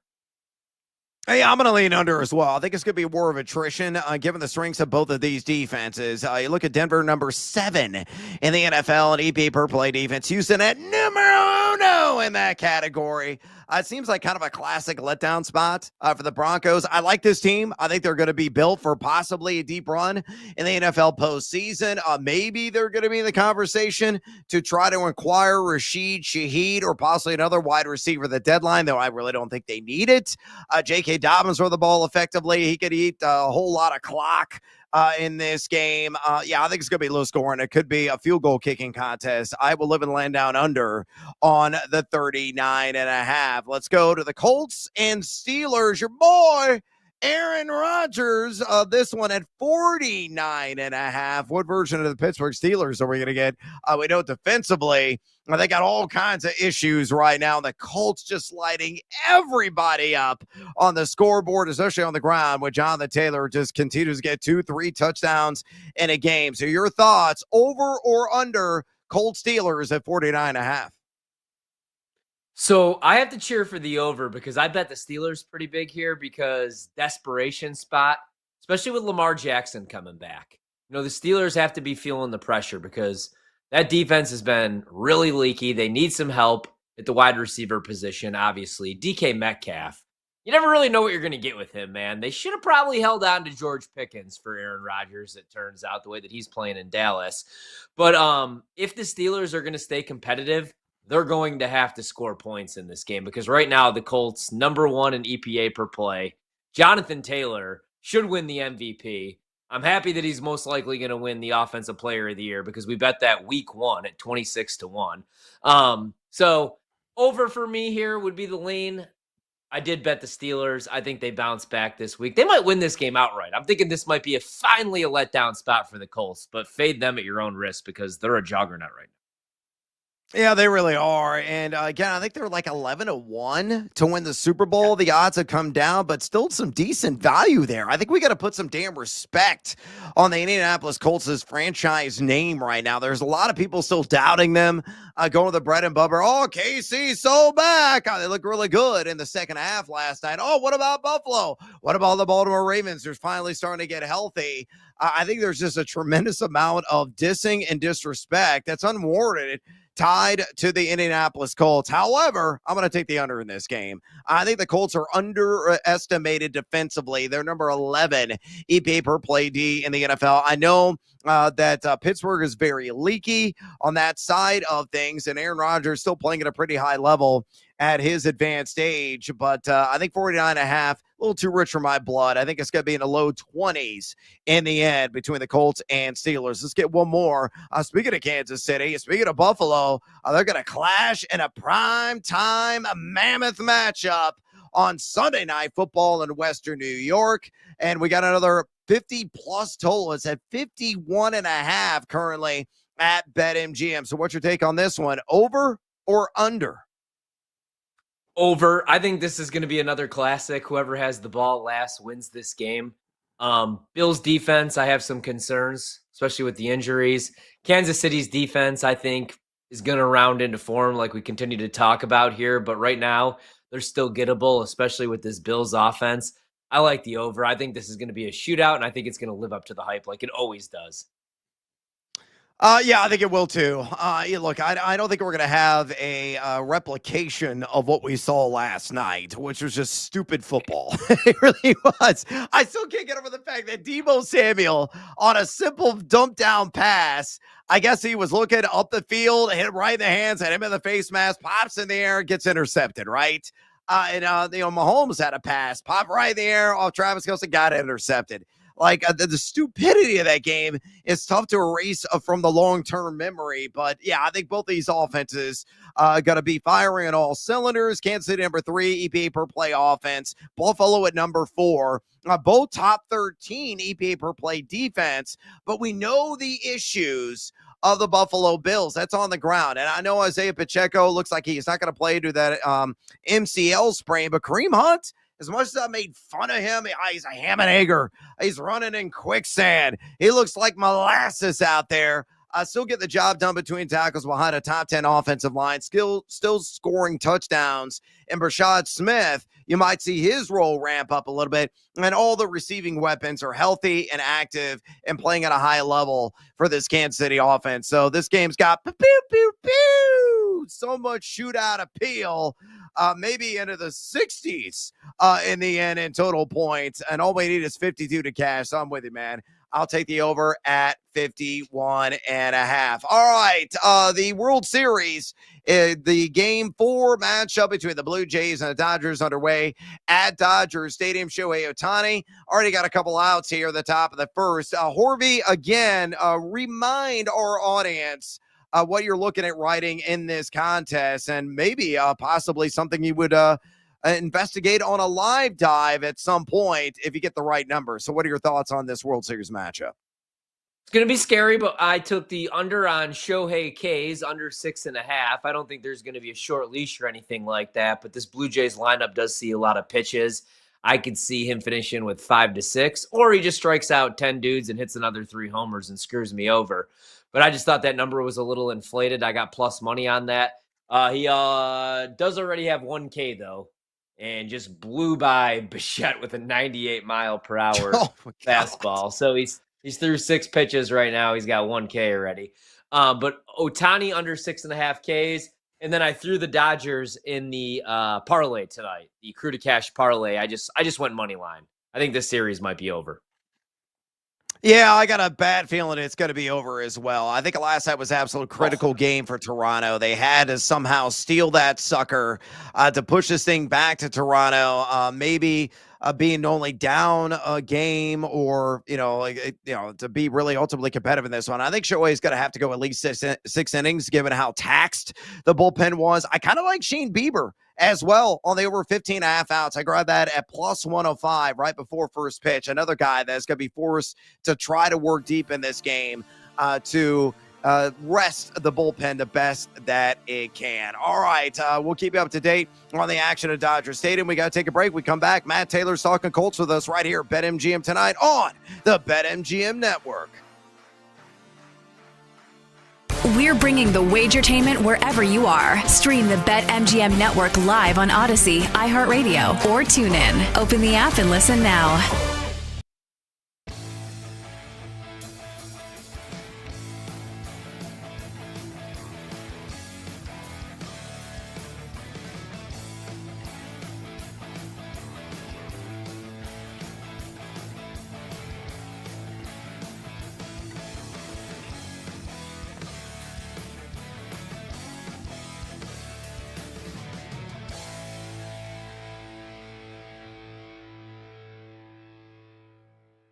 Ravens at Dolphins. Total in the game is 50.5. Since Mike McDaniel has been in Miami and these two teams have played, these games have tended to be over games. The Ravens dropped 50 on the Dolphins a couple years ago. The year before that, it was a 42-38 kind of game. So I understand the Dolphins are much worse this year than they have been, 2, 3, 4 years ago under McDaniel. But these games tend to be shootouts, and with Lamar back, and it looks like he's going to play on Thursday, the offense finding their rhythm a little bit with Huntley back there. Now Lamar steps in. I think the Ravens offense should score some points. I think the Dolphins can score some points too, so I kind of like the over in the game. Doesn't feel like you often see Thursday night totals in the 50s. So I think that's kind of an indication as well. I would look over, and then I'd probably just tease the Ravens at 1.5. We have seen some underdogs win outright on Thursday Night Football. We saw San Francisco beat the Rams. We saw the Bengals beat the Steelers.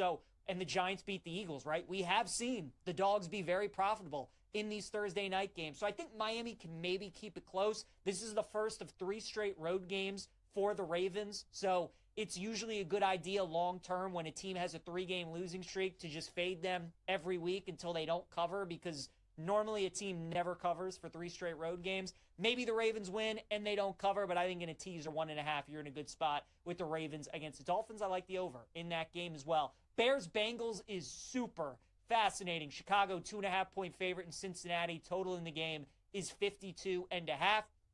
You like the Bears on the money line. They're minus 145. Cincinnati is going to be plus 120. Both teams coming off of losses. The Bears coming off a loss in Baltimore, and the Bengals obviously coming off that brutal loss against the Jets. It feels like a must-win game for both of these teams. Zach Taylor, he might be coaching for his job in this game, right? You lose to the Jets at home and you give up 39 points. That's not great. Boo Birds were coming out in Cincinnati. Their season is on the brink of maybe going out the tube. But then the Bears have a good opportunity here the next couple weeks, playing the Bengals and then the Giants at home next week. Chicago trying to keep pace with those other teams in the NFC. I think this is a close game. I think Bengals plus 8.5 in a teaser is a good look. We'll see what happens with the Chicago injury report this week with some of the guys in the secondary. If we get a 3, I think I got to bet Cincinnati. I think at 3, that's a buy point on the Bengals because this game's probably going to come down to the wire.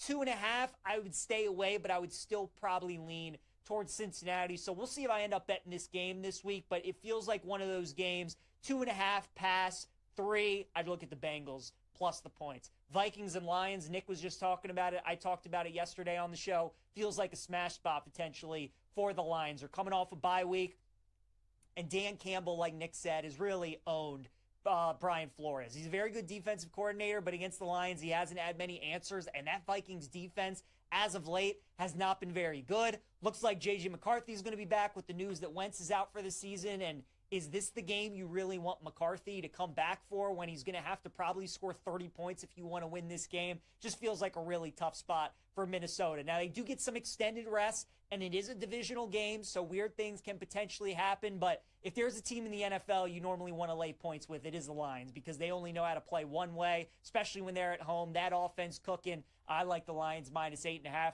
I'd also probably lay it with the Packers minus 13 against Carolina. We'll see if it ends up being Bryce Young this week, but if it's Bryce Young or if it's Andy Dalton, I still think it's going to be really bad for Carolina. Dalton was atrocious against Buffalo, so if he has to play again against the Packers, that won't be good. And then Bryce Young, I mean, the home and road splits are just night and day. He actually looks very good when he plays in Carolina. When you get him away from Carolina, not good at all. Now you're going up against one of the top pass rushes in the NFL and one of the toughest places to win in Lambeau. So it's a big number, but I would look at the Packers. I think they win that game by 2 touchdowns.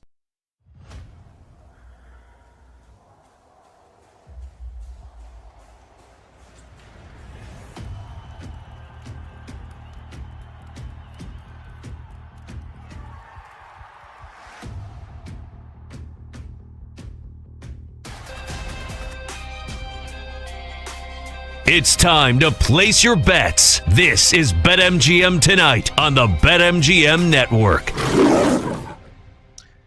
Welcome back to BetMGM Tonight. Brother Big Noise Evans with you. Ryan Horvath in the house on this Team Waivers Tuesday. We're going to be talking to the voice of the Indianapolis Colts, Matt Taylor, here momentarily about those fine and dandy ponies who continue to prance into the winner's circle week in and week out. 7-1 right now. Just an unbelievable season so far from there. So, again, we're going to be bringing on Matt Taylor here in a second. We're keeping our eyes peeled. Everything going down in the World Series in game number 4. So far, scoreless, but we're in the bottom half of the first inning. I had a couple of runners on for the Toronto Blue Jays, but Shohei Ohtani was able to work out of it. Because Shohei is just the greatest baseball player of our generation, maybe of all time. And we're going to see him bat here in a second. Bat and lead off against Shane Bieber, who was on the bump for the Blue Jays tonight. Again, we'll keep you up to date. Everything going down there at Dodger Stadium. Further reminder, folks, before we bring on Matt Taylor, if you want to talk some fantasy football with us, you want to talk some sports betting as well, you absolutely can. Simple way to contact Horvath and I here on the show. Just pick up the phone and dial those fools at 833-732-3875. 833-732-3875. You can also fire off your questions and comments via the X or the Twitter at BetMGM Tonight. Again, bring the noise on X at BetMGM Tonight. Let's go out to the phone lines right now and talk to Matt Taylor, the Colts play-by-play voice. And, man, you got to follow on X at Maytay Colts. Again, on X at Maytay Colts. Matt, welcome back to BetMGM Tonight. And straight away for me, amigo, we find it comical that Jonathan Taylor isn't currently a front runner in the MVP market in the NFL. Naturally, passers, of course, top the list. He's like 6th, 7th down that list at BetMGM. The Colts workhorse is trampling everybody week in and week out. What flipped the switch for him this season, in your estimation, and really kicked his game into the highest gear imaginable? He's on pace right now for 2,200 combined yards. Do you feel that he is the MVP in the NFL now, several weeks into the season? Well, it's kind of this debate around here because, as you said, the Colts are playing so well. They're 7-1, right? They have the top spot in the AFC. They lead the AFC South. They're the only team going into Week 9 with 7 wins to this point. So around here, we're actually having the debate of who's the MVP of the Colts. Is it Jonathan Taylor or is it Daniel Jones? Right? Because I mean, both guys have been that good. But, in Taylor's defense, he's been this good for a while. I mean, twice in his career, he's over 1,400 yards. He's the rushing champ in 2021. So he's done this before, but he hasn't done it with a great passing game that is complementing what he can do in the offense. I think that's the biggest thing. And I think I was on your show back in the summertime, and we were talking about the potential of the Colts and what the offense could be under Daniel Jones.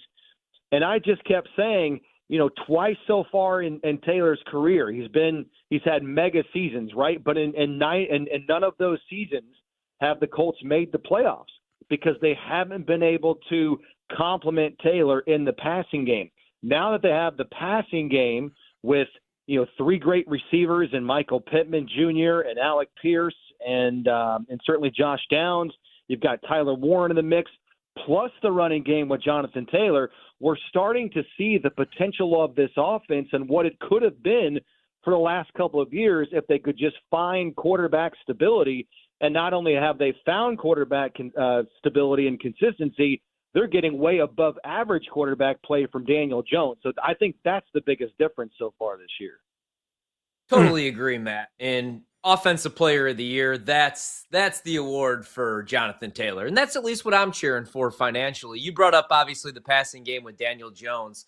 Let's go there. He's got 7 games this season with a 100-plus passer rating in 2025, tied for the most in the NFL. This is coming up here the next couple weeks. The toughest slate of the schedule, though. This is where it gets a little bit tougher. It's looked really good. The EPA numbers are really good. But would you trust Daniel Jones? Playoff game, let's say the Colts do have to go on the road. Right now, they would obviously have home field advantage. They'd be the number 1 overall seed. But would you trust him in a shootout against a guy like Pat Mahomes, Josh Allen, some of these quarterbacks that he will have to see if the Colts are going to make a deep run? I mean, I don't know why you wouldn't based on what he's done so far this year. I mean, like you said, he's over 100 passer rating in 6 out of 7 games this year. He's the only quarterback so far this year over 200 passing yards in every game so far. And, I mean, the most impressive thing to me, we just run down all of the stats and all the things that he's accomplished, and that would take you about an hour and a half. But the most impressive part to me is that he is turnover-free in 6 of 8 games. So he's not putting the ball in harm's way, and he's making great decisions, and he's just incredibly accurate. I mean, I think his completion percentage is over 70% in 6 of 8 games so far in the season as well. So that's incredibly impressive too. And so, I mean, you look at all the things that this offense is doing. I mean, they're over 30 points in 6 of 8 games, and their offensive efficiency, which means how many, what's the percentage of time that they score based on the number of drives they have, and that number is right around 61%, which is just unheard of to be that high this late in the season.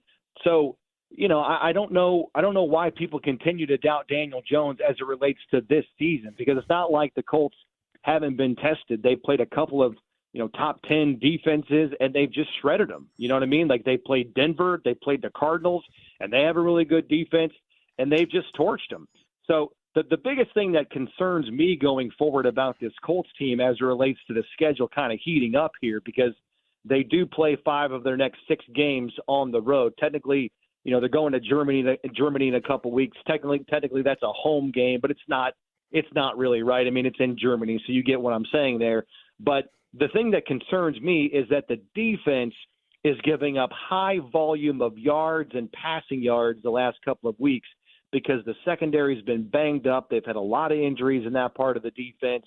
They're not getting like those first wave sacks off the edge, from their defensive ends, guys like Kwity Paye and Laiatu Latu, and Samson Ebukam was banged up last game and didn't play.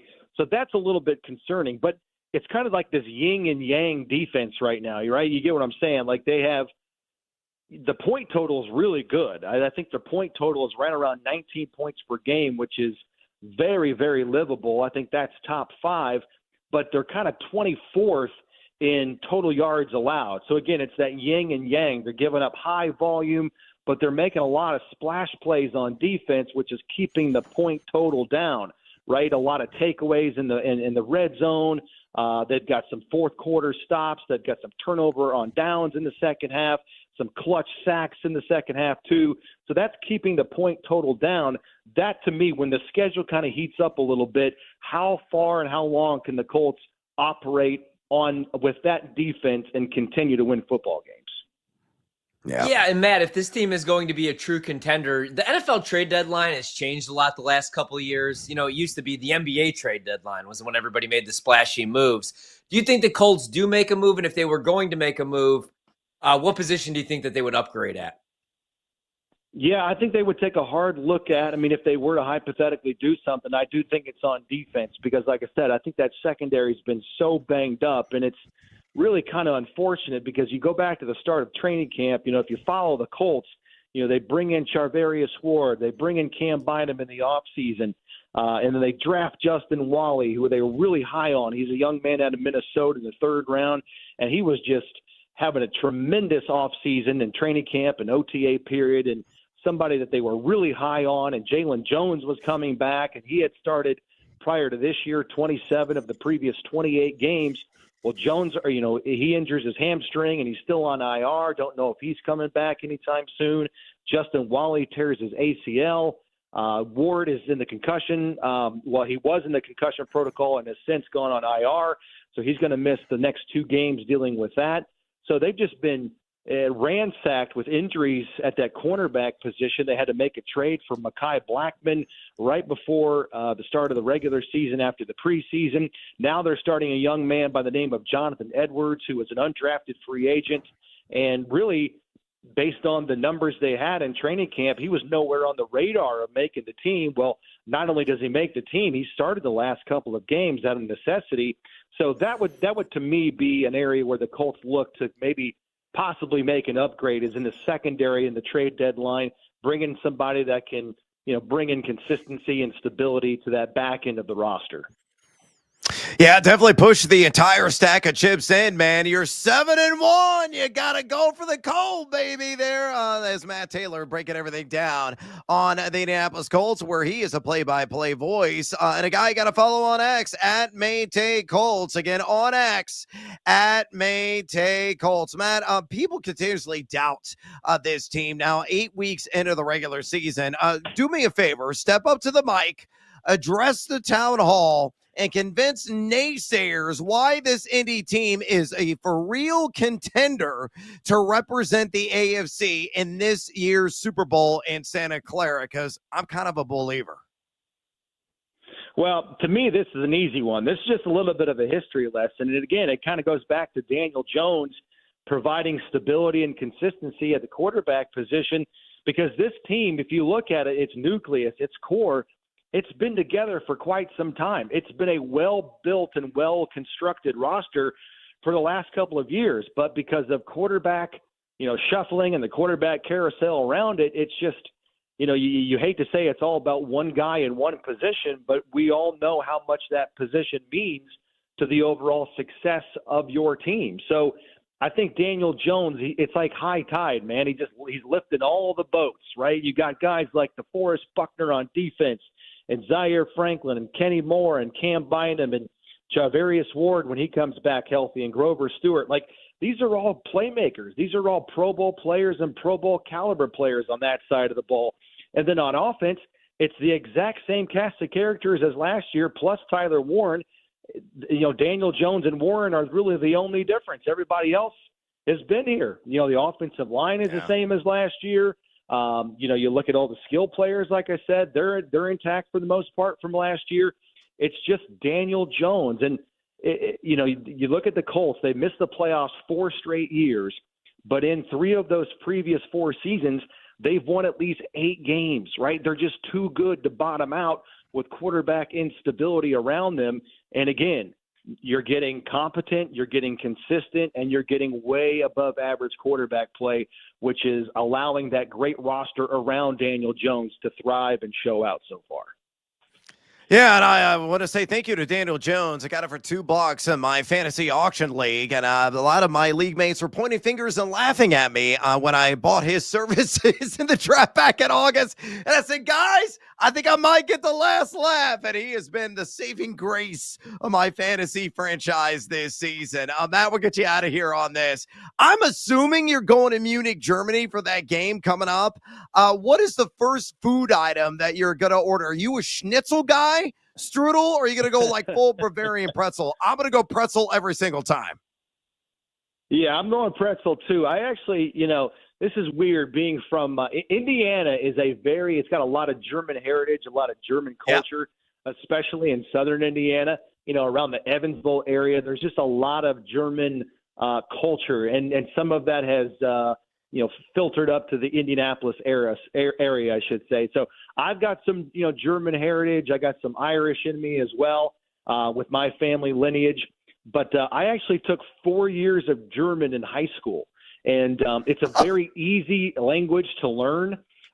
Weirdly, I remember, a fairly decent amount of it. And so we went to Frankfurt a couple of years ago, so it was fun to kind of, marry my background and education with actually kind of seeing it up close and in person. So I'm really looking forward to it. We're not there long enough, in my opinion, to do what I really want to do and explore and kind of get out there. But it's still going to be fun to see just how much they love American football over there and how much it's grown internationally. Spricken Sie Deutsch. That's about all I know in German. And Gesundheit and sauerkraut. So you got me beat there, Matt. No doubt about it. Enjoy the trip coming up to Munich, Germany. It's great. You took 4 years, so you can actually apply what you learned in high school with some of the local day-to-day activities there in Germany. Enjoy that trip. Enjoy this team, man. Just a ton of fun and one of the feel-good stories this NFL season. We're just wrapping up with Matt Taylor, Colts play-by-play voice, and a guy got to follow on X, would you kindly, at Maytay Colts. Again, on X, at Maytay Colts. Matt, we appreciate the time. We'll talk soon. All right, guys. All the best. All right, there he goes, Matt Taylor. I don't know about you, man. Pretzel. I can't say no to it. I live in Central Illinois. So I'm not too far away from where he's talking about. A lot of Germans in this area as well. I've got some German blood in me, primarily Welsh. But a salt pretzel with a perfect mustard is a way to go every single time. You could have your beer cheese. Just give me the mustard. And that's a wrap on that. All right, we got to take a little siesta. We come back. Team Huevos plays plus money in the NFL and college football. Stick around, fools. This is BetMGM tonight on the BetMGM Network. Somebody get me a pretzel stat. Don't go anywhere. BetMGM tonight will be right back. If you missed any part of the show, check out our podcast on the Odyssey, iHeartRadio, or TuneIn apps.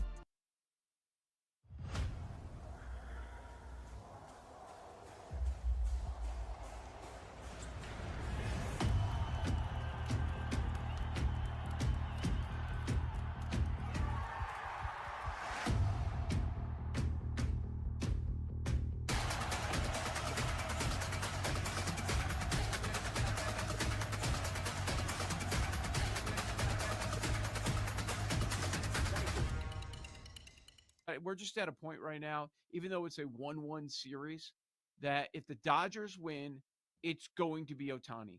Anything that's not Ohtani for World Series MVP just feels like a big donation to the sports books. He's minus 400 right now to win the MVP at BetMGM. We've played 3 games. 3.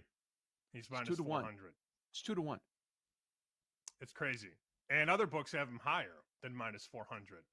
So how I feel is, well, which other players can we look at?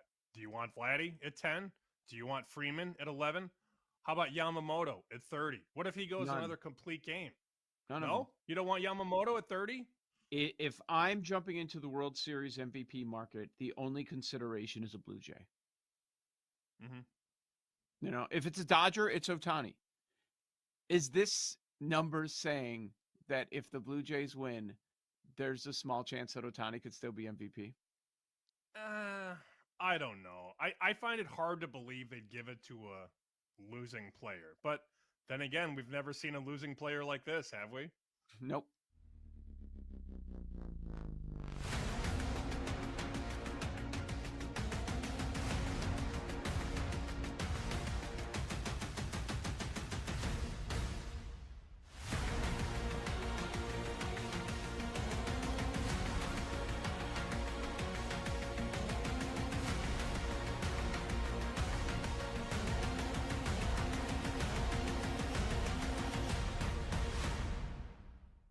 but as far as names to look at, like everybody's going to talk about Lane Kiffin. I've got a column that's going to post up at our site, LouisianaSports.net, here in an hour that suggests the timing might be slippery on that because I think they're going 11-1. They're going 11-1. They're either going to play a home game on December the 19th, bye until New Year's Day. Do you think LSU is going to wait until New Year's Day, or do you think Lane Kiffin's going to walk away from a playoff team before they take the field? Like, that's iffy. And you talk about the national signing days in December. The transfer portal opens January 2nd. It's just like that's a lot of waiting to do. I think that there's reason to believe that John Summerall from Tulane could get a phone call. I personally would call Clark Lee at Vanderbilt because I think he's just so polished and such a people person and motivator. He's at his alma mater. What does that mean? So I think there are a lot of names to consider. I don't think there's a cookie-cutter mold that you've got to have. And I'm curious to see, one, how the next 3 weeks plays out with LSU's powers that be, and then two, what starts to happen, I think probably in early December. It's a wild time. We went through a lot of years down here with no coaching searches. Les Miles was here for a long time. Now all of a sudden you're going to be on your third one in pretty short order. I thought, honestly, the best Heisman moment, I mean, you could say Reed for sure because they just killed LSU. But what's better than being down 8 on the road, you're on the ropes, and your quarterback takes you down the field for a touchdown pass and then converts the 2-point conversion. And then you end up winning the game 29-22. To me, that's Ty Simpson, right? I mean, they were to lose. They were going to lose. And he was like, no, got this. I'm going to drive us 79 yards, 14 plays. I'm going to throw the touchdown to Bernard, and then I'm going to throw the 2-point conversion to Cuevas. We're going to get the ball back, and I'm going to take us down the field again, and we're going to win. I think that's more impressive than beating an LSU team that's quit, or Fernando Mendoza having 3 touchdowns against UCLA as a 26-point favorite. Maybe I also have Ty Simpson Heisman stock, so maybe I'm going to speak it into existence. But look at this, Joe. You beat, in 5 straight weeks, you beat Georgia on the road, you beat Vandy, you beat Mizzou at Mizzou, you beat Tennessee, and you rally to beat South Carolina.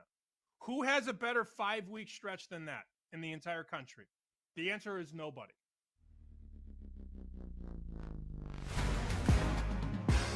It's time to place your bets. This is BetMGM Tonight on the BetMGM Network. Third down here. Prescott looking to deal, or maybe run. Dak's going to use his legs. Close to a marker and now taken down right at it. I think he's got it. They don't want to get a chance to review that one.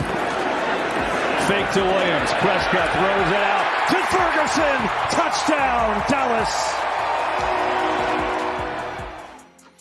Oh, Dak Prescott and Jake Ferguson. Didn't happen at all last week against the Denver Broncos as they connected for absolutely nothing. One of the stunners in that one, but still, that has been a deadly connection for much of the year. Shout out to Fox for that highlight rejoiner, and welcome back to BetMGM Tonight. Brad the Big Noise Evans with it. Ryan Horvath in the house on this Team Labos Tuesday. Of course, we're keeping our eyes peeled right now. Game 4 of the World Series at Dodger Stadium. We got runners on the corner, 1 out for LAD. Shane Bieber and a little bit of a troubling situation to say the least. Only 1 out so far in this inning as Kike Hernandez at the dish, number 8 hitter, though a guy that's got a marvelous postseason history. So we're going to see if the Dodgers strike first blood here in this World Series matchup as Hernandez fouled it off. It is now 1-2. Again, 1 out, runners on the corner. And the bottom of the second inning between the Blue Jays and Dodgers, scoreless so far in the City of Angels. We're not going to talk baseball. Don't worry, folks, in this segment. Just keep it up today on the live action. We are going to do some Team Huevos plays, though. In either the NFL or college football, all plus money all the time. That's what Horvey and I thoroughly enjoy. And as well, a friendly reminder, If you have any fantasy football questions for us, if you want to talk sports betting with us, you absolutely can. Simple way to contact Tori and I here on the show. Just pick up the phone and dial us fools at 833-732-3875. 833-732-3875. You can also fire off your questions and comments via the X or the Twitter at BetMGM tonight. You can also shoot them to me at Noisy Huevos with an H, at Noisy Huevos on X. And I got a couple of questions. They're asking our opinion here, Horvat, as Hernandez has hit a shot, barely foul down the left field line. This one coming from Kev Hands, and he said, should you be able to make a trade when you're 1-7 and virtually eliminated from playoff contention? So guess a fantasy ethical question. Should you be allowed to make a deal? And I'm assuming there's no keeper league aspect to this. So let's go ahead and throw that out the window, because if there is a keeper league aspect to it, or any kind of league punishment, if you finish in last place, you are finishing the season to the bitter end. You're trying to compete to avoid any kind of punishment, or you're trying to build a roster for next season. But if there is no punishment for finishing in last, or there's no keeper league involvement, what are your thoughts on that? Should you be able and allowed to make a trade if you're 1-7 and virtually out of it with a team that's in contention? I think so, yeah. But I mean, you do see some instances where you got maybe a family member, maybe a buddy, and they're making deals. Hey, I'll help you out. My team's already eliminated.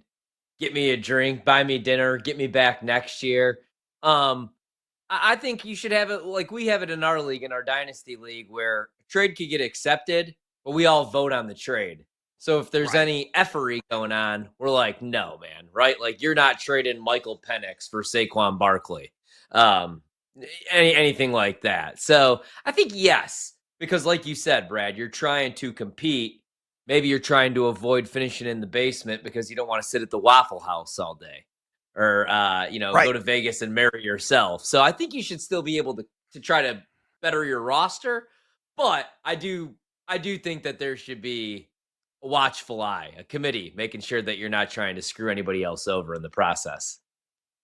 Yeah, or you got to get a tattoo. That's an actual thing, and it's legally binding. For those of you that are familiar with Matthew Berry's work there at ESPN, he's featured that league in the book Fantasy Life that your boy was mentioning somehow, some way a few years ago. Getting that inner thigh tattoo, I sure it's going to feature either that couple at the Coldplay concert or maybe Bill Belichick and Jordan Hudson. I mean, that it's just a suggestion if you got to get the punishment and getting a tattoo somewhere. But that is a real punishment that does exist. Yeah, I have no problem as long as the deal is fair, right? If you want to, avoid any kind of embarrassment, and there is no attached punishment to it, you got to scratch, claw, and continuously compete. I'm fine with it as long as it's an even Steven trade. And you're right, man. If you can do it diplomatically and you have the voting process as a part of your league, it's going to be able to police itself. If the league votes it down and says this is lopsided, okay, the people have been heard. Democracy in action. It still exists, America. And as a result, the trade doesn't go through. But yeah, I don't have a problem with that. So great question there from Kev. We had one more that came in from Slowy1353, on which you drop Calvin Ridley for Tamire DK. Same team, different names, both members of the Tennessee Titans. This is in a PPR. And Ridley, we don't know when he's going to be back with that hamstring strain. Yeah, we don't know when he's coming back, and when he does come back, it's a hamstring injury. So, honestly, I think I would, especially if you're competing right now for a playoff spot. I want a healthy body, depending how desperate you are at the position, right? I mean, if you could coast by until possibly Ridley does come back, maybe you hold on to him. But if you need somebody to go this weekend or next weekend, yeah, I think you make that move right now. Yeah, I think you got to, man. You got to play to win. Got to play for now. And what we always say, constantly preach here on BetMGM tonight, soft tissue issues are undefeated. You get a hamstring strain, you're a wide receiver, you're in the business of sprinting all over the field. There is a propensity, a likelihood that could be aggravated. And then all of a sudden you're going to be out for even longer. So, yeah, I got to play for now. And it's not like Calvin Ridley's been killing it when he's been in there. DK's been impressive, man. He's made some big catches down the field, a lot of chunk gains, so could be making a name for himself and earn the trust of Cam Ward. I make that move as well. Again, keep them coming, folks. It's as simple as that. Fire off your fantasy questions, your sports betting takes on X at BetMGM tonight, and we'll answer them straight away here on the show. All right, let's get after it with our team Huevos plays of this week. Could be in college football or the NFL. The only requirement, my man, is plus money. Horby, you step up the dish. You got the stick in hand. Take a hack, my friend. What do you like at plus money? Yeah, I took the points with Atlanta plus 5.5, and I took a little stab on the money line plus 210 against the Pats. I hyped up the Pats last night, and with their remaining schedule, I do think that there's a chance they finish as the number 1 overall seed. I don't know if they make any noise in the playoffs because they're still a young team, and Drake May's only in year 2. But, I mean, a couple of weeks ago, Atlanta beat the Bills on Monday Night Football. They were 3-2, and look at the way that we are pricing them. Now they're catching 5.5. If this game takes place 2 weeks ago, this is a 2.5, 3-point spread. So I just think the number's a little inflated. Atlanta's kind of in a desperation spot. And as good as the Pats look, winning 5 of their last 6 games, look at the schedule. They've beaten Tennessee, Cleveland, Miami, Carolina, and New Orleans. So I still need to see a little bit more before we start pricing them as touchdown favorites against a good Atlanta team. I know they let us down. They knocked you out of Survivor, so we hate them right now. But I do think they bounce back this week. So I'll take them with the points. The Falcons. I hate them. Yeah, they're dead to me forever, man. I still can't get that out of my head. My collective memory. That's like burned on my cerebral cortex. I'm never going to get over it. Eliminating Survivor, I was crushing it. I was like, yeah, I'll go all in on the Falcons with the 2 entries that are still alive. No, I'm gone. See you later. Dims the brakes in that kind of format. All right. I'm going to go Thursday Night Football. Another plus money bet that I like. Again, I already featured one on the Football Frankenstein Seahole Special. And Derrick Henry to get to 100 rush yards. I like Jalen Waddle to get to 70 receiving yards, and I grabbed that today at plus 118, taking on those aforementioned Baltimore Ravens. Here's the reason being.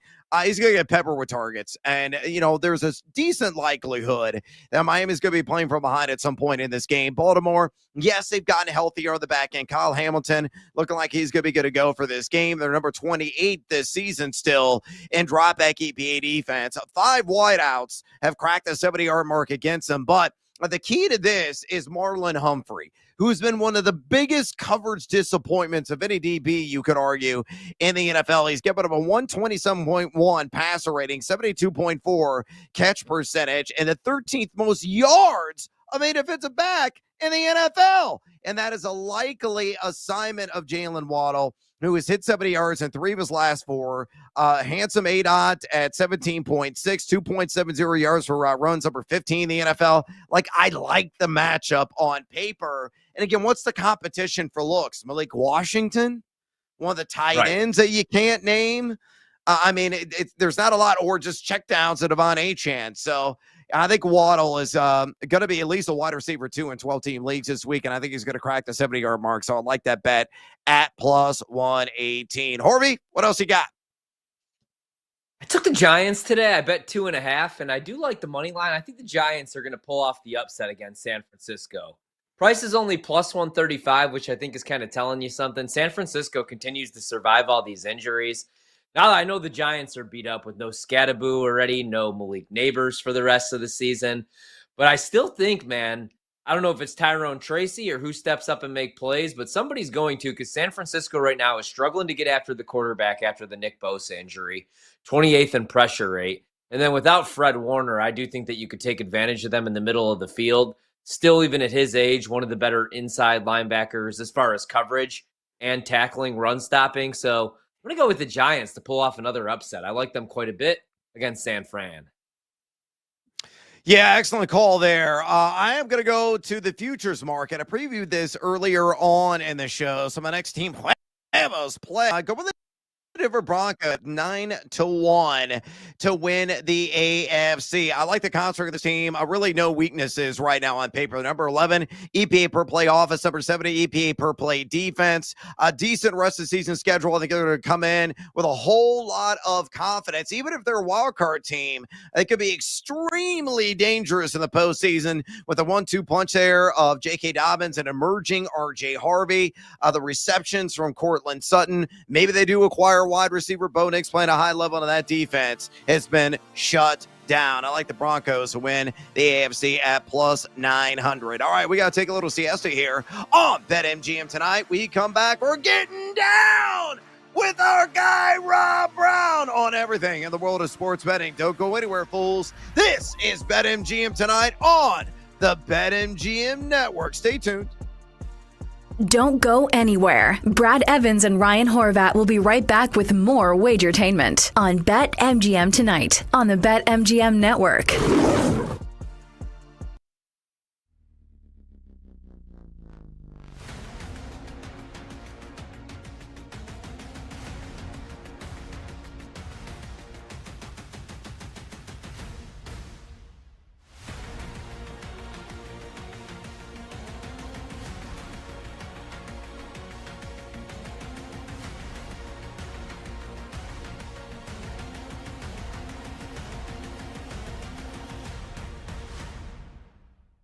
So last night, VJ Edgecombe has a third consecutive awesome game.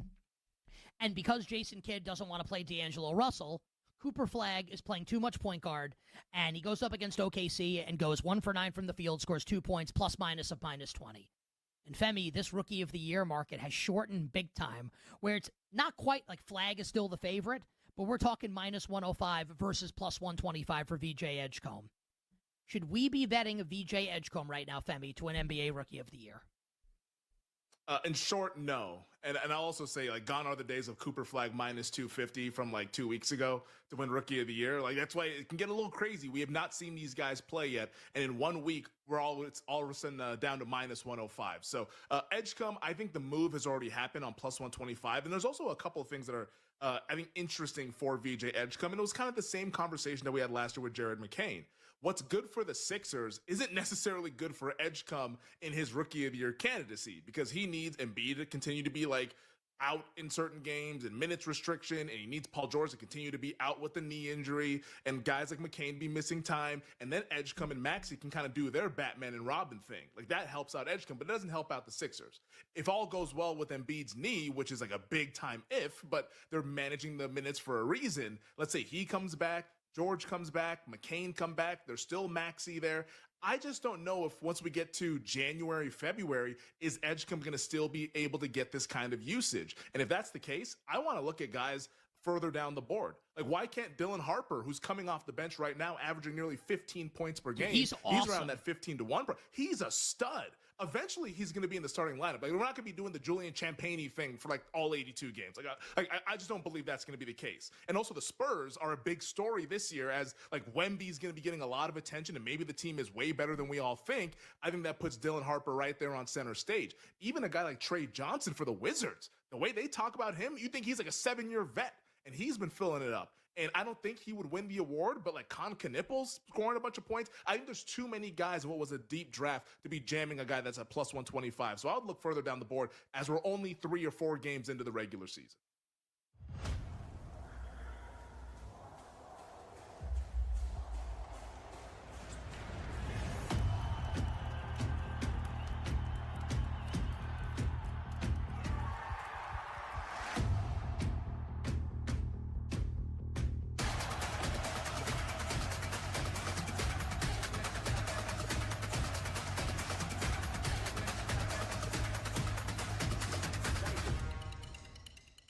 I'm going to ask you a question you probably haven't heard at all this week. Probably not one single time, Bear. I'm ready. Why is Texas favored against Vandy?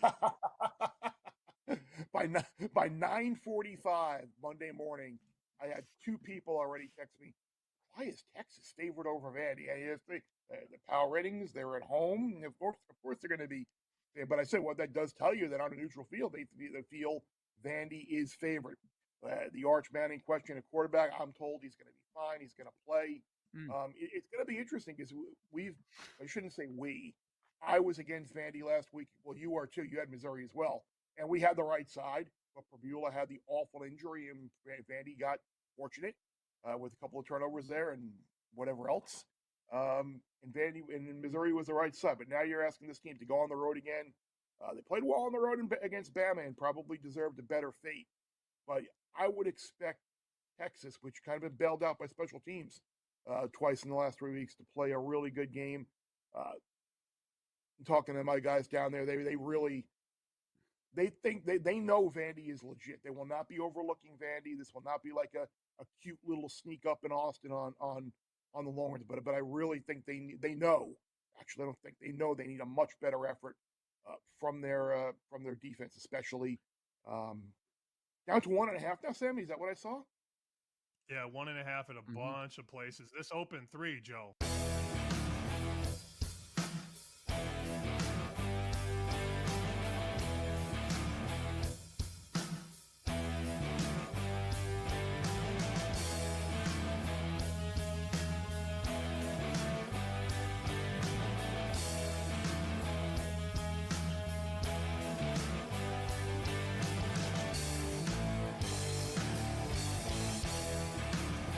Bet and sweat. The sweat is on. Yeah, the sweat is on. With your hosts, the big noise, Brad Evans. I got to duplicate that. No way. No shot in the HE-double-L hockey sticks. And the mad better Ryan Horvat. You don't got to bet every game. That's how you see those guys that live under the bridge? They lay 25.5 with UNLV week 0. It's BetMGM tonight on the BetMGM network. Make it legendary. Welcome back! There's a fly ball to deep left center field. Headed back there. It is gone! Brad Jr. gives the Jays the lead. The franchise face putting the team on his back. Who's your daddy? Vladdy Daddy Guerrero Jr. is an absolute back crack smash of Shohei Ohtani over the left field wall at Dodger Stadium. All of a sudden, Toronto has grabbed a 2-1 lead in the bottom of the third right now. Look at the live line. The Toronto Blue Jays are even Steven plus 100 on the live money line at BetMGM. The LA Dodgers at a minus 130. Buckle up, folks.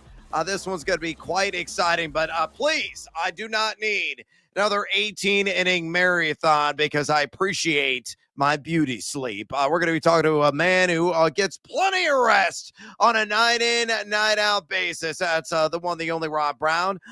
Just a friendly reminder before we bring Mr. Brown on, if you want to talk some fantasy football with us, you want to work in some live dives, whether Major League Baseball, or you want to talk about the main slate in college football, the NFL, or possibly dropping the puck, making some bucks in the NHL or the NBA. Hey, you absolutely can. Simple way to get a hold of us here on the program. All you got to do is pick up the phone and dial us, fools, at 833-732-3875. 833-732-3875. You can also fire off your various questions via the X or the Twitter at BetMGM tonight. Again, bring the noise on X at BetMGM tonight. Now, through the power of animated picture and sound, Horvey and I welcome the one and the only, the downright gorgeous and beautifully coiffed Rob Brown, host of the Rob Brown Show in the Fan Upstate, and a man you absolutely must follow on X because he's always giving it to you there at the Rob Brown Show. Again, on X at the Rob Brown Show. Rob, welcome back to BetMGM tonight. Straight away for me, where do you stand on the Indianapolis Colts right now? We're currently 7-1, and really a clear front runner in Jonathan Taylor for Offensive Player of the Year at minus 250. I think he even belongs in MVP conversation, though at longer odds. They're 11-1 right now to win the Super Bowl. We had Matt Taylor on the show earlier. He's a play-by-play voice for this franchise. What are your general thoughts on the Colts team? They have the 6th hardest schedule remaining. What is their ultimate fate in 2025? Look, I like this team, Brad. Oh, also, hello. Thanks for having me. And when the hell did I start getting enough rest? That's going to be a knife change whenever I alert myself of that because it's never happened. And yes, no, please. As much as I enjoy 8-10 inning games that fellas, there's nothing worse in my life than Eastern time. Eastern time is it's just the worst. Sucks. No one should live on the East Coast. It's the worst. All right. All that being said, I like this team. And I'll tell you what, this team won me over because 2-3 weeks ago, I looked at this team and I went, all right, you knocked off the Dolphins in week 1, Tua Tagovailoa, not much there. Bo Nix kind of took some time getting into the groove. I think he's a good quarterback. You lost it. You got it to a shootout. You beat Bo Nix by a point. You beat Cam Ward. You lost to Matt Stafford. You beat the Raiders. You beat Kyler Murray and the Cardinals. Like, there just didn't feel like there was enough to really lean on that this team was it. But I had a realization about this football team this past weekend, especially now that John Taylor is back and doing what Jonathan Taylor is expected to do. What I realized about this team is that for all of the hype, pomp, and circumstance we've put on Danny Dimes, and all of it justified as just another member of the Rob Brown was right. Sometimes it's the franchise in franchise quarterback's fault. It's not always the quarterback's fault. Danny Dimes has been great. But the realization that I made, fellas, is that Danny Dimes was not a guy they brought in to say, hey, be our team. Hey, be the guy. Like, be the all. Danny Dimes was the finishing piece. He was that last little piece in the puzzle that Indianapolis needed, not the other way around. And the fact that he's been able to have some games where he can go off for 302 touchdowns, but other games where they need him for 150 and just don't throw a pick and we can win this game. This team is good, but you mentioned it's the schedule out ahead of them that could be problematic. You've still got the Steelers. You've got the Chiefs on the road. You've got a good Jags team down in Jacksonville. You've got a Seahawks team that is surprisingly good. I like this team. I think this team is absolutely a divisional winner at this point. Like, it feels all but a layup for me, unless Jacksonville just catches fire. Do I think they're a Super Bowl worthy team? I mean, honestly, looking across the AFC, like, unless Kansas City really is back, and without Jaden Daniels, that Washington win last night doesn't tell me that they are or are not. But unless Kansas City truly is back, give me a reason why anybody else in the AFC is a better bet than Indianapolis right now, because I don't have one. Rob, let's go over to college football. We got a couple good ones this weekend. Vandy right now on the road, 2.5-point dogs to Texas. Total in the game 44.5. What do you like here? Guys, I'm rolling with Vanderbilt. I'm done with the disrespect to the doors, boys. I'm tired of the disrespect to the doors. Let me tell you what I love about this team, because it seems like week in, week out, we've talked about Diego Pavia and just that absolute bulldog mentality. We've talked about Clark Lee, noted football dude, big fan. Take 5 minutes to go watch the Vanderbilt Commodore defense play, specifically the Vanderbilt Commodore defensive line. I genuinely mean it when I say, I don't know if anybody in the SEC produces more chaos from the defensive line than Vanderbilt right now, which is not a sentence I ever thought I would say. If you time travel me 88 in the DeLorean back to 2022, and Rob Brown heard Rob Brown say, the Vanderbilt Commodore defensive line might be the most chaotic in all the SEC. 2022, Rob Brown would have kicked 2025 Rob Brown square in his hind parts. But here we are. It's true. They are a top 10 defense in havoc plays created in conference games. Like, they just mess with you. And if we're going to look at the Texas Longhorns, especially when we don't know what the Arch Manning status is, and they weren't that good when he was out there, tell me right now, you have any reason to believe that the Texas Longhorn passing offense, in the face of an absolute chaotic pass rush from the Vanderbilt Commodores, is going to in any way, shape, or form get comfortable? This is a team that needed a miracle to beat Mississippi State last weekend. And fellas, Vanderbilt's better than Mississippi State for sure. No question. That is a statement, not a question mark. I'm going with the doors. I'm going plus 2.5 in this one. And I'm even going to go one step further, boys. Give me the doors on the money line win this weekend. What about Oklahoma, Tennessee? I was going back and forth which game I wanted to ask you about. I would say this is probably like the game of the week. On college football, Tennessee, number 14 in the country, getting some hype now, 3-point favorites. Total in the game, 56.5 right now. What do you like here, Rob? I don't love the total because Oklahoma's another one of those teams that, like, I don't get it, right? I don't understand what they are. We've seen games where they come to Columbia, and granted, the Gamecocks, even with the hell of a game against Alabama this weekend, aren't what we hoped they were going to be. And then they turn around and Ole Miss, who is a better version of South Carolina, is able to do everything that South Carolina could not do. And granted, again, that's on Mike Shula at South Carolina, the offensive coordinator, who, like, changed everything about the playbook against Alabama. And OMG, would you look at that? You do what Rob Brown's been screaming for 6 freaking months to do with Lenora Sellers, and you almost pull the upset. But that's another rage-induced segment for another time. I don't know what to make out of this Oklahoma team because we've seen the good, the bad, the ugly. We were both rolling with No Fear John Mateer this past weekend. Got let down a little bit because Trinidad Chambliss is a guy. We know that was a Lane Kiffin special in that moment. I've got a slight lean towards Tennessee right now, fellas, and I know they got the doors beat off of them in the third Saturday in October by Alabama. But is anybody ready to jump on the bandwagon that Rob Brown shouted after week 1 that this Alabama team is still very much an SEC championship team? The loss to Florida State was a mirage. That is a good loss if there is one for Tennessee. I think they bounce back. Josh Heupel is back against the wall, not in terms of hot seat, just in terms of they cannot afford to lose another game because I don't think a 3-loss Tennessee is that 3-loss SEC team that I think will be in the playoffs. So I got a slight lean to Tennessee, Horvat, but, like, I'm not super confident because do we get Heisman caliber John Mateer or we get John Mateer that gets outdueled by Trinidad Chambliss? And I don't know which one of those is the right answer yet. Yeah. Yeah, no doubt about it. We're talking to the great Rob Brown, bringing the noise, bringing the energy, bringing the information, as he always does. Host of the Rob Brown Show in the Fan Upstate. Got to follow on X, would you kindly? At the Rob Brown Show. Again, on X, at the Rob Brown Show. Rob, one of the last games on the Week 10 college football docket is a damn good one with Utah hosting Cincinnati. Currently, the Utes are favored by 9.5 against the number 17 ranked Bearcats. Do you feel that line is too high, too low? What's your handicap on Utah, Cincinnati? Quick question.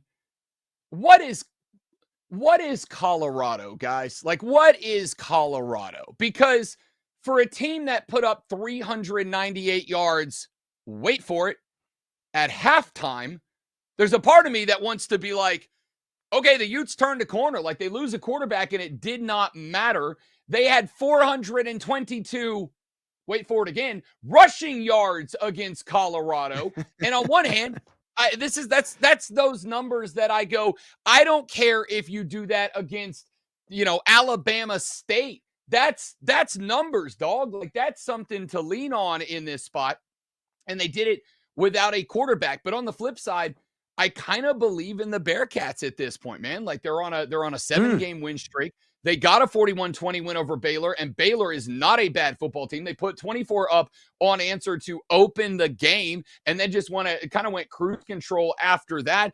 I'm in on this Bearcats team, and what I think is the most interesting about this is Cincinnati can run the ball, boys. Like, they've got a running back in Evan Pryor who is averaging over 7 yards a carry on the season, not in a game, not on a drive, season long, over 7 yards a carry.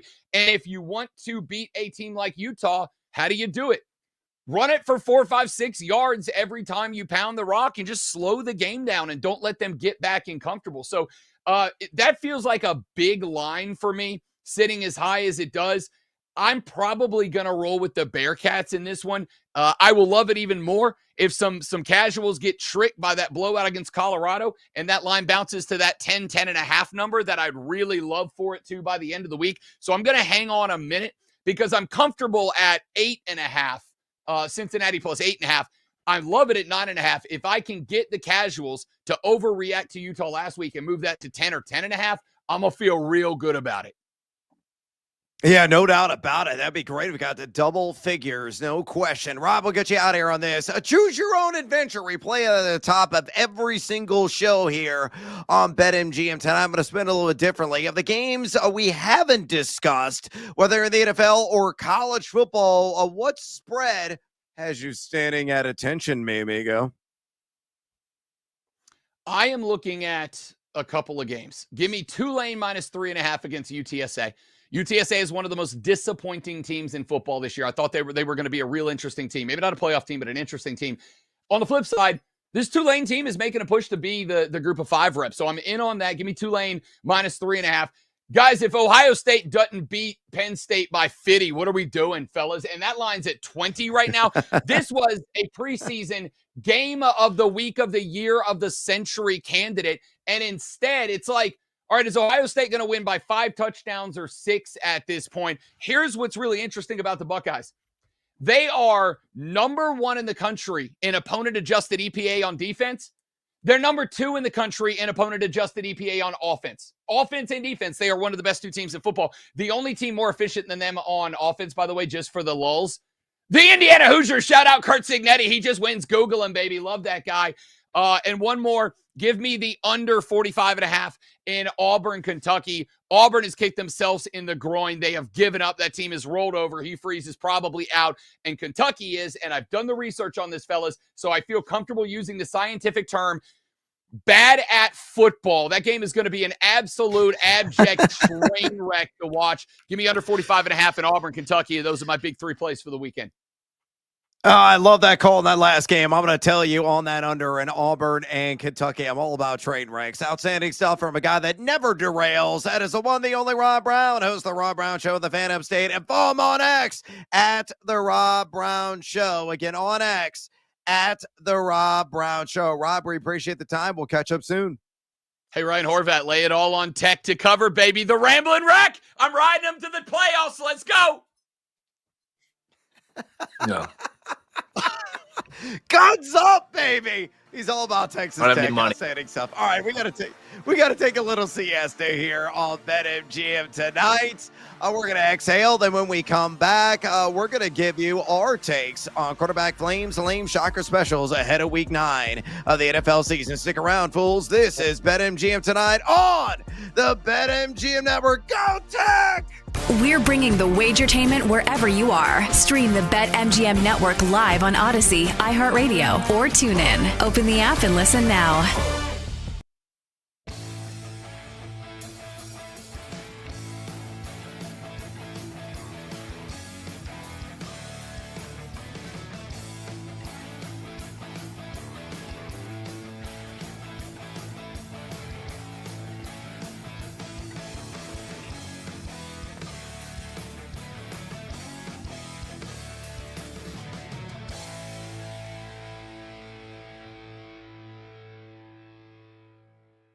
Ravens at Dolphins. Total in the game is 50.5. Since Mike McDaniel has been in Miami and these 2 teams have played, these games have tended to be over games. The Ravens dropped 50 on the Dolphins a couple years ago. The year before that, it was a 42-38 kind of game. So I understand the Dolphins are much worse this year than they have been, 2, 3, 4 years ago under McDaniel. But these games tend to be shootouts. And with Lamar back, and it looks like he's going to play on Thursday, the offense finding their rhythm a little bit with Huntley back there. Now Lamar steps in. I think the Ravens offense should score some points. I think the Dolphins can score some points too. So I kind of like the over in the game. Doesn't feel like you often see Thursday night totals in the 50s. So I think that's kind of an indication as well. I would look over, and then I'd probably just tease the Ravens at 1.5. We have seen some underdogs win outright on Thursday Night Football. We saw San Francisco beat the Rams. We saw the Bengals beat the Steelers.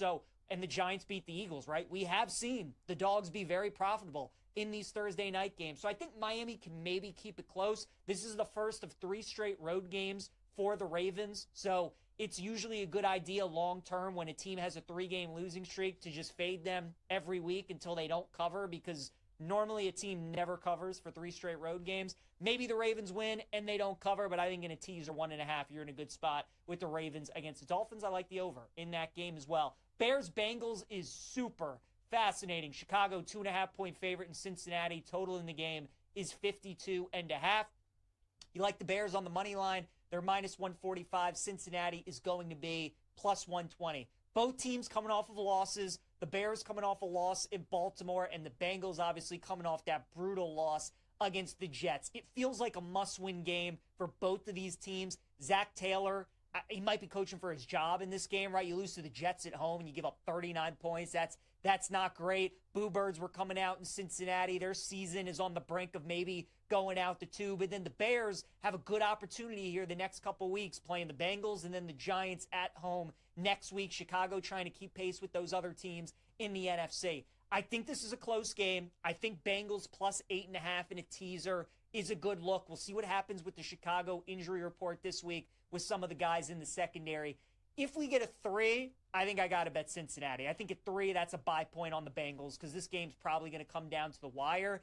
2.5, I would stay away, but I would still probably lean towards Cincinnati. So we'll see if I end up betting this game this week, but it feels like one of those games. 2.5 pass, 3, I'd look at the Bengals plus the points. Vikings and Lions, Nick was just talking about it. I talked about it yesterday on the show. Feels like a smash spot potentially for the Lions. They're coming off a bye week. And Dan Campbell, like Nick said, has really owned Brian Flores. He's a very good defensive coordinator, but against the Lions, he hasn't had many answers. And that Vikings defense, as of late, has not been very good. Looks like J.J. McCarthy is going to be back with the news that Wentz is out for the season. And is this the game you really want McCarthy to come back for when he's going to have to probably score 30 points if you want to win this game? Just feels like a really tough spot for Minnesota. Now, they do get some extended rest, and it is a divisional game, so weird things can potentially happen. But if there's a team in the NFL you normally want to lay points with, it is the Lions because they only know how to play one way, especially when they're at home. That offense cooking. I like the Lions minus 8.5. I'd also probably lay it with the Packers minus 13 against Carolina. We'll see if it ends up being Bryce Young this week, but if it's Bryce Young or if it's Andy Dalton, I still think it's going to be really bad for Carolina. Dalton was atrocious against Buffalo, so if he has to play again against the Packers, that won't be good. And then Bryce Young, I mean, the home and road splits are just night and day. He actually looks very good when he plays in Carolina. When you get him away from Carolina, not good at all. Now you're going up against one of the top pass rushes in the NFL and one of the toughest places to win in Lambeau. So it's a big number, but I would look at the Packers. I think they win that game by 2 touchdowns.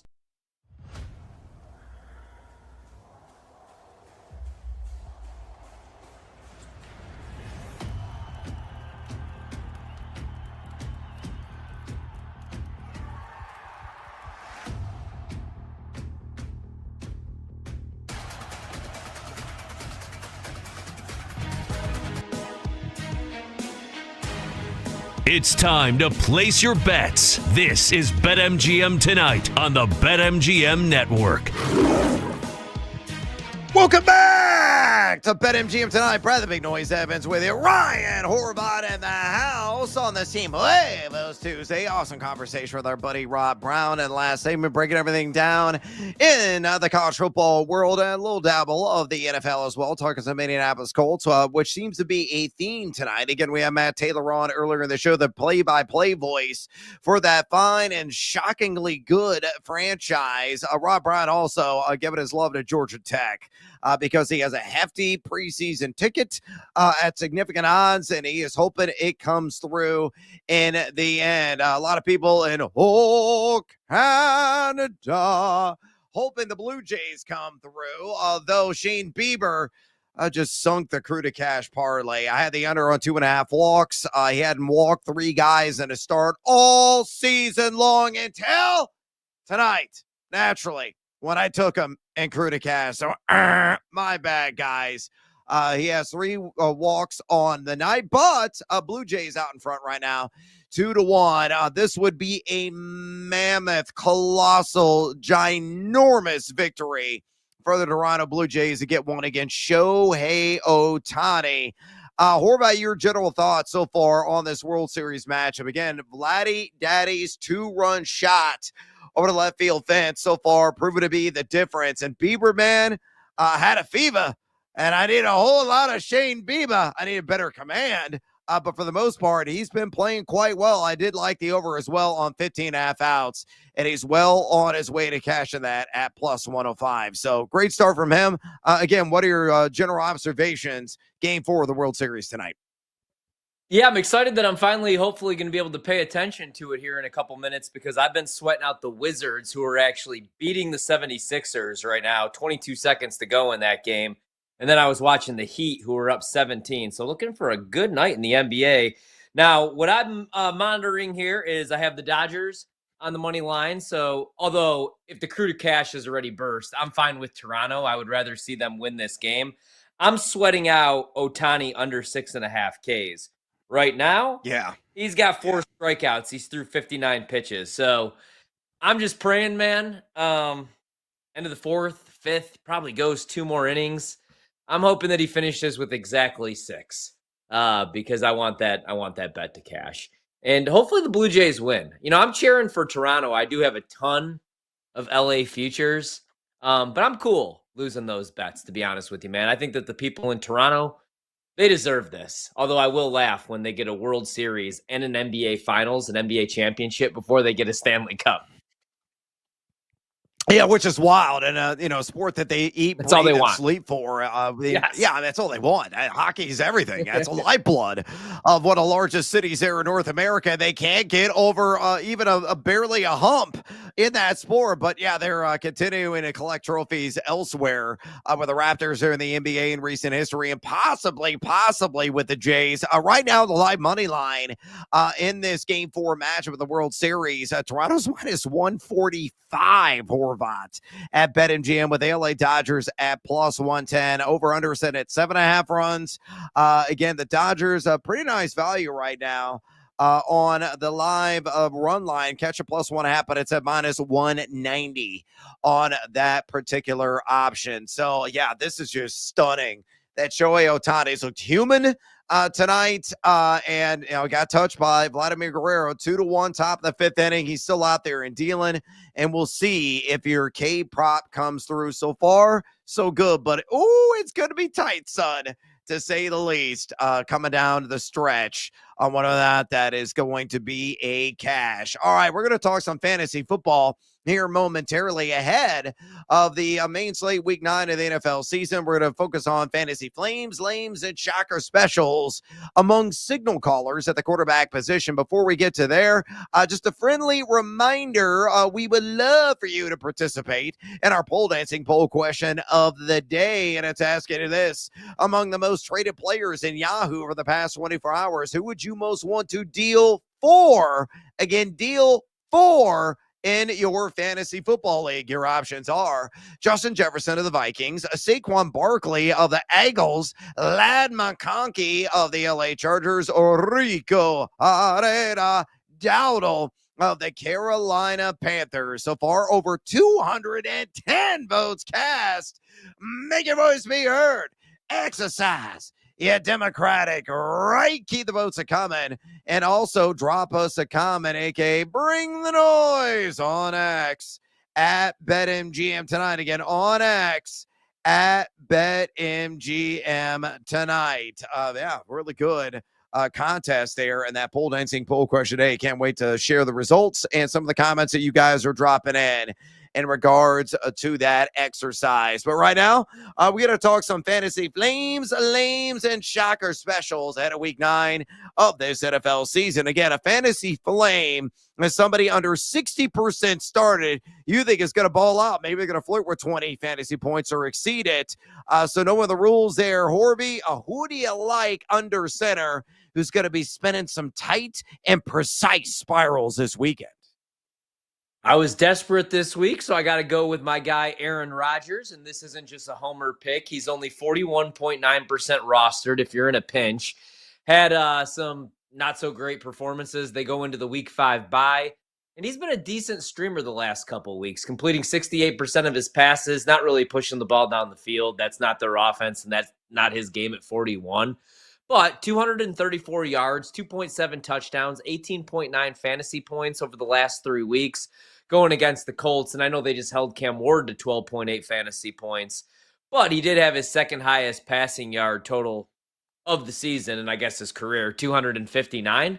And if you look at the Colts against better passing attacks, top 15, they're giving up 330 passing yards, 2.8 touchdowns, and 24 fantasy points. So kind of like Rodgers, I think that game, again, has shootout potential. I think it's going to be a competitive football game. So I'll roll with Rodgers this week. Yeah, I'm going to go with the Old Man River theme here. Give me Joe Flacco. The man that had a shootout a couple of weeks ago. I mean, that's one of the best games of the year. Unbelievably, a pair of 40-something quarterbacks.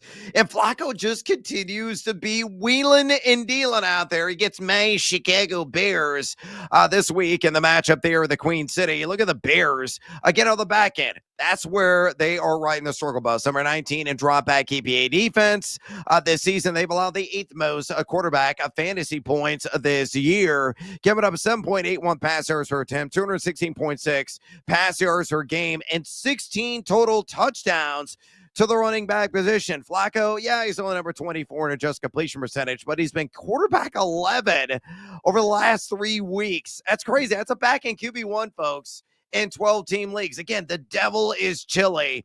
It's absolutely insane, the membrane, what he's been able to do. It kind of helps when you have Jamar Chase. It also kind of helps when you have T. Higgins. What's wild to me, and I got to look at this prop, and maybe I'm going to feature it on a Freaky Fast Friday, Horvat. What is Joe Flacco rush yards going to be? Because it seems like every week he is finding an opportunistic scramble. They're like, no, Joe, you're old. Your bones are going to shatter. You got osteoporosis, man. Slow down. And he somehow like gallops for like 7, 8, 9, 10 yards. I can't wait to see what that prop is going to open at, but I do like him in pass yards. I do like him to go for at least a pair of passing touchdowns. Joe Flacco, not quite elite, but really only about one step below right now based on his recent play. All right, flip side of the coin, and fantasy lame. A quarterback started in over 50% of Yahoo leagues. So you think is going to let people down? Who is it? So I like the Texans against the Broncos, actually, but I don't think it's going to be because C.J. Stroud goes out there and throws for another 330 yards. So I'm going against him this week. Maybe I'm just being the king of wishful thinking, but last week against the Niners, 318 yards through the air, completed 30 of 39 passes, had 22.7 fantasy points, PPR. But I don't trust him in this spot, especially if you look at last week, he didn't get sacked whatsoever. He wasn't even pressured. But the last 6 games, he's been sacked 15 times. He's still being pressured on over 50% of his dropbacks. And you're going against this Denver defense. At times, they've been a little bit of a letdown, but I still think they're one of the better defenses in the league. And they have 36 sacks this season, 10 more than any other team. So I'm going to fade C.J. Stroud. I would bench him. I'm going against him. So watch, he'll probably throw for 400 yards. Yeah, same game, different name, which means, I'm probably going to get screwed over as well. He's probably going to go there for 400 of his own, which would be a fun game to watch. I hope that's the case. Bet the over on the 39.5, as we featured earlier on Totals Tuesday. Bo Nix. Bo usually knows how to finish in the, among the quarterback ones or just outside of that rank, but I think he's going to be outside the top 15 this week against H-Town. Somebody knocking the boots. You look at Houston, they're number 1 in dropback EPA defense on the season. They have allowed the fewest fantasy points to quarterbacks this season, giving up just 6.37 pass yards per attempt, only 196.4 pass yards per game, and 6 passing touchdowns. That's it. Folks, it's week 9. It's crazy how good they've been. Calling card D'Amico Ryans during his playing days, wrapping up dudes left and right, and he's imprinted that on his current class of players. Next, middle of the pack, number 15, just completion percentage. He's quarterback 6 overall this season, but this seems like a letdown spot coming off the high of last week. I think he's I got him at like quarterback 17 or 18 this week for fantasy. So you might want to consider benching him if you have other suitable alternatives to lean on. All right, so we'll dig a little bit deeper with shovel in hand. Who is your shocker special to qualify? They got to be under 15% started right now in Yahoo League. So dig deep. Who do you got? All right. I'm going to go with Brandon's boy here. He's got the jersey on probably. Trevor Lawrence against the Raiders. It's gotten so bad for T-Law. 27.5% rostered. Awful start to the season. Averaging right now only 211 passing yards, 1.3 touchdowns, and 12.3 fantasy points per game the first month of the season. It's not been good. But he's going against the Raiders. The Raiders this season have given up 238 passing yards, 1.6 touchdowns, and over 16 fantasy points to opposing quarterbacks.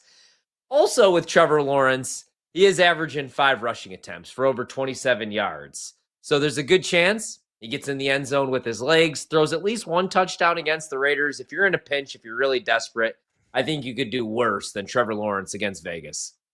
Oh, no! Yeah, great call. I actually...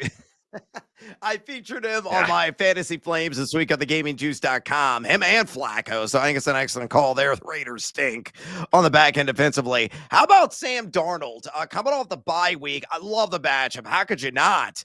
Based on the second half last time, Patrick Mahomes picking apart, and that's the Washington Commanders, though he's got to make that cross-continental flight to the nation's capital, but still maximize the matchup, as I like to say. Washington, number 24, drop back EPA defense.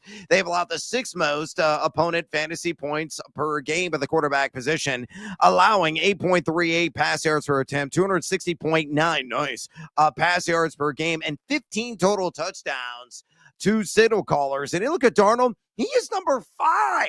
Number 5, folks. And adjusted completion percentage, only quarterback 20 and overall fantasy point score. But again, the bye is a factor in that he scored at least 20 fantasy points in 2 of his last 3. Oh, and last and the most important point, he has some dude named Jackson Smith and Jigba who nobody can cover.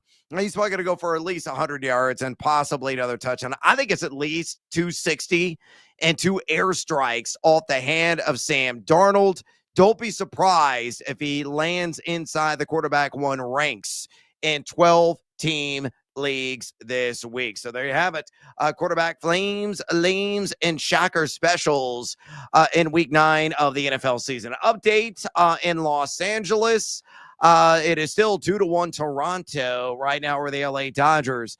The money line, we see a little bit of adjustment. It's minus 120 on the Blue Jays. That was down from minus 140. It's up to minus 125, excuse me now. Dodgers at a minus 105, interestingly, on the live money line. Over-under sitting at 7.5. Juice way to the under a minus 150. Any interest at this juncture in a live dive, Horvat?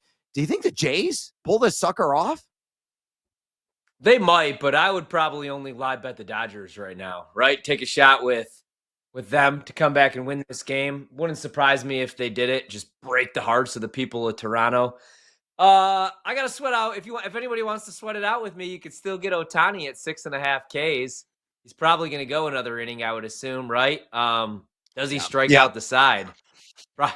Most likely, my luck, he probably does. The Wizards just blew a 13-point lead with 2 minutes to go. Game goes to overtime. Anytime I bet an underdog, this happens, man. God. Double-digit lead gets blown, and then I got to sweat it out in overtime. Luckily, they do have a 5-point lead with a minute to go in overtime. Can't wait to see how they blow this. But I would only live bet the Dodgers here. As I say that, Ohtani's up at the dish, so I'd do it now. Yep, I totally agree with you. That is the only fair way to play it. All right, we got to take a little siesta here on BetMGM tonight. We come back. We're going to review our cards. Stick around. This is BetMGM tonight on the BetMGM Network. Duval. On the move, take the BetMGM Network with you. Catch live Wagertainment anytime on Odyssey, iHeartRadio, or TuneIn.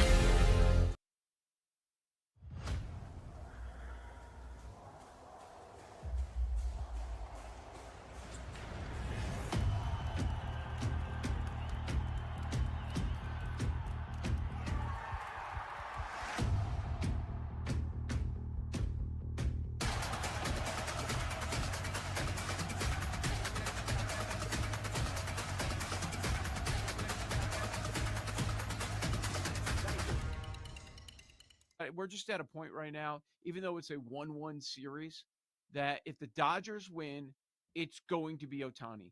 anything that's not Ohtani for World Series MVP just feels like a big donation to the sports books.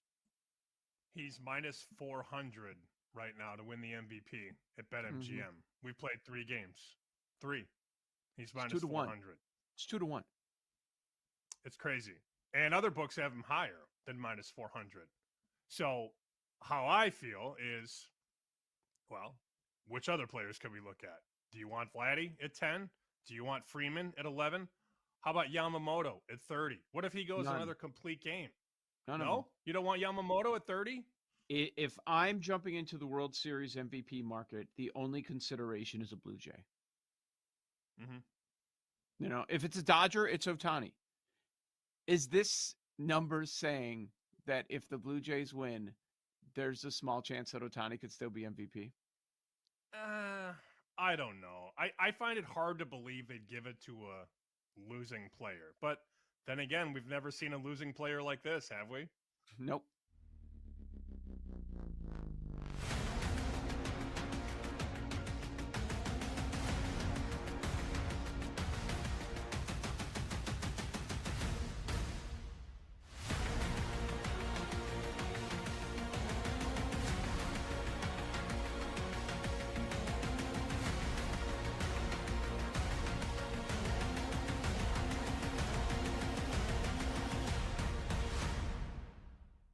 But as far as names to look at, like everybody's going to talk about Lane Kiffin. I've got a column that's going to post up at our site, LouisianaSports.net, here in an hour that suggests the timing might be slippery on that because I think they're going 11-1. They're going 11-1. They're either going to play a home game on December the 19th, bye until New Year's Day. Do you think LSU is going to wait until New Year's Day, or do you think Lane Kiffin's going to walk away from a playoff team before they take the field? Like, that's iffy. And you talk about the national signing days in December. The transfer portal opens January 2nd. It's just like that's a lot of waiting to do. I think that there's reason to believe that John Summerall from Tulane could get a phone call. I personally would call Clark Lee at Vanderbilt because I think he's just so polished and such a people person and motivator. He's at his alma mater. What does that mean? So I think there are a lot of names to consider. I don't think there's a cookie cutter mold that you've got to have. And I'm curious to see, one, how the next 3 weeks plays out with LSU's powers that be, and then two, what starts to happen, I think probably in early December. It's a wild time. We went through a lot of years down here with no coaching searches. Les Miles was here for a long time. Now all of a sudden you're going to be on your third one in pretty short order. I thought, honestly, the best Heisman moment, I mean, you could say Reed for sure because they just killed LSU. But what's better than being down 8 on the road, you're on the ropes, and your quarterback takes you down the field for a touchdown pass and then converts the 2-point conversion. And then you end up winning the game 29-22. To me, that's Ty Simpson, right?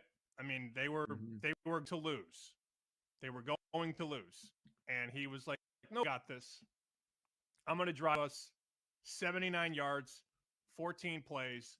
I'm going to throw the touchdown to Bernard, and then I'm going to throw the 2-point conversion to Cuevas. We're going to get the ball back, and I'm going to take us down the field again, and we're going to win.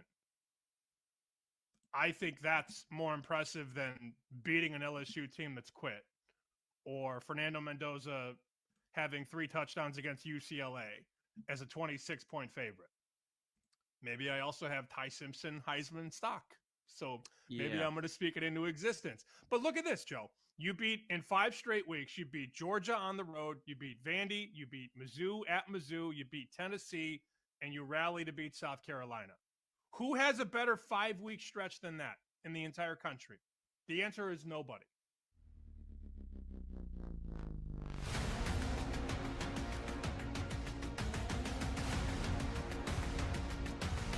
It's time to place your bets. This is BetMGM Tonight on the BetMGM Network. Welcome back to BetMGM tonight. Brother Big Noise Evans with you. Ryan Horvath in the house on this hashtag Team Huevos Tuesday. I'm going to be wrapping up my presence here on the show, but stick around for a bonus time hour of BetMGM tonight featuring Ryan Horvath. Oh, there you go, Horvey. He's puckering up right now in all the wrong places because he has the under on Shohei Ohtani. 6.5 strikeouts, and Ohtani needs 2 to screw him over. The good news is, Bo Bichette went down 0-2 in the count, fought, and just popped out. So luckily you dodged a bullet there.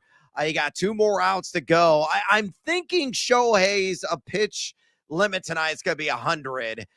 So this is going to be a critical batter for you. If Barger, makes contact and he gets an out and does not strike out, I think you're going to cash that as a winner, Horv. And there it is. A grounder right back to Ohtani, gets it. I think you're good, man. I really do. How you feeling right now? Are you confident? I'm feeling good, man. See, the problem is this time of the year, I have so many bets. I got a disgusting bet in college football, so I'm sweating out UTEP, who actually looks good against Kennesaw. They're only down 6 points right now. The Wizards were up 13 with 2 minutes to go, and I had them plus 4.5. And here we are in overtime, and now they're down 1 with 27 seconds to go. I know how this ends. Free throws for the next 3.5 hours, only to lose by 5. And I got the Heat. They've been up like 40 all game long. Now all of a sudden it's only 124-105, and I got to sweat out them winning by 7. With Ohtani, I feel really good. I'm just going back and forth whether or not I want to live bet the Dodgers plus money. At plus 120, I'm just going to stay away, cheer on the Blue Jays. I want 7 games of this. This has been a really good series. And it's fun, really man. Right? I like the storyline. You got Toronto, new blood, going against the Dodgers. I feel like, even the weirdos that were booing Canada and whatnot, like I feel like, we're all united because we're all like, screw the Dodgers. How do they continue to get away with this? How are they still not even paying Shohei Ohtani for another decade plus? So this is a lot of fun. I want 7 games of this. I do too. And it's, there's the backdrop, obviously, the strife between Canada and the United States with all the tariffs and stuff. It's a wonderful kind of backdrop overall with the tensions in there raising. But the reason why we as red-blooded and, very devout Americans are fading the Dodgers, I don't like the economics of any of this. Quite frankly, I don't want a team out there. There's a K. Now, is he going to be able to come out for another inning? I don't think he is. I think you're going to be good, but famous last words. I don't want teams buying championships. I want fairness in my sports, and that's the downside not having a salary cap and you got a payroll of like $350 million. It's absurd. It is asinine. You mentioned it with Shohei and the deferrals and the payments and all that.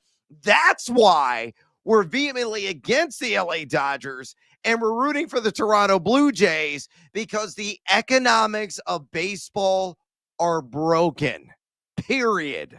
And go Blue Jays as a result. But we're going to see how it all shakes and works out here momentarily.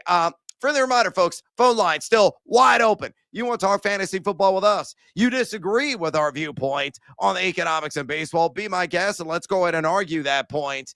Anything else top of mind in the world of sports betting? Go ahead and pick up the phone and dial us, fools, at 833-732-3875. 833-732-3875. You can also fire off your questions or your comments via the X or the Twitter at BetMGM tonight. And let me go ahead and shut this down. We had our pole dancing poll question today. Going to give you the results right now. I was asking you this. Among the most traded players in Yahoo over the past 24 hours, who would you most want to deal for? Again, deal for in fantasy football. Your options are or were Justin Jefferson of the Vikings, Saquon Barkley of the Eagles, Ladd McConkey of the LA Chargers, or Rico Dowdle of the Carolina Panthers. Officially 218 votes cast. Horvey, who led the way? Rico Dowdle. Look, that'd be the guy I'd be targeting right now as well. I think you're on the right path. He was a bronze medalist at 16.2%. Numero uno, Saquon Barkley. Interesting. Coming off the high of last week. Are we really buying that's going to continue? coming off the bye, 38%. Number 2, Justin Jefferson at 31%. Got a quarterback problem there. As you look at Carson Wentz, he's done for the season. We'll see about J.J. McCarthy. And then last was Lad McConkey at 14.8%. Got a couple of comments. One from Rai Botiki says, Saquon is buying hurt. Whole bunch of LOL emojis. Dude, rest of season. We're not talking about just this week. This might be a great buy opportunity for teams in need. So, yeah, you might want to read the context. You failed reading comprehension clearly in high school. Brandon Combs, our outstanding EP, right here on BetMGM tonight. He, of course, chimed in and said, Lamb McConkey is going to start getting more looks. Justin Jefferson's going to have a quarterback issue, and Barkley has underperformed all season and doesn't have any games against the Giants left. Yeah, that's an astute point. Rico would be nice if Chuba wasn't there. Give me Lad all day off this list. Again, I want Dowdle.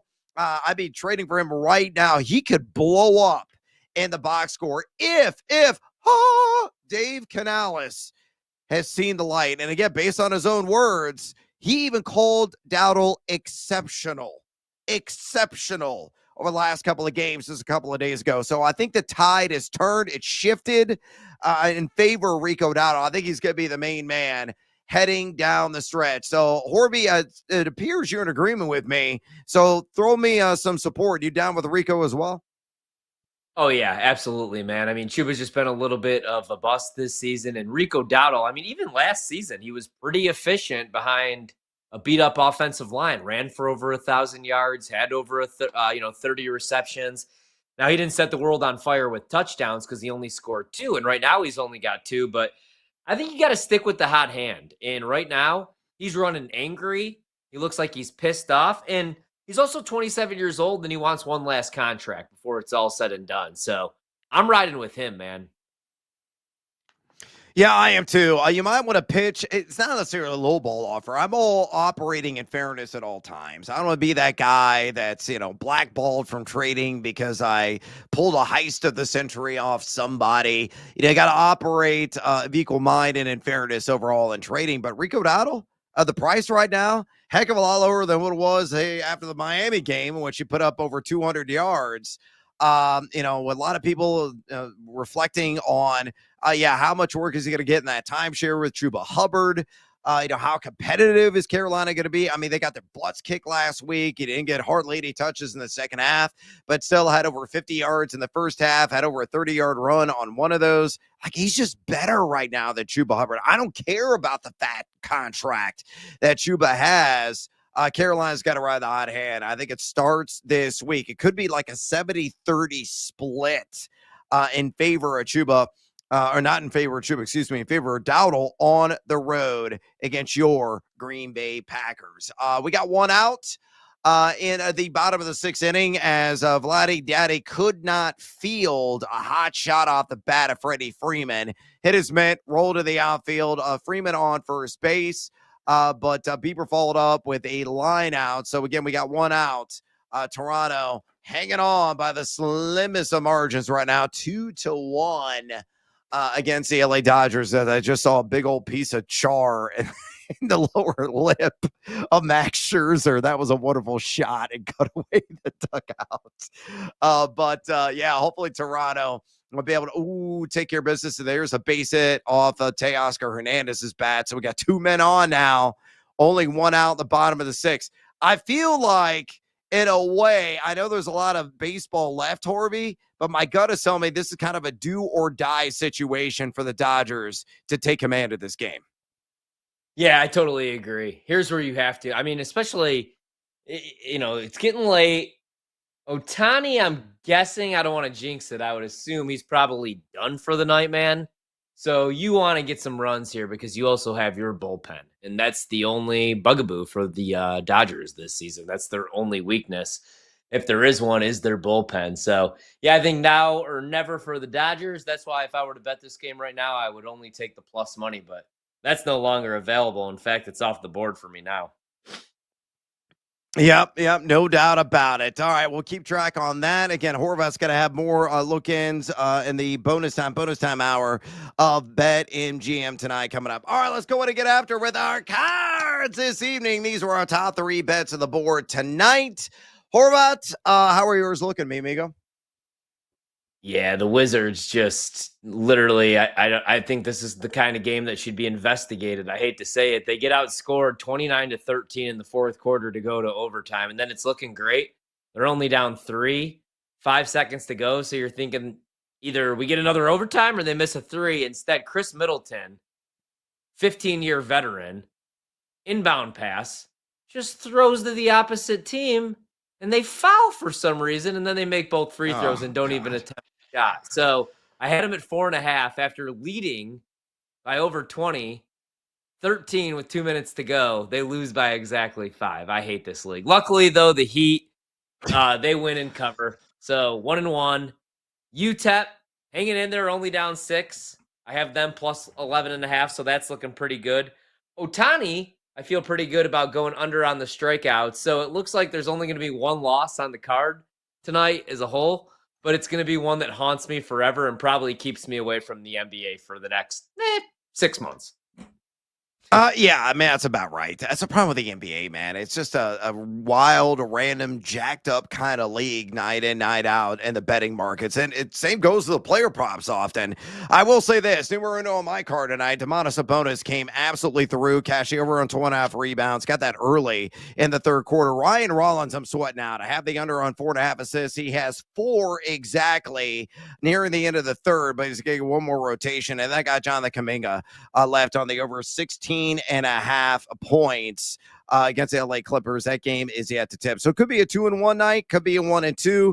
We shall see. It's still a possibility for a sweep as well there on the card. And SGA only has 1 steal, so that one could come through for me in my Sledgehammer special. All right, I'm going to exit stage left, but don't you go anywhere, fools. You got to stick around for a bonus time hour. BetMGM tonight, some live action, possibly game 4 of the World Series. I'll be back tomorrow. Until then, adios, amigos. Finish him, Toronto. Don't miss a second of the Wagertainment. Listen to the BetMGM Network live, now streaming everywhere on Odyssey, iHeartRadio, and TuneIn.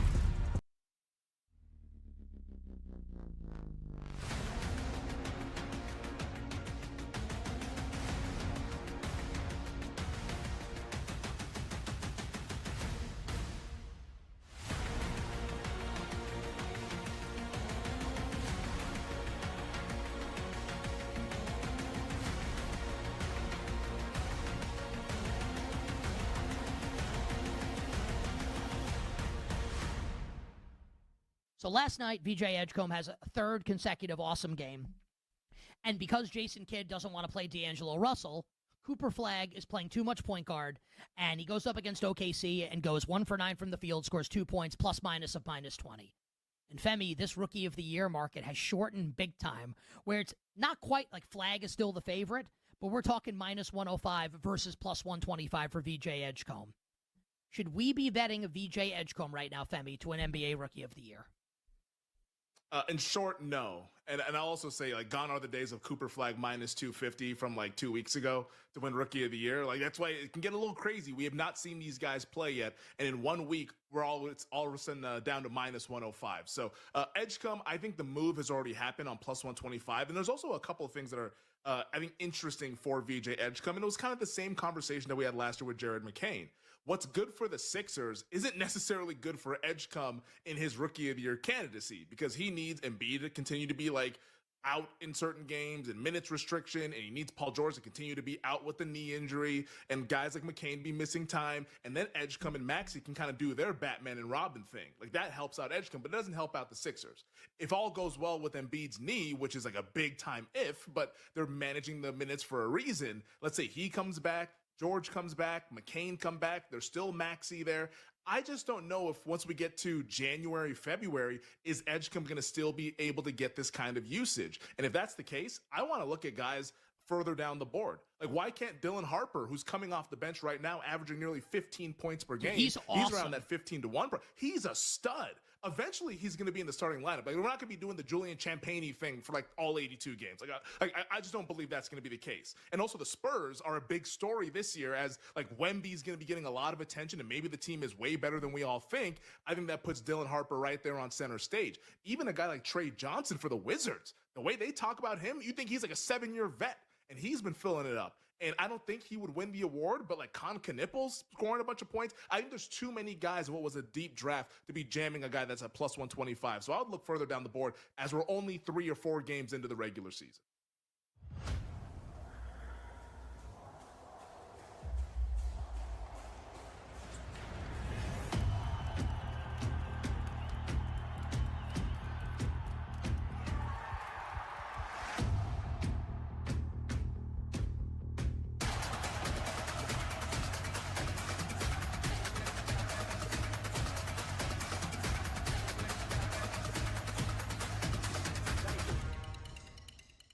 I'm going to ask you a question you probably haven't heard at all this week. Probably not one single time, Bear.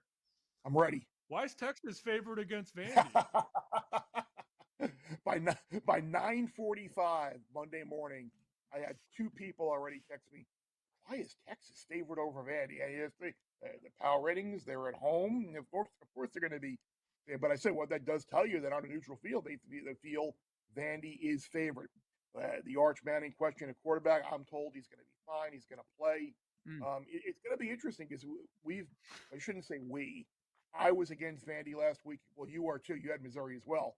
And we had the right side. But Purvula had the awful injury, and Vandy got fortunate with a couple of turnovers there and whatever else. And Missouri was the right side. But now you're asking this team to go on the road again. They played well on the road against Bama and probably deserved a better fate. But I would expect Texas, which kind of been bailed out by special teams twice in the last 3 weeks, to play a really good game. Talking to my guys down there, they think they know Vandy is legit. They will not be overlooking Vandy. This will not be like a cute little sneak up in Austin on the Longhorns. But I really think they know. Actually, I don't think they know they need a much better effort from their defense, especially. Down to 1.5 now, Sammy. Is that what I saw? Yeah, 1.5 at a bunch of places. This opened 3, Joe.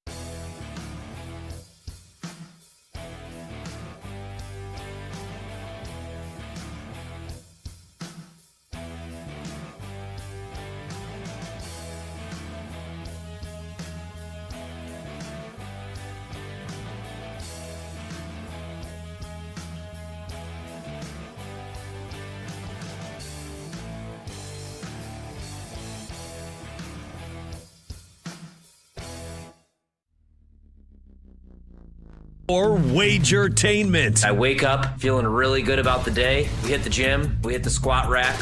More than 3 plates still, even though we're pushing 40 years old. It's time for the madness. You just go right on Twitter or X. That's where you're going to see me giving out college football bets. We don't win every week, but we are going to win 8 of the 12 weeks. It's BetMGM Tonight, After Dark, with Ryan Horvat.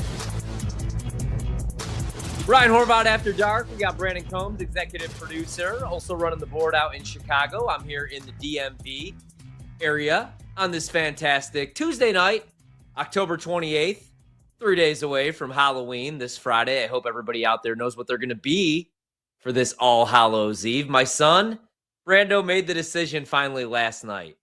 He's an interesting kid. So, does not watch horror movies, kind of like our good buddy back home, Mario, big coward. Whenever we were in the studio and a scary movie preview would come on, he would get so frightened. Remember when I played the those Halloween theme? Yes. Are you a scary movie horror film kind of guy or no? I love horror films. Halloween's actually my favorite, which when I played that theme, and I've never seen a grown man, and I Mario, I hope you're listening right now. I've never seen a grown man rip off his headset and throw it like he was scared of the song. It's not even like it was like The Mask or a jump scare. It was just the Halloween song, and he like I've never seen it before in my life. I actually felt bad afterwards. I told him I'd never do it to him again because I've never seen anybody that scared of a song. So, like everybody in my life outside of my brother back home in Chicago hates scary movies, horror films. They won't go see them with me. My wife, every once in a while, if it's like an artistic one, an artsy one, but she doesn't really like them. My son, absolutely not. And he's only 11 years old, so we don't really allow him to watch R-rated films anyway. My brother, my dad, we owned a video store growing up for over 20 years, J&R Video in Joliet, Illinois. Would not watch horror films, but I love them, man. In fact, I went and saw by myself this past weekend because the game stunk, and that's what we're going to talk about. The game stunk because the primetime matchup was a terrible football game. It was Texas A&M, who looks like the real deal Holyfield, by the way. Last time we talked about this team, Friday night, and on my show on Saturday morning, they were still 11-1 to win the Natty. And you were getting good prices as well on Marcel Reed to win the Heisman. We talked about that a little bit on Friday night with PJ as well. But LSU didn't show up, and now Brian Kelly, he gone. He done. And we're going to talk about that here in a couple minutes. But my son decides, even though he doesn't watch scary movies, he's going as Jason Voorhees. So he's got the Jason mask. That's what he's rolling with. He was Randy Macho Man Savage. No, he was Bret Hart last year. Usually he's a wrestler, so I was kind of surprised that we were going with Jason. I was like, can you even wear this to school? So an interesting choice. We'll be here on Friday night for Halloween unless I fake 6, which might be in the cards, to be honest with you guys, a lot moving forward. So right now, Toronto's up 2-1 on the Dodgers. It is the top of the 7th. I had Shohei Ohtani under 6.5 Ks, which was a scary bet. But that's a big number. I know he struck out 10 dudes and hit 3 homers in a game, here in the postseason. So scary number, but a big number. A big number against this Blue Jays lineup that sees a lot of pitches. And this has been a really fun series, Brando. Before we get to Brian Kelly, 2-1 here in the top of the 7th. As far as live betting markets, if you want the Dodgers right now, you could get them better than 3-1, plus 340 to make the comeback here. But the Blue Jays do have runners in scoring position on 2nd and 3rd with Jimenez up at the dish right now. Total in the game is 7.5 right now live. So closed at 7.5. Your thoughts though, Blue Jays up 2-1. Do the Blue Jays even up the series? And what do you think moving forward the rest of the way if you were to bet this thing live? Yeah, I mean, especially if they add on here in the 7th with runners on 2nd and 3rd and nobody out, if they add on to this total, I do like the Blue Jays in this game to hang on. We've seen this before where there's a team coming into the World Series where like, yeah, this team's going to blow this team out of the water, right? Like we saw it in 2001 with the Arizona Diamondbacks. We saw it in 2003 with the Marlins, both against the New York Yankees, that crazy New York Yankees team from 96 to 2004 that was just stupid good. And you're seeing it again, I think. I think the Blue Jays are alive in this series. If you wanted to play the Blue Jays to win the World Series, it wouldn't be a bad bet. I know you're talking about big numbers, but did you see the numbers that were posted from Game 1 viewership of the World Series? Averaged 32.6 million viewers combined in the U.S., Canada, and Japan, the most for a World Series game since Game 7 in 2016. That's a lot of people watching this World Series. Oh, yeah. Yeah, I mean, the world's captivated by it right now. I mean, you got the Dodgers. See, the Dodgers being good and in the World Series is good for baseball, right? Because you have half of the fans and just the casual fans that hate the Dodgers. They're the Dark Empire. They get it all, right? I mean, every good player, every clutch player. Also, I blame Atlanta. I was up in bed last night because I have a lot on my mind, and I was weirdly thinking about Freddie Freeman and how clutch he is. And I was thinking Atlanta didn't want Freddie Freeman. Anytime you're down on yourself, right, just always know that there's something better waiting for you. Atlanta didn't want Freddie frickin' Freeman, man. So now he's a member of this Dodgers lineup with, I don't know, Mookie Betts, and Shohei Ohtani, in my opinion, the best baseball player of all time. We could argue about it all day, Brando. I know you're a Bonds guy. You're probably going to throw like my grandpa Gordy would, like, JoJo shoestrings from the 20s or something like that. But none of those guys struck out 10 dudes and hit 3 homers in the same game. And you could say, you know, we could go Babe Ruth, but Ohtani for me, I think is the GOAT. But yeah, I mean, like, that's why I think this World Series is so captivating because, I mean, you have Canada, which I know I keep joking about, but I do think it's funny that they're going to get the NBA Finals a couple years back with Kawhi and the Raptors. And they might, who knows, end up winning a World Series. And all they want, they would trade it all just for a Stanley Cup. Because obviously, they like their hockey out there as the Blue Jays now go up 3-1. But yeah, man, I mean, this is fun. And you have stars, though, right? Like, it helps just that the Dodgers are a big market team, brand name. But also, it's Ohtani, it's Freeman, it's Mookie Betts. It's Kershaw's last year. I know they're only using him out of the pen, and he's kind of a little bit of a liability. But, you know, it's Kershaw's last year. And then for the Blue Jays, you know, you got the Toronto angle, but you also have a bunch of stars. You got Vladdy. So, yeah, I mean, I'm more interested. I'll say this. Yeah, I'd say I'm probably more interested in this World Series than any other World Series outside of 2016, the last decade. Yeah, look, I mean, we could argue till the cows come home about the greatest of all time. And maybe you can come on Combs and Fitz Windy City Sports Talk one day on a platform where we can actually talk about it and not get canceled. So I would love to do that someday, but we would need a full hour to do that. The World Series, this World Series is, I'm in on every World Series. I just am. Like, I'm a baseball nut. I've said before, I love baseball more than anything in this world. It's my favorite sport. And I think that this World Series is probably going to end up being, if it still keeps trending the way that it's trending right now, which is a 6 to 7 game series with a lot of back and forth between these two teams, could be maybe the most exciting World Series since 2017 when it was the Dodgers and Astros, which was also a great World Series the year after the Cubs and Guardians, or the Indians back then, put on a great show in 2016.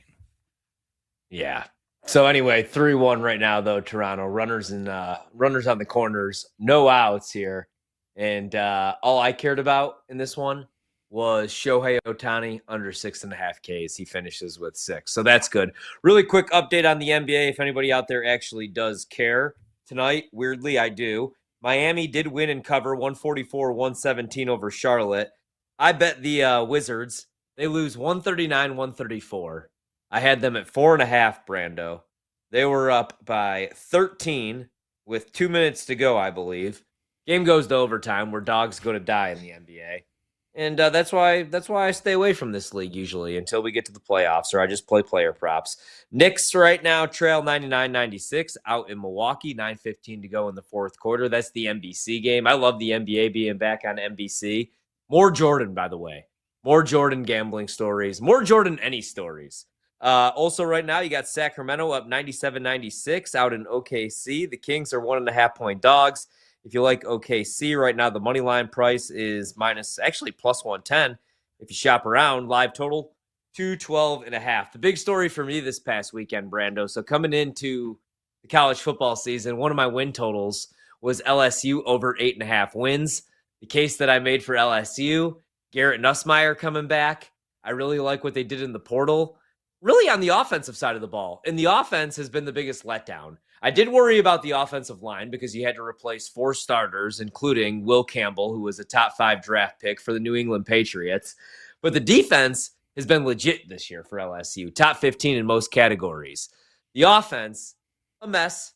Garrett Nussmeier, like Cade Klubnik, like Lenora Sellers, probably cost themselves some money. But another disappointing season for Brian Kelly, and just like that, he's out. And that was the case that I made, man. I said, if they don't go over 8.5 wins, if they don't win at least 9 games, hell, if they don't win double-digit games and make the college football playoff, they don't even have to win a playoff game, but they have to make the playoff. Brian Kelly, they'll buy him out for over $50 million. I laugh. Like when I go on some of these shows, everybody's like, well, yeah, but they won't actually make the move. They won't buy him out because it's $50 million. Remember what Jimbo Fisher's buyout was with Texas A&M? Yeah. They were like, we're going to make the move now. We're going to bring in Mike Elko, pay him a ton of money, steal him away from Duke before everybody else wants him, and we're willing right now to buy out Jimbo. These SEC programs, these Texas schools, Texas Tech, $250 million is what they pumped into that new stadium. And look what they added in the portal. And that's why most likely they're going to make the college football playoff. Unless they slip up a couple more times here. They only got the one slip up so far, though, this season. There's so much money in these programs, these big programs. So they're going to continue to buy out these coaches. The Brian Kelly hire never made any sense. Brian Kelly is a 64-year-old, 65-year-old at the time, a 62-year-old from Boston. And you're bringing him to the South. And it was weird immediately because we get the viral video where he's grinding on that kid who ends up decommitting like a week later. That's the best part about it, man, is Brian Kelly. As a Notre Dame fan, it pissed me off. I was like, where the hell was this version of Brian Kelly? Why weren't you going into these kids' homes trying to sell the program when you were with Notre Dame? And as a Notre Dame fan, so we love this because he leaves Notre Dame. Notre Dame, right? Not Tulsa, not Northwestern, Notre Dame.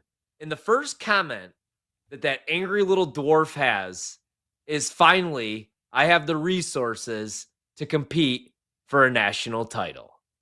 Dude, Notre Dame sells itself always. What has Marcus Freeman done? Where was Notre Dame last year? They were a play away. My buddy John, who listens to the show, God bless him, he tweeted in, Horvat really a play away? Yes! Damn it, in my mind at least, Jeremiah Smith has that huge 70-plus yard reception, and that's the backbreaker. I told John, I said, damn it, we'll always have that opening drive. We knew it wasn't sustainable because Riley Leonard's helmet was busted open, and he was throwing up on the sidelines. We were going to kill the poor kid because all we could run was quarterback power, and they made the proper adjustments after that drive on the defensive side of the ball. But Notre Dame was in the Natty. And I don't want to hear that Brian Kelly hasn't had talent. He had Jaden frickin' Daniels. The excuse and the problem was Barker at the time, the defensive coordinator, was no good. They gave up over 40 points per game in all their big games and all 4 of their losses that year with Jaden when he won the Heisman. And now he's out. And it sucks. You know why it sucks, though? Because some people are really good at their jobs and they get canned because that's just how America goes. That's just how I guess the world works these days. Brian Kelly wasn't very good at his job, and he gets $50 million just to go away. $50 million. I'm not trying to be like yell on the radio guy. I hate yell on the radio guy. But that angry little dwarf, terrible human being, if you know, you know, Google the things that he's done. Google there's some sick stuff about this guy. But it was always a terrible, and this isn't just me sour gripes, because Notre Dame, I said it immediately. Go back and watch that reaction when Marcus Freeman is announced as head coach. The locker room erupts. When Tommy Rees, who's gone now, but when he announces that he's staying, they wanted Brian Kelly gone because he's a terrible human being. He really is. And he's a mediocre football coach, right? He's like James Franklin. He wins the games that he's supposed to win. Occasionally, at least he occasionally would win a big game. James Franklin never won a big game ever, which is why he's also sitting his ass on a couch right now collecting a $50 million check, which drives me nuts. But it was always a weird fit. Boston guy goes to the South. Immediately, he has a fake accent. I'm here today with my family. Dude, we just heard you 3 weeks ago. You don't talk like that. More on Brian Kelly when we come back. We'll get to the NFL later. So this is the only good thing happening in my life, is that we're going to treat little Brian Kelly like a piñata and just paya when we come back. Loser.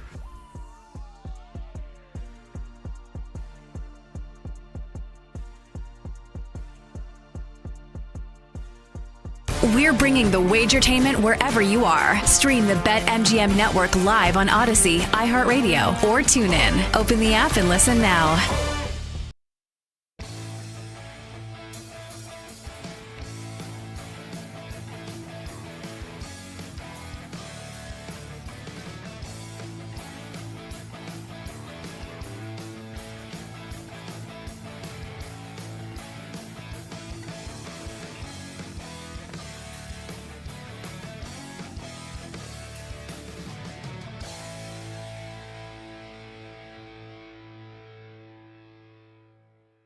Ravens at Dolphins. Total in the game is 50.5. Since Mike McDaniel has been in Miami and these two teams have played, these games have tended to be over games. The Ravens dropped 50 on the Dolphins a couple years ago. The year before that, it was a 42-38 kind of game. So I understand the Dolphins are much worse this year than they have been, 2, 3, 4 years ago under McDaniel. But these games tend to be shootouts. And with Lamar back, and it looks like he's going to play on Thursday, the offense finding their rhythm a little bit with Huntley back there. Now Lamar steps in. I think the Ravens offense should score some points. I think the Dolphins can score some points too. So I kind of like the over in the game. Doesn't feel like you often see Thursday night totals in the 50s. So I think that's kind of an indication as well. I would look over, and then I'd probably just tease the Ravens at 1.5. We have seen some underdogs win outright on Thursday Night Football. We saw San Francisco beat the Rams. We saw the Bengals beat the Steelers.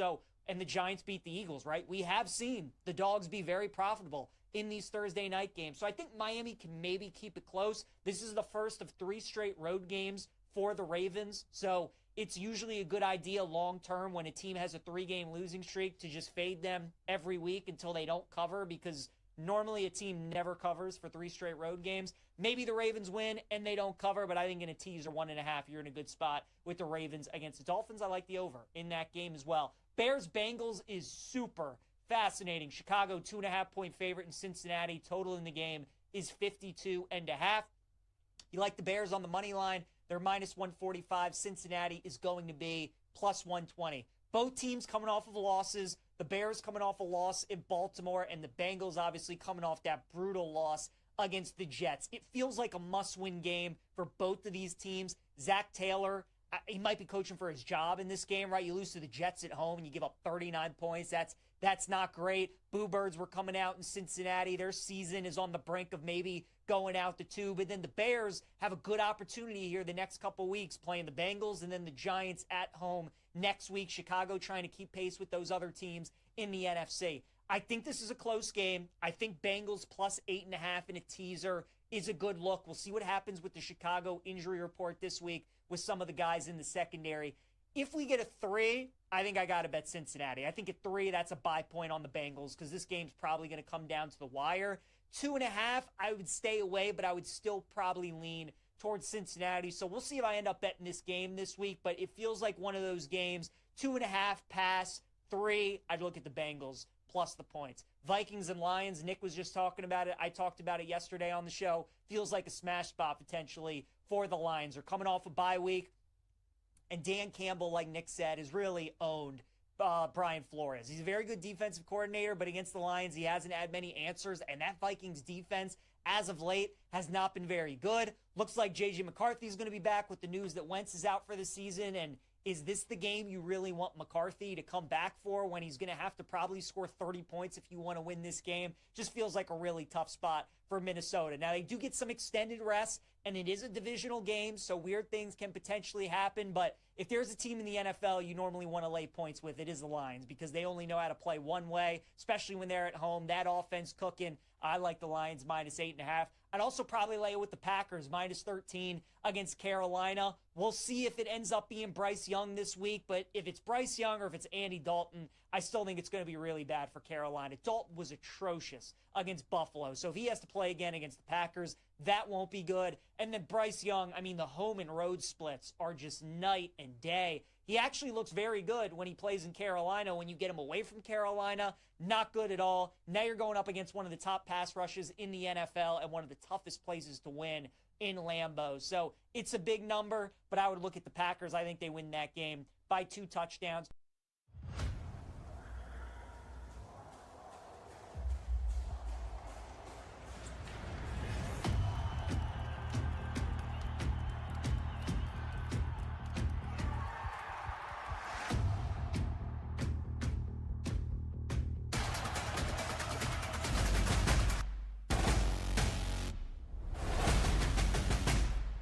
Let's get back to the madness. It's BetMGM Tonight After Dark with Ryan Horvat. Ryan Horvat with you here. Brandon Combs, executive producer. Mike Montgomery running the video. World Series, Blue Jays up 6-1. Game goes to the bottom of the 7th. Live totals 10. No no need discussing the betting market. This one looking like it's going to be a wrap. Again, it is 6-1 Blue Jays here in game 4. Looks like we're going to have a 2-2 series out in Los Angeles. NBA action right now. The Knicks trail 107-103 in Milwaukee at the Pfizer Forum, taking on the Bucks. Milwaukee right now a 2.5-point favorite on the live line. Live total 236.5. And then I bet the Clippers, who have won the last 7 meetings against the Golden State Warriors, they're back to being 1.5-point favorites on the road. Not live total. The total pre-flop is going to be 224.5 minus 108 both ways. Stayed away from the total. If I were to bet it, I would bet the over. Both teams are top 5 right now in offensive efficiency, pushing the ball up and down the floor, kind of like Draymond's assist tonight. And I kind of like Kuminga's rebounds, but just give me the Clippers in that one. College football. Some small school games, but we do got some college football going down, and I'm a disgusting, sick degenerate, so I do have a bet on UTEP tonight. UTEP just took the lead against Kennesaw State. I got UTEP plus 11.5. They're up 17-16. So looking like a perfect night, except for the Washington Wizards, who I bet is 4.5-point dogs. Had a 12-point lead late in the game, only to blow it. Go to overtime where dogs in the NBA go to die. That's why most of my betting comes in college football and the NFL. We're going to get to the NFL. I want to recap everything that happened this weekend because last night we were preoccupied watching Monday Night Football and the World Series in an instant classic that went until 2:30 a.m., I believe. I fell asleep, woke up, watched the highlights. I tried to do it, Brando, but you know when I always screw up, man? There's a spot on the couch that gets me. So I kind of have to get up and pace around every half inning or every other inning.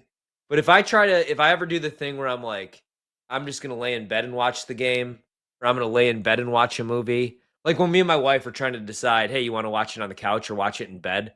I'm always like, do you want me to stay awake? Because if I try to do anything in bed other than a little bump and grind, as R. Kelly once said, I know we've canceled him, but Chicago legend, then I'm falling asleep within 5 minutes.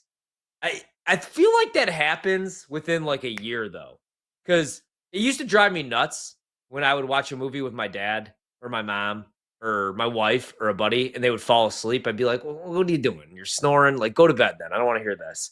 Now I am that guy. I am my grandfather, and I even use the same excuse. I'm like, no, I'm not sleeping. When my kid's like, Daddy, go to bed. I'm like, no, I'm just resting my eyes. Time is a thief, Brando. Yeah. 40, it catches up on you. 1 minute you're in the boom boom room, getting shoulder rubs, eating hot wings. The next thing you know, you're scheduling colonoscopies. Yeah. Look, I've got that spot. It's not on my couch though. It's my recliner. If I sit in my recliner and I'm watching football on a Sunday afternoon and the Bears aren't playing, I guarantee you I'm missing at least 2 quarters of that game. Because I'm just going to be sitting there and I'm going to end up passing out. I think it's once you hit 40, man. It's once you hit 40, you're just there's no you need naps at the age of 40. We should absolutely it's backwards, right? Kindergartners don't need nap times at school, but we absolutely need nap times as adults. For sure. Yeah. Tom Brady takes him, and the guy's a legend. All right, I'm going to wrap up a couple thoughts on Brian Kelly, and then I want to get your opinion on him, too, because you're a Notre Dame fan as well. So, Spark Notes, if you missed the first segment, Brian Kelly, troll, goes, guy from Boston originally, by the way, no ties to the South, takes the job at LSU. And I love the people at LSU, the fan base, man. In my opinion, I've been to every single stadium in the South, in the SEC and SEC territory. That's what me and my buddies used to do every single summer, every single season. We would make a trip, to one big game, and I love it there. The people are awesome. The atmosphere is awesome. I wish I was 6'4", 255 pounds, and I went there. You're an instant legend, but they deserve better, man. The hire never made any sense, though, right? It just didn't make any sense. A guy that has no ties, doesn't understand the culture. And it was weird from the get-go. You had the viral videos where he's in a phone booth doing whatever this is. If you're watching on the stream, he was doing the Two Pistols, the Shooter McGavin type dance with a kid that ends up decommitting 4 hours later, by the way. because he's a weirdo. It didn't make any sense. He couldn't win double-digit games. He didn't even make the college football playoff. The only thing he could really add on the resume from there is Jaden Daniels. He coached him, and he won a Heisman. But LSU was like, no, we're going to pay the $50 million because we're LSU. And the pressure's on us every year to compete to make the college football playoff. That is the expectation, playoff or bust. So we're going to go out now and get our guy, who I think should be Summerall, the coach from Tulane. Like, still in his 40s, young guy. He's going to go into these living rooms. He's going to recruit, and he's going to surround himself with smart football people. Don't hire James Franklin. Don't hire some big name from the NFL, right? Like, don't hire Patricia. Patricia's a very good defensive coordinator right now for the Buckeyes, but he's not a head coach, and I think he's proven that. Lane Kiffin. Go out. Yeah, no. Go Lane Kiffin. Yeah, go get him, but I think he takes the Florida job. Lane's target number one for all these schools right now. It's going to be between, obviously, Ole Miss keeping him, Florida, and then this job, LSU. But, yeah, Lane, obviously, I would go out and get. But if not, go out and get your guy. Get the next Kurt Signetti, rather than go out and get a big-name guy. Because look how that worked out for North Carolina. Yeah, Bill Belichick, just offering to buy himself out at this point for $1 million. But I don't root for people to fail, but as a Notre Dame fan, man, Brian Kelly was always so cocky for a guy that just could never win the big game. Like, what was his signature win at Notre Dame? I love that victory over Clemson, but it was the COVID year. Trevor Lawrence had COVID, and DJU looked like a superstar. Like, I thought DJU was going to be a superstar, maybe a potential future number one overall pick, because he torched them for, 500 passing yards in that overtime game. And then he goes on to be a bust. That was his signature win, though. Oh, we beat Clemson when Trevor Lawrence had COVID and wasn't able to play.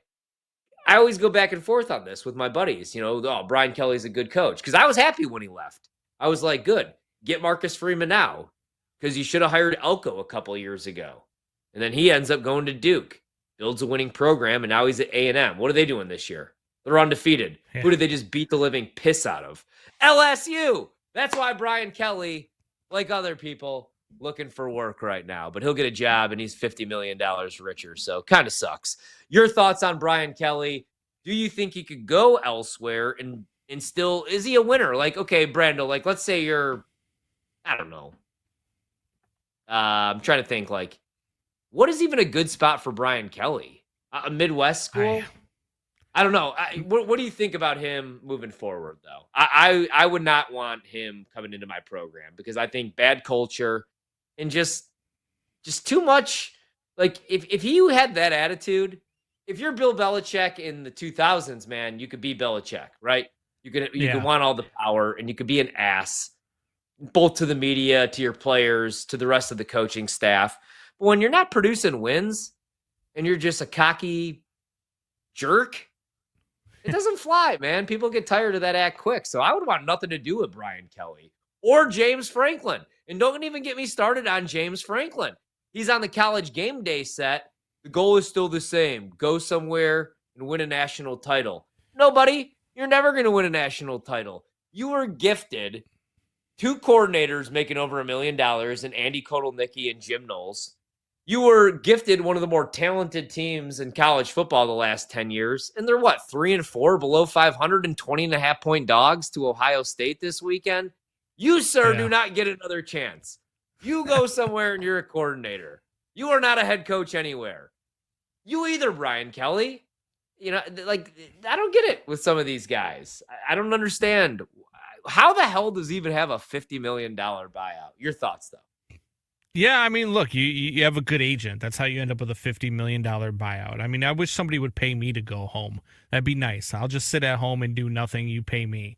But look, I think if you're going to look at a spot for Brian Kelly, you're going to probably look at one of these smaller ACC schools, right? Like maybe a Syracuse or maybe even a Boston College. That's where I think you find a landing spot for a guy like Brian Kelly, because he's not really I don't want to say he's not a program builder, because he will find a way to make a team at least relevant by name, but he just doesn't win, man. He doesn't win big games. The guy is barely over 500 against ranked teams in his career. I believe he was 5-10 against ranked teams at LSU.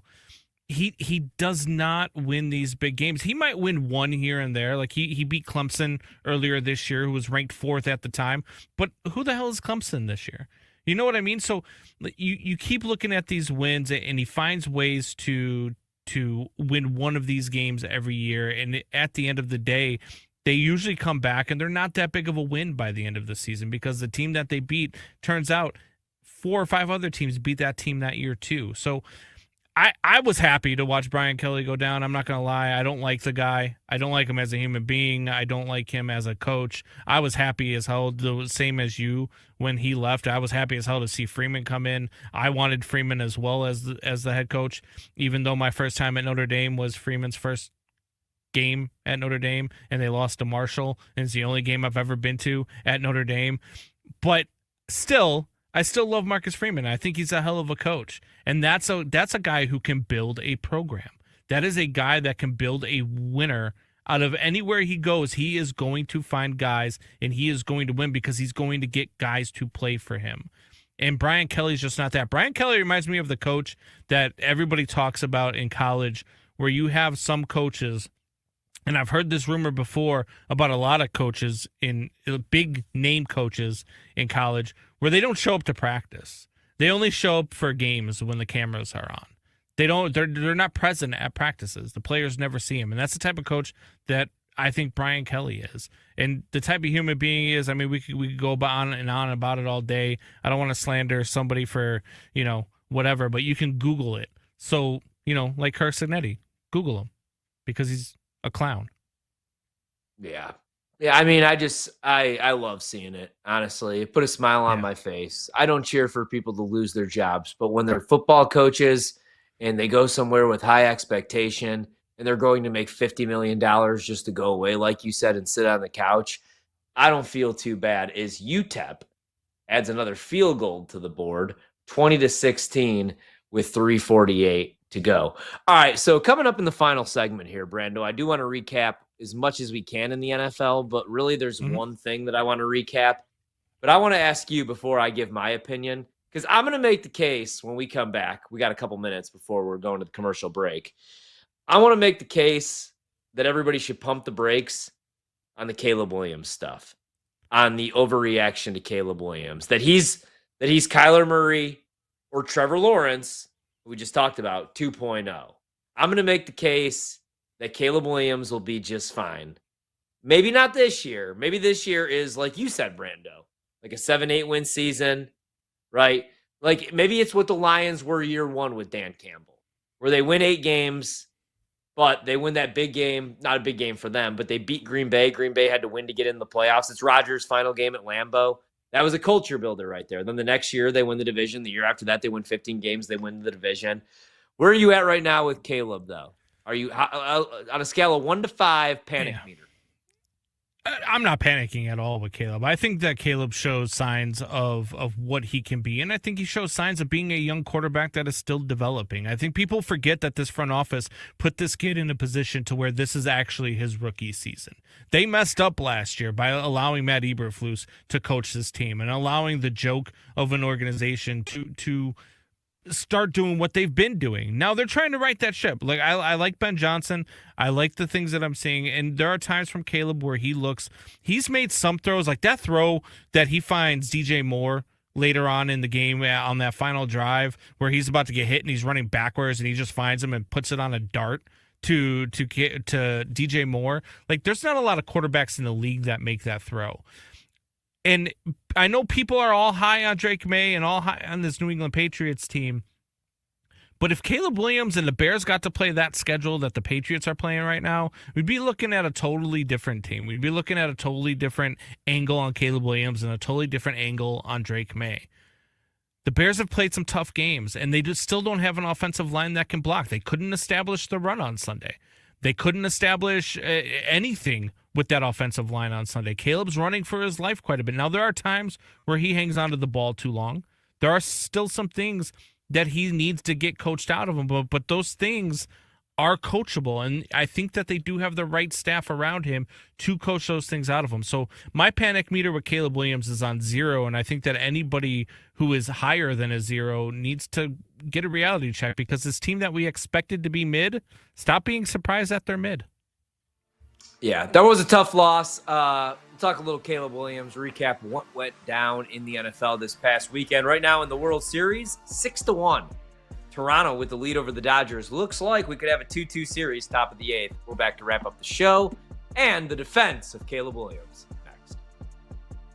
We're bringing the Wagertainment wherever you are. Stream the BetMGM network live on Odyssey, iHeartRadio, or TuneIn. Open the app and listen now.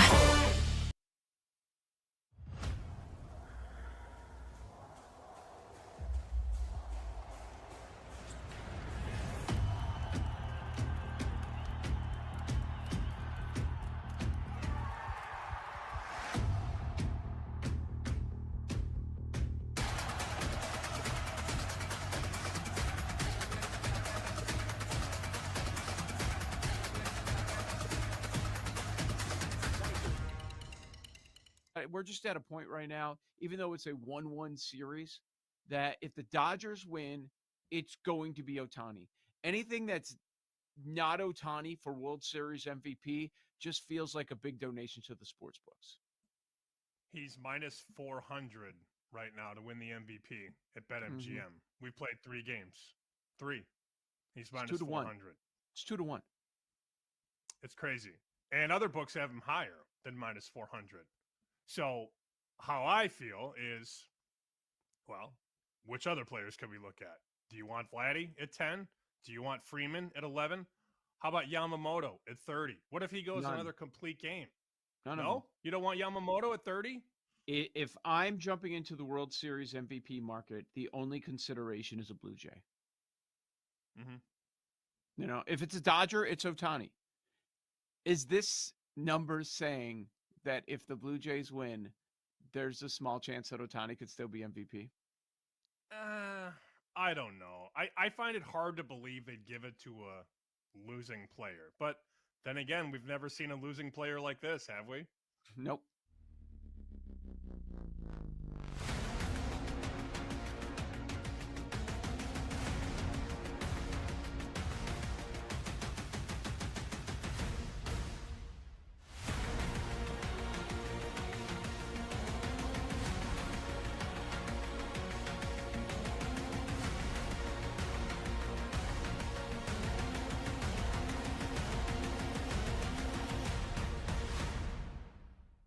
But as far as names to look at, like everybody's going to talk about Lane Kiffin. I've got a column that's going to post up at our site, LouisianaSports.net, here in an hour that suggests the timing might be slippery on that, because I think they're going 11-1.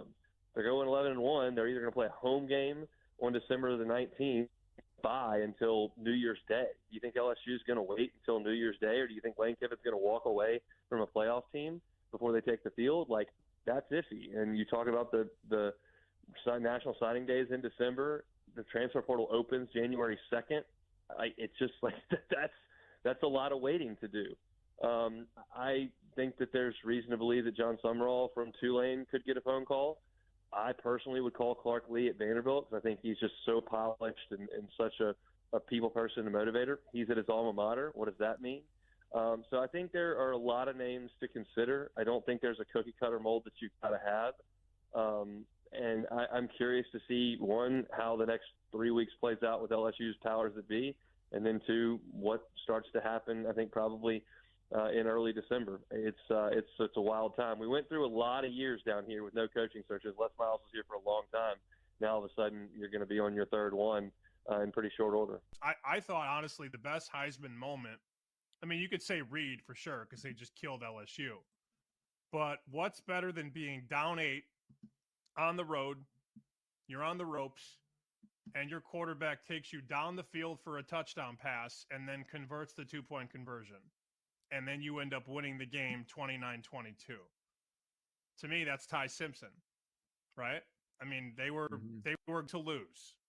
They were going to lose. And he was like, no, got this.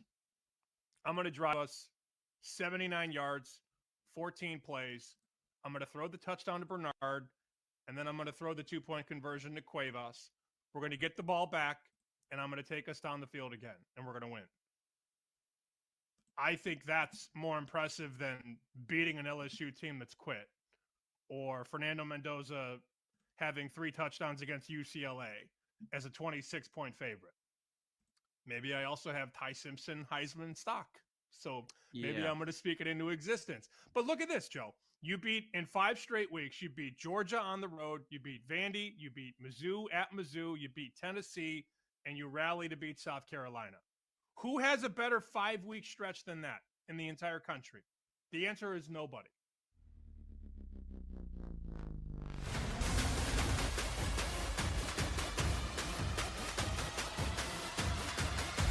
Let's get back to the madness. It's BetMGM Tonight After Dark with Ryan Horvat.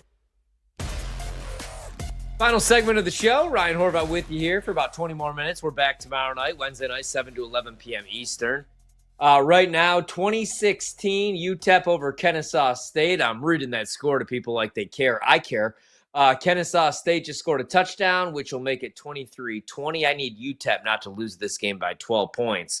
World Series, that's what everybody does care about, although right now it's 6-1, Toronto, bottom of the 8th. If you think that the Dodgers got a comeback in them, plus 1760 is the money line price. I would probably avoid. Live total in the game, 8.5 with a couple innings to go. We're talking NFL, and the Bears. The Bears. Win total coming into the season, 8.5. Right now, better than 2-1 still to make the playoffs. I don't know if they get there. They had the 4-game win streak. Looks pretty good when you're at home against Spencer Rattler and the Saints. But this past weekend, man, on the road, 30-16 loss to the Ravens. I ended up betting the Ravens in that game because it was a desperation spot. And without Lamar, an obvious downgrade, but the point spread goes from 7.5 to 2.5. Snoop Huntley, an obvious upgrade over Cooper Rush this season. And Baltimore not only wins outright, but they do cover the number and every other number because they win the game by 14 points. Total does go over 44.5. Caleb Williams, though, in the game, 25 of 38 passing, does not throw a touchdown pass, throws an interception, finishes with a rating of only 77.2. So I've been on social media today, and I see a lot of Caleb Williams stuff. Because I'm from Chicago and the majority of my friends are Bears fans, and because I bet the Bears over 8.5 wins. So I'm paying attention, and there's been some good, there's been some bad, like you see with most young quarterbacks. And if you look at EPA per dropback, Caleb about average for the season, 0.03. Baker Mayfield, who a lot of people, though, are saying is the MVP of the league, he's at 0.05. The narrative's a little bit different because Baker Mayfield has all those game-winning drives. He's also had a lot of luck, though. He's had a lot of turnover-worthy plays, some dropped interceptions, stuff like that. Jackson Dart, 0.002. So everybody's hyping him up. Caleb Williams, EPA per dropback, is in the same conversation as a guy that you're comparing to the MVP, or a guy that could win the MVP, and a guy that's most likely going to win Rookie of the Year. If you look at success rate, he is 42.1% below league average. But if you look at the explosive pass rate, 17.8%, 7th highest among all quarterbacks. He can make the throws. He pushes the ball down the field. He does have some bad accuracy sprays, especially on key downs when he's targeting easy routes. Like DJ Moore, if I'm DJ Moore right now, I probably hate Caleb Williams. I don't know that he's getting a Christmas card because there's a lot of uncatchable targets. But I keep hearing the same thing with Caleb Williams, right? Number 1 overall pick, former Heisman winner, who at times looks like maybe it might not work out and he could be a bust. So I'm hearing the same player comps, Kyler Murray or Trevor Lawrence. But if you look at, okay, why can't he be Josh Allen? You know, that would be the other guy that I would throw out there, though. Josh Allen, I didn't love the Josh Allen pick for Buffalo because I was like, freak athlete, built like a linebacker. He's going to be able to make plays with his legs. He's going to be able to take hits. He's a tough dude, and he's got a rocket for an arm, but he's not accurate. Like, people love Joe Milton. The reason I don't think he'll ever be a starter in the National Football League is he could throw the ball 80 yards sitting down, smoking a cigarette if he wants. But if you ask him to throw the intermediate stuff, the easy throws that you need to make, he can't make the throws, man. And I thought that was Josh Allen. But Josh Allen somehow improved his accuracy. And I think Caleb Williams, it all comes down to how bad does he want it? Because I think the pressure should be on Caleb Williams. Right now in Chicago, he's the top athlete. He's the face of Chicago right now as far as professional sports. You could say Connor Bedard maybe, but I mean, come on now. The Bears are still the biggest show in town. The Cubs, PCA, the first half of the season was awesome. Kyle Tucker don't even want to be there. Most likely won't be there. We all want Ian Happ gone. I don't know that they have a very other than PCA, he's their most marketable player. But Caleb is like the it guy in Chicago. Wherever he goes, all eyeballs are going to be on him. And so how bad does he want it? Because I used to say, Brando, accuracy is something that you can't teach. If you got bad mechanics, when Aaron Rodgers came into the league for whatever reason, he used to hold the ball up like by his earlobes. He had some bad mechanics. Drake May, the reason why he slipped in the draft and people were saying he might be a bust, he had some bad mechanics. You could fix footwork, where you're placing your hands, stuff like that. I used to say you can't fix accuracy, but I don't know, man. If you put in the work, why can't you? Josh Allen did. If you look at his first 2 seasons in the NFL with the Bills, he had an off-target rate of 23.5%. Caleb Williams is 21.3%. So Josh Allen, off-target rate 23.5%. Everybody's making this big deal about this. This is all I'm seeing. Off-target rate. Right now, Caleb Williams, better than Josh Allen. Josh Allen, in my opinion, other than Pat Mahomes, best quarterback in the league. Like Caleb Williams, though, Josh Allen was physically capable of making every single throw. That's the thing about Caleb, man. He didn't have these accuracy issues in high school or at Oklahoma or at USC. That's why I don't really understand where they popped up here in the NFL out of nowhere, man.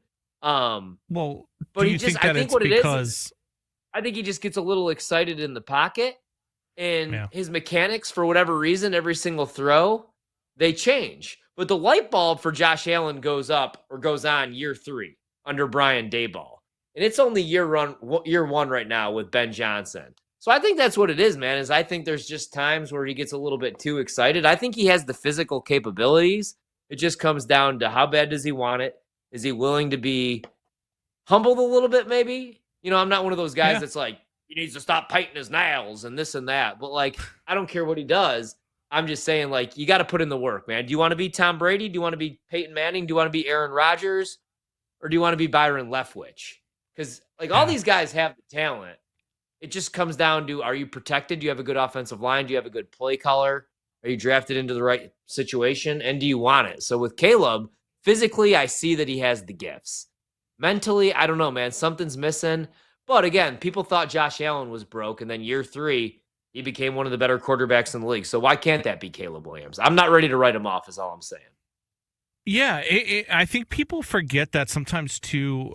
Because for me with Caleb, I think a lot of it, especially the accuracy issues, has to do with the fact that he doesn't trust his offensive line, and it's because his offensive line hasn't been good for the first year. I mean, they were all right to start the year. Last 2 games they've been pretty bad, but I think he's just got those trust issues. I think his internal clock is off. I think a lot of people also forget Josh Allen's a great comp, but here's another guy who had some accuracy issues when he first started and first came into the league. Drew Brees. Drew Brees didn't become the accuracy machine until his 5th year in the league. His first 3 years in the league, 55.6% completion percentage, 60.8, 57.6, 65.5, 64.6. It wasn't until 2009. He came in the league in 2001. It wasn't until 2009 until he started hitting 70% on a consistent basis. So something clicked for him at some certain point with coaching. And I don't know, maybe Sean Payton had something to do with that. Coaching has a lot to do with it. And Caleb is still young. Caleb can still learn. He is only in his 2nd year, which is really his rookie year. And I'll say that, and I'll argue that to anybody that wants to argue it. Caleb Williams, for all intents and purposes, is his rookie year. That's why I picked this team to be 8-9, maybe 9-8 at the most. because I thought this team was going to have to go through some growing pains. And that's exactly what you're seeing. This is still an 8-9, 9-8 team with the schedule that they're playing. Yes, I understand that you look at sometimes and you see him overthrow guys. I understand sometimes you see guys are wide open, but then you have to slow it down. You look at that play to DJ Moore. I saw some people post on Twitter, oh, he's 5 feet, wide open in the back of the end zone. He misses him by 5 feet. Well, watch, because as DJ Moore is running through the back of the end zone, as soon as Caleb starts his throwing motion, DJ Moore stops and plants behind Roquan Smith. So now he misses him by 5 yards because the only person that knows he's going to stop on that route is DJ Moore. Caleb Williams doesn't know. He sees him running across the back of the end zone. He thinks he's going to keep running, so he tries to hit him where Roquan Smith can't catch it. But DJ Moore stops his route. You have to watch what this kid is doing, and you have to see some of the things that ball that he throws to DJ Moore earlier in that drive, maybe 3 quarterbacks in this league make that throw. You look at throws that he makes to, like the one that he made earlier in the game that Roma Dunze drops down the sidelines. Yes, it's a high degree of difficulty on the catch because he is diving, but that ball hits him in the chest where only he can catch it. He should have caught it, and the ball pops out. It's a bad play, but that's not on Caleb Williams. There are things about his game that he needs to develop. There are things that he needs to get coached out of him. But these are things that he can grow upon. And you never see this kid really make the same mistake twice. That's the other thing about Caleb Williams. He learns from his mistakes. And I think that's what Ben Johnson was trying to convey in his press conference earlier this week. He did an interview earlier this week on another network where he said the same thing. He saw a lot of growth this week from Caleb Williams. Despite everybody talking, this kid completed 65% of his passes this week and threw for 280 yards. And people are talking like he's Bryce Young. Right. Exactly, man. I think, again, and maybe it doesn't work out, but you got to give him more time. All these young quarterbacks. J.J. McCarthy may stink. The Vikings may be faking an injury to keep him on the shelf, although he's back. Carson Wentz out. No choice now. J.J. McCarthy in. Jaden Daniels, monster rookie season. And I'm not worried about Jaden Daniels, but more film out there. He's also been beat up this year. I think all these guys, not all these guys, but Jaden, Drake, and Caleb, I think they're all going to be all right. But new offense for Caleb. Now, next year, if these same struggles are happening, then I get a little bit worried. This year was always going to be a learning curve, a learning process, I guess, right? With another new play caller, with Ben Johnson taking over. So you got to give the kid more time. World Series, I don't think you give the Dodgers much more time tonight. It's looking like this is going to be a 2-2 series. Right now, as I check the updated score, I'm not going to lie, I turned the game off because I'm watching UTEP football. It's still 6-1. We go into the bottom of the ninth. We're back tomorrow night, 7 to 11 p.m. Eastern.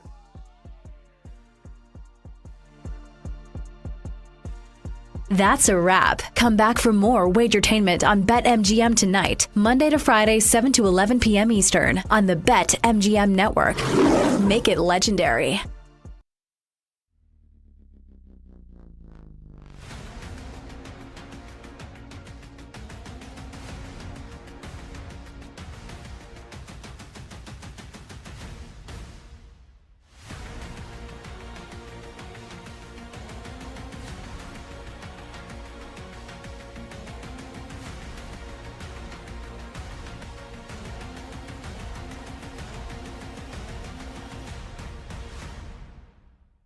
So last night, VJ Edgecombe has a third consecutive awesome game. And because Jason Kidd doesn't want to play D'Angelo Russell, Cooper Flagg is playing too much point guard, and he goes up against OKC and goes 1 for 9 from the field, scores 2 points, plus minus of -20. And Femi, this Rookie of the Year market has shortened big time, where it's not quite like Flagg is still the favorite, but we're talking -105 versus +125 for VJ Edgecombe. Should we be betting a VJ Edgecombe right now, Femi, to an NBA Rookie of the Year? In short, no. And I'll also say, like, gone are the days of Cooper Flagg -250 from like 2 weeks ago to win Rookie of the Year. Like, that's why it can get a little crazy. We have not seen these guys play yet, and in 1 week, it's all of a sudden down to -105. So Edgecombe, I think the move has already happened on +125, and there's also a couple of things that are I think interesting for VJ Edgecombe, and it was kind of the same conversation that we had last year with Jared McCain. what's good for the Sixers isn't necessarily good for Edgecombe in his Rookie of the Year candidacy, because he needs Embiid to continue to be like out in certain games and minutes restriction, and he needs Paul George to continue to be out with the knee injury, and guys like McCain be missing time, and then Edgecombe and Maxey can kind of do their Batman and Robin thing. Like, that helps out Edgecombe, but it doesn't help out the Sixers. If all goes well with Embiid's knee, which is like a big time if, but they're managing the minutes for a reason. Let's say he comes back, George comes back, McCain come back, there's still Maxey there. I just don't know if once we get to January, February, is Edgecombe going to still be able to get this kind of usage? And if that's the case, I want to look at guys further down the board. Like, why can't Dylan Harper, who's coming off the bench right now, averaging nearly 15 points per game? He's awesome. He's around that 15-1. He's a stud. Eventually, he's going to be in the starting lineup. Like, we're not going to be doing the Julian Champagny thing for like all 82 games. I just don't believe that's going to be the case. And also, the Spurs are a big story this year, as like Wemby's going to be getting a lot of attention, and maybe the team is way better than we all think. I think that puts Dylan Harper right there on center stage. Even a guy like Trey Johnson for the Wizards, the way they talk about him, you think he's like a 7-year vet. And he's been filling it up. And I don't think he would win the award, but like Con Knipples scoring a bunch of points. I think there's too many guys in what was a deep draft to be jamming a guy that's at plus 125. So I would look further down the board, as we're only 3 or 4 games into the regular season.